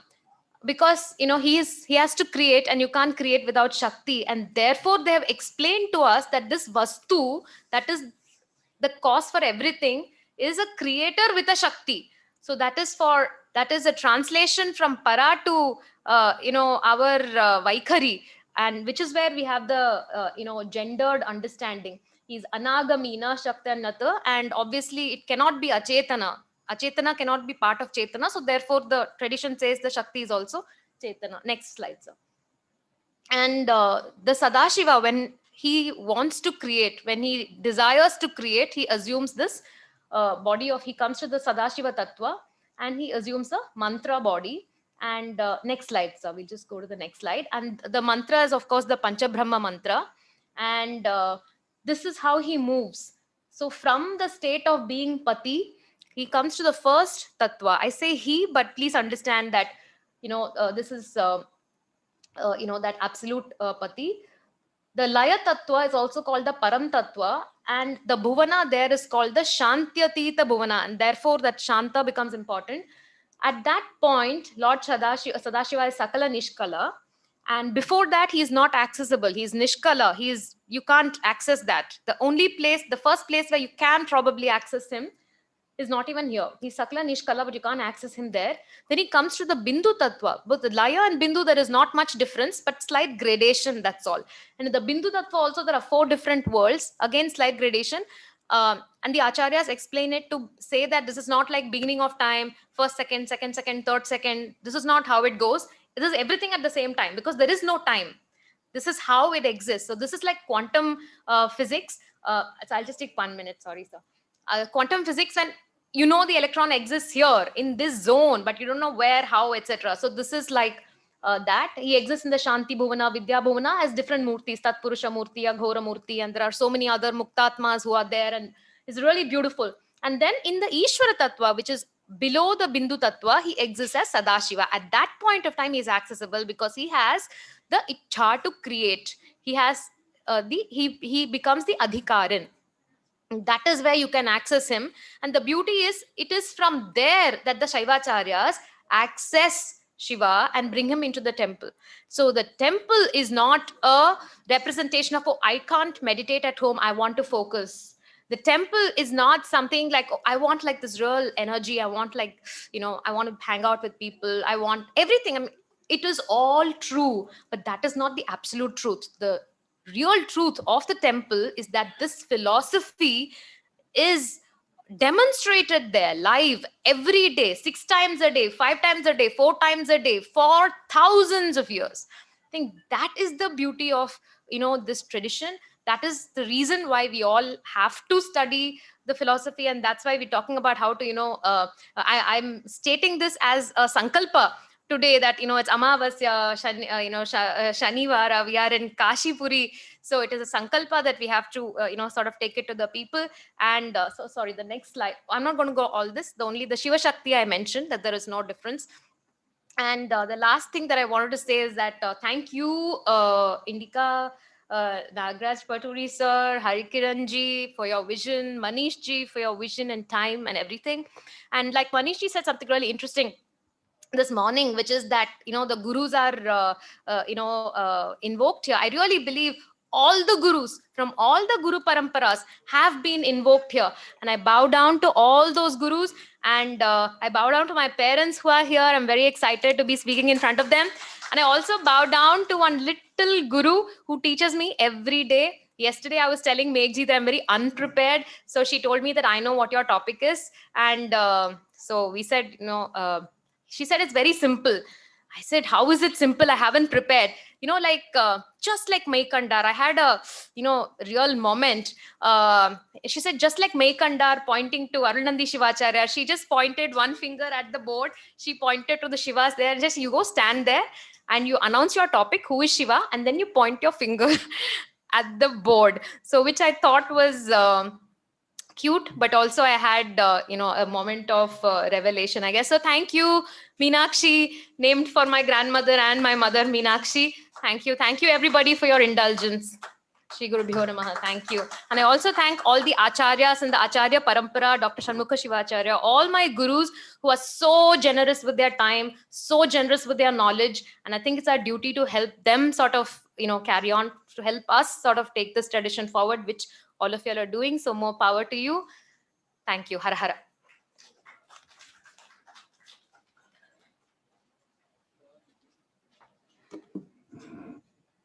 As I already told you, Deepadhara Swami is a very big resource for, has been repeatedly a very big resource for Indic Academy. She is the one who brought many Shaivagama acharyas to us. She brought these two young girls who were presenting this afternoon.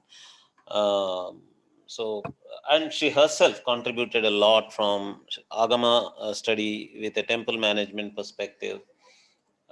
Thank you very much, Deepaji, for that wonderful philosophical analysis of Shaiva Siddhanta. Any questions?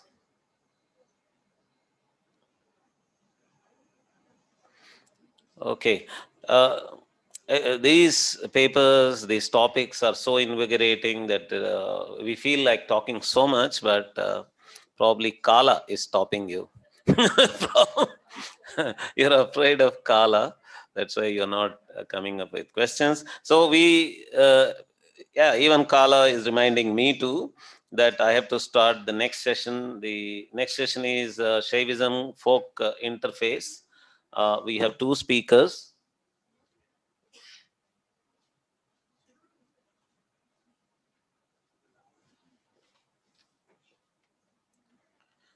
Dr. Bijoy Bharava, Shaivism and Folk Tradition of Assam, and Prabha Paturi, Folk Shaivism Interface, the case of Kuruma Oggu Tradition of Telangana.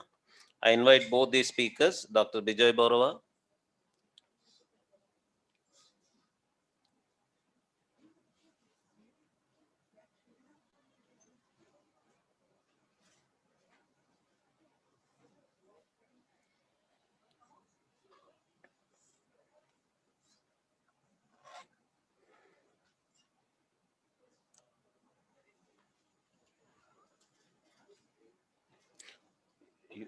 Pen drive is there? Okay.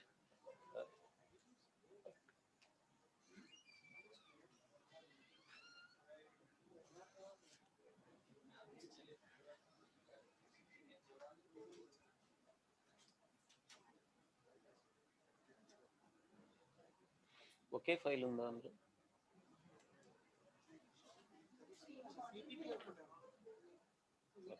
Only one file is there in that? Yeah. Okay, nice. Please go.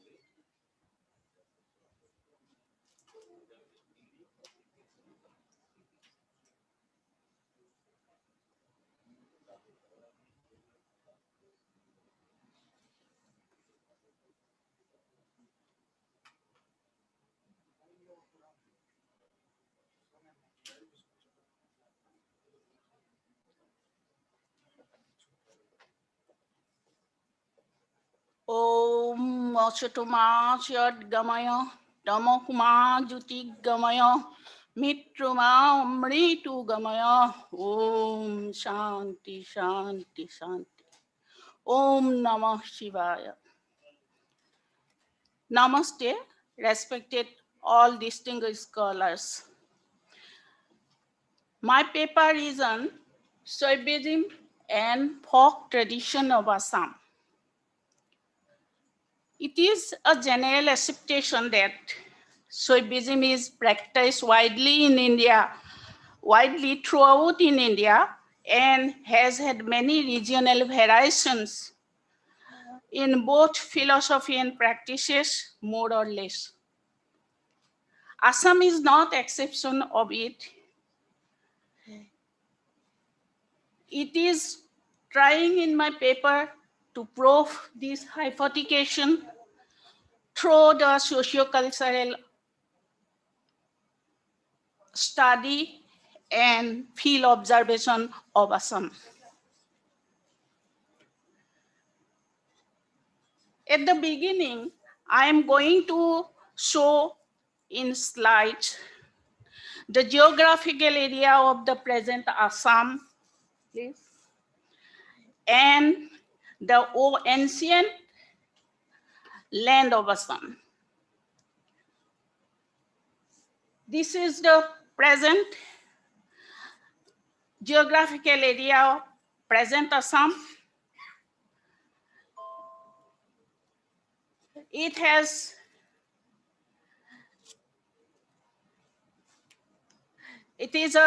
Assam is a state of now of northeastern India. It is situated at northeast part of India with 3.09 crores of population and 78.44 square kilometer area of land. We can see its different districts which are present is available there. The ancient name of this land is Pragjutisha Kamrupa. The next, please. This one. This eastern part of which is black covering is the ancient Pragjutisha in Kamrupa.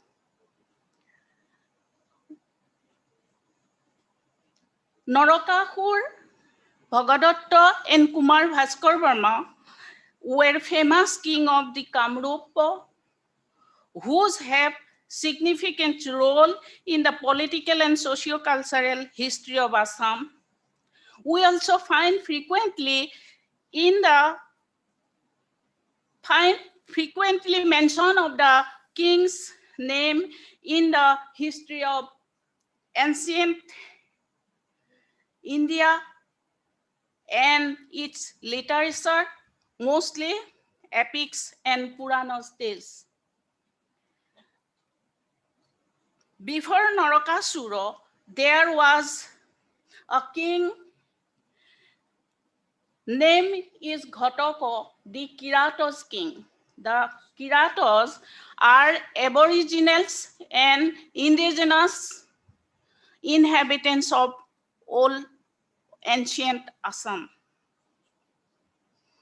The Kiratos king Ghataka is a Shaiva devotee, and from his time there was Shaivism. There is extensively spreading out the Shaivism in Kamrupa, ancient Kamrupa also. In medieval period, we see here different parts of the Kamrupa. It is the medieval period. Different parts of Kamrupa were under the Sutiyas, the Bhuyas, the Borahi and Kasaris, king and other chieftains going on. Later, the Ahom king of Thaisan, who are invaders firstly, who came here as invaders, but soon become completely indigenized. During their uninterrupted 600 years reign or rule, gave its present name and socio-cultural present unification. The coast king in the western part at that time in the reign of Ahom king also played similar role, not only political course only, but also in the socio-religious and artistic affluence. The demographic patterns of the Assamese society is also unique. It is not similar to other states. The indigenous people were various tribal community, Aryanized at the different levels of acculturation, assimilation, and integration, are made up Assamese Hindu society, living now in the hills and plain. The local Muslim population also, sizable proportion, at their place they contributed to the composite society of cultural milieu. There are a small but significant Assamese Sikh community also. Again, the Christianity has been adopted by some tribal people also. It is surrounding from the general community. These are the Brahmins, the Kayastos, Kolitas, Nath, etc. It is the present society of Hindu society of Assam. Although Shaivism, Shaktism has had strong roots in Assam, Neo-Vaishnavism with wonderful spirit and liberalization of Shankar 1449 to 1568 AD reconstructed the Assamese society with its socio-cultural development. On the above background, I am going to discuss the main points of my paper. The worshipping of Shiva or worshipping of Shiva prevailed in Assam from a remote period amongst the aboriginals and Aryanized people. Rai Bahadur Gunabiram Borua, in his Assam Buronji in 1900 AD, states that Shiva worship was first introduced in Assam by Jolpeshwar, a king of the present North Bengal Jalpaiguri, who was formerly included in the kingdom of Kamrup. In Skanda Puran, the story of Jolpeshwar is also mentioned already. In early Assam, from 7th to the 12th century, The king of Kamrupa were devotee of Shiva. The Ahom and the Kos kings also patronized the god Shiva. The number of temples and shrines assigned to Shiva is 15. Those assigned to Vishnu is 4, and assigned to Devi is only 5 in this time in Kamrupa. According to the Yogini Tantra, the number of Shiva Lingas to be found in the old Kamrupa was more than 1 crore.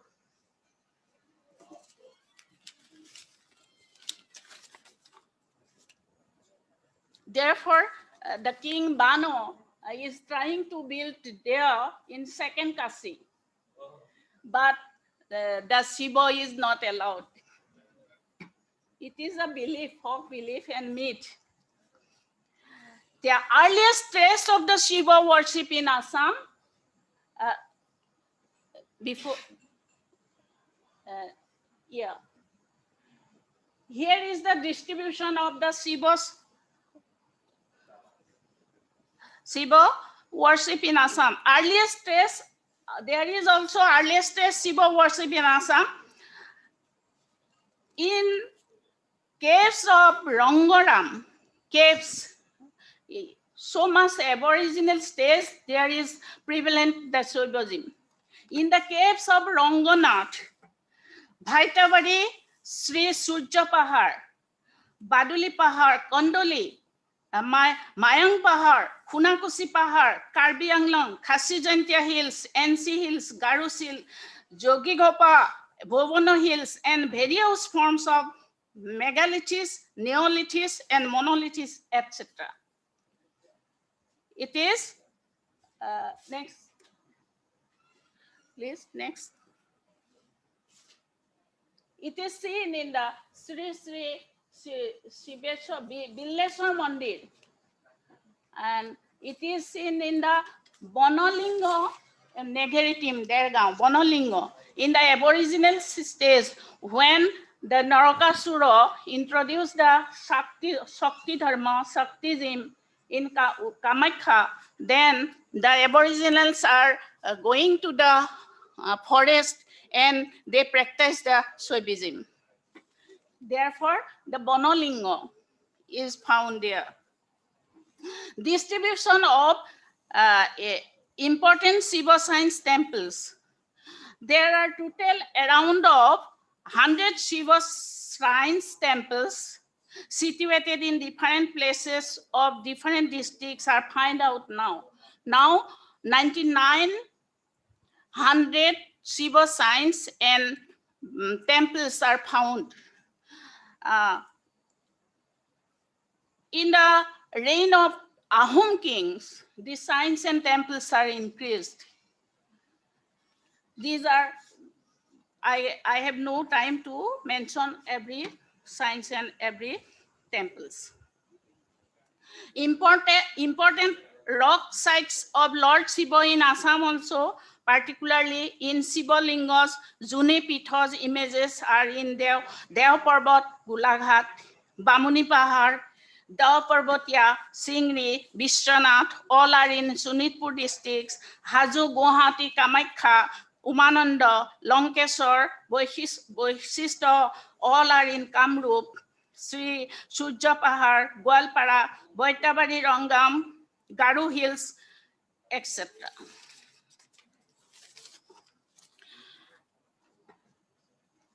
The Muslim local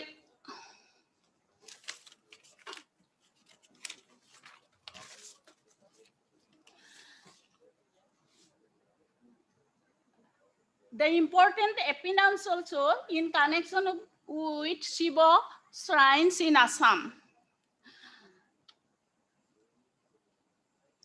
The name of the some shrines and some temples are following the name of Shiva. It is called eponym.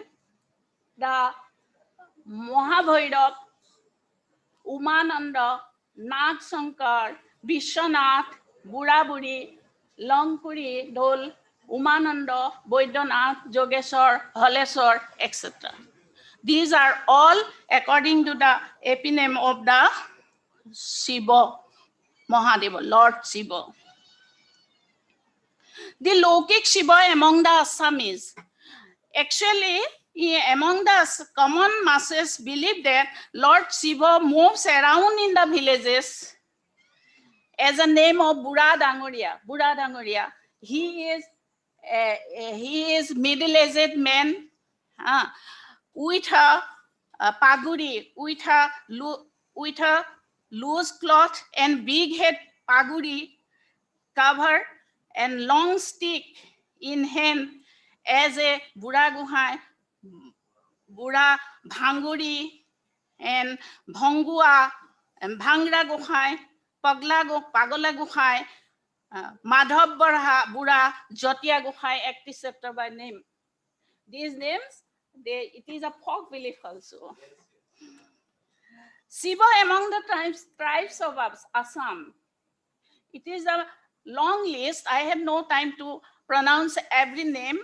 All names are from the tribal language. Actually, the tribals worshipping his Lord Shiva as their ritualistic law, ritualistic rule, and give the name there. As for example, Bodo Kasari call Lord Shiva Batho Sibrai. As a Batho Sibrai, Bodo Kasari worshipping the Lord Shiva. Next, it is a long list. I have not covered the time. Lord Shiva in oral literature, it is the most interesting for me. It is extensive references are there. I'm not covering all, but I want to, this is categorizes. No? Myth, legends, folktales, Malita, ballad, folk beliefs, performing art form in connection of Shiva. This is Ojapali, Devodasi dances or Notinas, Mantra Sahitya. In Assam, we have several direct and indirect references of Lord Shiva in good number of folklore genres. As a researcher of folkloristics, my observation is going to the oral folk stories related to the Shaivism and are scattering in the folk society as myth, legend, tales, proverbs, and riddles. There are so many examples regarding these genres. One myth is, I can mention here, that the story of Shog Orba, who wanted to make second Kashi near Shitol Negariting. Shitol Negariting is a famous temple and shrines of Shaivism. There, the Shog Orba trying to make it second Kashi. Similarly, the ancient King Bano, I also told it, wanted to make Vishwanath Ghato. Vishwanath is another, Vishwanath of Sunitpur district is another place. It is famous for Shaiva temple.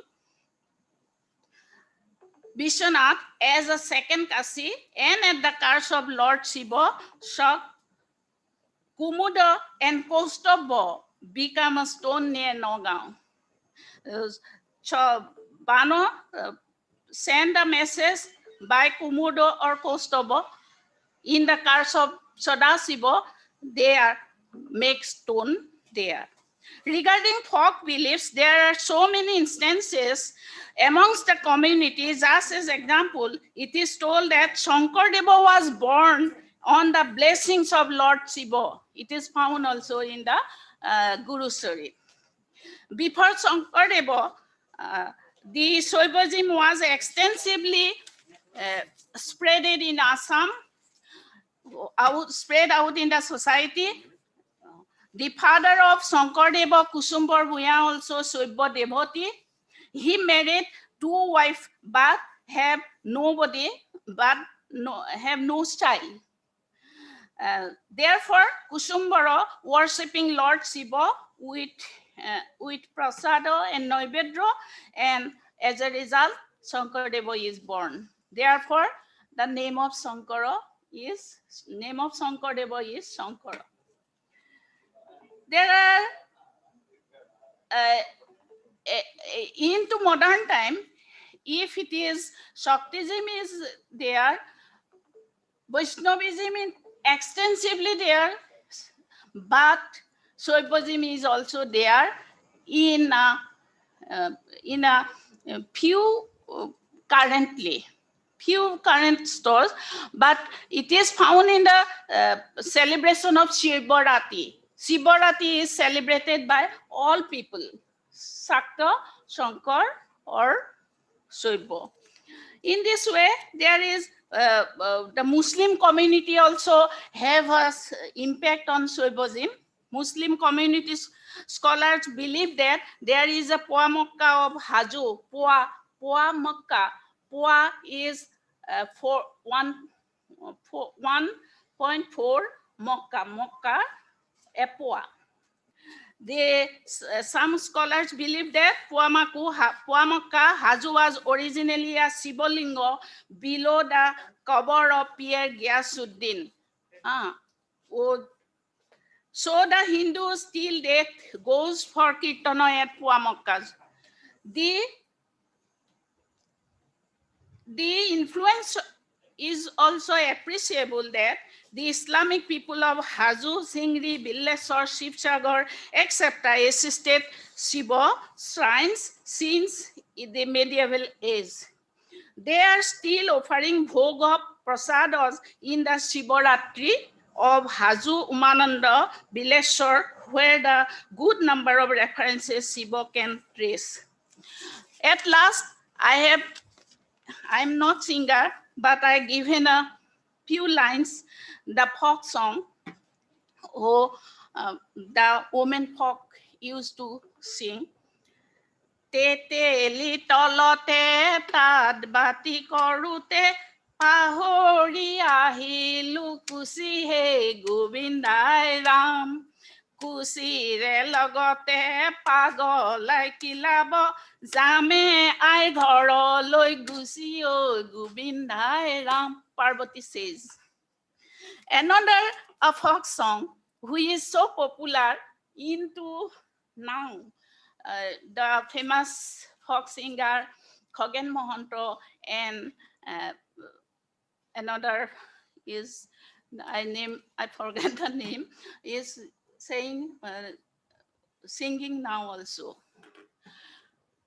Hara Hara Mahadeva Hara Hara Nandi Bingi Stuti Kare Gandharva Kinare Ahetu Hada Hiva Devo Digambara Tilukara Nathahara Hiva Jata Dhari Tilukara Nathahara Hiva Jata Dhari O Gole Shobha Kare Prabhu Hi Lamba Dari Ahetu Haba Hoda Hiva Deva Digambara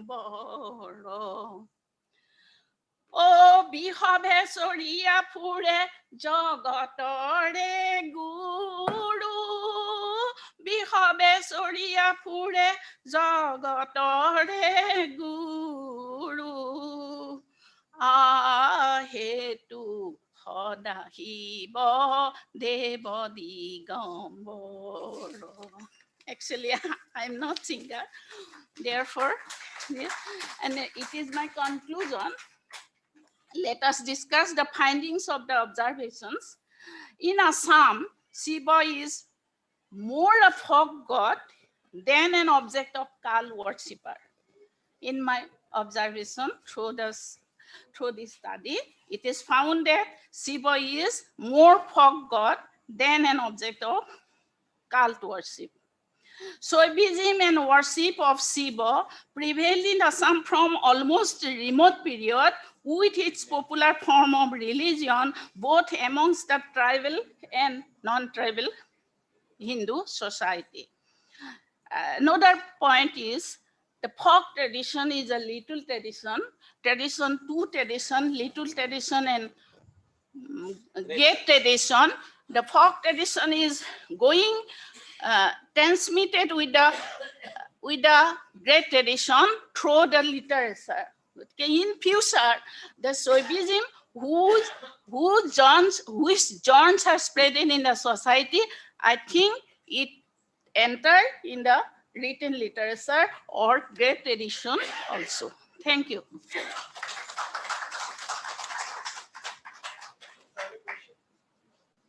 Question? Yeah. Well, it's not a question as such, rather two observations. I was just reminded of two things from my childhood since I was born and brought up in Digboi. So near our place, just say a couple of miles away, there is a temple, Dangodia Baba. So what's what we have there? There's no linga or an iconic form. There's a banyan, a banyan tree, and that tree is worshipped in the form of Shiva. Yes. No, actually it is the villagers is images. Imagine that. That tree is, it is physically a man who has a... And Shiva's presence is there. Yeah. And one more point. Buddha Dangodia. Some people call Buddha Dangodia. In some places it is called also mentioned. Yeah. And one more point that to the song which you have sang, one more song you could add, Bisare Sonde Sonde. But Bisare Sonde Sonde Mahanande Anande, Sakatama Haradev Nasa, that song. Yeah, it is. Thank you. Oh, I'm able to feel the excitement from the young friend. You're reminded of so much of Assam, but I'm indebted to Ma'am Vijayaji for bringing such an amazing amount of information from Assam. We would have not known at all such a rich data, such a rich information.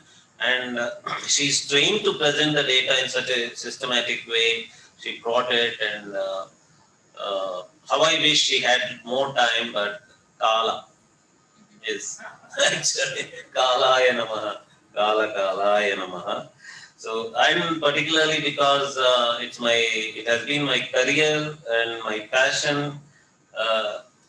For 3.5 decades, I spent my life in folk culture all the time. So whenever something from folklore, folk culture comes, there is a resonance here, but I have to restrain myself and should not go into the details. And in a few minutes, Manish Maheshwari ji is going to share with you a very sweet information for the Shaivism conference. Regarding Shaivism, what Indica is going to do with regard to Shaivism. And the same Manish Maheshwari ji, when he brought these plans to me, he brought another sweet message only personally for me. It was that he was going to work for folk studies also. So, and the offer was, you do whatever you want. All your dreams, they will be fulfilled. I'm there, was his words. So I'm waiting for that day to come, all my dreams to come true.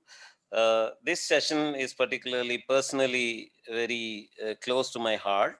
Now, Prabhav Paturi, Folk Shaivism Interface, the case of Kuruma Oggu tradition of Telangana.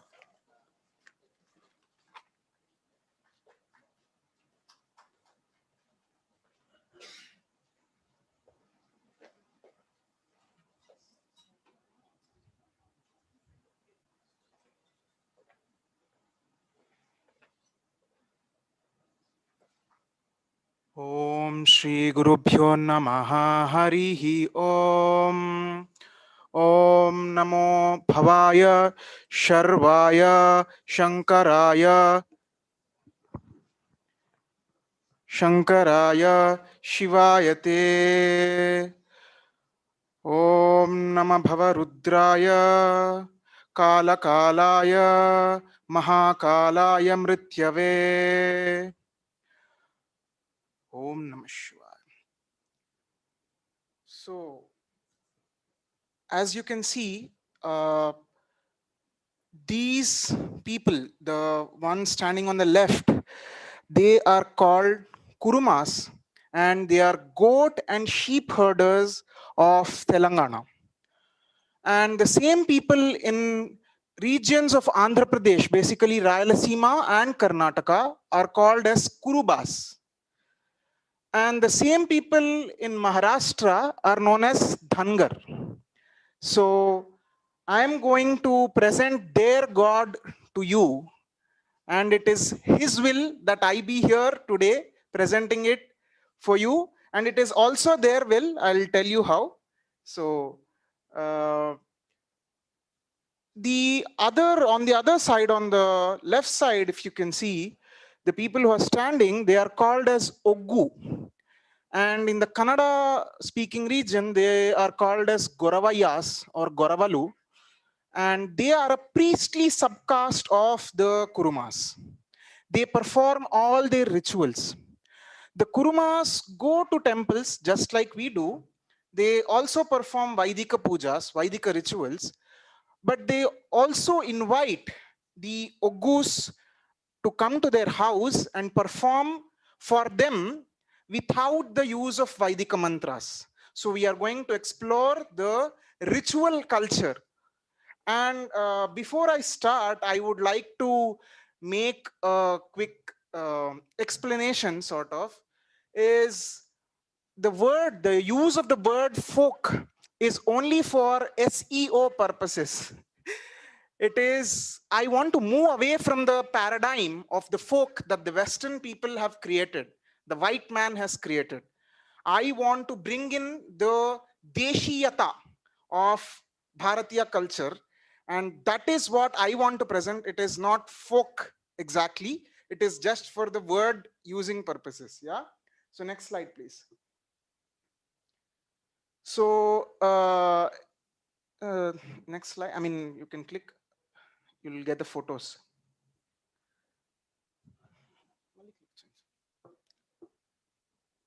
No. Next slide, and you can just click the down button. Yeah, so I did a field work in the village called Muttangi, which is near Hyderabad, and it is a village full of the goat and sheep herders. And I had the great opportunity to visit them. It was sort of a miraculous thing that actually happened. I went there with my camera, and I was just searching for some subject to shoot. Those days I was still learning photography.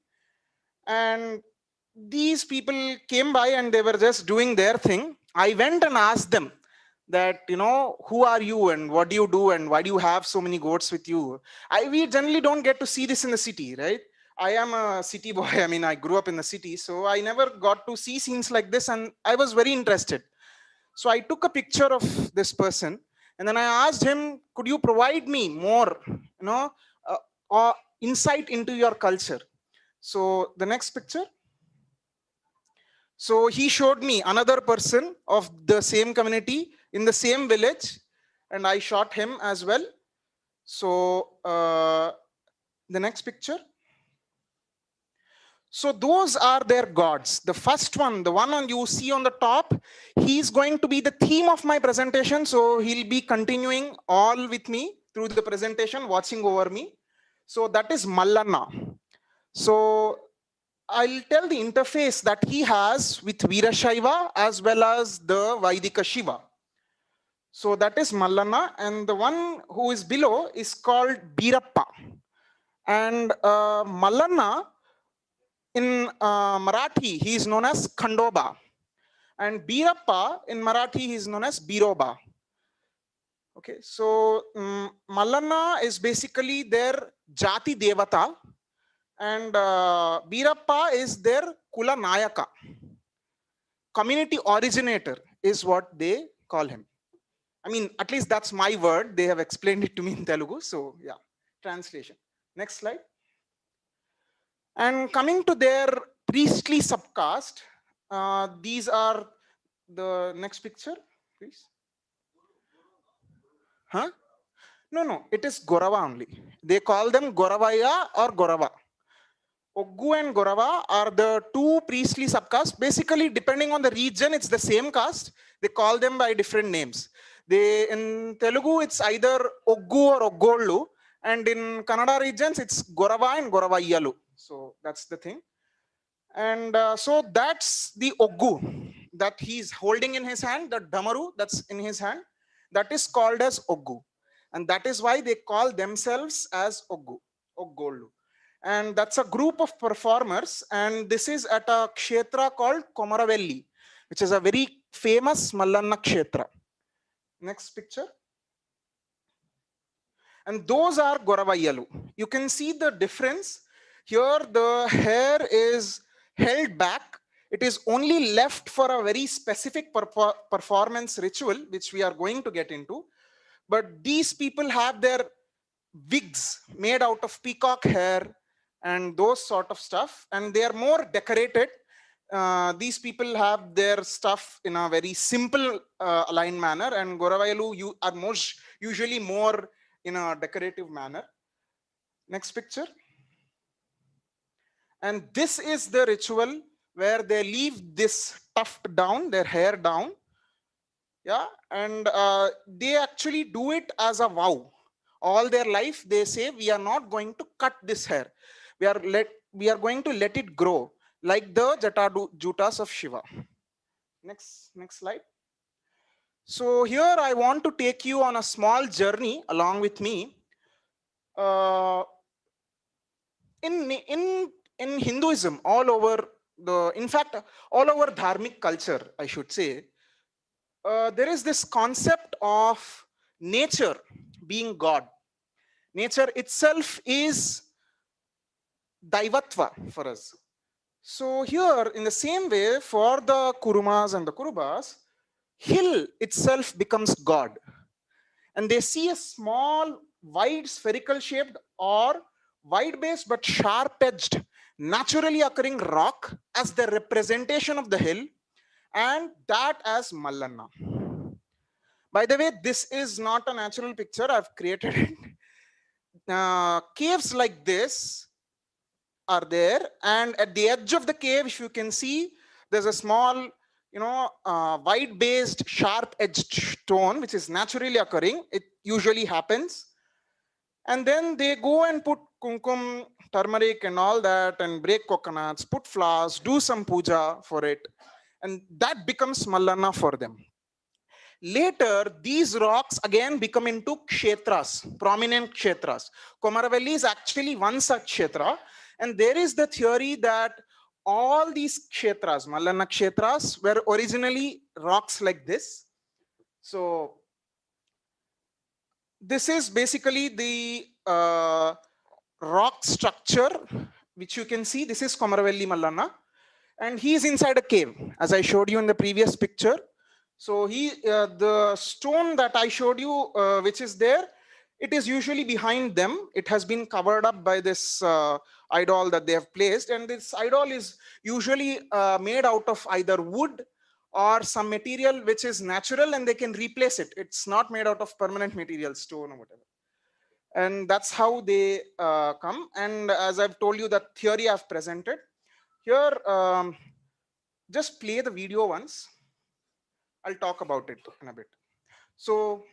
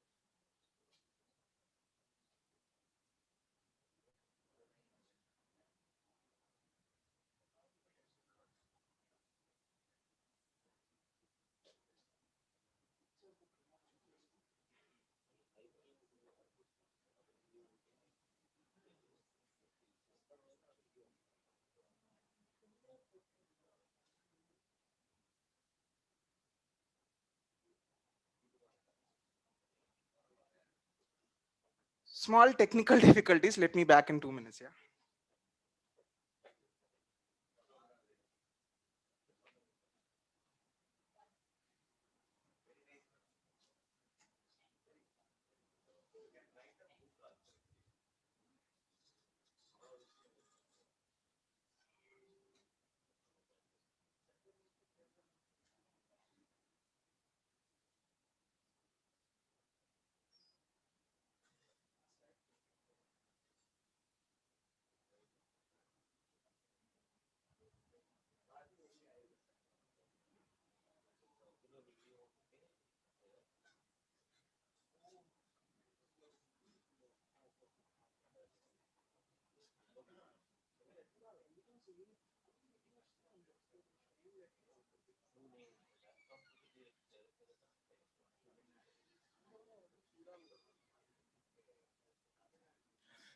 Okay, unfortunately, we are unable to play the video, but that's, please put it in full screen mode, sir.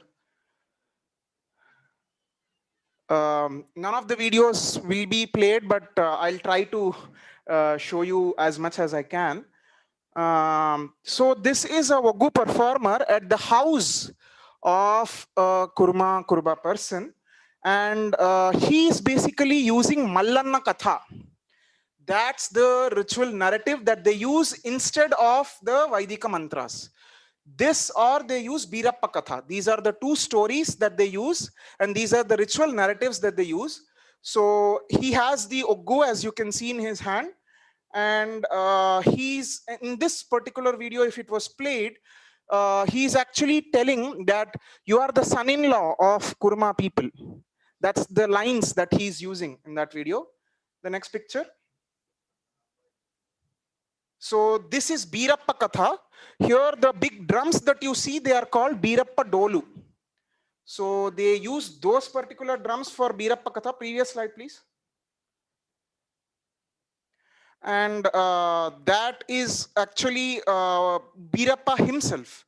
That person is said to be in a state of Viranga or Viratva, and he is possessed by or I should say possessed is has a negative connotation, so I should say Birappa has come on to him, right? So he has become Birappa in that particular point of time. Next slide. And the Vahana of Mallanna is a dog. And here what the performer is actually doing, this is another video, and here what the performer would be doing if the video would be played is that he's drinking milk out of a cup like a dog. That's one of the scenes that they enact from the Mallanna Katha. Here you can see an interesting observation is that the Vahana has become the Lord himself. Dog is seen as Mallanna, and that is how it happens in the Katha.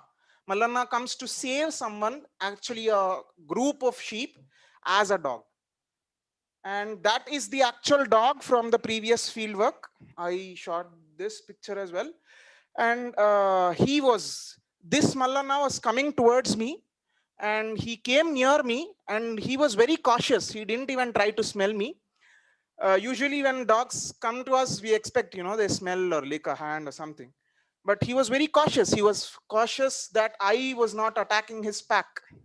He was herding and he was protecting his group of sheep. The next slide. So here we see these ritual enactments or this ritual method of doing this is called a kolupu. And in this kolupulu, a main part of it is the getting Mallanna onto themselves or Birappa onto themselves, and the Udvasana of it as well. Mallanna or Birappa leaving their body. And here what is happening is this is a new performer in training, and he is getting trained to get Mallanna onto him. And if the video was played, you would have seen that after a few minutes, after Mallanna is on him, he is asked a few questions. And then after the questions are answered, he scatters the rangoli that has been put on the ground. And once it is scattered, gradually Mallanna leaves his body and he falls down unconscious. That's how it happens. And that is the getting Mallanna onto them and Mallana leaving their body. And this is another part of the Kolupus. Kolupus, as I've shown you, 3 parts. The first part is the becoming the dog and drinking the milk. And the second part, I unfortunately couldn't find a video, is the marriage ritual that they do between Mallanna and goddess Brahmarambika. And here you can see this is the 4th part of the ritual, where they usually use chains, and they put chains around their neck and they break them with their bare hands. Iron, proper iron chains. And normally they wouldn't have the strength to do it. But they think at that point of time, Mallanna is in them. They have become Mallanna, so they can do anything. And that is how they do it. And here, if this video was again played, you would have seen that he is using a shula, a small shula, and they repeatedly tap it on their stomachs and draw blood out. This is called Veera Bhakti, the mode of Veera Bhakti, expressing their bhakti through, in fact, to Mallanna, through their Veeratva, the presentation of their Veeratva. In fact, they're offering it back to Mallanna according to them. And this is the next slide. Next slide, you're going to previous. So here, if you can see the photo, please. This is Sri Shailam Mallikarjuna Swami, and the Mallanna tribesmen, or I want to call them the Mallanna tribe, but they already have a name. So Kuruma people or Kuruba people and Oggu people, all of them considered Mallikarjuna Swami as their own. It is for them Mallanna himself present there. This is the interface that they have with Veera Shaivas as well. In 12th century itself, if you see, there are books by eminent Veerashaiva scholars who have called Mallikarjuna my own Mallikarjuna. Without you, I am nothing. You are my everything. These are the lines that they have used. And it is that important for Veerashaivas as well as the Kurma people, and that is Sri Shailam Mallikarjuna Swami. The next photo. This is Basavanna, the founder of the Veerashaiva movement. It's a revolutionary movement which has in fact taken all these Kolupu-based Siddhantas, folk Siddhantas, and given them a Shaiva Siddhanta explanation. That is what they do. Veerashaivas, the Veerashaiva movement has come about in such a way that they have taken these Kolupu-based rituals, the enactments, the method in which they perform, and give it a Shaiva Siddhanta theological explanation. For a lack of a better word, theological, right? Yeah. Next photo. So this is the Veera Bhakti. Previously, I have shown you, I mean, if the video would have played, you've seen these performers. So they use that shula that you see in their hand and they draw blood. This kind of act generally is very scary to the general people. But this is the only sect, the Veerashaiva sect is the only sect who accepts this form of Veera Bhakti. And this Veeratva is the Veera in Veerashaiva. That is the interface between Veerashaiva and folk, or for a lack of a better word, okay, let's call them Janapada Mallanna. So next. And the other interesting interface that you can see is that the human form that you have seen previously of Komaravelli Mallanna is akin to the Kala Bhairava we see. The first picture that you see here in the black is a Kala Bhairava from the south. The next picture is a Kala Bhairava from the north. And the third picture is of a Mallanna. In all three pictures, you have the Khadga, you have the Dhamaru in the right hand, you have a Bhiksha bowl that they are carrying. So all these common features exist, and we can prove without a doubt that Mallanna is Kala Bhairava himself. The next picture.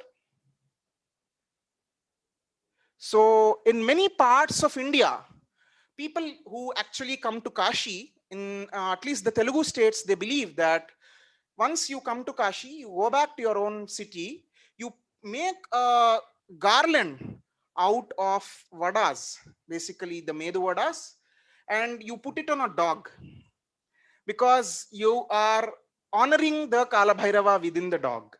Dog is the Vahana of Mallanna. That is again the interface between the Kuruma Oggu sect and Mallanna worship, but with Kalabhairava and Vaidhika Shiva. Next slide. So this is again with the Chenchus of Rayalaseema. They live in the Nallamala forest region, and they are a tribe of Andhra Pradesh. They believe that Mallanna is their own. Just like the Kuruma people, they believe that Mallanna is our god or our person. How do they do that? Basically, they say they have the similar story, just like the Kurumagus have.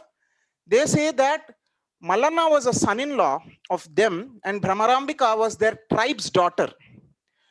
And once Mallikarjuna Swami or Mallanna has gone into the forest, once he went into the forest in one of the stories, and he fell in love with Brahmarambika, and when he asked her hand in marriage with the tribesmen, they told that, you know, you have to perform all the things that we do, perform archery for us, perform, you know, climb these mountains and show, or, you know, all such tests which the jungle people usually do, but normal people cannot do. So they ask of him, he passes with flying colors, of course, and gets Brahmarambika Devi's hand in marriage. And those are Sri Shailam Mallanna and Brahmarambika, and that is the arch of Sri Shailam temple. Next picture. And these are the Utsava Murtis of the same, Mallikarjuna and Brahmarambika, and that is them on the Mayura Vahana. And this is where they do the marriage ritual. This is being performed inside the now classical Vaidika temple, which was previously owned, or which was previously a tribal temple, which was belonging to the Chenchus. The Chenchus usually guided people on the journey of, you know, taking them to Sri Shailam and getting the darshan of Sri Swami Mallikarjuna Swami. In fact, it was a tiger-laden area. It was full of tigers. So they had to protect the people from the tigers and take them. They took the risk, all for nothing, just to show their beloved Mallanna to the world. So that is how the Chenchus loved Mallikarjuna. Next. In conclusion, other than the Vaidika Rudra that we know and the Pauranika Shiva that we know, there are many folk, semi-folk, tribal and community forms of Shiva that we should start recognizing and give more prominence to. Without them, we cannot get a full understanding of Shaivism and Shaiva Siddhanta. Thank you. Jai Mahakal.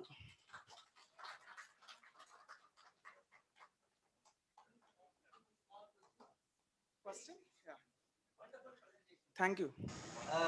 This immediately brings to mind two traditions from Karnataka. One is Dollu Kunita. Yes. Right? Where the drum-based thing. Yes. But that is more Veerabhadra. Yes. That is Biyappa. Yes. And the other is the tradition of Devanga, where they do these Veeraputras, where they actually draw blood. Yes. From the body.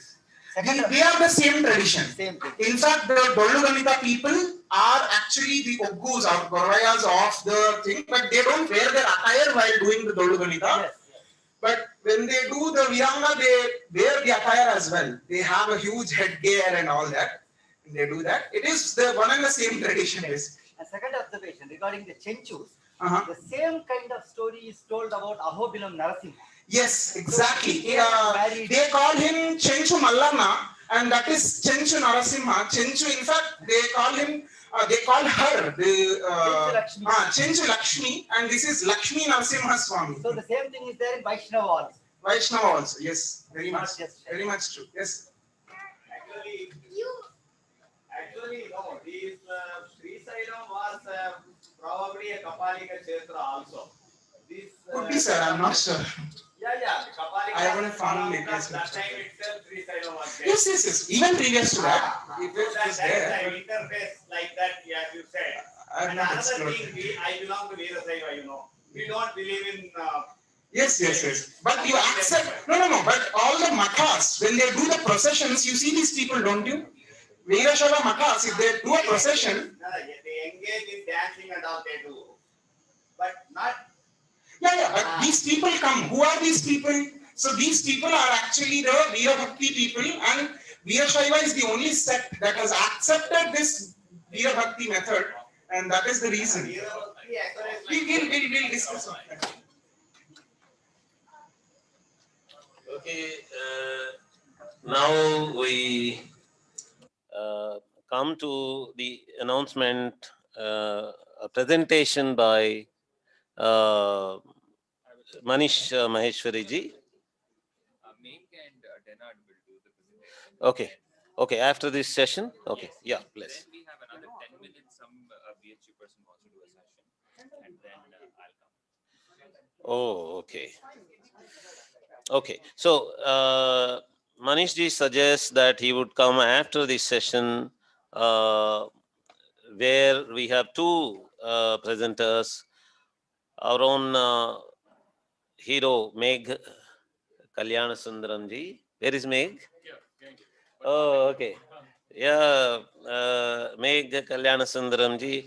He's a hero because he's so rigorous in his presentations. He brings in lots of references and support for his propositions. And we have our young friend, Denard H.D. D'Souza. He is going to talk about Kannada Shiva Bhakti movement, continuity and departure. Denard ji? Oh, you are here. Okay, yeah. You please take your time, because by the time Meg will be completing his presentation. Meg ji's topic is Shiva in text before the Common Era, an analysis in 2022. Shiva after the Common Era is commonly known. Shiva before the Common Era is uncommonly known. He is bringing historical evidences for the uncommon knowledge before the Common Era.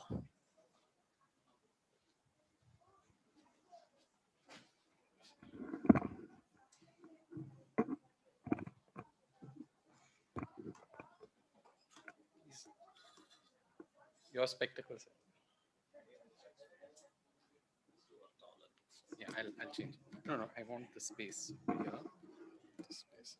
I'll set it.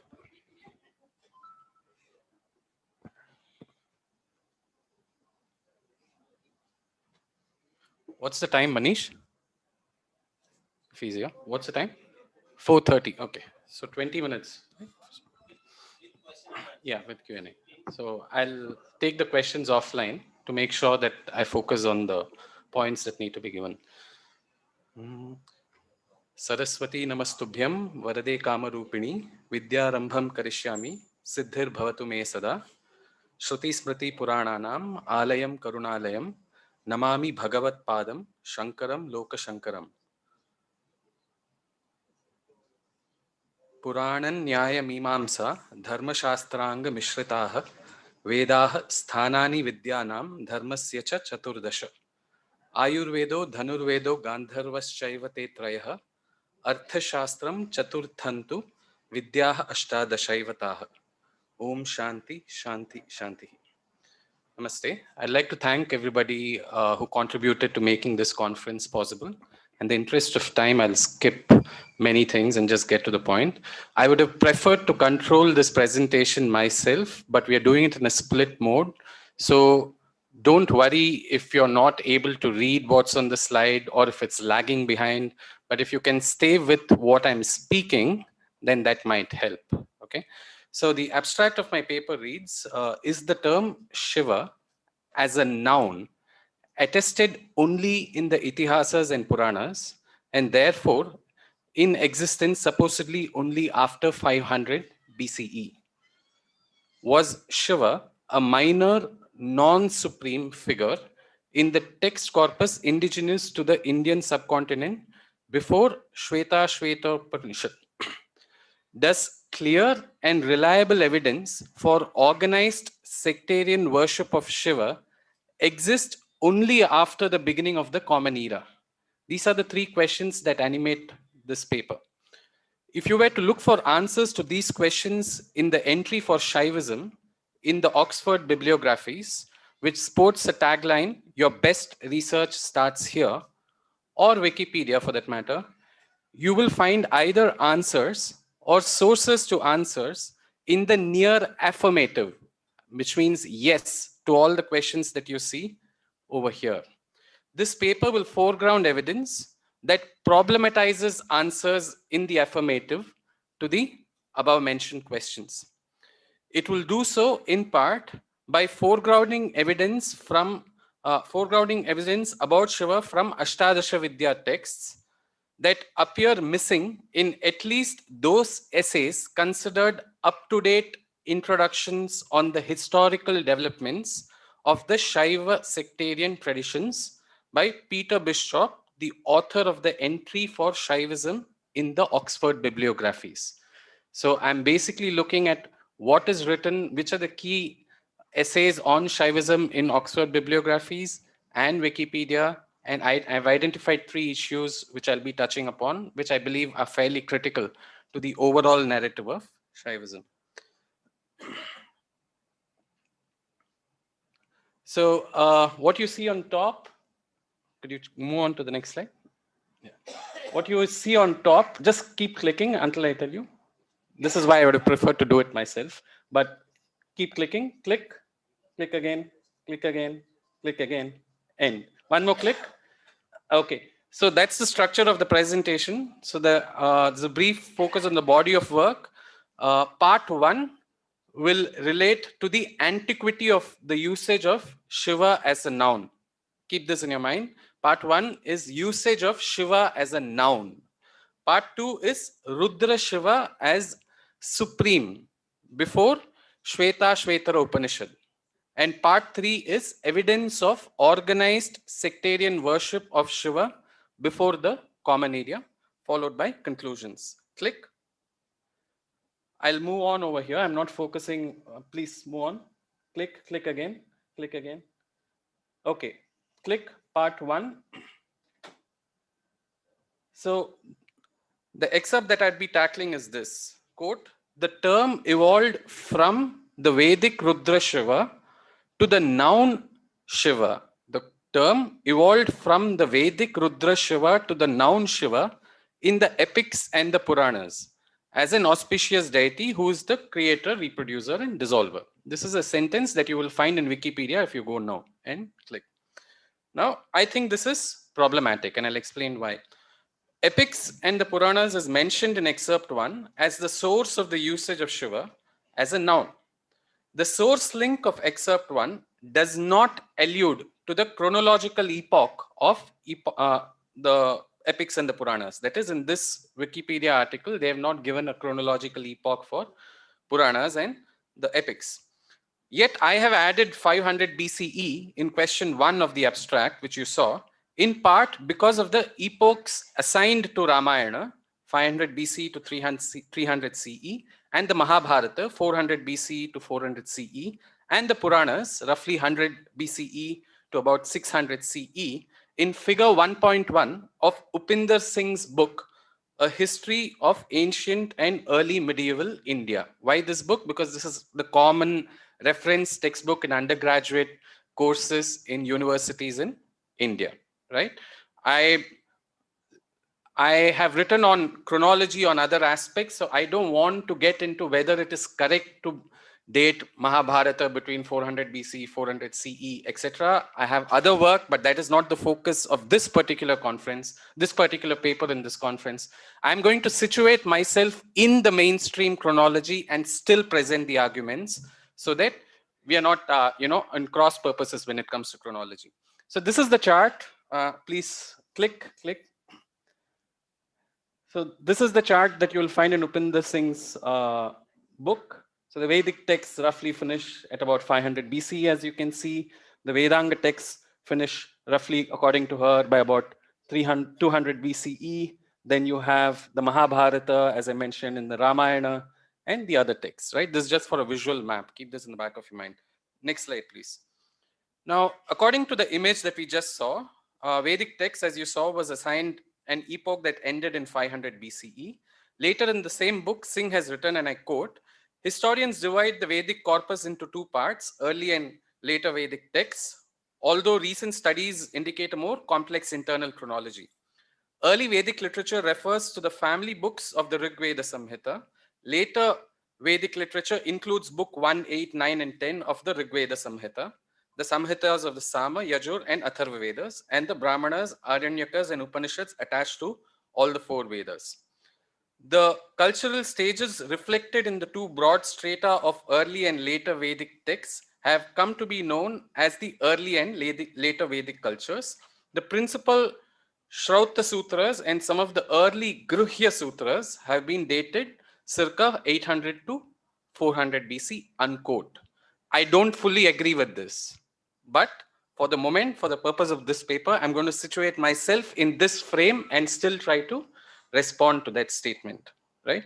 Given all of the above, it follows that if one finds evidence for the usage of Shiva as a noun in a Vedic Samhita or an early Gruhya Sutra, we just saw when that belongs to, then the assertion in excerpt 1 is partly, at least partly, if not wholly, invalidated. What was the assertion in excerpt 1? It related to the antiquity of usage of Shiva as a noun and when it started, right? So you see the term, the excerpt is again back over on top.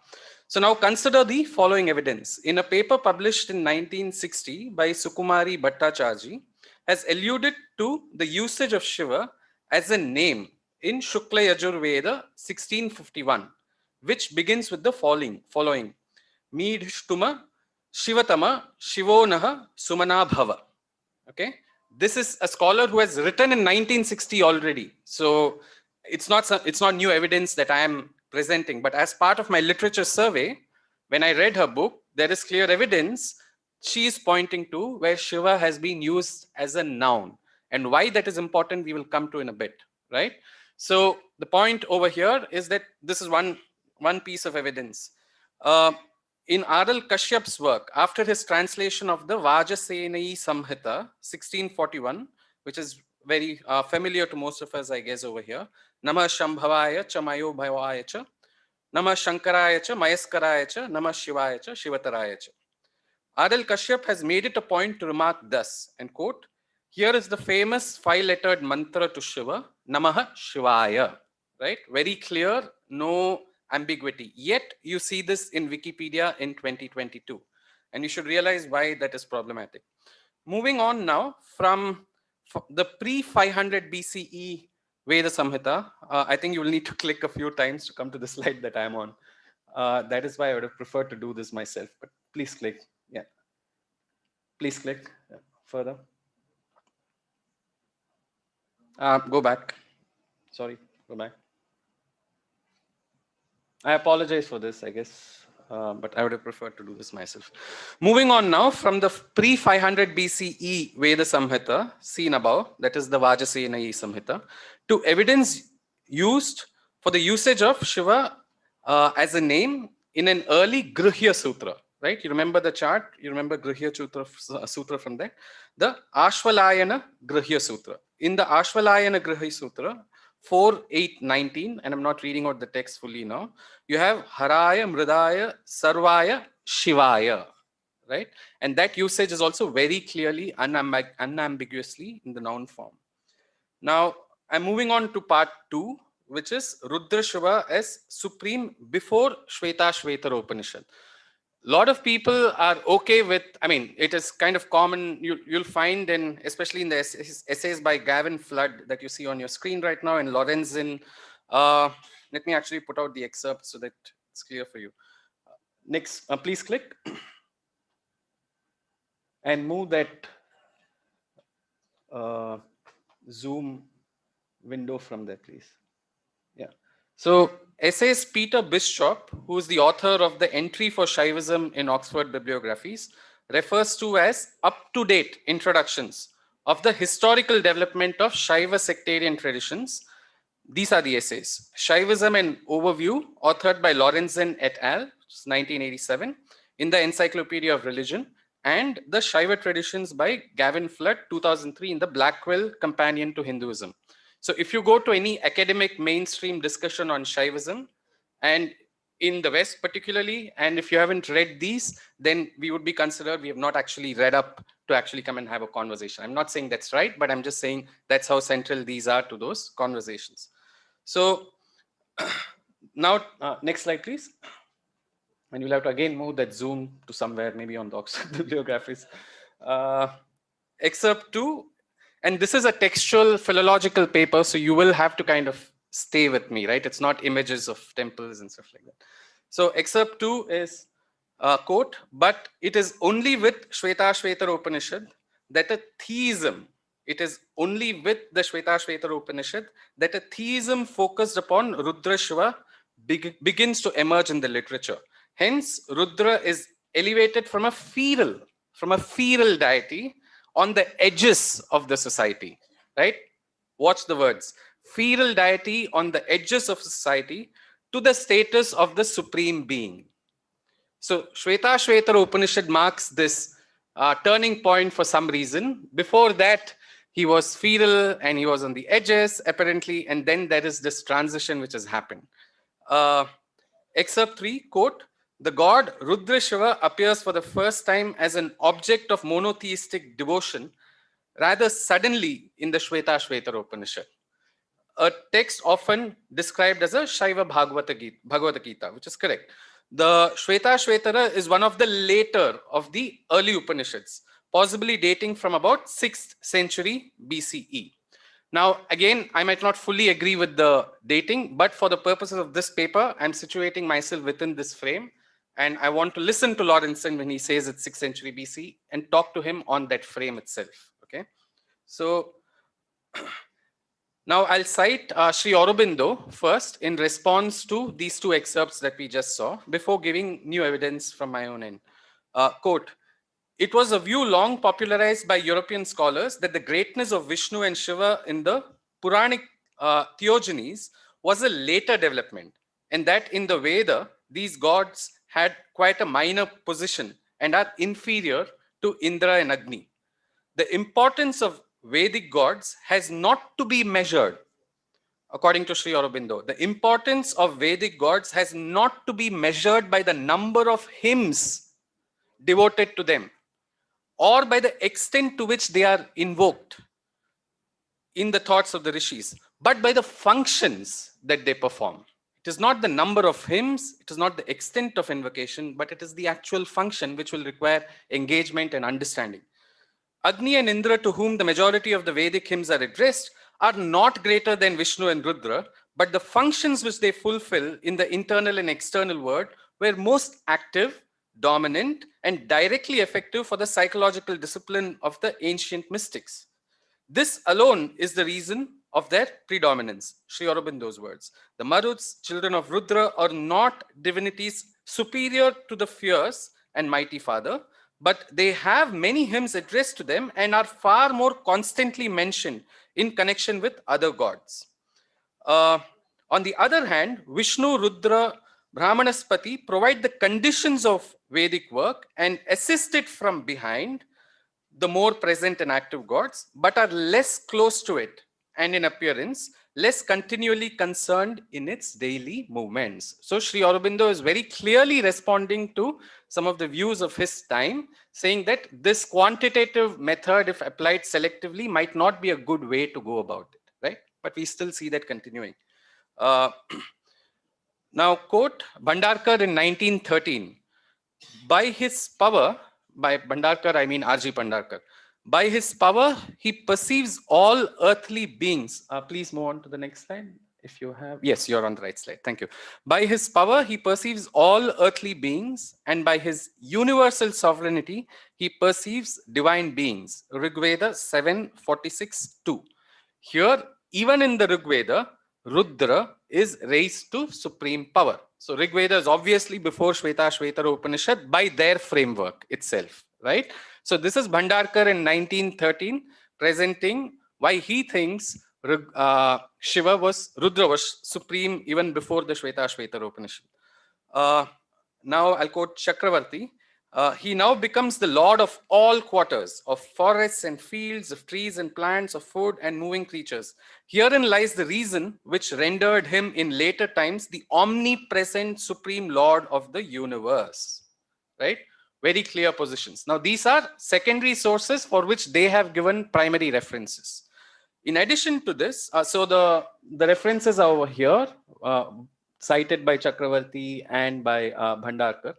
For the lack of time, I'm not actually going to go through it, but it's there in my slides and papers, so you'll be able to pick it up and read it.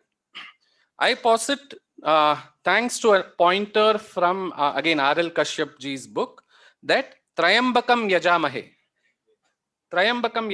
itself conveys that notion of supreme in no unambiguous ways. So I don't see why so much should be made about this turning point of Shveta Upanishad. Why all of this is important is because it creates cleaves which actually don't seem to exist, and then gives rise to spurious other theories, or allows these to be used to lend support to other spurious theories, right? Therefore, we should be conscious of where these are, at least I think so. Moving on to part 3, which is evidence of organized sectarian worship of Shiva before the Common Era. Excerpt 4, quote, the roots of early Shaivism can be traced back to the worship of the Vedic deity Rudra, but it is only in the centuries after the start of the Common Era. Note that. It is only in the centuries after the start of the Common Era that there is clear and reliable evidence for the existence of organized sectarian worship of Rudra Shiva with the appearance of Pashupatas or followers of Pashupati, unquote. This is according to Bishop in that Oxford bibliographies, which you can access now on your phone. Here's evidence that I think vitiates this. Excerpt 4 in the preliminaries of this paper, which is from the Oxford bibliographies entry for Shaivism, asserts that whatever I read right now, this assertion is, in my view, untenable or at least problematic in light of 2.4.17 of the Arthashastra. When is Arthashastra dated? When is Arthashastra dated? BC? BC at least, 3rd century BC, right? So I'm going to read 2.4.17 from Arthashastra. Aparajita pratihata jayanta vaijayanta koshtan Shiva Vaishravanaya. Okay, and I'm not reading the rest of it. I will read translation so that people will be able to understand. I just want to mention Shiva. Kangle's translation. He should cause to be built in the center of the city. Shrines for Aparajita, Aparatihata, Jayanta, Vaijayanta, as well as temples for Shiva. Clear, Arthashastra. In the center of the city. Oliville's translation is also something similar. In the middle of the city, he should have these built, shrines for Aparajita and abodes of Shiva. How can the Arthashastra in BCE be talking about building a mandir, kovil, temple in the center of the city if the existence of organized sectarian worship of Shiva was after the Common Era? Right? So in my reading of Shaivism, and I'm no scholar of Shaivism, not at all, I'm more a concerned commoner engaging with these introductions to Shaivism that we read in academic sources.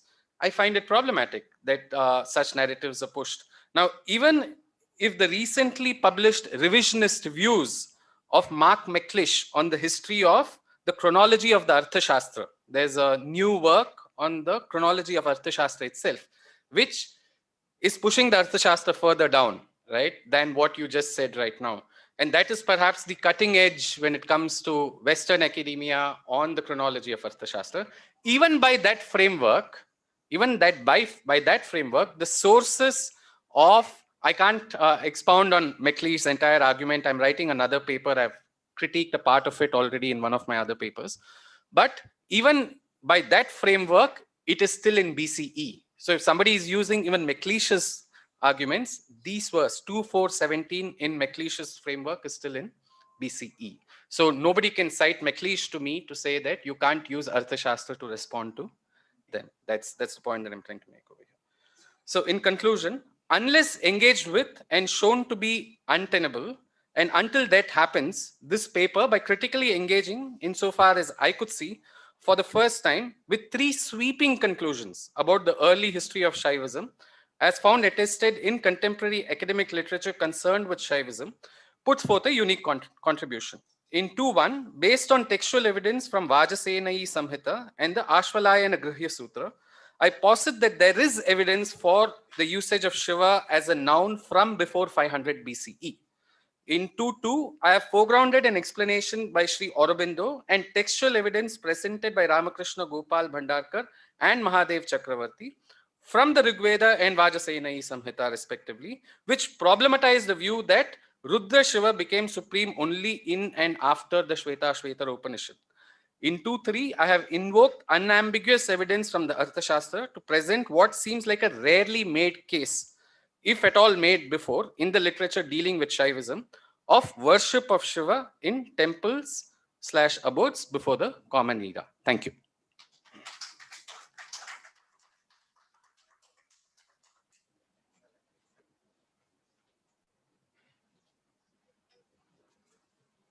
Questions?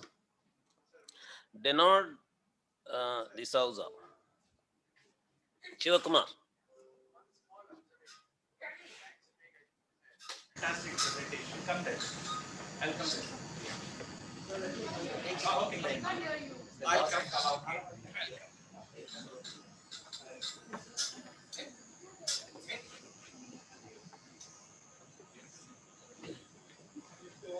Thanks, beautiful presentation. And for long, all the references that you gave are from the Rudra Prashna in the Shukla Yajurveda. And interestingly, not all, but some. At least Also from Grihya Sutras. Yeah. All the Vidushitama Shiva Tama Shiva, all that. It might be there also, but it is there in other places as well. So it is not about that word. My point is that there is also something called Rudra Sukta, which is a little older because that is the Rigveda version. And the same mantras that you find in the Rudra Prashna are also found in the Rudra Sukta. And there also you get Shiva references. So we may be able to date it a little earlier also, so even if we have to go by date. I have to respond to this because you brought it up. I think it's a good point. Sorry, that Shiva was known in the Vedic corpus is no news. Everybody knows that Shiva is there in the Vedic corpus. What is problematic in part 1 is the usage as noun, as against Shiva as a qualifier or as a quality. And the noun is important because that faces the worship, impersonal God form of worship. So, is Shiva attested in Rigveda? Hell yes. In fact, I quoted even from, I cited R.G. Bhandarkar because we should acknowledge people who have done previous work and cited, who have cited that evidence. But you're right that there is a lot of evidence. But the point that I'm trying to make in part 1 is very specific. It is about the usage of noun. And that usage, it could be in this text as well. And the claim is not that all the references, I don't want to put out all the references, but there should be enough for us to make. Just one more comment. Please. Let's do it offline. No, we are running very short. Yeah, we are running very short. Well, namaskar and a very good evening to one and all present here. So, can we have the slides? Yeah, I just want the slides on. So, my paper for today is the Kannada Shiva Bhakti movement, and why have I actually chosen this topic majorly is because I've been trying to trace the origins of this community. It's actually a very fragmented community in many senses. There are many subgroups which have their independent origination, histories of origination. So this is a part of that larger facet of studies that I am inclined to do. And yes, the next slide. So this is a few review of literature, the books that I have quoted from. Primary sources generally are from the Vedas, Channabasava's Purana, etc. Next slide. Then this is the secondary source. Next slide. Go next slide. Next slide. Yeah. So the my introduction essentially to the Vachanas started when I actually came across A.K. Ramanujam's book, and it started with this first Vachana of Basava. That was, the rich will make temples for Shiva. What shall I, a poor man, do? My legs are pillars, the body the shrine, the head a cupola of gold. Listen, O Lord of the meeting rivers, things standing shall fall, but the moving ever shall stay. Now, initially, this appeared to be very revolutionary, and that's what the intent of the author was, to actually present a reformatory, revolutionary anthology of the subject of Veera Shaivism and the prehistory of it prior to the 12th century. My own take kind of, it actually started wavering in the sense that there was an entire polemic about the Veera Shaiva tradition being very diverse, very different from the pre-existing Shaiva traditions and the pre-existing Hindu traditions. So I actually try to critique it in some way. And next slide. Yeah, so this was actually a critique of colonial scholarship. And I found that these were major four authors of who spoke on Veera Shaivism, and they shaped the entire meta-narrative on the subject of what Veera Shaivism and the 12th century Kannada Shiva Bhakti movement was all about. So you had Arthur Mills, who was the first one to kind of call Basava as the Luther of India, and his book, The Land of the Lingam, is actually a very disparaging account of the Hindus. It's complete condescension in that sense. So that was one part of which my critique I had to take up. The other one was C.P. Brown, and he actually saw Protestant parallels in Basava's preaching and his teachings and in his vachanas. Immediately following Brown was P.G. Phagu Halakatti. Halakatti is called as the Vachana Pitama because he actually brought the Vachanas to the fore. But the problem with him was he fell for the colonial narrative in that sense, because the community of the Veerashaivas were shaping to the new modern realities. There was a certain anxiety in the community to kind of keep pace with modernity. So they brought in these really new ideas of Basava being a total, a Martin Luther of the Indian masses, of that sort. And then you have M.R. Sakhare, who essentially brings in this whole separationist and a different, that Lingayatism essentially is a different religion, and it doesn't have a prehistory which is connected to the mainstream Shaiva culture. Next slide. And the problems of the colonial narrative that I saw, and I'm actually going to contradict today, are these: that Sanskrit versus local languages, it's like an offshoot of Aryan versus Dravidian debate in India. The caste and untouchability as inherently Hindu, Vedic, part of the Hindu and Vedic religion, but not part of Lingayatism. And the worship of Ishta Linga as opposed to idolatry. And the fourth one is shunning temple worship. Next slide. So these are my nuanced readings on the same topic, and I've predominantly only used the vachanas from the 12th century and not after that, because people will say that it's not up to the given mark. So first I trace the lineage. Just in the Indian tradition, everything has to have a lineage. And I try to trace the Basava Adi Sharana's lineage to the pre-existing bhakti strands in the Indian tradition. The second one is the alignment of the Kannada Shiva Bhakti with the pan-Indian Sanskrit tradition.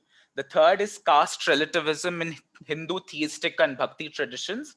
The fourth is the concept of Ishta Linga, which has a prehistory of a pre-Basava root, and when many of the symbols and paraphernalia of the Lingayata community essentially are rooted in Shaiva, in the Shaiva tradition. And the fifth one is that the Bhakta personifies the temple, that the temple worship was totally shunned by the Veerashaivas, Lingayatas. I hold a contrarian view. I show that, in present times as well, Lingayatas and Veerashaivas actually go to temples. And even historically, you see their connection to the temples has been very well documented. So the next slide. So the modalities of Vamshavali in the Kannada Shiva Bhakti movement, there are 3 strands of Bhakti. So what a lineage essentially is, like it serves dual purposes. One, it transfers knowledge. And the second thing it does is actually it gives legitimacy to a tradition. The second one is the forerunner of the tradition can be spatially and temporally distant. It need not be that they are in a linear succession to one another.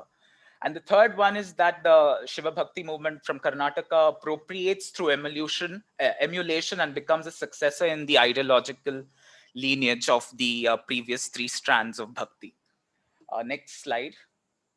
So the 3 strands of Bhakti that I found in Basava's Vachana is the pre-Basava Kannada Shiva Bhakti movement, which is actually epitomized in the figurehead of Dasaya. And the second strand that I found was in that of Sindhu Ballala and Siriyala, who are actually Nayanmars of belonging to the Tamil Shaiva tradition. And the third strand is a Puranic tradition, which actually is pan-Indian. Now, I spatially and temporally divided these into I've divided these into spatial and temporal groupings. So the pre-Basava tradition was actually spatially and temporally closer. The Siriyala and the Tamil Shaiva Bhakti tradition was spatially and temporally distant, and that which was the pan-Indian Shiva Bhakti tradition that spoken in the Purana is temporally and spatially beyond the space and time boundary. Next slide. So the next slide is it is about Sanskrit, and the question was many of the Indologists previous year were actually questioning whether the Kannada Shiva Bhakti movement was part of the whole Sanskritization process or not. It may not have been part of the Sanskritization process, but there are several evidences within the Vachanas that there are several Vachanas which have a lot of Sanskrit terminologies. For example, mostly those terminologies which are linked to theology. Theology of the Veerashaiva and the Lingayata tradition. That, if, for example, you have the Guru Linga Jangama, you have the pented of the pented of Vibhuti Padodaka, and many other things which are part of the Sanskrit vocabulary in the Veerashaiva tradition. And in some way, the Kannada Shiva Bhakti movement, because its use of the Sanskrit language so extensively, it becomes a part. It's trying to align itself with the grander, the larger pan-Indian Sanskrit tradition. This is my take. Next slide. And I've marked the few vachanas which I show that, essentially they borrowed from places as good. I mean, they say generally there's a saying that Veerashaiva is anti-Vedic and so on and so forth. But you see, actually, Siddharama in the 12th century does quote a lot from the Vedas. For example, this is quoted from the Rudrashta Adhyaya of the Yajur Veda. And you see, Om Namah Somaya Cha Rudraya Cha, Namastamraya Cha Arunaya Cha, Namah Shringaya Cha Pashupataya Cha, Namah Shivaya Cha Shivataraya Cha. This is part of the the Yajur Veda. And then you have Basava's own Vachana, where he quotes essentially from, I believe it's from the Shiva Dharma Puran, but I need to corroborate it. It is Chandala Vatikayam va Shiva Bhakta Stito Yadi Tat Shreni Shiva Lokasya Tad Griham Shiva Mandiram. So, the sense of this is that the 12th century Sharana movement actually broadly takes from the Sanskrit tradition, and it uses the Sanskrit words to legitimize and to be part of a grander Sanskrit narrative in India. The next slide. Okay, this is back again the theological terminologies that you find in many of the vachanas, and these are not one-off vachanas. These are in many vachanas you find them, and in the later theological corpuses of the Veerashaiva Lingayata tradition, you do find these used extensively. The next slide. But in contrast to the 12th century Kannada Shiva Bhakti movement, you have the Tamil Shiva Bhakti movement, which uses Sanskrit words, but it is Tamilized to a great extent, and they still prefer to use more chaste Tamil. So in contrast to these traditions, although the 12th century Kannada Shiva Bhakti movement borrows a great deal from the Nayanmar tradition, it still parts ways in terms of linguistics. Next. Bhakti and scriptural basis for caste relativism. So one question generally people, point to the Veerashaivas, Lingata, they're actually anti-Varnashrama, which is to some extent true. But there are several verses and several quotes and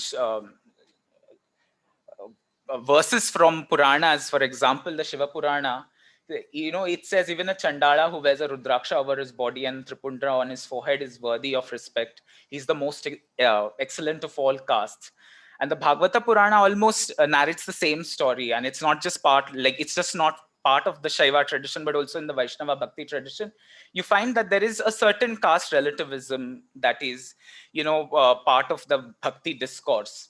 Now, the intent probably of the authors of the Puranas would not necessarily be to kind of bring in a revolution or a reformation of some sort, but these ideas were generally to just show the greatness of the religious paraphernalia of these traditions. For example, Vibhuti Rudraksha, and in some cases just chanting the name of the god.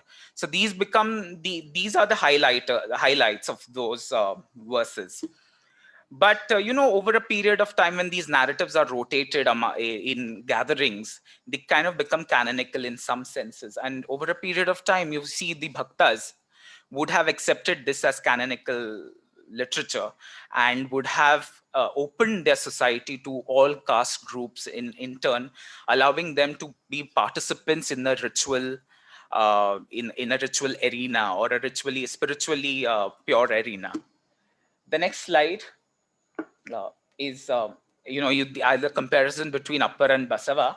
For example, what Appar says in the 7th century, Basava almost word to word, almost similar, but not that similar, echoes the same sentiments in his 12th century Vachana. And you see this over here. Next slide. So now we come to the indisputable Shaivite markers. For example, Vibhuti, Rudraksha, and Linga are very deeply tied with the Shaiva tradition, and it's an unalienable part of the Shaiva's identity. And the Vibhuti and the Rudraksha are just worn as any normal Shaiva would be, in 3 lines and a whole set of Rudraksha malas. In addition to that, the Veera Shaivas and the Lingatas and even Basava and the Sharanas in their time would have worn a Linga. So it actually begs an answer to my question is, if the Sharana movement wanted to actually depart from the mainstream Shaiva tradition, why would it incorporate Shaiva markers of piety into their tradition? So, I mean, until we get a very well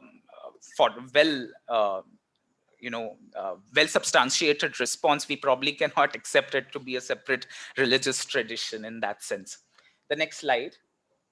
So the Linga, now I would like to establish the antiquity of the Ishta Linga tradition. So the Ishta Linga, essentially, you find the earliest epigraphical reference to something that is equal to a Ishta Linga. It is actually by the Bharashivas who wore the linga on their body, and this is around the 3rd century onwards, where you find this inscription is by a Vakataka king who mentions the Nagas as the ones who carry the weight of Shiva on their shoulders. This is represented in a lapidary form in the 9th century Kodambalur temple, belonging to the Irukavel dynasty. And they were actually, the shrine essentially was closely connected also with the Kalamukha tradition, which essentially is a predecessor of the Veerashaiva tradition in many ways, especially if you look at the genealogies of the Hulimata Parampara, you do find that, there is a certain antecedence to the Veerashaiva tradition in the Kalamukha tradition. Do you find the same lapidary representation also in the Chalukya, 8th century Chalukya image in lapidary representation of Aihole? And this is actually in the Bombay, CSMVS Museum, Bombay. Next slide.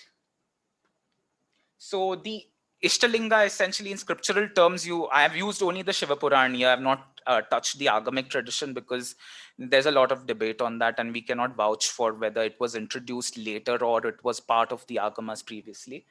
But the Shiva Linga, the Shiva Purana essentially gives you two such verses where the Ishtalinga practices existed, but it was it was exclusively devoted to the ascetic traditions. But what happens during the 12th century essentially is that you see that the practice of giving the linga to non-ascetics kind of it grows leaps and bounds in that sense. And you see all people from every caste groups are capable of getting initiated into the linga dharana tradition. The next slide. This is another lapidary representation of the Karasthala Puja, which is another name for the Ishtalinga Puja. The earlier one is from the Kalamukha temple at Baligavi. And this was Shalva Pillai who had given me this picture. And he has actually written a Facebook post on that. He was supposed to write an article, but he's very sufficiently clear that it belongs to Vama Shakti, who was a Kalamukha ascetic. And if you see, the linga is actually placed on the left hand, and the Kalamukha ascetic is offering flowers to the linga. The same thing, you find it on a later date lapidary representation. It's of the 17th century, and it's a post-Vijayanagaran period lapidary example. And you see the similarities between the two ascetic traditions. Siddharama also is, by the way, an ascetic, not like the one he's depicted today. For example, in Raghavanka's Ragales, he's clearly he is called as the Lakula. So he actually, in this you can see that there is a continuance of the Ishtalinga tradition from the Kalamukha tradition to the Veerashaiva tradition, and there is probably no period of a hiatus between these two traditions. The next slide. So this is the Ishtalinga that is worn by Veerashaiva Lingayatas today. Initially, and this is Mysore, which is probably 17th or 18th century. You see the linga is a proper Panchasutri linga. It's like a full formed linga. But over a period of time, and this I've been, after interacting with the Veerashaiva community, what I was told that, because the Veerashaivas on the breakage or the destruction or the loss of the linga, they would have to commit ritual suicide. So therefore, one of the Swamijis had some pity on them and said that, in order to kind of reduce this kind of this wanton suicidal attempts, so we could cover the linga with kante and the linga would be safe. So the linga in the later era evolved into what is the last representation over there as a big block of that looked like a stone, and it is covered with the soot of a lamp mixed with resin. The next slide. So the temple worship, which is generally considered to be taboo amongst the newer proponents of the Lingayata tradition, I would like to show that these two shrines, especially the Sri Shailam temple and the Siddharama temple, and I'm just using the Shaiva temples because both of these temples have lingas. So these shrines, and because the Sthavara linga is actually considered to be very problematic in the Veerashaiva tradition, both these shrines have Sthavara lingas, and the Veerashaivas are active, a part of the priesthood in these temples. And they hold more, in some cases they hold exclusive rights to the worship of these deities. The next slide. The bhakta's body becomes the ambulatory temple, and this is Akka Mahadevi's Vachana, and she is supposed to have quoted it from the Shiva Dharma Purana. She says, Ishtalingam avishwasya tirtalingasya pujakaha shwanayonim shatam gatva chandala griham acharet. So for example, what she is intending to say is that the Ishtalinga that is given by the Guru has the weightage of the tradition, has the blessings of the Guru, and by rejecting it, one is essentially rejecting the tradition and one is rejecting also the line of the efficacy of the linga to grant liberation. That she speaks against worshipping the Sthavara Linga only in context to this, the rejection or the showing of disrespect to the Ishta Linga given by the Guru, and therefore not to the entire gamut of temple worship. So this is what essentially the Veerashaiva tradition actually inherits from the Vachana saints of the 12th century. The next slide. In conclusion, I would say that there are two, continuation and departures within the tradition, and how this tradition mediates between the two dipolarities. The first one is that Kannada Shiva Bhakti movement adheres to the scriptures and draws legitimacy from it. But it has an epistemic hierarchy, and in that epistemic hierarchy, the apata pramanas, the pramanas of the Puratanas and the Nayanmars, are far more superior than those of the Vedas and Agamas. This is clearly cited even by Siddharama in his Vachanas. The next one is in the ritual and devotional spaces, castes were originally also diverse caste groups and lower caste groups were also allowed into the ritual arena. But in the Veerashaiva tradition, they were far more proactive. They continued that tradition, what the Nayanars had instituted. They allowed for various caste groups to be part and parcel, and also to dine and interdine in equal measures amongst them. And the third one is that the temple is still a sacred space, but now after when the 12th century Basava move, the Sharana movement becomes the it's a watershed movement. It actually introduces the concept of the ambulatory temple, which was already there, but it was exclusively for the ascetics. But now it's been transferred and transposed upon non-ascetic tradition, non-ascetic individuals. So this is the sum of my research that I've done extensively. If you would like to to see it, it is in my paper. I have covered several other dimensions to all the four the points of contention. That's all. Thank you. I'm sorry for the stammering. I actually generally just use my script, but this was impromptu. Thank you so much.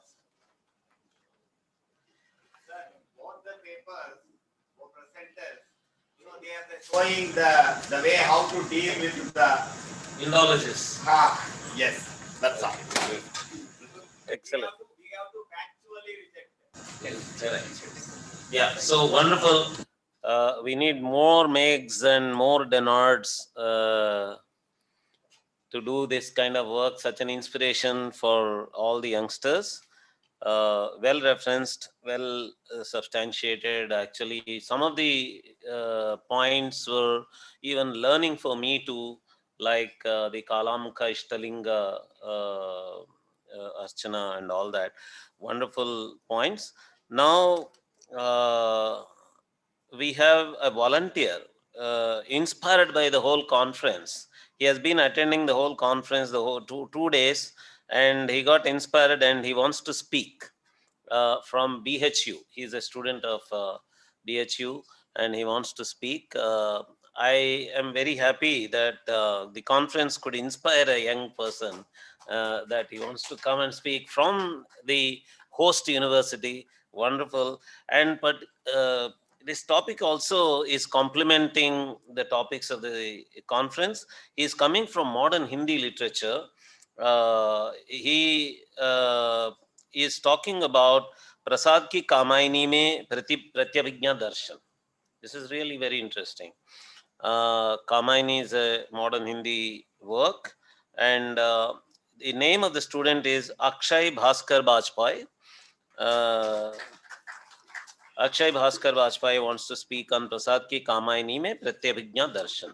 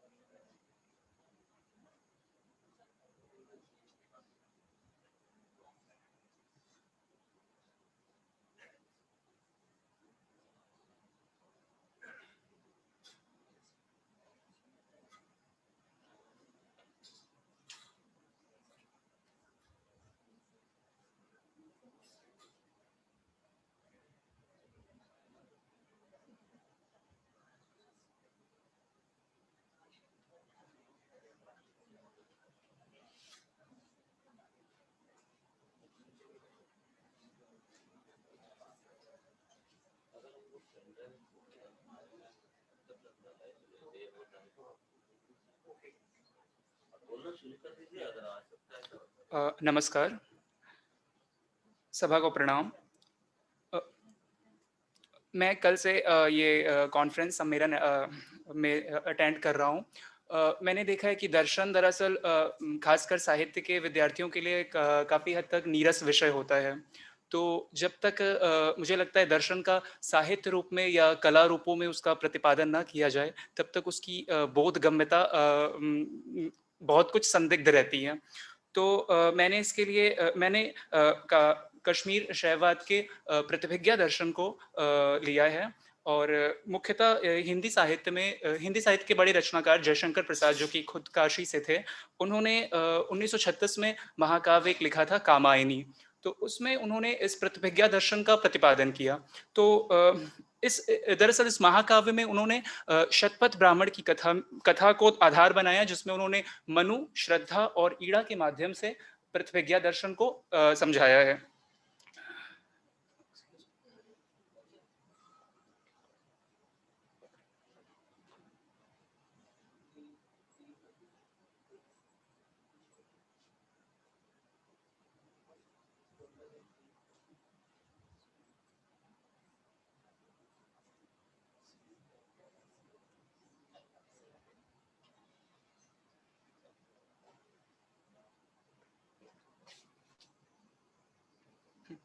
दरअसल जयशंकर प्रसाद भी ऐसा मानते थे कि शास्त्रों में जो नीरसता है उसका निषेध अगर करना है तो उसे काव्य रूप में प्रस्तुत करना पड़ेगा, तब ज्यादा लोगों तक उसका विचार पहुंच सकेगा। वे लिखते हैं कि काव्य की धारा लोक पक्ष से मिलकर अपनी आनंद साधना में लगी रही। यद्यपि शास्त्रों की परंपरा ने आध्यात्मिक विचार का महत्व उससे छीन लेना चाहा, परंतु फिर भी अपने निषेधों की भयानकता के कारण हृदय के समीप ना होकर वह अपने शासन का रूप ही प्रकट कर सकी। अनुभूतियां काव्य परंपरा में अभिव्यक्त होती रहीं। सर्वसाधारण के लिए वेदों के आधार पर काव्यों का पंचम वेद की तरह प्रचार हुआ। भारतीय वाङ्मय में नाटकों को ही पहले काव्य कहा गया। स्पष्ट है कि यहाँ पे देखते हैं जो भी मतलब प्रतिभिज्ञा दर्शन की जो दार्शनिक प्रपत्तियां हैं उसकी मीमांसा करते समय प्रसाद ज्यादा उलझनों में नहीं पड़ते और सरल रूप में किस प्रकार श्रद्धा, ईड़ा और मनु के माध्यम से सरलता से प्रतिभिज्ञा दर्शन का प्रतिपादन किया जाए, इस ओर ध्यान देते हैं। प्रसाद ने दरअसल एक फैंटेसी के रूप में इस कथा को लिया है और यह कथा ऐसे चलती है कि मनु को देवलोक से मनु को बहिष्कृत कर दिया जाता है और हिमालय पर बैठकर वो रुदन करते रहते हैं। हाँ, तो जैसे इस महाकाव्य को उन्होंने 15 सर्गों में विभक्त किया है। चिंता, आशा, श्रद्धा, काम, वासना, लज्जा, ईड़ा, स्वप्न, संघर्ष, निर्वेद, रहस्य, आनंद, ऐसे करके। तो जैसे चिंता सर्ग में शुरू में जो पंक्तियां मिलती हैं, हिमगिरि के उतंग शिखर पर बैठ शिला की शीतल छाह, एक पुरुष भीगे नयनों से देख रहा था प्रलय प्रवाह। नीचे जल था, ऊपर हिम था, एक तरल था, एक सघन, एक तत्व की ही प्रधानता, कहो उसे जड़ या चेतन। मतलब मनु जो है अपने आत्म तत्व से विलगित हो गए हैं, तो उन्हें जो एक तत्व पूरे संसार में व्याप्त है उन्हें वो नहीं दिखाई पड़ता, लेकिन फिर भी वो देख पा रहे हैं कि हिम भी एक ही तत्व से है और जो जल प्लावन के कारण विस्तृत जल है वो भी एक ही तत्व से बना हुआ है। अब यहाँ पर श्रद्धा का आगमन होता है। श्रद्धा को दरअसल जिस तरह से प्रतिभिज्ञा दर्शन में शिव की जिसे स्वातंत्र शक्ति कहा जाता है, कामायनी में प्रसाद ने उसे श्रद्धा के रूप में अवतरित किया है। श्रद्धा जो है मूलतः हृदय की रागात्मिका वृत्ति के रूप में सामने आती है। श्रद्धा मनु जब संसार से विरक्ति के लिए उद्यत होते हैं, तब श्रद्धा उन्हें पुनः सांसारिक कर्म में प्रवृत्त करने का उद्योग करती है। श्रद्धा कहती है उनसे, श्रद्धा कहती है, कर रही लीलामय ये वैसे श्रद्धा का व्यक्तित्व यहाँ पे निरूपित किया गया है कि श्रद्धा किस प्रकार है। नित्य यौवन की छवि से हो दीप्त, विश्व की करुण कामना मूर्ति, स्पर्श के आकर्षण से पूर्व प्रकट करती जो जड़ में स्फूर्ति। जिस प्रकार हम देखते हैं कि शैव दर्शन में जो शिव की शक्ति है वह जड़ को भी जो मृण्मय है उसे भी चिन्मय बना देती है, तो श्रद्धा भी यही कार्य करती है। और फिर जो मतलब जैसे अद्वैतवाद में संसार को नश्वर रूप में माना गया है और शैव दर्शन में संसार के महत्व का भी प्रतिपादन किया गया है, तो यहाँ पर भी प्रसाद ने इसी रूप में संसार को देखा है। श्रद्धा कहती है, कर रही लीलामय आनंद महाचिति जग में हुई सी व्यक्त, विश्व का उन्मीलन अभिराम इसी में सब होते अनुरक्त। अगला, संसार में जो विषमता व्याप्त है कवि की आंखों से वो ओझल नहीं होती। कवि विषमता को भी देखता है और प्रतिभिज्ञा दर्शन द्वारा किस प्रकार से उसका निवारण किया जाए उस विषय में वह इसके पहले इसका वो प्रतिपादन करता है। अच्छा, क्या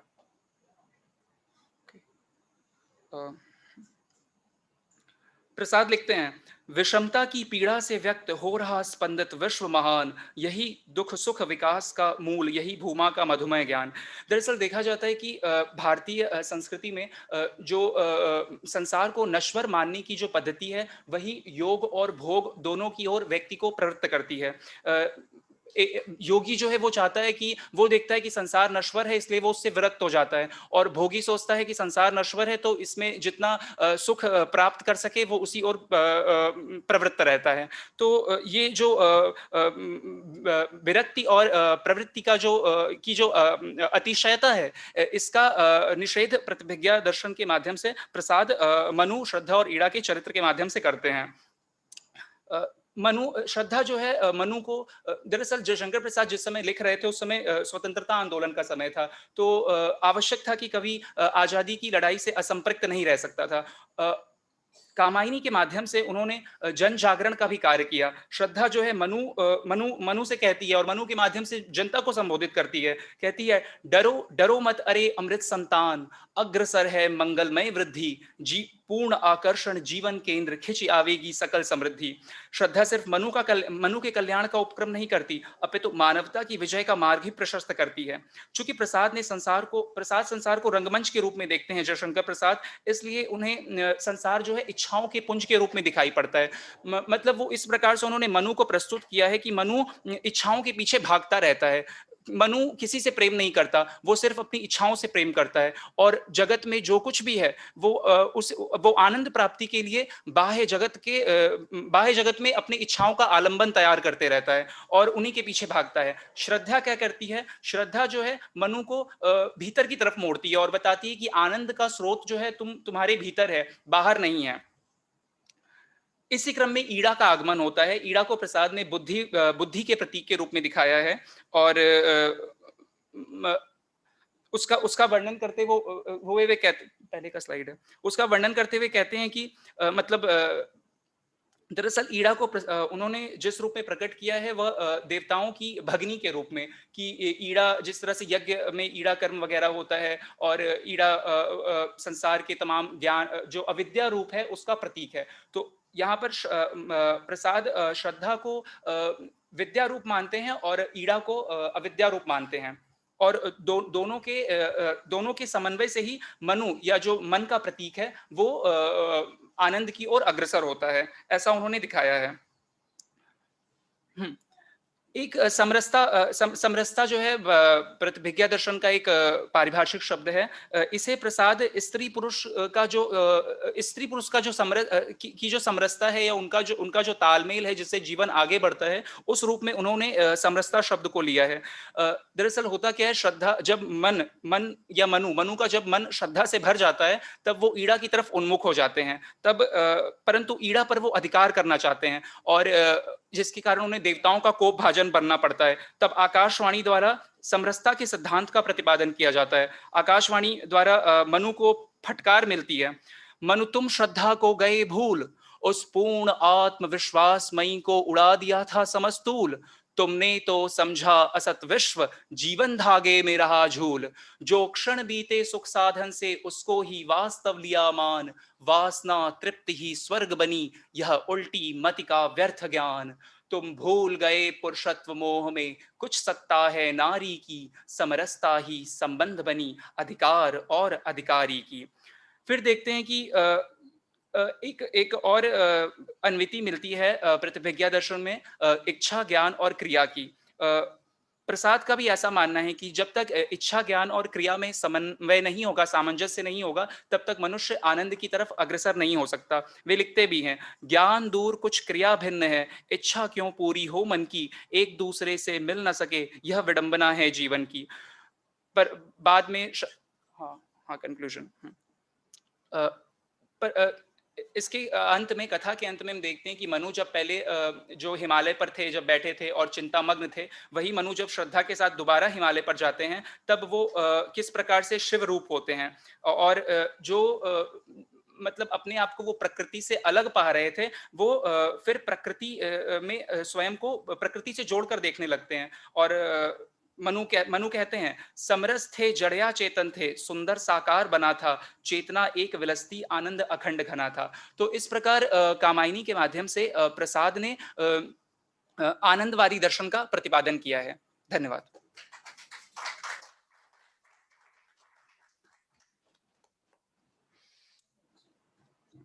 Thank you, Akshay. This gives us a confidence in the younger generation. With this, the paper presentations of the conference come to a conclusion. We move on to the last part of the conference, the valedictory session. I invite the curator of this conference, Sri Manish Maheshwari ji, to come and take his dais. And I invite Amit ji in behalf of Bharat Adhyan Kendra also to come and take his seat on the dais.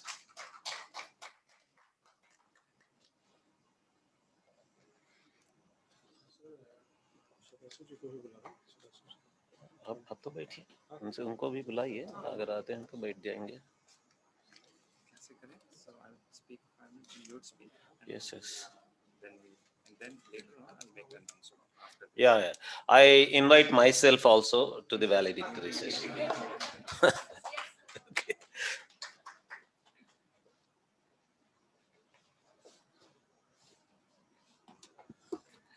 The valedictory session begins with Manish ji's observations about the conference, how satisfied he is with the curation that he has done and how the response has come, whether it has come up to his expectations or not. Thank you, Nagaraj ji. Thank you so much.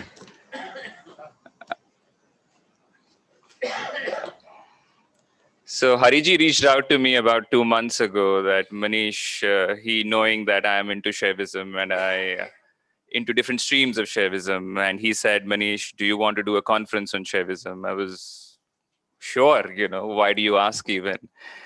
And then he asked me to write a call for paper. And the theme for a call to paper was, how did Shaiva tradition unite India? What we call India, how is it that Kashmir and Tamil Nadu and Tripura and Gujarat and Rajasthan, we call it India, we call it Bharat. What was that cultural bond that kept it together? So I was thinking about it, that was my theme, and I was thinking about it. And then suddenly it struck me that if I go back 1,000 years, just exactly 1,000 years, 1022 CE, what would I see in India? How would my India look like? And I wrote that in my call to paper, the very first paragraph. And I said, if I go to Kashmir, Abhinav Gupta and Shemraj would just be giving their final touches to their work, Abhinav Gupta would be in his last stages of his life, just all the corpus that he has done, he would be giving final touches to that. If I go to Bengal, I would see that the Pala kings, the Buddhist Pala kings, invited the Shaiva Rajagurus, the Siddhanta Rajagurus from the Golaki Matha in Madhya Pradesh to act as their Rajaguru. And these were Buddhist kings. Then I go south.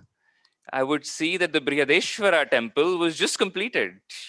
You know, people would have never seen something like that before. Then I go to Karnataka, you know, and I would see that the Chalukyas were dotting the landscape of Karnataka with innumerable temples, and they were called Kalamukhas.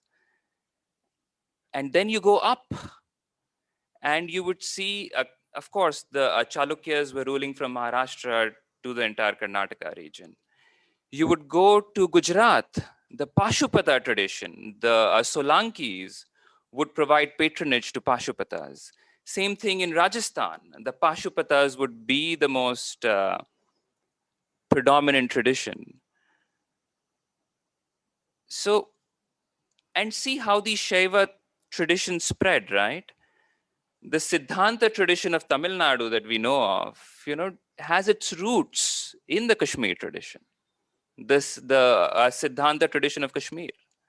The Kalamukhas of Karnataka, from whom the Veer Shaivas came, they have their traditions in Kashmir. The Kashmir tradition, the Trika tradition that we call, you know, might have its roots in the Deccan. And the Natha tradition that came later, that spread all across India. You know, there is not a region in India where Natha stories are not there, you know, which doesn't animate the land, the folk traditions. It spread all across India. So I thought Shaiva traditions bound India into this whole cultural zone, you know, this unity. And that was the theme of the conference that I wanted. And I made the conference into themes of geography. We had the Kashmir tradition. And in the Kashmir tradition, we had practitioners who were presenting their papers. We had Giriratna Mishra ji, we had Swastik ji, we had Krishnan ji. And then from the Kashmir tradition, we went to the Bengal tradition. Or can you pass me I will just take can you pass me that schedule?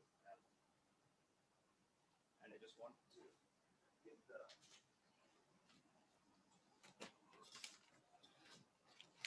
Sorry, this has been a long day, you know, so for all of us. So I will be very short. And from there, we went to Bengal and we saw things in Tripura, right? The hills of Tripura were carved with images of Shiva. I didn't know that. You know, thank you for presenting it. We saw Dr. Sharma, you know, talking about a book in 16th century or 17th century Assam, which tried to make an Assamese Shiva Purana. Yeah. And how Shiva tradition came into our land through these process of quote unquote vernacularization. You know, I don't like using these words, but I think we need to develop new words for all this. Then we have Arghya Dipto Kaur, right? He spoke about the Kalikula tradition of Bengal and how Shiva is sort of secondary, exactly, you know, to Kali herself. And there's this vast mass of literature that has been developed in Bengal from the 13th century to the 19th century that still requires a huge amount of work. You know, I've been talking to Swastik ji and Swastik and Arghya also that we need translations for these. Yeah. But they want that our tradition is very secret. We don't want to say it to anybody, you know, but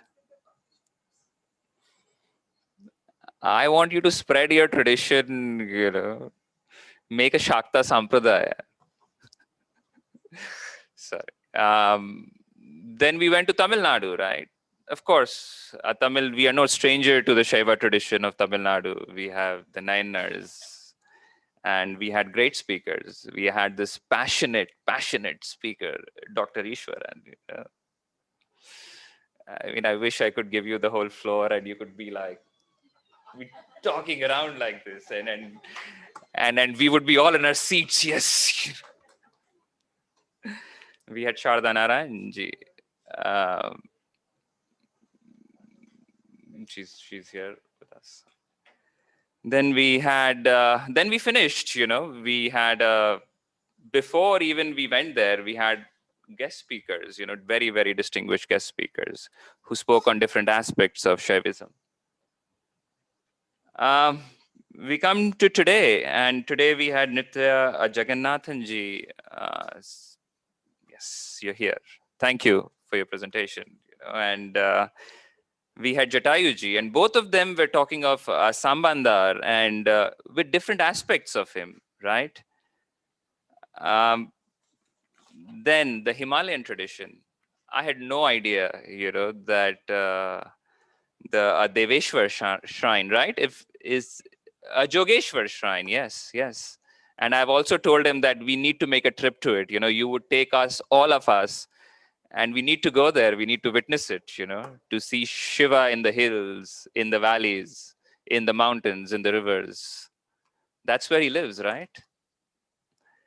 And of course, we had Agharo Deviji. And you said that you don't know how to sing or something. Like, we had 3 songs today. From Assam, from Tamil Nadu, from Kumaon, from Jammu, yes. And everybody claimed that they can't sing, And look at that, I think we need to have another conference on Shaiva songs, art, right? Of course, and then we went to the Shaiva temple traditions, and we had 2 upcoming scholars telling us what to do, what are the role of a devotee. We almost forget that sometimes. We just go there, theek hai, darshan ho gaye. But before that darshan, there is that preparation that we sometimes forget. Thank you for reminding that. And of course, then we had Vibhushita ji, who talked about temple tradition outside India and how our sthapatis, go across the world to establish our dharma there. Something to learn more, something to research more, and to encourage them more with money, funding, so that our dharma spreads all across. You told us a map, you showed us a map, and there were these blank spaces, where there were no temples. And I was like, there must be temples there also. Of course, then we came to the Shaiva literary, art, ritual, and philosophical traditions. And we had Arvind Iyer ji presenting a 17th century text by Nilakanta Vijaya, very well known. But the Shaivism of Nilakanta Vijaya, you foregrounded. It's lovely. We had Ramaratanji, of course. Sorry, we just could give you only 20-25 minutes. I think the topic itself was so vast that it would take about an hour, I assume, if we go through your lecture in a proper way. 55 minutes is enough. We will remember next time. Then, of course, we had Indumati Ramanji. And I think the point that you tried to focus on was the Tanjavur Marathas of Tanjavur. Something you said that our historians haven't given them the credit that they deserve. And I agree with you. So we have that golden age, the Gupta golden age. But if you look at the regions of India, different regions of India had their own little golden ages, Yes. And one of the things that we want to do also is to bring out the micro histories of region, the micro history of the Shaiva tradition. So thank you for grounding the role of the Tanjavur Marathas. Of course, Deepa Durai Swamiji, she's a well-known Indican, she has been there with us in all our conferences. And she spoke about ontology, Shiva traditions. Most of the things that he was speaking, I was trying to get it there, and one of my goals is that I want to get there at your level where I can. Then we went to the Shaivism and folk traditions. And as Paturiji said, the younger Paturiji, yes, that the words that we use, folk, is just not the right. It's a continuum. It's an interface, and there is no Shaiva tradition and folk tradition because it's so combined together. And especially, I've read the works of Sontheimer, and the way he talks about the Shaiva and the folk traditions. It's unbelievable how connected they are, that you can't draw a line. This is where folk begins and this is where Shaivism ends. And of course, Dr. Bijay Barwa ji gave us this whole kaleidoscope, this whole vast region of Assam that we often forget was a Shaiva land too. And the graphs that you showed and the number of places that were there in Assam that had shivlings, it's unbelievable. I hope there have been some good books written or some good research that have come out. Is it? Has there been a lot of books written on the... That's it? Okay. Not too much. And of course, the finale was by none other than Meg Kalyanasundaram. His last word is Shiva, Kalyanasundara. And Meg ji has been doing a lot of work on the chronology, on Western Indology, and how they have used chronology as a weapon or weaponized chronology against our traditions. And Meg ji has written more than 20 papers, yes. And every time I meet him, he's just working on another paper and another paper. So he's one of the most prolific writers that we have here in India. And Dena D'Souza, of course, you're new. You're new to Indica. Is this your first? And what an opening also, right? This is, again, I think your theme also ties up with Indology and how Indology has represented our traditions. And a lot of work needs to be done on this whole idea of revolution, or revolutionizing or against Brahmanism, where almost everything which is bhakti oriented or which is, I don't even like the word egalitarian. So they call it against Brahmanism, as if Brahmanism did not have bhakti, or as if they did not have. And the terms that even I am using, Brahmanism and bhakti and all that, I think it just requires a lot more thought and a lot more. Yeah, that's a word that they throw around these days, and I am also fallen in for that word. But maybe.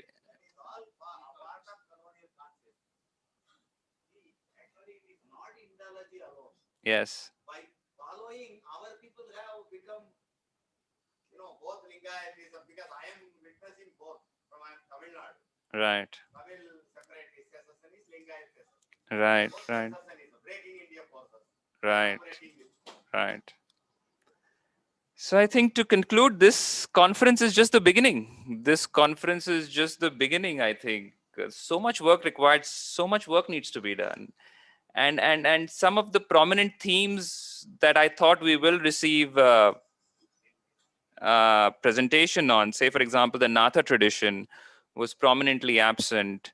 The Deccan temple region, the whole temple traditions of Gujarat, of Maharashtra, I think that needs to also come out. And of course, there is this library of manuscript waiting to be read, waiting to be critically edited and brought to public. So yes, thank you all for wonderful presentations. And Nagraji, please.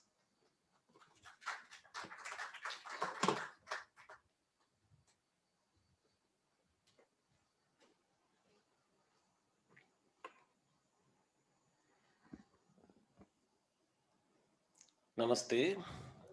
The schedule mentions my role here as valedictory address. Usually, valedictory address is that place is given to a celebrity speaker from outside. We were scheduling the conference, and I keep saying, in All India Radio, there is a system.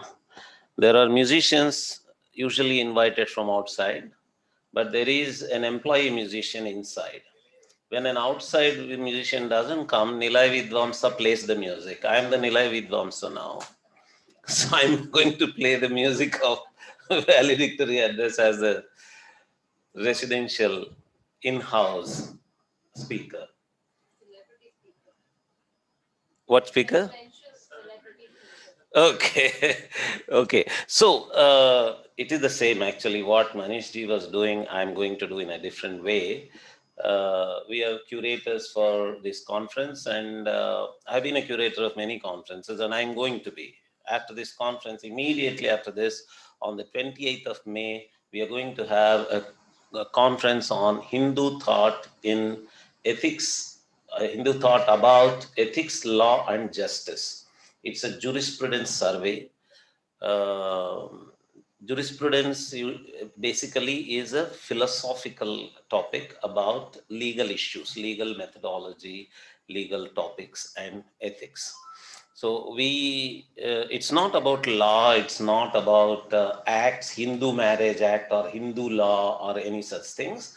It is about the philosophical tenets inside the Vedic tradition, in the Hindu tradition, which help to reconfigure the jurisprudence thinking that exists all over the world today. The jurisprudence thinking has already been acknowledged to have been West-born. And there is a critique of that also coming from different parts of the world. But what critique can we give? And not just critique, what alternative we can provide is going to be our next conference. And another conference on Kashmir, how integral Kashmir is to India, is going to be the next conference after that. How Kashmir is a narrow center for Indian cultural and intellectual ethos is going to be the next conference. And many, many more like that in the pipeline for Indic Academy. So my role, I'm the station master. Many trains come and go. I stand there as a curator for different conferences. And presently, what Manishji did, I would like to do in a different way as a university obsessed, university career person. My obsession is with approaches and methodologies. I'm extremely happy that this conference has brought in youngsters questioning the existing methodologies. The Indologists and other Western researchers on Indian culture have foregrounded objective, reliability, validity, and all this inside research methodology classes and courses. And they claim superiority to their writings and conclusions based on that. But there was a paper in which the presenter himself, Giriratna Mishra, directly he was saying, my methodology is Guru. Guru Parampara. Can we project Guru Parampara as the basis for methodological conclusions? How can we foreground Guru Parampara as a methodology? How Guru Parampara, the textual tradition, another third point Giriratna Mishra was bringing was experiential aspects. An insider of a culture would bring those things into discussion, and we have to. It is there that those scholars from outside, they not only lack their expertise, they are completely reluctant to do that. And in their consciousness that they are unable to do it, they just show that that should not be done. That's not what is to be done. Okay, ideas like parampara, tradition, guru lineage, all this. Okay, if you are really a chronologist, if you are a real historian, then you have to give prominence to that sequence of ideas, which is Guru Parampara that we are talking about. And you want to move away from Guru and Guru Parampara and say that I am a chronologist. I am taking, what chronologist are you? You are standing from outside, you are looking at the sequence, and you don't place yourself inside the sequence. But an insider here places himself inside the sequence and says, this is what I received. This is my received knowledge from inside. Right? And many such methodological challenges, knowingly or unknowingly, many paper presentations were doing during this conference. And we had wonderful guest speakers, one from here, Kashi itself, from IGNCA. He was doing a wonderful tracing of ideas up to Rig Veda, wonderfully. Kamlesh ji, and he was laying a foundation for Meghji, for example. What Meghji was showing from the dates and references, what these Indologists look for, he was doing conceptually. He was doing the history of ideas. I thought I should share here, before we trace Shaivism, Vaishnavism, Saura, Kaumara, Ganapatya, any of these traditions back to the sources, let us remember that already Western academics has projected all the Vedas, including Rig Veda and Yajur Veda, as dash-centric, some-centric. What is that centric? They have already projected Vedas as sun-centric. Actually, when Max Muller today, the poor fellow, gets bashing from both sides. From the Europeans, there is a book called Eclipse of Solar Mythology. It is all about how Max Muller is outdated. And when you come to India, all the Indians say, hey, that fellow was a bad guy and he did all bad things to Vedas. But when they call the book Eclipse of Solar Mythology, what they mean is that Max Muller projected sun as the center of Vedas, sun worship as the center of Vedas. And students, NCERT, all lower level school students are told today that Vedas are fire-centric. Fire is a bad translation of Agni, we know that. But they are already saying that there is some center. Okay.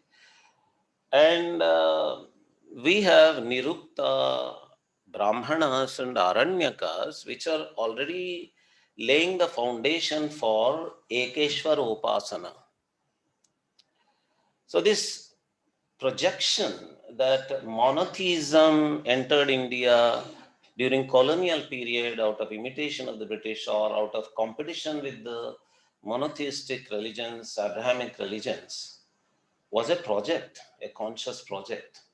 They wanted to show that the Indian tradition, Hindu tradition, was basically a polytheistic religion alone. There is no hesitation on our part to agree that we worshipped different devatas.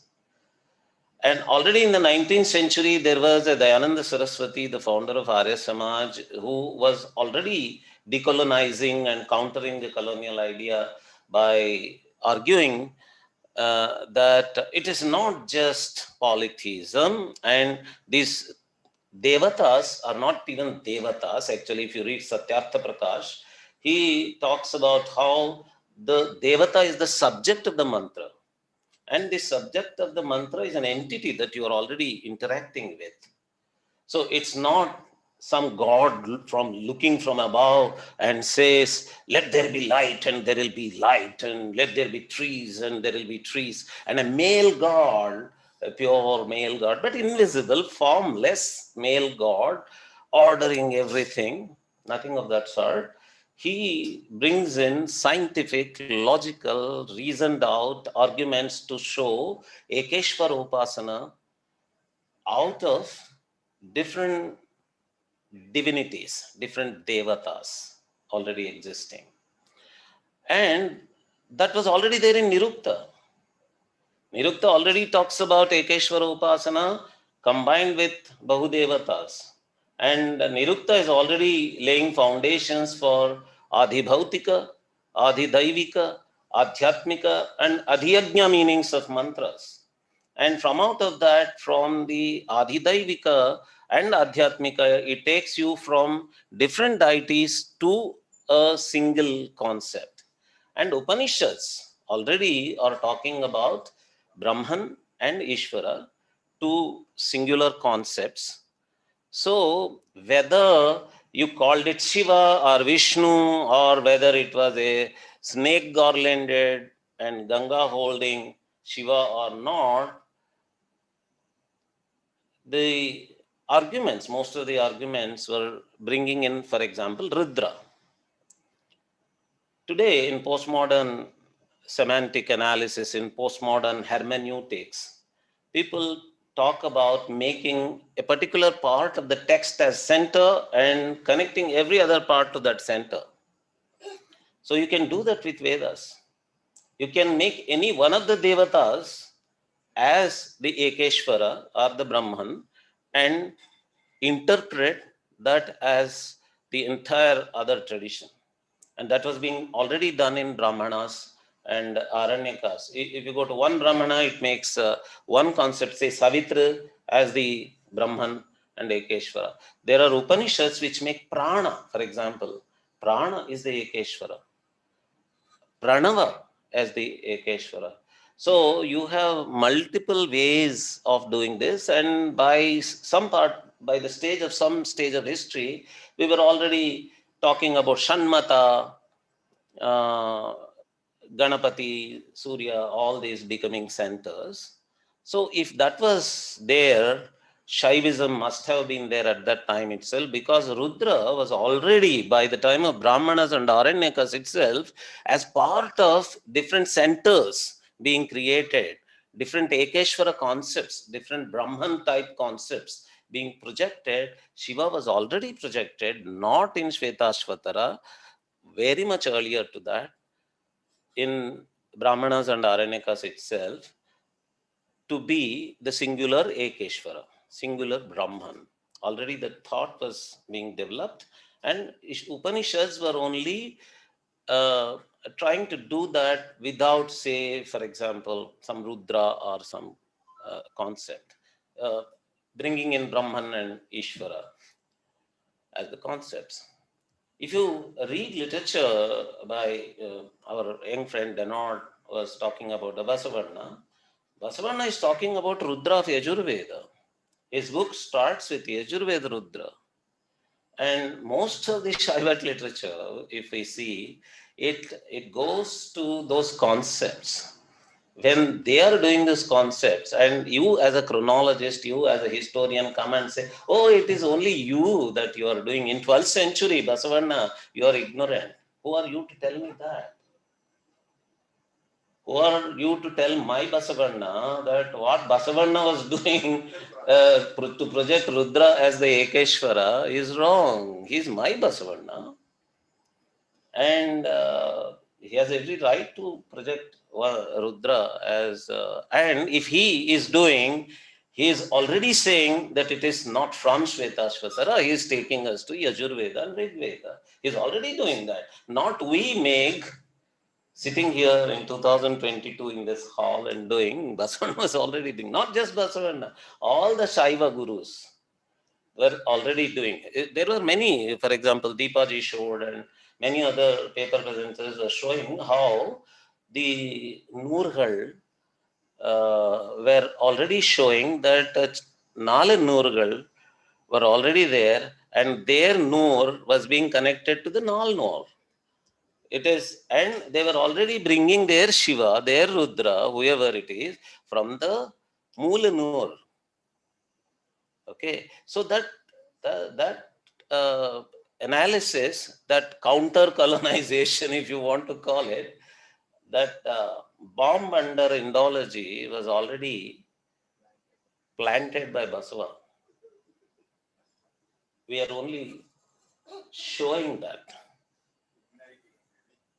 Not even igniting, it is already ignited and they are already exploded by him. They are only denying. It's a denial exercise. They just say, oh no, nothing happened under my seat. No, it is already exploded, my friend. Our ancestors have already exploded your seat. But they deny by saying that, oh, he thinks that he exploded it, but actually he's older. I'm younger. I'm coming from, you see, your colonizer's country, the colonizing part of the world. So you have to agree that Basavana was wrong. Why should I? Okay. So that consciousness, fortunately, is already emerging among the youngsters, but just that they did not say it in so many words, that our all Nulgar are already bombs. Tamil Nulgar, Kannada Vachanas, and Kashmiri songs, everything, they are already claiming their origins from the Vedas. And it is our job just to show what they are doing in a certain way, and that we are already doing. So that as a part of my role as the Asthana valedictory talk I did. And I want to share again the success of this conference by making one more point. I would like to take leave of you. One very important point. Manish ji would definitely agree because he too comes from the same category. The present day social sciences and humanities in India, not only in India, let me tell you, let me share with you with my experience abroad. Already social sciences and humanities funding has come down in the West also heavily. Okay. And it is happening here too. See, Bharat Adhyayan Kendra is suffering with fund crunch. Zero budget. And it is not just Bharat Adhyayan Kendra, the entire social sciences and humanities of BHU is suffering. And we talk about the Tukde gang from a Tukde university. But actually their fund also has come down. That is why they are crying. They are crying in a different way. But if you look at our Deepadurai Swamiji, our Nityaji, our Arvind Ayarji, Meghji, they're all coming from a corporate background and doing wonderful work in this area of social sciences and humanities. Actually, the only weapon they have now in their hands is to say, no, they are not trained in the university system. They don't have a PhD. They don't have a university degree. They are not part of a department, a social sciences department or humanities department. But the world now is beyond universities. Universities are gradually becoming irrelevant. Knowledge, they have stopped being knowledge production centers also. So today, these 2 days, our conference has shown that there is a whole story about Alexander or Seleucus going to a sage rishi when he wanted to invade this country. You know this, it's a fable or anecdote. The sage gives him a skin mat and it keeps rolling and he is not able to sit there. So they wanted to sit on the university seat, but from other side, it is rolling from the corporates, from all these ex-corporate people, from all these youngsters who have their ex-corporate experience. The a new revolution is coming. Along with many of Indica's conferences, this conference also has shown that with examples. So, mind you, our detractors, please wait for the bombs from our ex-corporate social sciences and humanities scholars.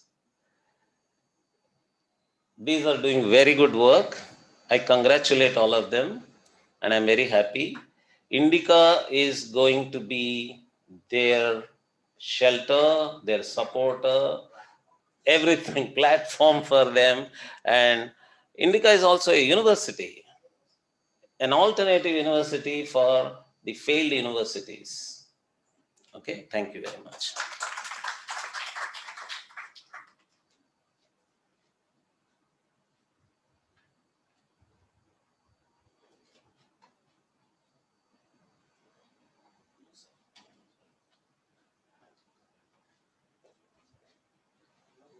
Our host, Professor Sadashiv Dwivedi ji, will share a few thoughts. Oh, yeah. So, when we are on the topic of Indica providing platforms, in the morning you heard Yogini ji talking about the magazine Indica Today. She was sharing an information just a few minutes ago with me that one of the Indica's very active members, Sri Chandrahas Halai, published wonderful articles on ancient Indian mathematics in Indica Today as a series of articles.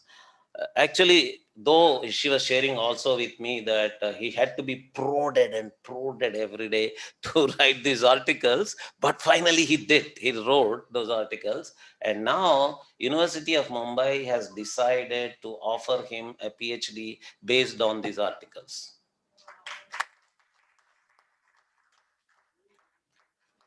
That is what I was telling you. We are going to be that alternative university. And universities will be compelled to recognize this revolution, flood that is going to come from platforms, not just Indica, platforms like Indica, many probably are going to come. That's a natural happening from a live system. If a culture is live, it would definitely respond like that. How long can you go on taking the beating and beating every day? One day, the beaten entity, if it is live, will come back, and we are coming back. We have come back. Thank you.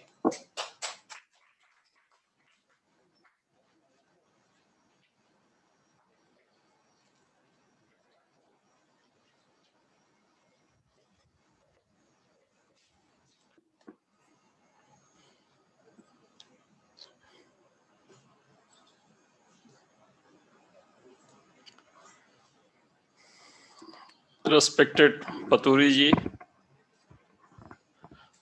respected Manish ji, Amit ji, and the scholars in the audience from various parts of the country who have come to Kashi to join this conference.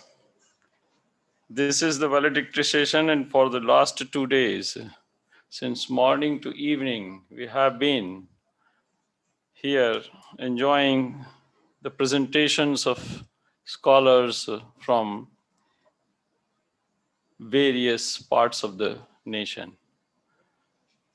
The topics taken by the Indica were extremely wide, and it almost covered all the aspects of Shaivism, I think, starting from the art to culture and every part of the country, from Assam to Tamil Nadu, from Kashmir, and even I think the central part of the India is not taken up.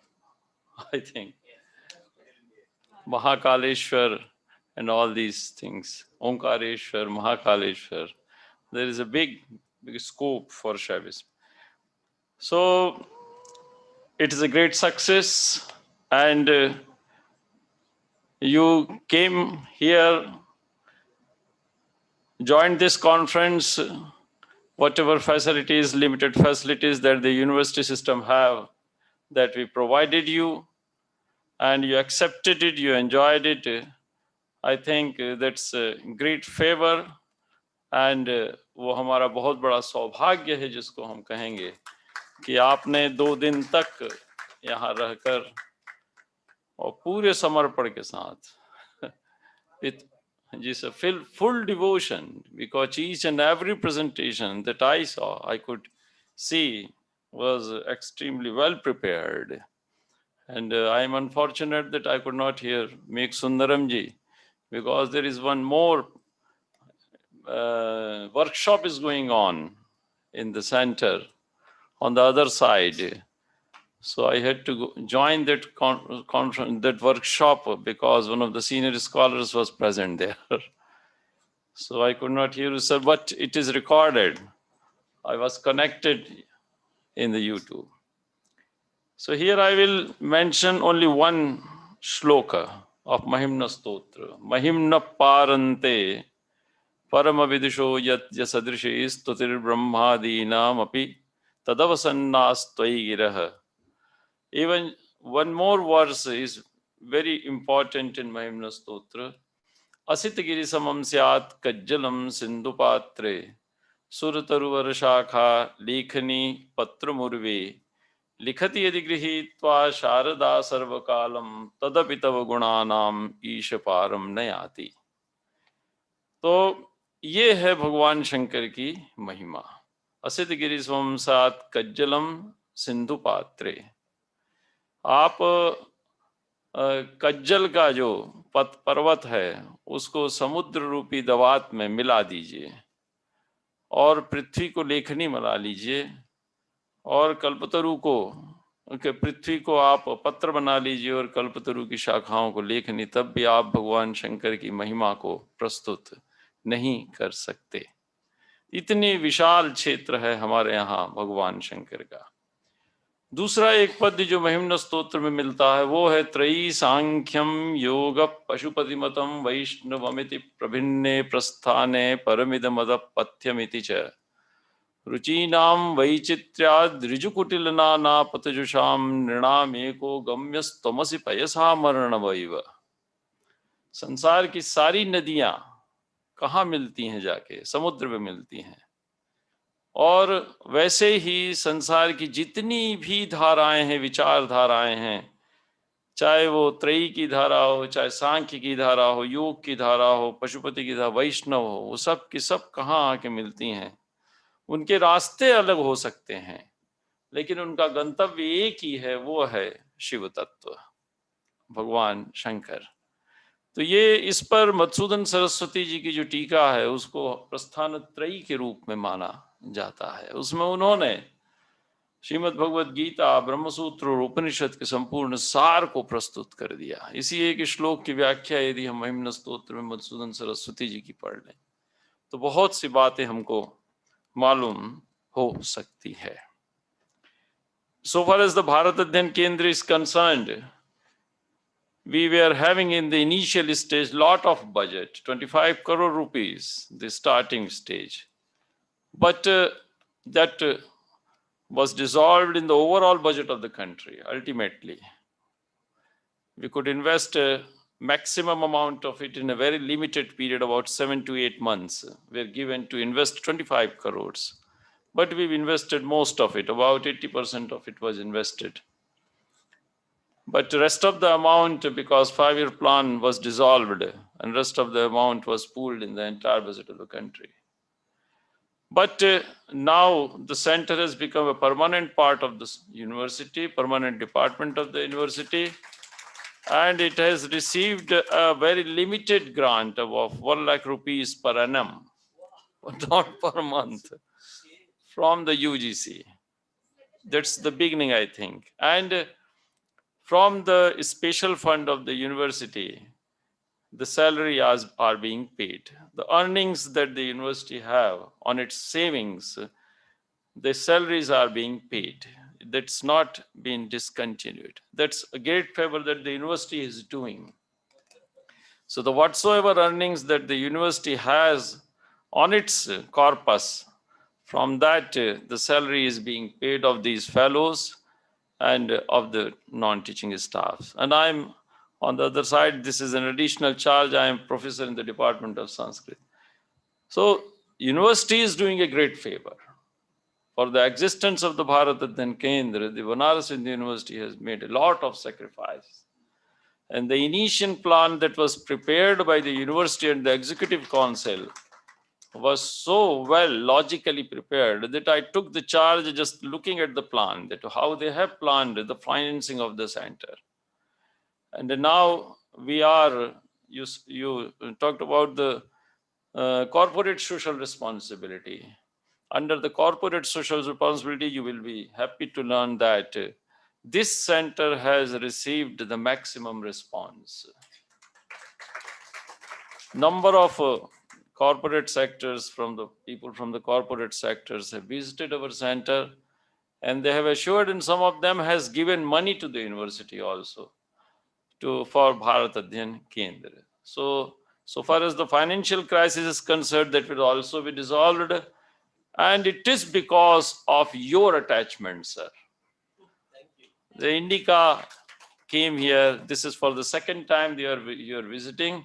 So the institutions like the international institutions of international acclaim, when they joined Bharat Adhyan Kendra, then Bharat Adhyan Kendra also came in forefront. And these people of the corporate sector have expressed their deep desire to finance the center for its future plans. And I think that will also be. So far as the UGC is concerned, UGC has given us 4 permanent posts, 3 of the assistant professors and 1 of the associate professors. And it is the lacuna of the university system that we could not make selections on those posts, but they will be done. Because for the last 9 months, there was no permanent vice chancellor in the university. There is no executive council in the university. So this is the actual situation. And before that, the great pandemic. So even then we survived. And we are on this stage, and you conducted this conference.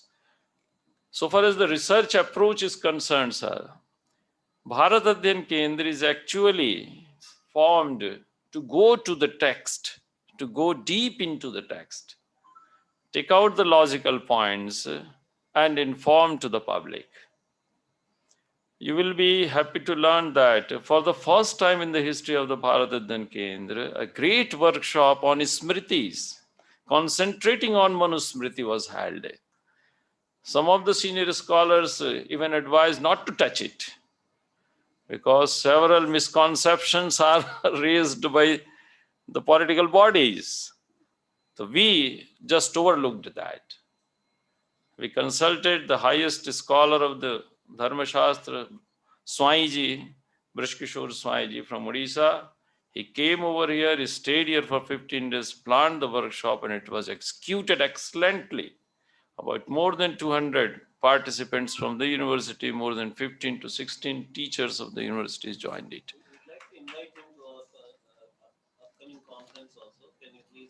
Brishkishore Swaiji. He's a great scholar, deep scholar. Each and every misconceptions were logically answered. And none of the people raised any question against Smritis in the workshop. So these types of things that we have done, we did a very good workshop on Puranas. And the scholars, those who are available in Varanasi, in Sanskrit University, in Kashi Vidyapith, in Banaras Hindu University, in Lokavidya. Amit is here on the stage. He is a hard worker on Lokabhashas, Braj Bhasha, Avadhi Bhasha, Magadhi Bhasha, Bhojpuri Bhasha, Chhattisgarhi Bhasha, the hidden literature in these languages, which are not enlisted in the constitution, that was also brought into the light. And we identified the scholars who are devoted for the promotion of these languages, the literature of these languages. And they came here and they made an excellent presentation. So these types of things are informally done by the Bharat Adhyan Kendra for the last 4 years. But 1.5 years were very critical. So the entire journey of the Bharat Dhyan Kendra, exactly the functional journey is of about 3.5. But during pandemic, what we did, we prepared an extremely exclusive course of MA in Hindu Studies, and it is implemented. And on 2nd May, the first paper of the MA, first semester, first examination of the MA in Hindu Studies is scheduled on the 2nd May. So, yes, and yes, sir. What the pandemic period, we sat here and took the job of preparing the course curriculum, and it has been implemented successfully. And there are no restrictions. Any stream student completing graduation from any stream can join this course. So number of students from medical, number of students from engineering, MBA, MCOM, they have joined this course, and they have been with great interest attending all the lectures, online lectures. And the next semester, I think it will be offline. Mm-hmm. We made the studies of all the courses, the Oxford courses, whatever in America, whatever in Europe on Hindu studies. We collected all the courses online, whatever available, but they were very limited. And the concepts that they prescribed in their curriculum were controversial. The controversial things were prescribed. They were not in a logical way. तो हमने क्या किया है कि सिद्धांत को पहले रखा, फिर इवेल्युएशन ऑफ द सिद्धांत, प्रमाण थ्योरी. तो हमने सिद्धांतों को पहले रखा, तत्व मीमांसा, प्रमाण मीमांसा, और उसके बाद हमने उसकी प्रैक्टिस को रखा. It is not that these things were kept in the books, limited to the books. They transferred into our life. हमारे जीवन में वो उतरी और उतर के वो लोक तक पहुंची. So for that we have made 2 separate core papers of Ramayana and Mahabharata. So how these theories, how this Pramana Mimamsa is actually projected in these 2 texts will be taught in this particular course. So this is the achievement of the pandemic, sir. Yes. Yes, details of the course are available. Otherwise, we can make you available. So 16 were complete regular courses. So that is a great achievement, and even the government of India is also recognizing it. It is enlisted in the UGC. And yes. New education. This is the outcome of the new education policy. And second thing is that the UGC has recognized it. And very soon, national educational test, that is NET examination for PhD, will be declared. So that's another step, another great step that we have achieved. So these are the things. And for the second semester, from 15 to 17, a workshop is scheduled in Delhi for the training of the teachers, how the second semester courses will be taught to the students. So the trainings will be held in for 3 days training. So all of we will leave for Delhi, they will live there and have the training, whatsoever approach there will be. So these are the things that Bharati Dhyan Kendra have been doing for the last year. And और आप सबके जुड़ने से, आप सब विद्वानों के आने से हमारा गौरव बढ़ता है, हमारा बल बढ़ता है, हमारी प्रतिष्ठा बढ़ती है और हमारे उद्देश्यों को सफलता मिलती है. इसके लिए मैं आप सबके प्रति हृदय से काशी हिंदू विश्वविद्यालय, महामना पंडित मदन मोहन मालवीय जी की इस तपस्थली की तरफ से, समस्त अध्यापकों की तरफ से हृदय से साधुवाद व्यक्त करता हूं, कृतज्ञता व्यक्त करता हूं. और भविष्य में भी आप हमको अवसर यदि देंगे तो हम आपके उद्देश्यों के अनुरूप खरा उतरेंगे, ऐसा हमको पूरा विश्वास है. इसी शब्द के साथ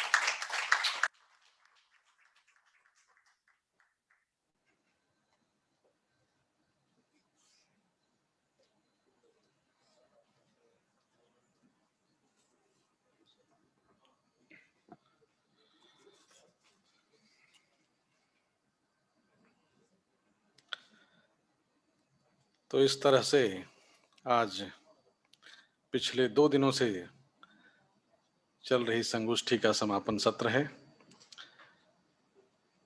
मैं सबसे पहले काशी हिंदू विश्वविद्यालय के माननीय कुलपति प्रोफेसर सुधीर कुमार जैन सर के प्रति आभार व्यक्त करता हूं, जिनकी शुभकामनाओं और सदिच्छाओं से हम इस तरह के आयोजन कर पा रहे हैं। मैं रजिस्ट्रार, फाइनेंस ऑफिसर और विश्वविद्यालय के तमाम जो प्रशासनिक अधिकारी हैं उन सब के प्रति भारत अध्ययन केंद्र की ओर से, इंडिक एकेडमी की ओर से हार्दिक आभार व्यक्त करता हूं।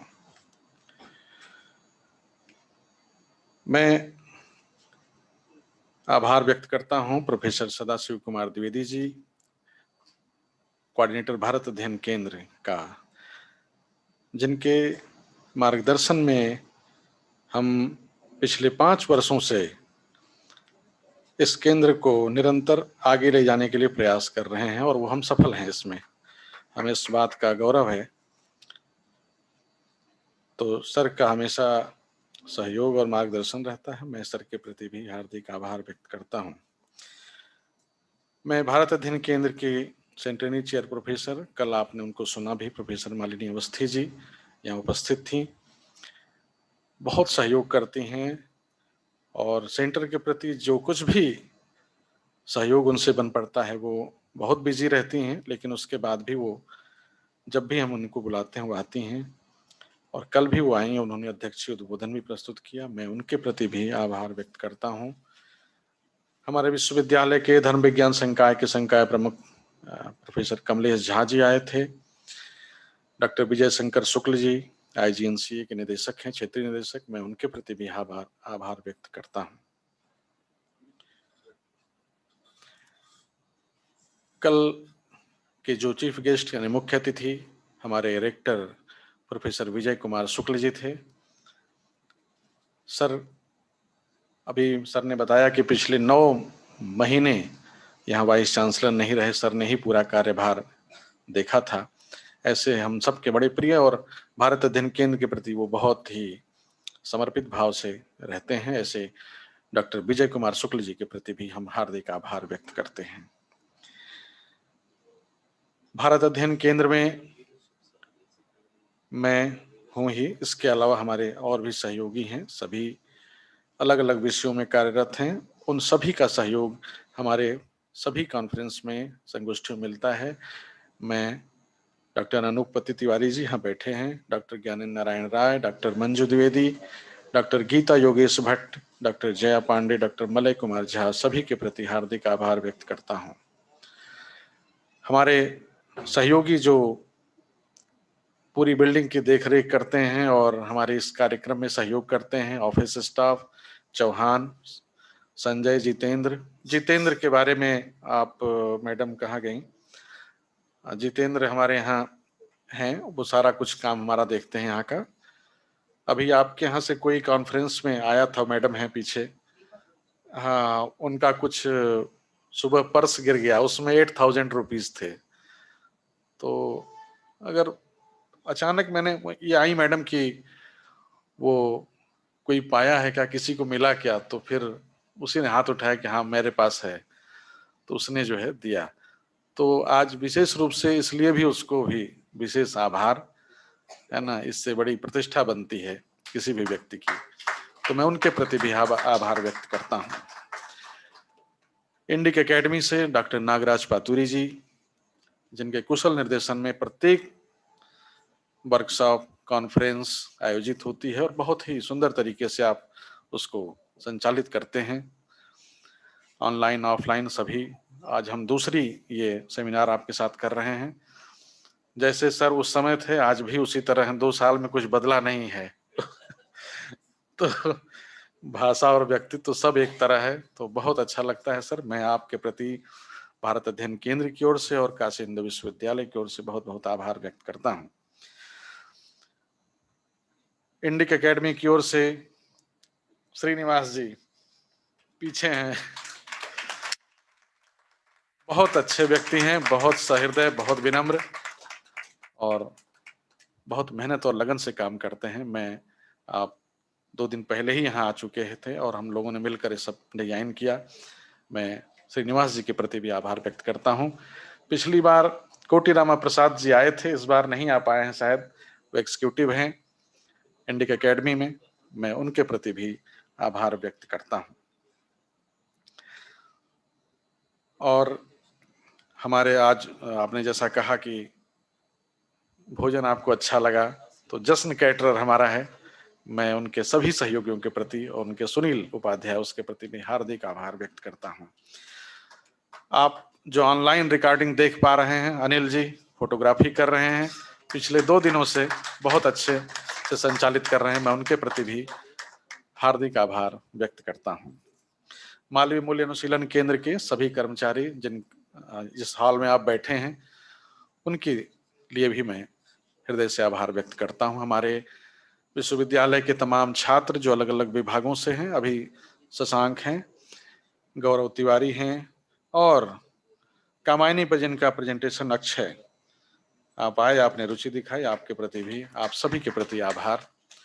हमारे बीच भारती प्रकाशन से आशुतोष पांडे जी हैं, 2 दिन चला है, आज आए हैं, मैं आपके प्रति भी आभार व्यक्त करता हूं। तिब्बती संस्थान जो सारनाथ में है, वहां से डॉक्टर सुशील कुमार हैं, मैं आप आए यहाँ पर, आप सबका आभार। और सभी जो प्रतिभागी, आप अलग अलग राज्यों से, अलग अलग भाषाओं से जुड़े हुए आप लोग आए हैं इतनी दूर से आकर, और काशी को आपने चुना, मैं आप सबको प्रणाम करता हूं और बहुत बहुत आभार व्यक्त करता हूं।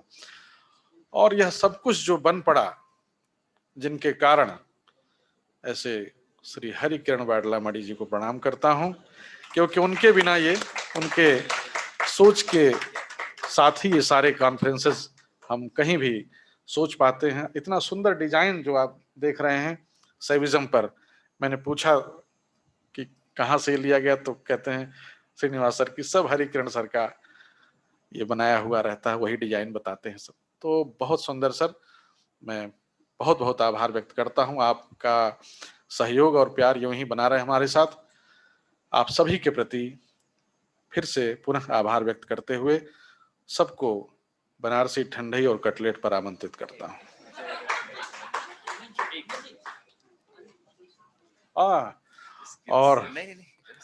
और जैसे नागराज सर हैं, तो नागराज सर तो पिछली बार अकेले आए थे, इस बार मनीष जी इस कॉन्फ्रेंस के क्यूरेटर हैं, बहुत यंग और एनर्जेटिक व्यक्ति, बहुत डायनेमिक। मैं इनके ज्ञान को लेकर, इनकी जो इतनी सुंदर अंग्रेजी ये बोल रहे हैं, मैं इसके प्रति भी बहुत आभार व्यक्त करता हूं। Manish ji. She wants to sing some Tanjavur after you speak. Sure. Can you just put the presentation up? Guys, please just give me 3 minutes. I think we are already way too late and everybody wants to leave. We are hungry also, we are tired. I can see the eyes of people, but give me 3 minutes and I'll just finish it off. I want to make an announcement, a quick announcement.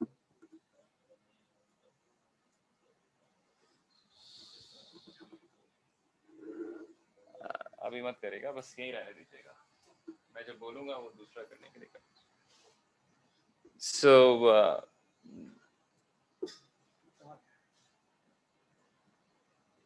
announcement का कर दीजिए, announcement का वो बोलूंगा। So as I've been talking to a lot of people since the last couple of days, we are planning, this is just a start that we said, and this is just a beginning. We have a lot more plans ahead. I've been thinking about how do we have private participation. Through private participation, we can support studies in our traditions.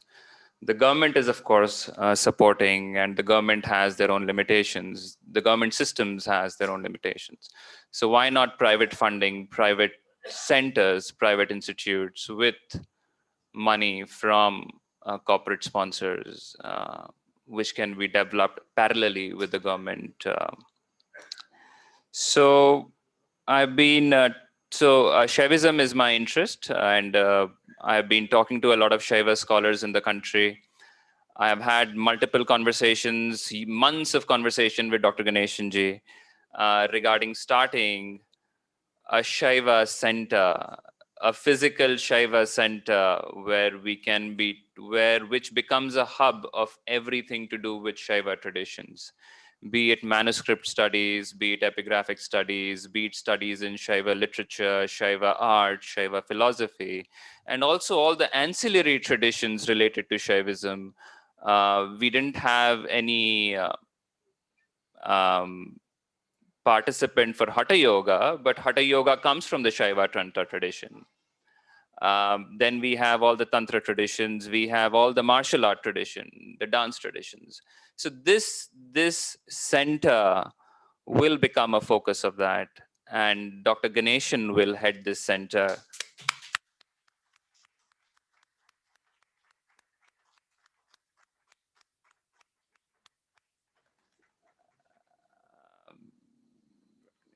Please sit for, I just want to launch the logo for the center. The center will be in Pondicherry. We have already have a place in Pondicherry for this center. And we already have a few research scholars who would be working under Dr. Ganeshan. I just want to inaugurate the logo. Drum rolls, please.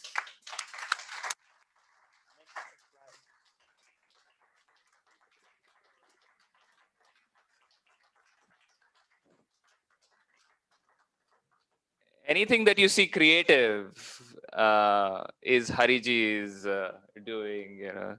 So he has been working on this logo from a very, very long time.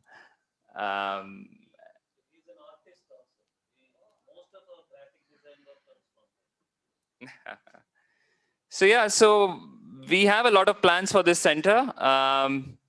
We want to do a lot of research related to manuscript, epigraphy, related to different aspects of Shaiva tradition. I've already spoken of the micro histories of Shaivism, and this center will become a hub for it. Hariji is generously sponsoring this center. I have my foundation, which is also sponsoring this center. And it's a collaboration between Indica and I. And we are also in talks with a couple of other scholars to join this center. One of them, Dr. Ganeshan is the most predominant, preeminent Shaiva Siddhanta scholar, and he will head the institute. But there are also other traditions of Shaivism. So we want to develop those traditions, say, for example, the Natha traditions, the Veera Shaiva traditions, and we will have different chairs for those. That's all. I would just like to invite Dr. Ganeshan if he wants to say a word or two. And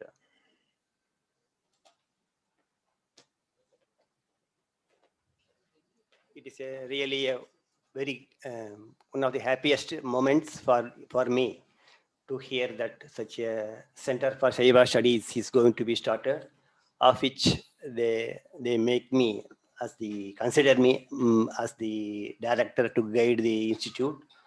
I first extremely express my felicitations and congratulations for having this idea to Manish Maheshwari, with whom I came into contact last year. Then the funding and other sponsoring to Harikeran Badlamani, whom I did not directly interact, but still I have to, first of all, I congratulate him, express my sincere thanks to him, and also Professor Nagaraj Paturi, and all other scholars, the would-be scholars, researchers with whom I will be, through the center, I will be in contact. It is really a very excellent and memorable moment on this Punya Kshetra of Vishwanatha Kshetra. This is announced, and I am so happy to for this announcement, for this idea. Thank you. This center will also become a hub. Oh. Yes, sir, please, sir, please, sir. You don't go. I just want to. we'll just felicitate Dr. Ganeshan as the head of our center.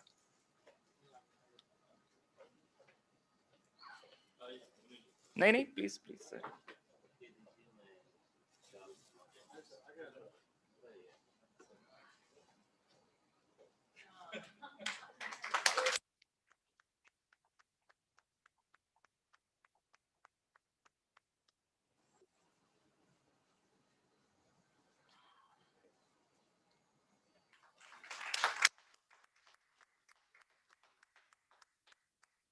And thank you, sir. Thank you so much. And this center will also become a hub for a lot of grant giving activities. So if any one of you is interested in pursuing your research further, if you have any proposals in mind, or if you know anyone who wants to work on the Shaiva traditions, I would love that they reach out to us. They can reach out to me on my personal email, on Indica's email. We will also have our center's email as we go forward. Thank you. Thank you so much. Now, food.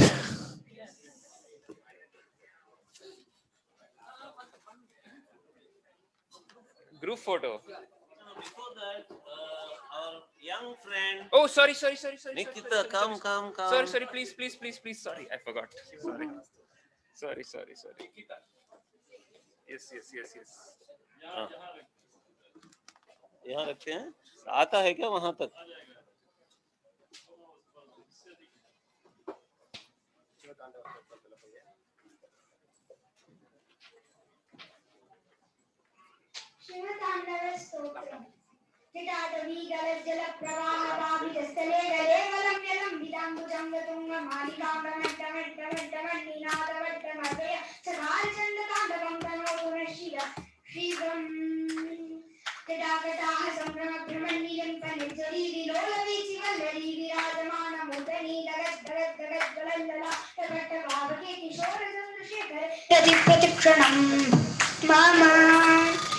दरादरेन्द्र Nandini विलास बंधु बंधुर स्फुरदिगंत संतति प्रमोदमान मानसे कृपा कटाक्ष धोरणी निरुद्ध दुद्धरापदि क्वचित दिगंबरे मनो विनोदने तु वस्तुनि जटाभुजंग पिंगल स्फुरत् प्रणामणि प्रभा कदंब कुंकुम द्रव प्रलिप्त दिग्वधू मुखे मदांत सिंधुर स्फुर स्वगुट्टरीय मेधुरे मनो विनोदमद्भुतं विवर्त भूत वर्तन सहस्रलोचन प्रवृत्त शेषलेख शेखर प्रसूल धूलि धोरणि विदूषरांग्रपीत भूभुजंगराजमालय निबद्ध जाट झूटक श्रियै चिराय जायता चकोर बंधु शेखरः ललाट चत्वरद् बलद् धनञ्जय स्फुलिङ्गपाणि पीत पंचसायकं नमन्निरं पनायकं सुधा मयूखलेखय विराजमान शेखरं महाकपालि संपदे शिरोजतालमा स्तूनः कराल बाल भट्टिकाद गद्दगद्दगद्बलद्धनञ्जयाहुति कृता प्रचंड पंचसायके दरादरेन्द्र नंदिनी कुचाग्र चित्र पत्रक प्रकल्पने कशल्पिने त्रिलोचने मम नवीन मेघ मंडली निरुद्ध दुद्धर स्फुरत् कुहुनिशीतिनी तम प्रबंध बद्ध कंतर निरंपरे चरितल स्तनोत्कृत्य सिंधुर करालिदान बंधुर श्रियं जगद्दुरं दरः प्रफुल्ल नील पंकज प्रपंच कालिमा प्रभा बलं हि कंठ कंडली रुचि प्रबद्ध कंठरं स्मरच्चिदं पुरच्चिदं भवच्चिदं मखच्चिदं गजच्चिदान्तगच्चिदं तमन्तगच्चिदं भजे अखर्व सर्वमङ्गल कलाकदम्भ मञ्जूरि रसप्रवाह माधुरि विजृम्भणा मधुव्रतं स्मरान्तकं पुरान्तकं भवान्तकं मखान्तकं गजान्तकं तकान्तकं तमन्तकान्तकं भजे जयत्पदद्रविभ्रमद्भ्रमद्भुजङ्गमश्वसद्विनिर्गमद्क्रमस्फुर करालबालः व्यवद्धिमिद्धिमिद्धिमिद् वनन् मृदङ्गतुङ्गमङ्गल मङ्गलाध्वनिक्रमत्वर्तिता प्रचण्ड ताण्डव शिव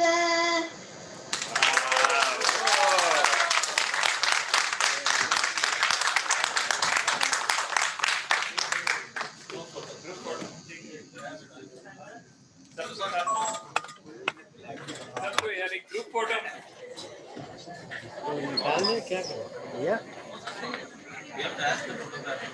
यहाँ से लेते हैं यहाँ करना है नीचे कौन सा आपको convenient हो?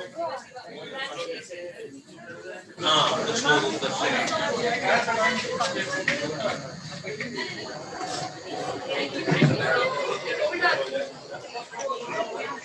शाबाश